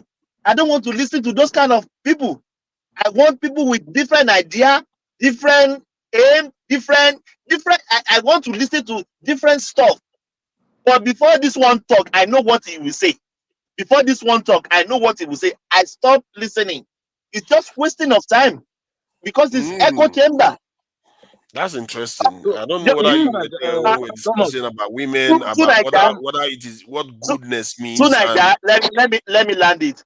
You are the only person I can still listen to on that platform because you make sense more than all of them. Nah, They make Tunaja look like it's making sense. doesn't make sense It's at not all. because Tunaja makes sense. Mike. Look at Mike. Mike is They make just jealous Tunaja look because good. They make Tunaja look Mike, like. you know what? Mike is just jealous because he cannot take down his white Yoruba supremacy. That's the only place you look good, That's why he's Tunaja. jealous I'm like, now. is this He's not just Tunaja? jealous. They make you shine. You see how it's happy. Somebody's Mike, praising him. He's so happy. this thing is very easy. No, because This it's thing true is very now. easy. Look, What is true? Because what I do is I try to call people One out. voice. Hold on. I think I came out to say something. Yeah, Progressive. so the way you're gonna see this whole thing, right? It's very easy. Man of prestige goes to damages. Man of prestige come to platform as well. So man of prestige, I say, look, I go to Dr. Damages, right? But I don't like it there. Everybody's there is just one way. Everybody's just agree with each other on the same thing. Everybody just go same way. He said, I like to be here because there's a lot of disagreement. I like the back and front whereby we have to debate each other. You understand? Ekene comes here. Ekene is completely obedient. Uptown come here. Joel of Nashville come here, completely obedient. Like everyone come here, and you can talk. Nobody will stop you not to talk. You see how many are named now? Okay, so you have named those ones that support Tinubu and Dr. Damages. BQB does come in now and again. I think there's no because now they cause them. They don't chase them. But when I'm hosting, they don't do that. When I'm hosting, they can't do that. No, I know they do attacking. Your panelists they cussing. I agree that if other panelists are attacking somebody because of their position, is their right to be able to have that encounter. Like some of you disagree with me, but in terms of going overboard and trying to use ethnicity or anything, I will not permit it at all. I will not let that happen. So like that. That is Hold on, the please. way it is. Let me say hold on, please. Let me say I'm Tinubu's follower. Can we have this conversation we are having on that platform? Would they let you talk? I think we do have we discuss Tinubu all the time. Come on, this is what will happen. The moment you start talking, after 20 seconds, Rudolph start ringing the bell. Bang, bang, bang, bang. No, don't count Rudolph's time. I'm not counting. And then if you give them 30 minutes to reply to you, all the obedience to attack you. No, you'll be and we will give you a chance to come back. This is what you'll be hearing. Please, we don't need all those kind of people here. We don't need all those kind of people here. What you need to do is that ban him, mute this guy. They will do that. Do you know how many times they've said that? I never make people as useless as those people, man. I'm telling you. Mike, almost your people are pathetic set of human beings. Almost every week they want to. They'll tell you the government are sending their mole everywhere. The government are putting their mole everywhere. The government are sending their stooge to different platforms. Kolata has been paid. Kolata has been paid by Tinubu. Mike has been paid. Everybody has been paid. The one that even annoy me the most. The one that annoy me the most, I wish you can do something about this. When you guys know people are lying to each other, like somebody will make up a story, someone like CN, KJ, all those guys, they will just make up one story. And they'll be lying. Everybody knows he's lying, and they will just they will agree with him, like, oh yeah, it's true. Not me. But sometimes I give it to I have to give it. You always challenge the lie a little bit sometimes. It's not like they will agree with him, but they will not counter him, knowing fully well that he's lying. They know he's lying. I counter him all the time. Tunaja, please. Look, I'm not going to let him say something that is not substantiated. If you don't have any evidence, you can't get past it. Tunaja, hold on. After the election, right? After the election. This one is not on Dr. Damages now, on a different platform. One guy was giving submission. Oh, they're not going to hand over power to Tinubu. They will hand over power to it was very affirmative in this. No, not Shetima. I said they were going to hand over power to Ahmed Lawan. Ahmed Lawan, after his senatorial term is finished, he will hand over power to Chief Justice. Then they will now conduct a fresh election. Tinubu is going to be locked up. Like he was saying it in affirmative. Like very well that there's no law that permits that route that you're talking about. Everybody just went quiet. They just listened to him. He just said they spilled all the garbages that didn't make no sense. And I'm like, Are these people? Are you serious? Like nobody could even say nothing. Do you know why nobody said? Do you know why nobody said anything? If you counter that guy, they will come for you. But I do. I see. I'm the only one that hosts a TV channel. I don't know whether I should be proud of it, where almost everybody in the chat is abusing me. Father, So, by the way, do you still host your own show on your own channel, or are you linking up?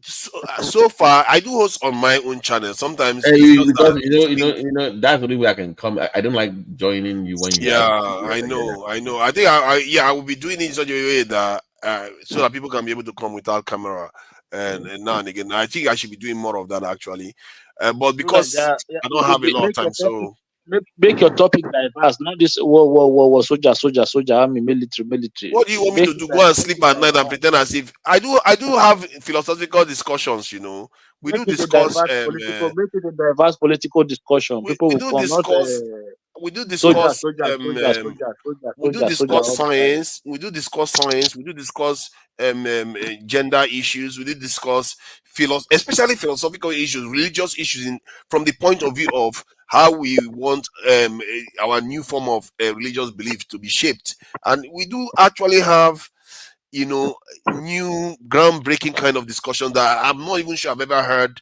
in the Nigerian space from the media anywhere else. All we talk about is government, no ideas. We don't really engage philosophical ideas on about how we are to relate with religion as it is today, or whether we need a new one from the context of what we had before, but reshaped for a modern era, and how should it look and stuff like that. We actually have some deep conversations about these things. So I think when you look at the platform from the beginning, and because Dr. Damage has his own format, he allows people to speak, and if it's obedience that are showing up, I don't know why you should blame him for it. Dr. Damage actually prefers to hear diverse opinions, from what I gather from him. Really? Yes, he does. Come on, man, get out of here. If you come there, is he going to kick you out? He's not going to kick you out. He will only give you 20 seconds and start ringing bell. And then he will give you a video. I think he will give you a video 30 minutes to respond to you and blast. Let me clarify. The time is the same. Oh, Father, hold on. I think the guy is a foolish idiot, man. Come on, stop coming here to that guy. Don't pretend like he has some sense. I think the Father, Rudolph is a mumu, man. Come on. I think the guy be just come to act like he's one innocent guy. He's a tribalist idiot. Just another typical Icobian, gothic idiot. That's who the guy is, man. I think here's the issue. If somebody comes to that platform with a different opinion, right? Him allowing that individual to come there is not the issue. Moderating the space for that person to be able to try. That is the issue. So when if Thomas goes there now and it gets shouted down and you don't moderate that space, that's the problem. You know what he did to one man? One man came there, they shouted at one man responded to the guy, and he kicked one man out and he kept the guy. That's the problem. Yes. That's and you're telling me the guy's not an idiot. Come on now. I think if they're kicking, if one man goes out, and sometimes because when he comes in, he wants to have his say at that moment. He doesn't want to. No, that's different. I'm not talking about that. There particular time, one man came there. Next thing, you guys started attacking one man. So one man now said something. It's not like one man said something very insulting, like a bad language. He just respond with a jab, Next thing, and then they kept the guy. I'm like, dude, you keep the guy? Are you kidding me?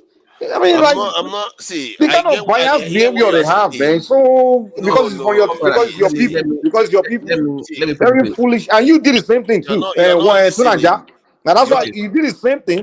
I came there. That one stupid idiot like that. The guy say he insulted me. Somebody Lagos is an idiot.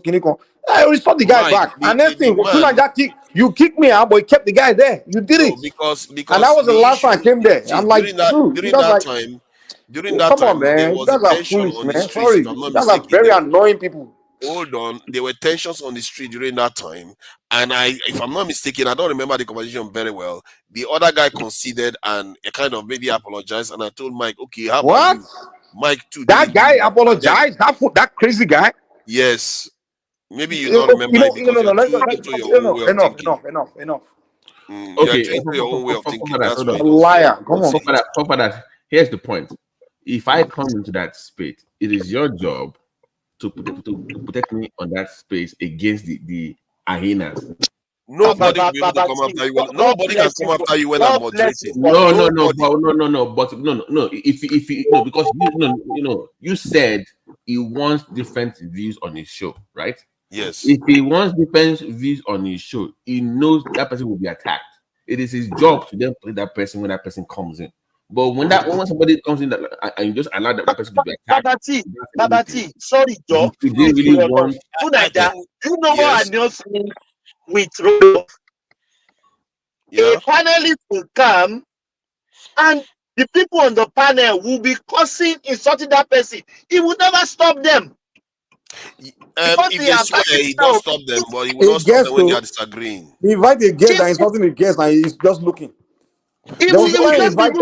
If you want to test it, 4 of you, 5 of you come in all at the same time, then you can see that whether you can get the hell out of here, man. We are telling you that invited guests. There was not, he invited Ogundamisi one time. And one stupid opinion was saying Ogundamisi should apologize for it.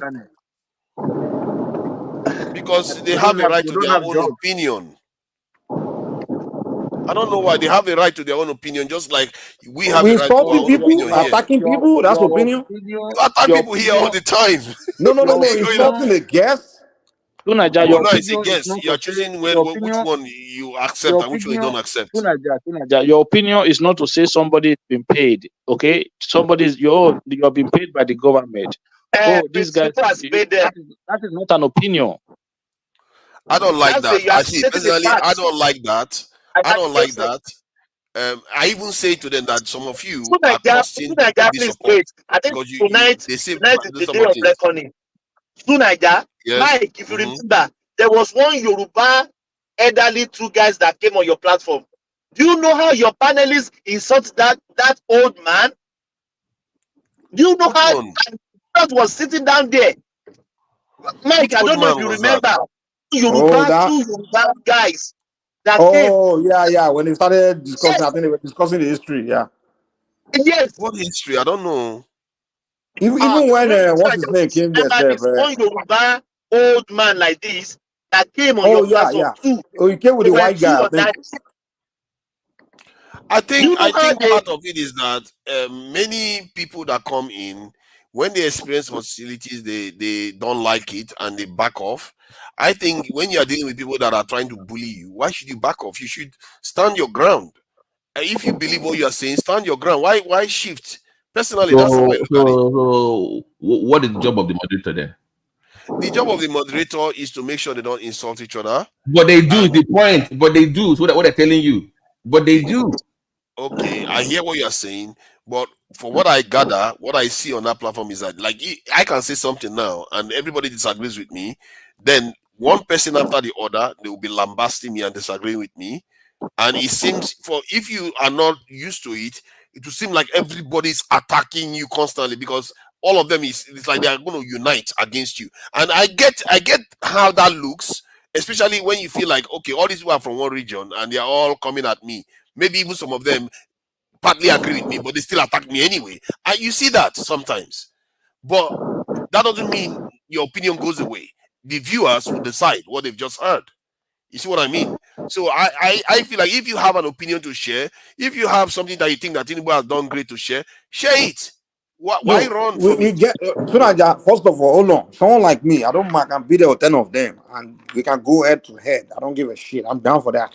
But when the host is not siding with them against me, that's the problem. That's what the problem is. Not overtly. It's not very clear. Dude, stop it, man. Stop playing this stupid game. I know you want to play. You can't defend your man and everything, but that's the fact. You can't deny that. That's the fact. See, Dr. Dami says it because himself. if the guy really allow people to get at it, trust me, I'll come there now. I will sell a lot of people straight there. He has to try to keep the platform clean now. See, Dr. Exactly, I will come there now. I'll come and sell people straight there. But the fact of the matter is, because there was a time I wanted to sell one stupid boy like that, one foolish Edo guy like that come there and think it's Igbo. I had head like tortoise. I wanted to sell that guy straight that day. You see the way you talk even. The guy, I'm insulting the guy in case he's watching. The way you talk. The guy, I wanted to deal with him that day. But Rudolph allowed the guy to insult me. But when it's my turn to really address the guy, he mute me. Okay, Mike, he said, no, you ring bell. I'm like, dude, fuck you, man. You guys are stupid, man. you are the one doing all the swearing. If maybe the guy disagrees with you strongly, here's my and you true start feeling. insulting them. No. Tunanja, fuck you and fuck Rudolph. How about that? You see that? I Yes. hope you are happy with your You life. deserve it. Sorry, Thomas. I I'm hope you are happy with your life. What he thinks he's doing is that he's elevating himself by talking trash. Hold on. Hold on. Mike, you can't do that. Sorry. Oh, Mabinu. Why? No. Why? See, when you do this type of Because things, defending the guy trying to play like you are dumb. To Niger, you are running away from the truth. We are telling you the truth. You are trying to. You are not letting me talk. See, what I said about Dr. Dame is that even he has admitted that sometimes he gets things wrong. That because it's an art. He said it's something he will call on people that don't necessarily deserve to be called upon. But because maybe the person is a female, he will call the person on to speak while other people are still waiting. So that is a kind of art. But for me, if he was so biased, he wouldn't let me be on that panel. I'm telling you, he wouldn't let me be hosting his shows because clearly he knows I don't do most of his life. I disagree with him openly. On some policies, and sometimes he even put a video that he couldn't re-educate me on an issue. So, and he allows that. So that should tell you something. I said to you, if 4 of you come at the same time, let's see what's going to happen now. How many people are on the screen at the same time? You would not let us in. You will never let us in. Forget about that. Of course, he will let you in and backstage. Did you see me on your platform anymore? I don't come anymore because I noticed that you don't show up anymore. I want to come. I want to say my opinion, but from even the host, the panelists will be cursing another panelist because they have different opinion, and the host is just sitting there. You see me how I kick people out of here? If you can't abide by the rules and regulation, you can go away. I don't care about you. You have to be. Come on now. You are more short tempered than I am. Actually, if Mike, the way Mike gives on panel, sometimes he can be very, very rude compared to what Uptown did. Mike is far rude, more rude than what Uptown did. No, I'm rude to big idiot because you guys deserve it. You see what he's calling them? That's no, yes, because you guys, no one respect you guys again. So people like that's where you guys are. What do you mean, you guys? Okay, for example, the way you guys are, like I have to give you your energy, the same energy. The way you guys are, that's the way you are. You guys are terrible. Like you know what? Dude, when you say that, Mike, so terrible, man. When you say that, I do hear you when you say that. But remember, even I am telling them that that they shouldn't be doing these things because it's making people that could be potential, that might even listen to P2B's ideas, shut off. That it's not I have that same problem myself where some people just refuse to listen to reason. But we have to remember that all these things we are talking about is about our people's lives. That is what you see, personally, I developed a discipline to focus on the people. Because if you listen to all these things, you're going to get so distracted. Then what is the point of having the conversation even? For me, I don't see any value in having a conversation just to be insulting people. I would rather have a conversation if I feel like my people are being disadvantaged. I don't like our people being disadvantaged in this world. I tell you the truth. When you took over from Rudolph, I prefer listening to your host than Rudolph. Because I know you are obedient, but you are not obedient. You have brain. That the rest of them they don't have brain at all. They are just being led by the fantasy of what is going on. But if when you always took over, it's always late night in Australia. So I don't even listen to you guys anymore because there is nobody will come in to speak different things. Your panelists will not let them talk. They will curse them. The person will be forced to go out. Have you ever seen him there anymore? Did you see Kolata there anymore? Jonaba really bashes P2B all the time, you know. And to be fair, Jonaba doesn't even have to sometimes. He will just come and start lashing out at P2B all the time. So I don't know. He doesn't lash, man. He speaks kind of like indirectly. And they still attack him. He literally said, I don't support P2B. And he always complains that Rudolph will never give him chance to speak. No. He says all the time that P2B is not Rudolph will special. not allow him to speak. He says that. that P2B is not special, that people that he doesn't P2B is not his person. He said it, so it's not like some people don't disagree with P2B. Some people do. And it's just that maybe he's also able to make people laugh and get over whatever he has said. I think there are ways to talk to people without necessarily being too divisive with them. There's no because in the end it's about the people. Personally, that's how I look at it. On the panel, people are open, even if they disagree with you strongly. Many people disagree with me all the time. Mike, if you were there tomorrow and you were talking to them, and I'm the one hosting, I'm not going to let them just start attacking you unfairly. Anything you say, I You will say, where's the Nanja, evidence? I Where's the was evidence? there. They attacked me, attacked back. You kicked me out. You kept them. Mike, you are a troublemaker. You know that So full stop well. it, man. I didn't. What You do you are mean a I'm a troublemaker? troublemaker. You are worse than Uptown. Uptown didn't even do that much. No. First of all, there's no way I will come there and come and start trouble now. Yes, you will. I will come there and give my opinion. No. Yes, you will. No. To be fair, is when they give it to Mike. That's why Mike respond. So when Mike responds, it's very fat. I know Mike can go extreme, but if nobody insults him, he will never insult anybody. But they will not let him talk. They will not let people. You can't be echo chamber that before this one speak, you know what he wants to talk. You have to welcome different opinion. I think they You welcome can't do different that. opinion.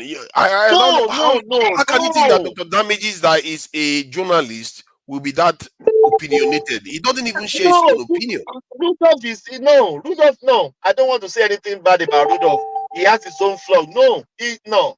I like the guy, to be honest with you. I like Rudolph. But when this egotic people start their nonsense, it doesn't cop them.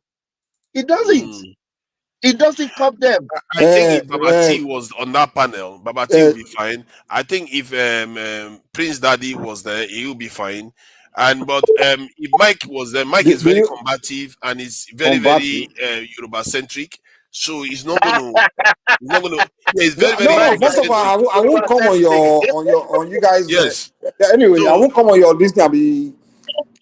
I'll be talking more. I'll just speak to the particular issue, and that's it. I'm not going to be, unless you attack my people, then I won't take that. I will give it back to you. Okay. Yeah, but that's the reason why. Do you remember when this woman was running ancestral curse? That one crazy, that woman, that Are you fat. talking about Mama H.O.? Yeah, that your woman, that fat foolish woman. The woman was running. See what she's doing. I bet come on there, man. She was running generational curse, and Rudolph just sat there, keep quiet. I'm like, he sat there. He was looking. Even Pastor will come there. Pastor will be spilling just talking shit about other tribes, talking shit about Yoruba. Even the guy who talk shit about what is going on in the country. Pastor will even talk shit about the South ethnic group. How you guys are nobody and things like that. If you just sit there and be looking. See, I agree that 80%. Hold on. When they sent that course that HO did on your platform to me, I said, is that no moderator there? What course did she do that she's so bad? She's causing the current Nigerian leadership that put our people in poverty. What do you want her to do? Bless them? Mike was saying, get out of here. Now I have to say that to you. Come on. So you have 4,700 Nigerians kidnapped. Most of them young girls and women. And you are here thanking those leaders. Tunaja, no. Now I know you are Mike. You are not lying. This guy is no. I'm not Tunaja now. I'm not going to sit here and watch people that have mortgaged our futures away repeatedly, supporting them, and you are supporting them.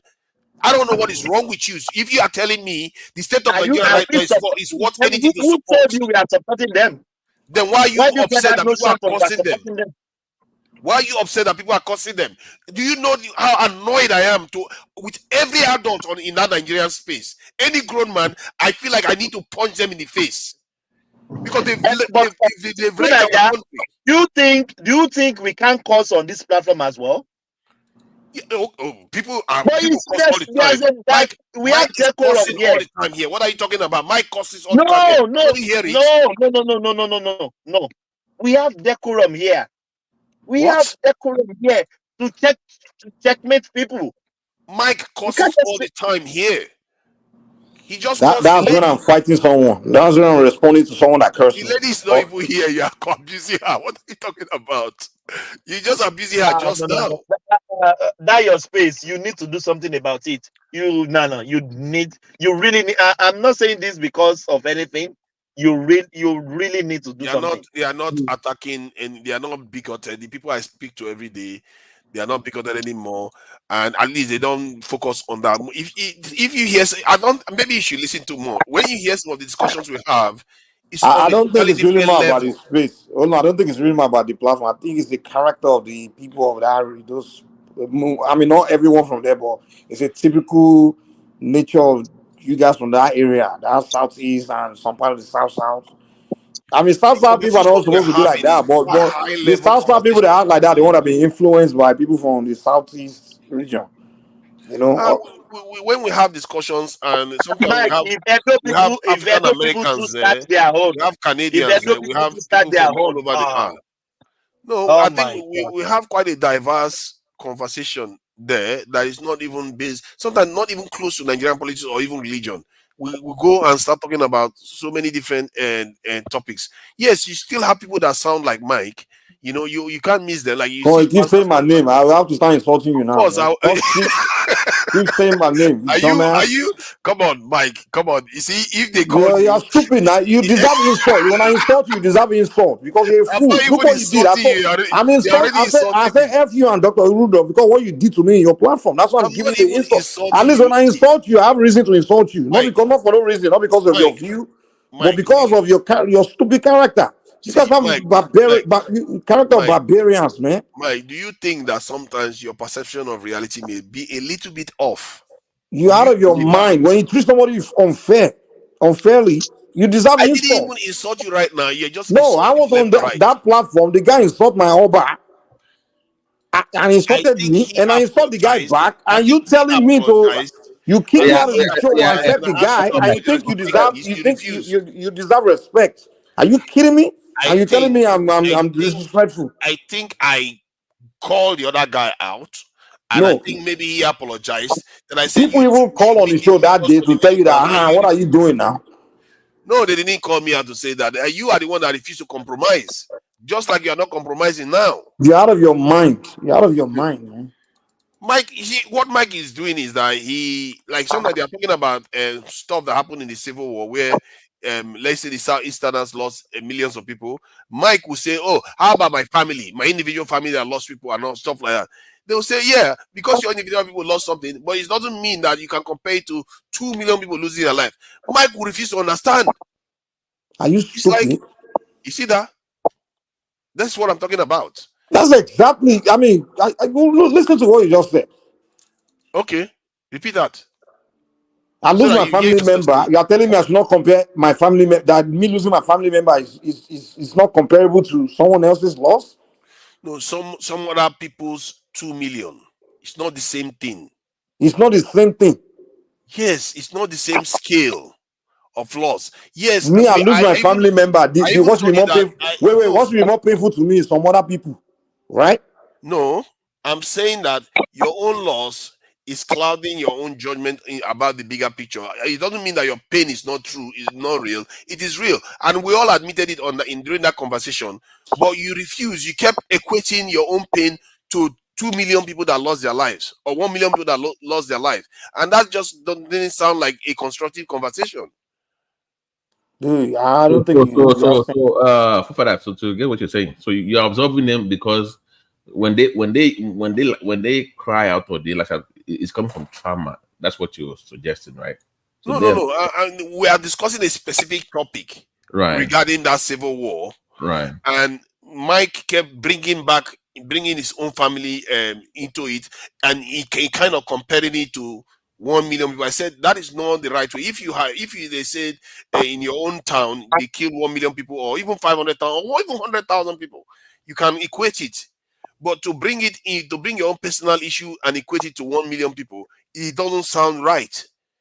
You know, and you are conflating the discussion, the part of the conversation we are having, because it's about the Nigerian state, not personal stuff. And he somehow allows that personal stuff to make him more aggressive towards these people trying to express. Baba, this is what happened. Let me put in context. Okay, that day they were talking about you know, that they always talk about our history, and they started mixing a bunch of propaganda, and they are talking about how Yoruba people are guilty of what happened to them, how you know, how Nigerian people just pointing blame and claiming victims. They didn't blame Hold on. The point was they were claiming victims, and they were making up stuff about how Awolowo this and that stole their money. They only give them Nope. Hold on, Awolowo gave them. Wait, I remember exactly what I came in to say that day.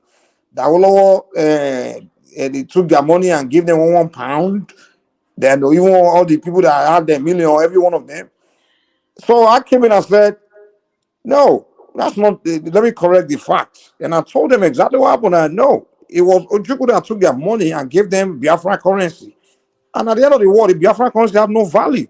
So I see Awolowos that took their money, and Ojukwu ran away with their money. And then I said, when we talk about people that died, I know even people I'm related to, you know, when the Biafra soldier invaded already, they massacre people. And I know relatives that also died in that massacre. But I don't go around saying, now, I hate Igbo people or I wouldn't that against the entire tribe of people. That's what I said that day.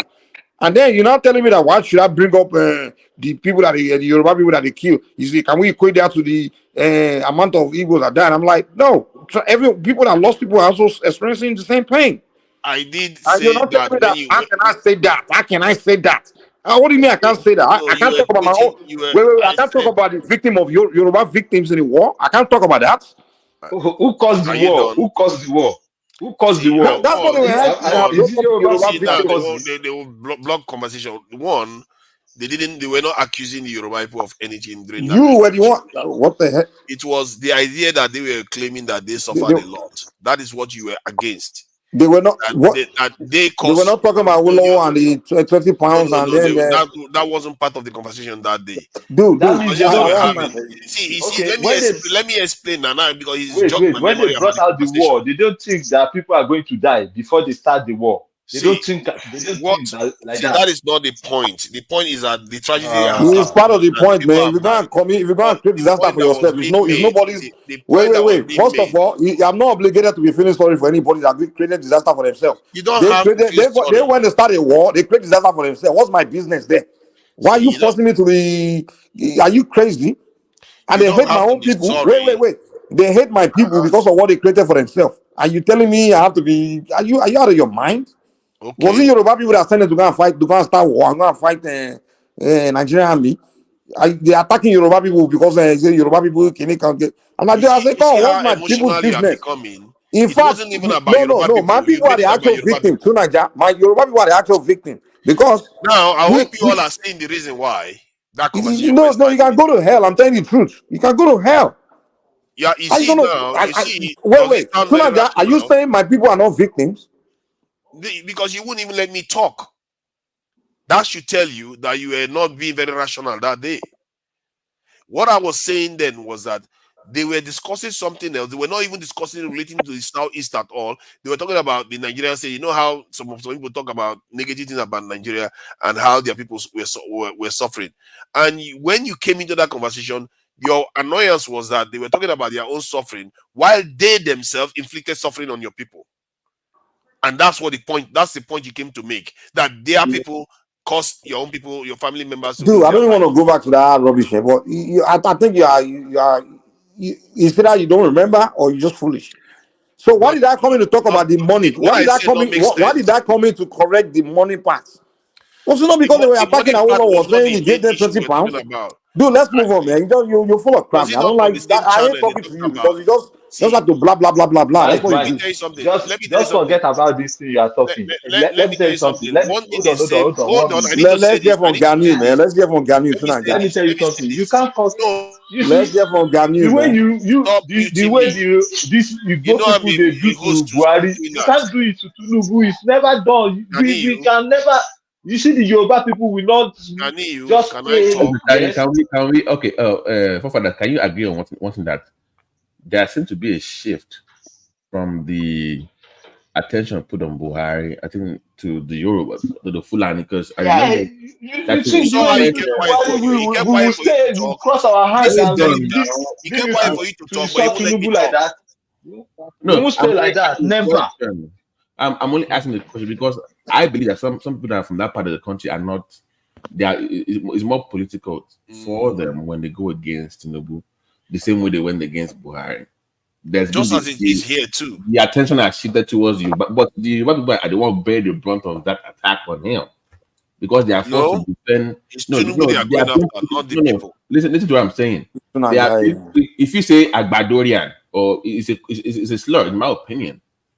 Because Tinubu was the one that used the word Agbado when he was talking about no. What they turn it into, I can say I'm ABC, but if you turn into, it's kind of but if I'm Yoruba, for instance now, doesn't mean I support Tinubu. But there's this attempt that somebody will say, "Oh, it's your brother. It's your brother." What does that even mean? That it's my brother? Doesn't mean I support his actions. But the same way they kind of went against the Fulani, the same way they're going against Yoruba now. So there's this. See, these things are natural. Personally, I don't even see them as a serious issue.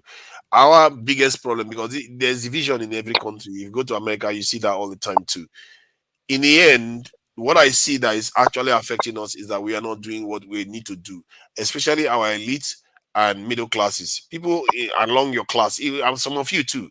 Mm-hmm. If you don't get your head in the right space to move our nation in the right direction, I guess you cannot move the country in the right direction when some certain people are not. They are one leg in, one leg out, depending on if it benefits them politically.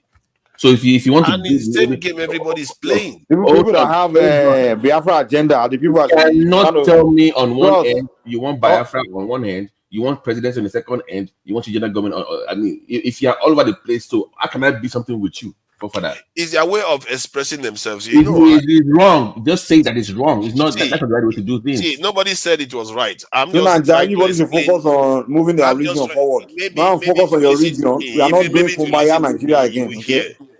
When you speak to many of these obedience, or not even obedience, Biafrans, I mean the ones that believe in Biafra, if you hear what they say, you understand that it's their own way of expressing displeasure with the state of Nigeria. Like when I asked one of them, what is it going to take for you to support Nigeria? And the things he listed has nothing to do with Biafra. It has everything to do with the state of the country. And I said, get out of here, man. That is true. You're not talking to fools here, man. Get the fuck out of here, man. You see what this guy is doing? Them coming after my ethnic group, coming after people's ethnic group. Are you kidding me? Mike, that's the state of Nigeria. You need to, in Mike, in his brain, there is an intelligent part that is rational. But this, guys, shut your mouth, man. You don't miss me. You need to exercise it and take it away. Okay. Do me a favor. You just label somebody as Yoruba supremacist, which is unfair, but it's okay. Oh, that's what he is. Hold on. A former governor from that part of the country pretty much just declared Nigeria as a country that was developed by the Southeast. He's promoting Igbo supremacists as well. So people in politics, Mike is not a politician, but you have actual former governors and elder statesmen in that part of the country that are promoting that belief that they are superior to everybody else. That would deny that he doesn't know about it. I don't know now who. Really? Come on now. The guy what about one young? He missed that one too. I don't know who said it. You always say you don't know. Even if you play right now, you say, I don't know. Why you forcing me to know something I don't know? The former governor on Rise TV talking about not developer. They created Lagos, Kano, Abuja. They are is Igbo supremacy that he was promoting, and it's an elder and a former governor. Who is his governor? It was viral. How can naming a governor be such a secret to you? Even on the Dr. Damidi show, they do Igbo supremacy all day long there. Well, you never accuse them of being Igbo supremacists. No, I do accuse. Have you accused? Name one person accused of doing Igbo supremacy. No, name one person. Can you play that? Mike, can you play that clip? That clown I was call himself an elder. Ansad is one of them. Ekene is another one. You know, they are there, and we do. Men, they get a beating. That's my point. Hello, Tunaija, Serious beating. Like last Sunday, Tunaija, a serious beating. Tunaija, 1 minute. Can I ask you one question? Please, I'm so sorry. Where are you from originally? Where? In the south. God, you see, the guy is Delta Igbo now. Hold on now. Okay, you are Delta. No, hold on. I'm from Yoruba. Yeah. I mean, something is wrong with you. You don't want to. You want to try national mind. You want to try national mind system in this platform. You can't do that. That's looking for a track. To Nigeria, Cabo. Okay, you're next. I didn't know you're Yoruba. Cabo. How do you know about Yoruba? Yes. What's your state of residence in Nigeria? Abuja, generally. Oh, don't do that. Don't do that. I know what he's doing. You see what what am I doing? You put up, okay, tell us your region. Tell us what part of Nigeria. Why should I tell you my region? Why are you afraid now? Why? Are you afraid? From Agbo. I know him now. The reason why I don't say it is because it's irrelevant to my opinions. It is irrelevant to anything that I do. I'm just making a point. Just tell me, please. My true tribe right now is the black people. Oh, stop it, man.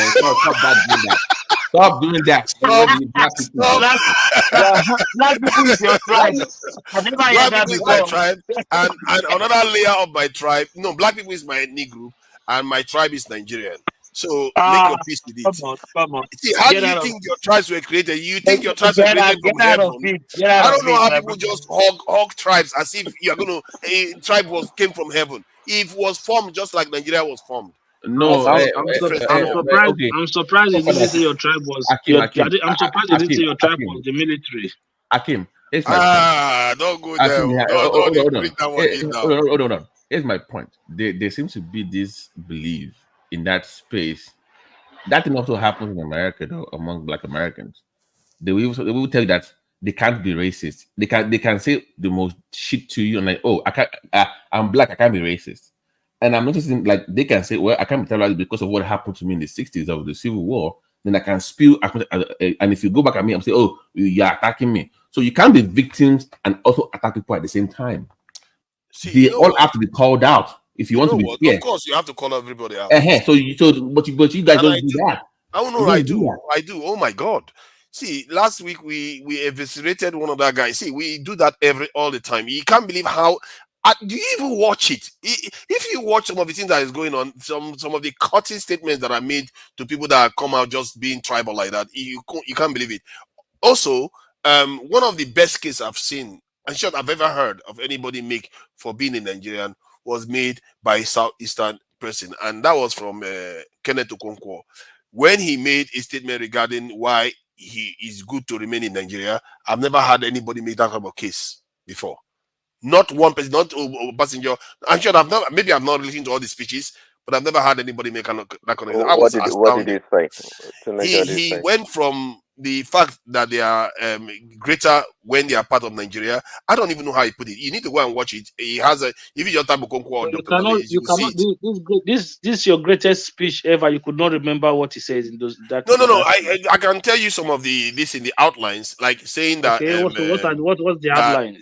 That it's better to remain in Nigeria because it gives you. Mike, you are stronger because of Mike. You are richer because of it and all the rest. I put the link for that video in the comment section that kind of summarizes the whole thing, Mike, in the private chat, so that instead of playing the long clip on YouTube, so you can watch that. Is it Instagram? Yeah, it's on. I'll put the link. I think maybe you can play it on. Yeah. So if you can play that link from that I put on the private chat, click skip. For that to listen to. So you can listen to that audio from the former governor from the Southeast talking about it was pretty much an Igbo supremacist, pretty much. That's pretty much so. But to my surprise, I was thinking, the youth should be the ones spewing this ignorance, not an elder, not the former governor, right? I think it depends on the context that he said it. If he was there was no context. No, please, please, I beg of you, don't do this. He should know I've better. not seen it, so I don't know. So yeah, I'm telling you, as an elder, I put the link there in the private chat. oh, let me check. As an elder, you should know better. Your boss will say when a child is behaving like a child, you as the adult have to remain an adult. Okay. So him spewing out the same thing that the kids are saying was disappointing. That's my point. A former governor and an elder from talking that way, reckless. And when this thing blows back now, it will start claiming tribalism. Because if you keep doing this, at some point people will respond. And you know how that happens in some part of the country, mostly the north, when they respond, it's never good for your people. So don't keep flaming the farm of tribalism, and when people respond, you claim that they are attacking you. Because if you keep doing this, there will be a blowback. Okay, go ahead, Mike. Go ahead. Is that an audio too? That's true. You just said, because you see all this ranting between the Yorubas and the Igbos. They started this thing first. They started singing for Tinubu, and they shake like they shake. When you start, do you think people like us will not close our mouth and will be looking like dummy? No,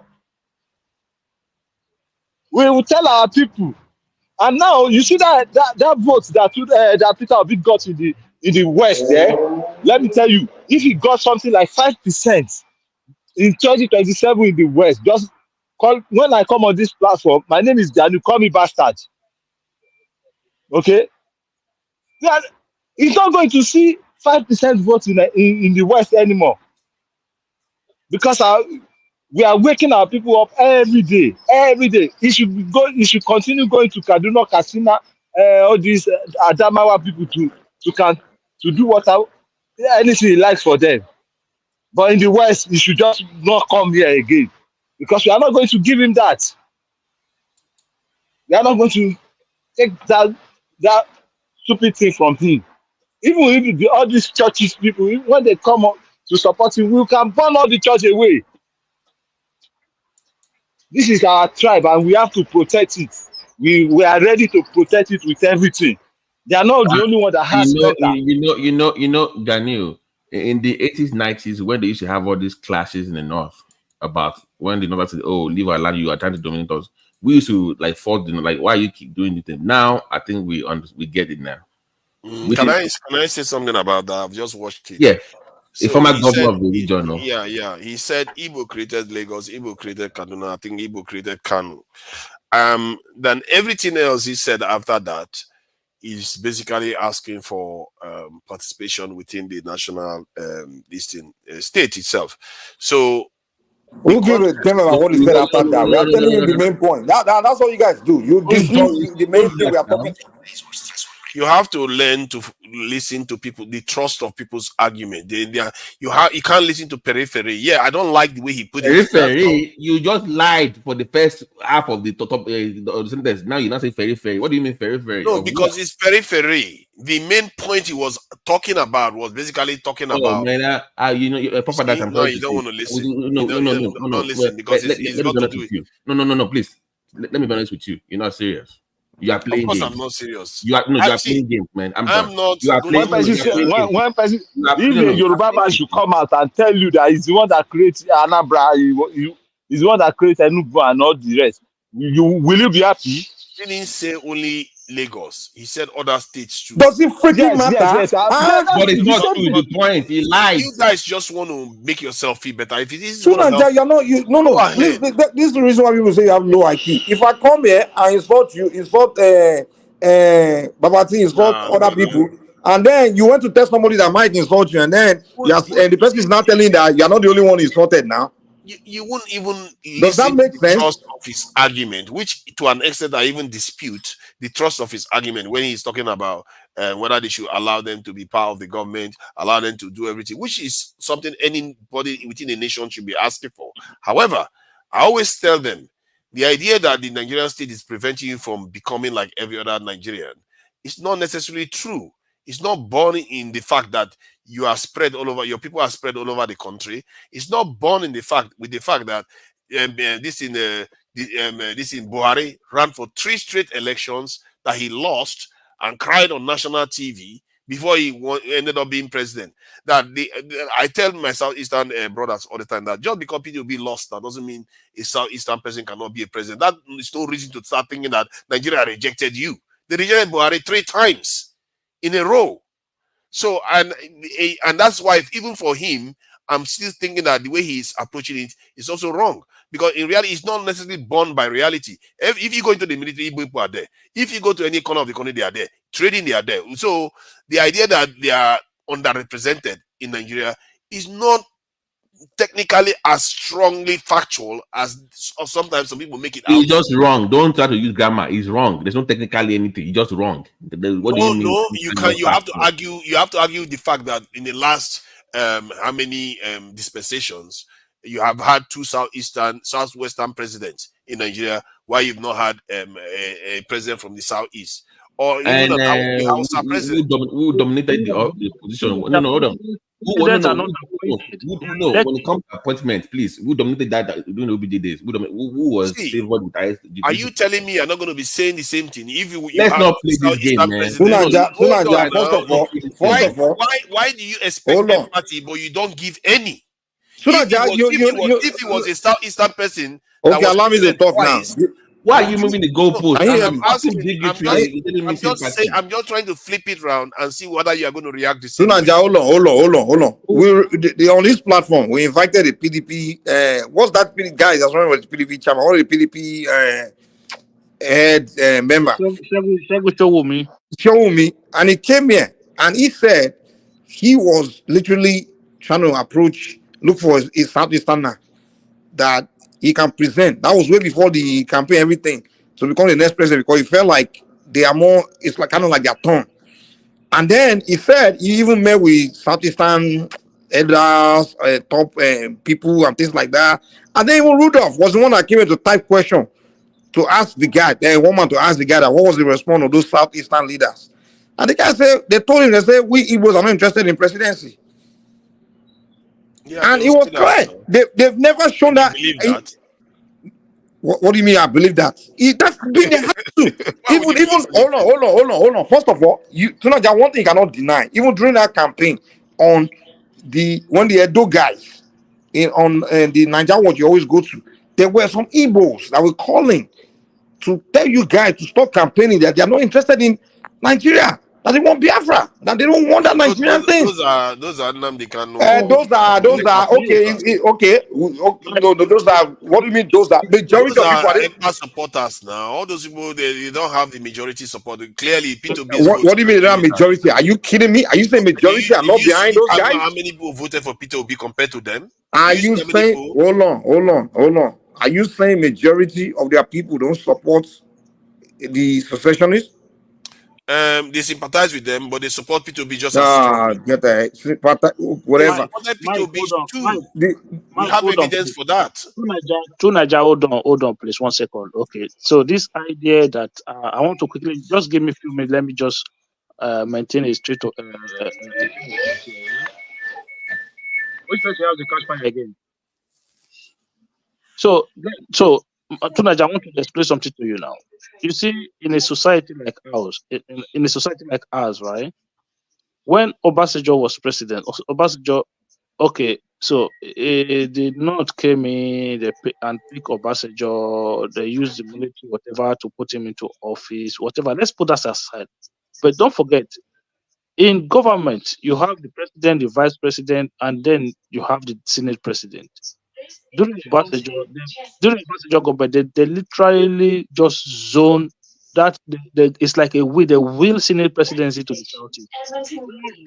All through Obasanjo presidency, we had about 5 Southeastern Senate presidents.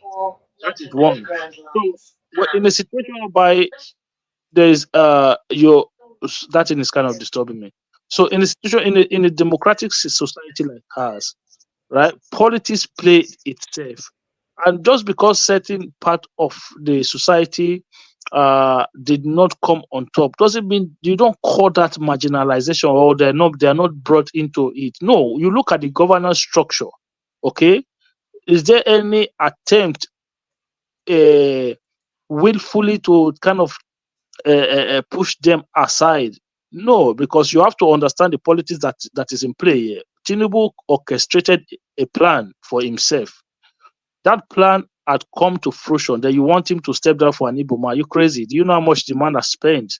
So it's an individual strategy that came into play for Tinubu. So if an Igbo man or anybody want to become president, they too have to follow. Just like Obi is going up the north to do borehole, and all of these are plans for him to be able to one day. Okay, I think the point is this: to be honest with you, APC doesn't owe Southeast a ticket. Nobody owe anybody. But PDP was where they should have put their energy to fight for that ticket for the South, because they have been a strong PDP zone for almost 20 plus years.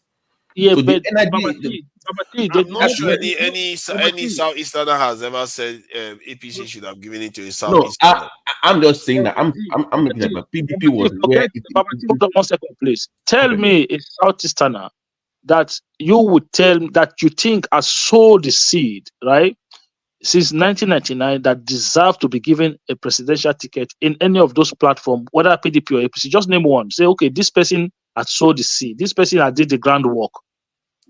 I think if you ask me, P2B, Wiki, all those people, they've just done just as well as any other person. They've been involved in national politics. When Peter Obi left, look, what clout does Peter Obi, what what followers does he have anyway? Was he not a vice presidential candidate once? Was he not part of government? He's worked with the government all the way far back as Abacha. Hold on. You see what Wike did in the PDP, where he was able to build a structure within the political party, using his own resources as a governor to build. Look, if not for Tambuwa, Wike would have been PDP presidential candidate in that election. So this is what I'm saying. The way you are looking at it, that groundwork, you don't do it within a year. It takes time. So you tell me one Southeasterner that you think did that amount of work within PDP or APC. First of all, your way of looking at governance is extremely dangerous to Nigeria, where you have people. Hold on, let me finish my point. Now, you just finished talking. You just finished talking, please. Are you trying to overtalk me or what is it? The man was still talking. I didn't land his point. No, he asked me a question and I was already. Yeah, but he didn't land the question or whatever he's saying. He was still in the middle of sentence. Let him finish his sentence. Mike, you are Mahmoud. No, that's what you do. If a man is in the middle of his sentence, let him finish his sentence. Oh my goodness. The response is too lazy, it's too lame, it's too this kind of stuff it's too lazy, man. Come up. You know what? May you live forever. Whenever you want to hear, I hope you hear it. Since you don't want to hear it from me. Say your mind. So nobody owes anybody anything. Okay, you must invest in politics. You must build in politics. You must learn to compromise in politics. Okay. They spent 7 years doing Biafra, insulting Fulani, insulting the Onotana, insulting Southwesterners. And then 2023 came Baga. They now realize, they want to be president. And then they now expect the same regions to be insulting all over the internet, talking about Silicon Man from Jubilee, from Sudan, all those things. Now, you now lost the election. Were you expecting that they will vote for you? And you're saying they are marginalizing you. Are you out of your mind? Mike, stop saying they lost the election. That one, they don't want to hear that one. I think we. And you are now attacking the Yoruba people. Like, are you crazy? Are we the one that will give you presidency? What? You come and please you ask me a question. You want to talk? Okay, carry on. I don't want to interrupt. Are we the one responsible to make you president?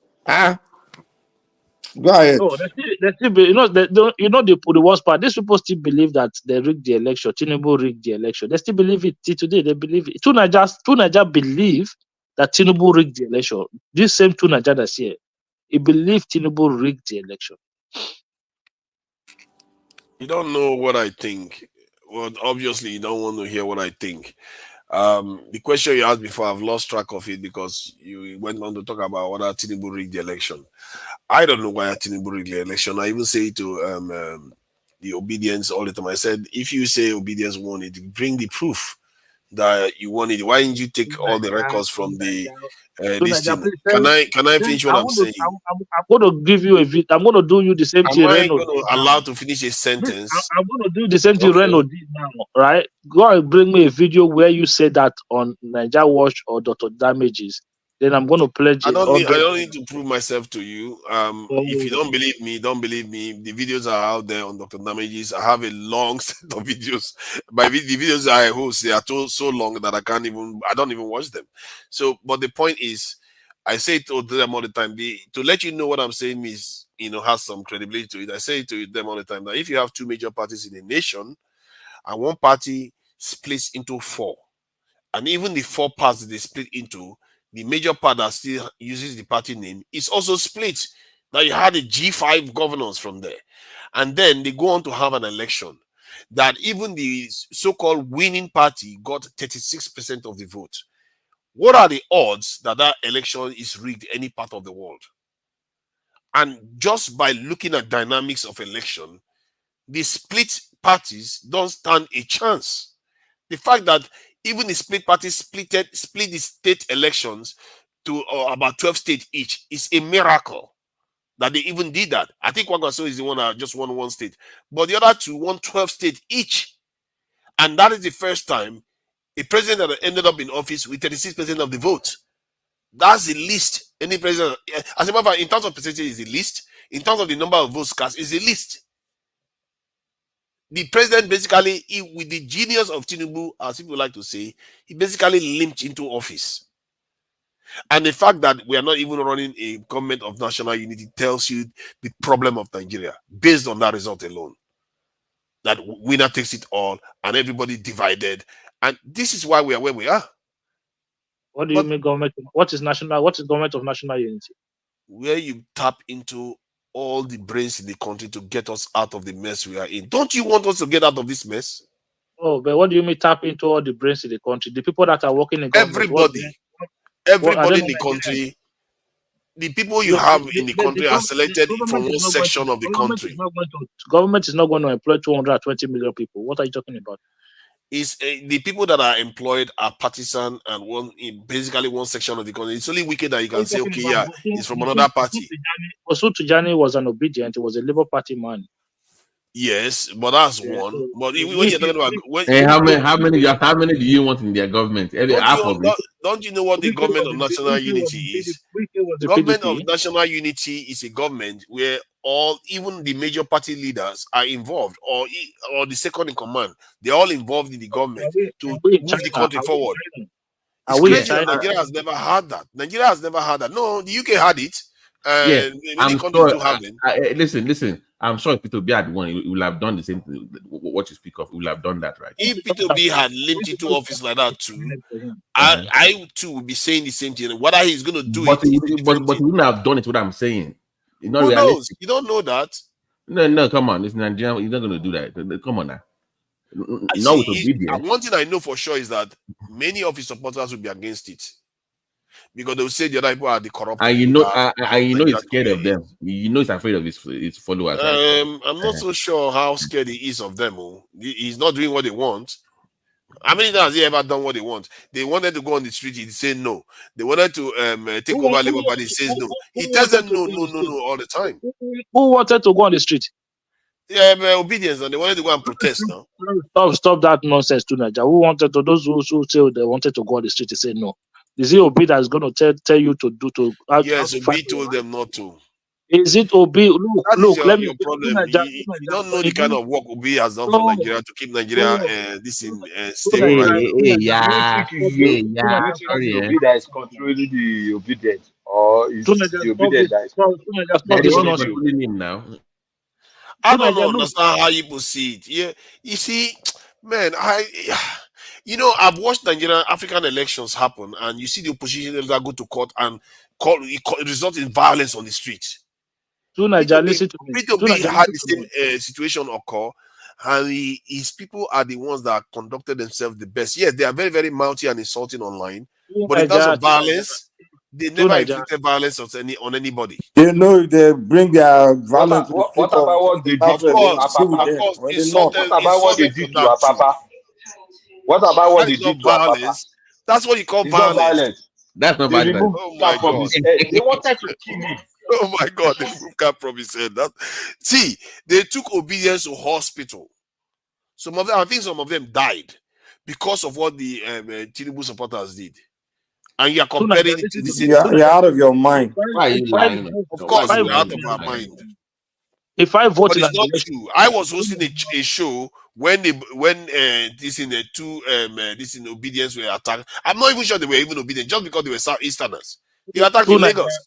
to say Obi say people should not go and protest is a lazy man argument, is a cowardly argument. Listen to me. Protesting is something you believe. If you as an individual or a group of people believe that a wrong has been done by the state or by anybody, then you gather yourself and you regard Obi. This Obi does not even come. He'll be the first to say, "Oh my God, all the Biafrans are protesting. Shoot all of them. Yeah." Hold on. He wanted to end up on the street. Obi does not even come into equation, right? You cast your vote, you think the vote was manipulated, you go on the street. That's it. You are fighting for a cause, not Obi. This is where people are getting it wrong. These people felt like they were fighting for Obi instead of them to have it in mind that it was a cause. If it was a cause, then you put Obi aside, you fight for the cause. The cause was for a changed Nigeria. So the idea that it was Obi that is telling you don't go and protest, it's a lazy man. It's a lazy man. You know what I always ask myself in this life, that when I'm done, because there's not that much to this world. When I'm done, the question I'll ask myself is, what have I fought for? And I hope, I don't live to a point where I said I've destroyed and betrayed myself for nothing. Because I ask myself, if I'm fighting for the people, at least I would say maybe I live for something. But I hope you ask yourself someday whether fighting for politics is truly what it's all about, or whether it should be about the people. Because I try not to distract myself too much. There's not that much to this world, really. And that is how I will keep it. And that informs almost everything I do. If I criticize people, I criticize them for that reason. Because what is there? The only thing in this world is what you can live, enjoy from it, make sure your next generation does well. And to do those things, you have to see what advances those people. Except you don't even love your family, you don't love your own people. I don't understand it. How you can love politics more than you love your people? I don't understand it. What is your point, Tunaja? My point is that the way we talk about these things is all wrong-sided. We should be looking at it from the point of view of the people. And whenever I hear you talk, or some people talk, they just talk about it from the point of view that, oh, we want to win, we want to knock the other side down. What do you mean knock the other side? I just told you how people should fight for their rights. So who's going to fight for your right on your behalf? My problem is that when those people come out now, you'll be the first to accuse them of nefarious activities. And I believe it's a good idea that they never came out. Tunaja, what proof do you have that I have condemned people who came out to protest? Because you've condemned them even before they came out. Just because they disagree with you, you condemn them for that too. So if I disagree with somebody on the social media space, that means that automatically I'm against them exercising their right to freely protest. Is that what you're talking about now? I don't understand. You don't. Because some of the opinions you've held, the truth is that it doesn't equate. You could support them protesting on the street while still, bad mouthing them for being very rude online. Tunaja, listen, I think you're completely out of it. You don't even understand what you're talking about. The idea that people go and fight for their rights. I'm not saying take up arms. I'm saying protest legally, right? Go on the street. Do you know the reason why a lot of obedience are calling for Showore to come and join Obi? Because they know Showore knows how to do the dirty work. Showore know how to go on the street. Showore know how to put people on the street to protest. This is because this act of cowardice whereby you are looking for somebody to do the hard work for you. No, if you feel like your mandate was stolen, go on the street. When the government of Senegal was trying to change the constitution so that it can shift the election, it was trying to manipulate the system. What did the people do? They went on the street. So it is only in Nigeria where people who are cowards, they will hide behind all sorts of excuses. They will hide behind all sorts of excuses. Oh, if they come on a soldier, we shoot them. Oh, it's not every time you come and shoot soldier, we shoot you. Go and protect. You know that now. You know that they will shoot. See, I hear your point. Maybe you are right. They should have come out, but P2B felt like they don't need to give any It more is not excuses for people. Oh, this is what I'm telling you. That is no longer Look, this is what people P2B, like for better or for worse, people listen to him. For better or for worse, people listen to him. If he says they should not go on the street, no, I actually think if he has said they should go on the street, I'm sure the authorities will look for a way to say that he is causing a problem on the street, and they will end up with DSS. He cannot stand up and say people should go on the street. That would be very, very, very foolish of him. If he wanted, exactly. This is how it works. If he wanted, he would have gone on the street, and then people will follow him. Okay, he would have taken the lead. So for any leader to call on people, and if Agbero shows up there, if an Agbero shows up there and causes problem, he ends up in DSS detention, and the people start holding him. See, no, those are part of the risk. Those are part of the consequences of you trying to claim. And people will die. Why is Peter Obi going on the street? He never said he won the. Peter Obi never said he won the election. Okay, that too is another one. And never said that. No, I think he did argue that he got more votes than the other party, but he didn't categorically. You know what's funny? For that, some people for him to say he won the election, he may be breaking the law actually, because they brought up the name of MKO. For that, they brought up the name. They said he were equating him to MKO being robbed of June 12. That's the MKO one was more clear. Yeah, but he did not. He came third, for God's sake. He came third. It's not the MKO was more clear. Obi did not win the election. If you sit down, he came third. So I don't know what. See, I say it all the time to people that just think Obi won. One of them, he like Olumide, he always talks about fair election. I said, what makes you think this election is not fair? Do you have any clear proof? Just because somebody didn't submit, didn't transfer to IRF, doesn't necessarily mean the outcome of the election is not necessarily the way it's supposed to be. And the way people just think about things is that the moment anything goes wrong, they don't look at the general trust of the election. Because if, say, it was PDP that was united and APC split into 4, and they still go on to win, you can maybe argue that the dynamics of the election indicates that they shouldn't win.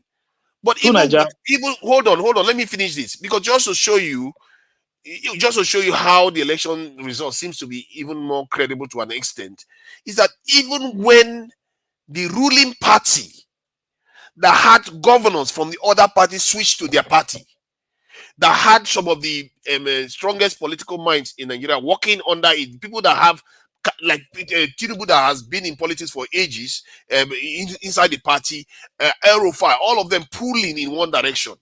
Even with all that, and the other party split it into 4. And even the 4th one, like the PDP part, broke again into 2 sides, where you have the G5 and you have the other side. And among the G5, one of them, like Wike, is literally working for Tinubu. So if the parties are that split, the other parties split into splinters, and the winning party still went on to win by 36%. That should tell you that that other party had the chance to win the election if they were not divided. They won 60-something% of the vote. And yet, the only reason why they lost is because they were divided. And that's a strategy. Don't you know that's a strategy from Tinubu? Don't you? Sometimes you are just talking. It's a strategy. When we know that they're already divided, we leave them like that. You understand? We leave them like that because we know the vote is going to be divided. See, ideally, and now Tinubu will won. If Tinubu had won 50-something% of the vote, I would say true. But because divided parties should lose votes. Okay, they don't lose, they won. Yeah, if you put all of them together, they won 60% got of the vote. 8 million votes. 8 million votes. If you put all their votes together, they won about 12-point-something or 13 That's their problem. What are you talking about? That is what I'm saying. That's what I'm telling you. Naija, listen to me, right? You see, this your analysis is a very, very, very, very good analysis of what transpired in that election, right? So, if you put this your analysis to one side, which is a very credible analysis as to what happened in that election. That is one. Then if you now ask yourself a question, if Mahmoud was rigging the election for Tinubu, you have a state like Kano that was not won by PDP, it was not won by Labour, it was not even won by the APC, the ruling government. It was won by a party with a single state, which was NLPP Kwankwaso. And they got over a million votes in that state. Would it not have been easy for APC to just rig Kano State? Because Kwankwaso is not going to go anywhere, it's not going to go to court anyway, just to take the state off him. So I think you are right. If you look at what has happened on the ground. So would it not be easy to just rig Kwakwaso out anyway? Just rig that one. If you want to rig, just rig. That is the easiest one. If you want to do rig, you can rig Lagos. You can rig so many places, and you don't have to get 36% of the vote. Let's even forget Lagos now. We're talking about a state where both APC did not win, PDP did not win, Labour did not win. It was NNPP that won the state, and they won with huge number, right?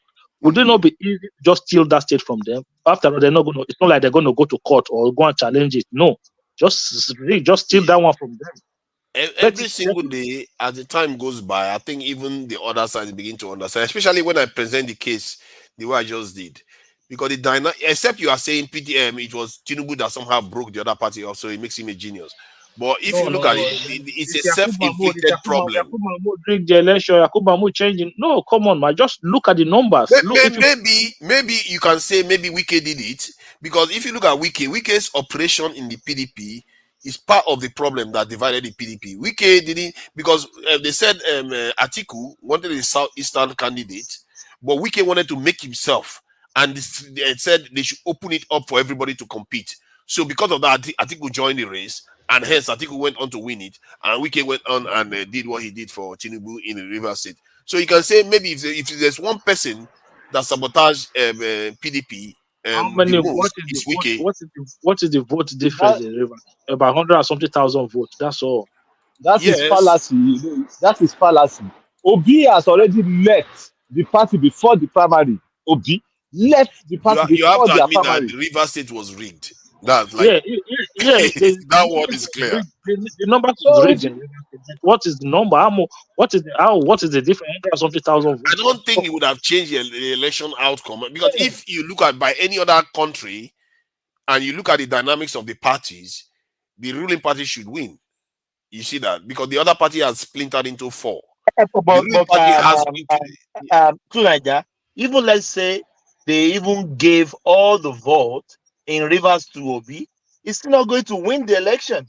He wouldn't overturn the result as it stands. He wouldn't overturn the result. APC had a governor in Kaduna, they lost Kaduna to PDP. They lost Kaduna? They had the city governor in Kano, they lost Kano to They lost Lagos?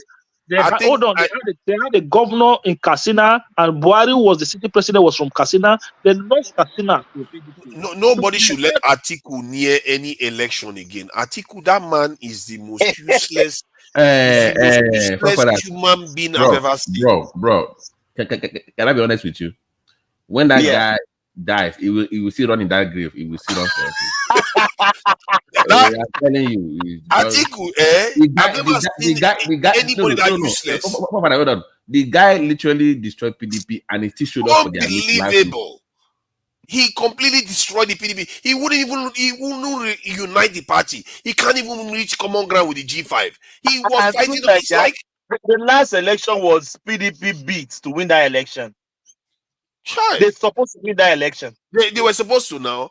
That man single-handedly, him and Wike destroyed the party completely. Yeah. No. All he had to do. Come on. Atiku did more because he was the leader. He should have done better than that. Let me tell you something. That 2023 election. That 2023 election, yeah. All the power in Nigeria, all the power from Buhari to Obasanjo, all of them are against Tinubu. Do you know that? I know that. Yeah, we knew that. So now, when you are talking about the election, like the ruling party should have won, with No, a I'm talking about opposition part. With a larger margin, because the ruling party has a with a lot larger of margin. this Yeah, but establishment support. all the power in Nigeria, they're against Tinubu, and you look at him. That man won that election. I think that even if you don't vote for him, I think God has really destined him to be the president. I think that is more. Exactly. Gani, hold on. Thomas, let me ask you. How can you be a former vice president? You've been in this game for so long, and you allow 5 governors to walk away because you. I remember what happened to Good Luck. No. You know what they call assassin? Come on. I know. Thomas, Atiku should not go near any party again. Hold on. You remember what happened to Good Luck with that G5 thing, and right in front of your eyes, you lost 5 governors, and you couldn't even reconcile that. You couldn't make any move to get them back to your party. He didn't even fire a gate man. He didn't even fire a gate man to please them. Nothing. He refused to do anything. He just left it like that. I couldn't believe what I was seeing. I was like, what kind of human being is he? Does he even want to win? Because he was relying on Buhari and the Emefiele plan. And all these that's what they believe. He was relying on Buhari and all these.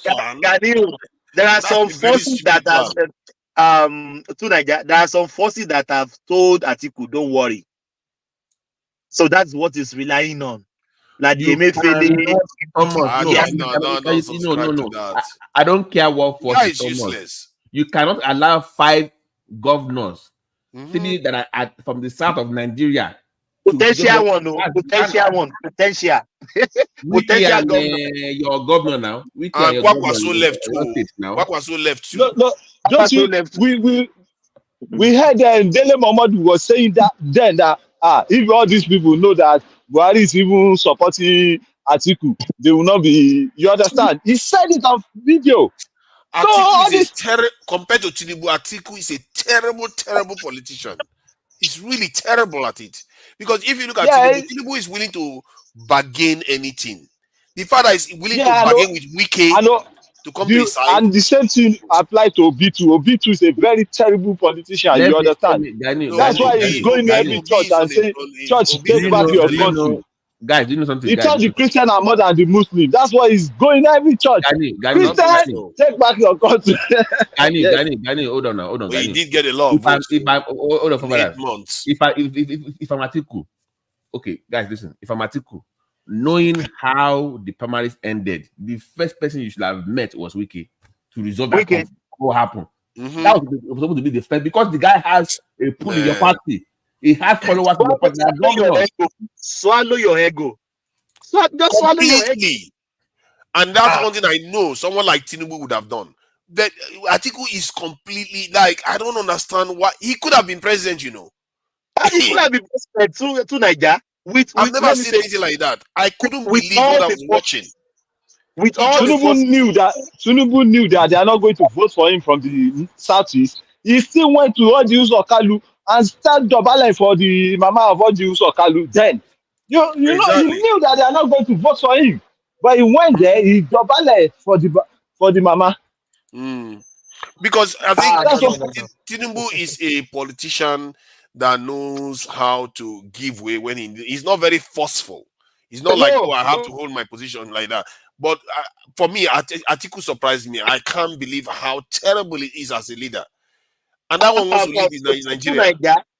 With the terrible state Buhari has led that country, PDP to take that post. I even want PDP to take it.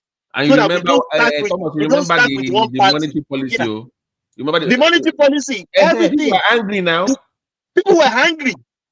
PDP should have taken that. I don't even care if it's Nigeria cannot be a one-party state. Whenever you try to think Nigeria can converge on anything, it goes up. And not one man has ruled Nigeria for 10 years even. That should tell you something. Nigeria is a unique country in Africa for that reason.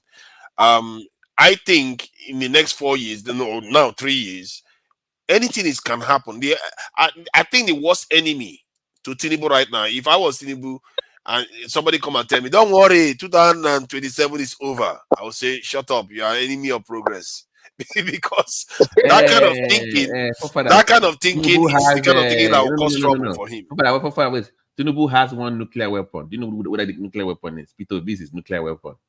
That is nuclear weapon. That is who will win him the election. That is the guy. See, the thing is, what is going to save Tinubu, I believe, is if insecurity improves, which is one big one. No. So let's stop playing games. P2B is Tinubu's scorecard. Let me tell you why. If this is not obedient, they are let the weapon. Let me say this. If this is not improved, P2B will beat him. Let me say this. Remember, he got only 36% of the votes. If the economy doesn't improve, Dangote refinery, the benefit from Dangote refinery doesn't feed through properly, which is already feeding through. Let's face it. And the Port Harcourt refinery doesn't feed through. Kaduna refinery, all these things that are working. Port Harcourt has already started. There are so many things working in Tinubu's favor that he doesn't even have to bother rigging the election, and things are going to work out fine. And you have to give it to Buhari. People who hate Buhari laid the foundation for all this. If all these things come to be, Tinubu doesn't find a way to screw it up, he's going to win the election without even rigging it. Do you know Obi literally make Tinubu the president? I don't think so. I think so. Now. I think so. Like I said, I just told you the split of the party is okay. You can say maybe because P2B left the party. I'm telling you, Obi is Tinubu's nuclear weapon. I'm telling you that. If P2B had remained in PDP, yes, Tinubu would have lost. Yes, now. That's the word now. So yeah, from that point of view, you could agree. I will agree with you. If P2B had remained in PDP, they would have won. Can you say the bulk of the vote Peter Obi got were taken from PDP? The bulk, almost all of the vote. Yeah, that's true. That's true. But the danger of that is that if, let's say, P2B didn't leave PDP, what would have happened with APC would have been different. There would have been a dynamics to get Osinbajo instead, because the two heavyweights knocking head to head, and then PDP still having this in the southeast would have meant that you want to go for Osinbajo. You don't know what you are out of your mind, like Mike was saying. Who is Osinbajo? Who is Osinbajo? The reason why I said that during that time, people you don't know what you are saying. Osinbajo wasn't polarizing. You want the APC to bring Osinbajo so you can win the election. Actually, I believe that Osinbajo versus this thing. Osinbajo is a lightweight. He's a lightweight. He can't win the election. Tell me, how would Tinubu have defeated someone like Atiku when he's got Southeastern vote on top of it? What are you There's talking no chance. about? There's no way the VP beat Atiku in the north now. He's a pastor, remember? No, lie. It can't happen. Because I think Osinbajo will still get Southwestern votes. Forget that. No. The north now, northern politics now. How does this stand against Atiku in the north? He has no chance. Yes, by that standard, you are saying that nobody. And you even call Osinbajo heavyweight. No. I'm not saying heavyweight. I'm saying it's not as polarizing. He might get more votes from. No. You said got two heavyweights. You said two heavyweights. That's what you said. You're not listening to. Okay, yeah, maybe I said that. Okay. Can we do a breakdown, please? Hold on. What is hold on? Wait now. I was talking. I know. You can't just hold me on. I was talking. Let me finish what I'm saying about Delta and Edo State. Edo State that voted for P2B right now, they will not have voted for P2B, and they will definitely not vote for Atiku. They would have voted for Osinbajo. There are many states in the south, and the southeast that will consider voting for Osinbajo instead of Atiku. They don't like Atiku. So if he picked, no. Okay, wait. If Atiku has picked P2B as vice president, now Osinbajo now find somebody in the north to pick. So now Atiku will beat ticket. Atiku will still beat Osinbajo, hands It will down. flog him now. I mean, Will what are we flog him. talking about? And see, maybe what you are describing You is know that the way Arsenal beat Chelsea day before yesterday. That's the way. then what you are So, describing is that nobody would have been able to beat Atiku if the party was united. Yes, that's my point now. exactly. Because remember, It's because what Buhari has caused on the ground. That's why. Yeah. Because remember, in that scenario, Wike will still be in the PDP. Governor Makinde will still be in the PDP. The guy for so with that muscle, those 5 governors plus your Obi in the east and that's in the north. Nobody had chance in the APC. And how Buhari has plugged the country in agony. They will use that agony, they will use that force to vote against APC. Then how is it that someone like Atiku doesn't even know this and he allowed the party to implode? Wow, that guy, if anybody is so, and the guy has been in politics in the MKO time. Jesus, and he still doesn't know how to play politics. So much for experience, Abi. So much for experience. You see what I mean? All this experience and people that say big wig, no, it doesn't mean they are sensible. Anybody could see it. that the party that is fragmented that way, you can't win an election. The fact that people think you are broke, you are fighting each other, they will not even want to vote for you. And do you know what it even was? The guy is making the same mistake again. After what happened, let me ask you again. If I'm Atiku right now, the first thing should have been to reconcile everybody.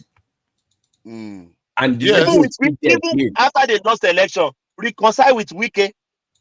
Exactly. Try to bring everybody under one roof. How can you see now? That's the same thing we talk about even nationally.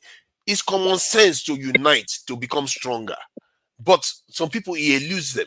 He completely eludes them. Atiku, I don't understand. It's like he's being paid by Tinubu because the way he behaved, he's like he doesn't care. He's like he didn't even make any serious effort. When I saw him again in their last meeting, I said, "What is this guy wanting here? Why they even allow him to enter? By the way, no, seriously. Why they even allow him to enter with that party? I don't understand the guy. I really don't understand Atiku. He's a strange human being. And sometimes even politically, the way he talks, I was like, do you even think before you say stuff? You just say it. He like the other time he was saying he was going to sell Nigeria oil this into the Arab people. It's like, how is that a good political thing to say? To his like, friends. To his friends. He's talking about giving to his friend. And no, that one was, I think, the previous elections, the one before the last election. And during this last election, he talked about wanting to sell oil refineries to Arab people. It's like, how can you just say that? So like that, they even asked him. I heard him in his own word. He said, "What is wrong in selling to my friend?" Atiku said it in his own word. Begin to wonder, is that guy a politician or just a novice? I don't understand. People are criticizing you that you want to sell the wealth of the country. It's overconfidence now. It's overconfident. Overconfidence with all this Malami, and all the rest. I think he's a political machine man. He believes in the machine of politics, not necessarily how he looks. To an extent, Tinubu is like that too. However, Tinubu is shrewd enough to understand unity. If you look at the way Tinubu even won the primaries election, it's a sign, it's very, very good example of what unity means against all odds. The governors stepped aside for him, allowing him, because you have to have and that discipline that APC maintained during that time is why he came out on top. Because if they had imploded, that is it. They would be done. It, my brother. That is it. There's nothing else. It's the unity, the cooperation. Is even though they have their own fracas, they have their own division, they bury it somehow. Exactly. And Buhari went and still cast the vote for this in Tinubu on the day. Vote. Even though we know exactly that's all you needed. To Niger, since I've been in this life, I'm 40 plus. I've never heard a president saying vote for any party. Buhari say it in his own mouth. I said, what is this man talking about? It will be canvassed. Buhari said it in the interview that vote for any party, even though you know that they don't want Buhari, they don't want Tinubu. No, But I at the think end of the day, definitely they Buhari still didn't like vote for him. Tinubu. He still campaign for him indirectly, directly, by force, by fire, by all means. With no. I It's think just Buhari felt that he laid a solid foundation, and he didn't think that Tinubu was going to do a very good job of it. And that question is still up for grabs, because if you look at the subsidy that was removed, which was a good thing. What foundation did Buhari make? What foundation? If you want me to name it for you, he Yeah, got you can, yeah. let me list them. He got the Dangote refinery done. He got the Port Harcourt refinery. In short, all the 3 refineries commissioned to be fixed, and You see. All right, guys, gotta go, man. It's for no, he did those things. It's not. I'm not making it up. Yeah, thank you. You know, you are Babati now, so yeah. When I'm streaming, you join us. I think that would be cool for us to have conversations. But no nuclear talk, no nuclear. Oh, you know, you can't miss that now. Next time we'll talk about rockets and quantum computing, and you know, we can do philosophy. We do all kinds of conversations. And anybody here that hasn't subscribed to my channel, may you live forever. Hey, don't do promo here, man. Why shouldn't I do promo? Why should I do promo? But I don't have 500 subscribers. What am I supposed to do? I need subscribers. Please, people, subscribe to my channel. If I don't reach 500, nobody can donate to me. You know, I'm like a slave on YouTube. What's the name of your channel? What's the name of your channel? Yeah, it's 2Naija. Is in if you Naija. just type 2Naija on Okay. YouTube, you see it there. We Please are subscribe. Yoruba, we promote people. We are Yoruba, we promote people. We I love appreciate everybody. that. I appreciate But when that. you bring hate, we give you back hate. That's just the I problem. appreciate that. I know that. You know, Yoruba people are easygoing people generally, and I hope we carry it on, and we try to be our brother's keepers, because that's how we are going to get out of this mess. And please subscribe to the channel. We're going to have, you know, fun conversation. You see the kind of conversation we have when I'm I'll online. surely do now, right now, when we get out. Sounds good. Mike, co-host General Thomas. Gentlemen, we've got to sign off. I appreciate the conversation. You know, it got heated now and again, but I think it was a good conversation. And I do enjoy it when I come here, because some people push back, but generally, you know, it's okay. You know, it's not like in some channel that will be prosecuted. They literally have a court trial sometimes about me. So I appreciate the conversation. Okay, Is bye. homeless. All right, bye.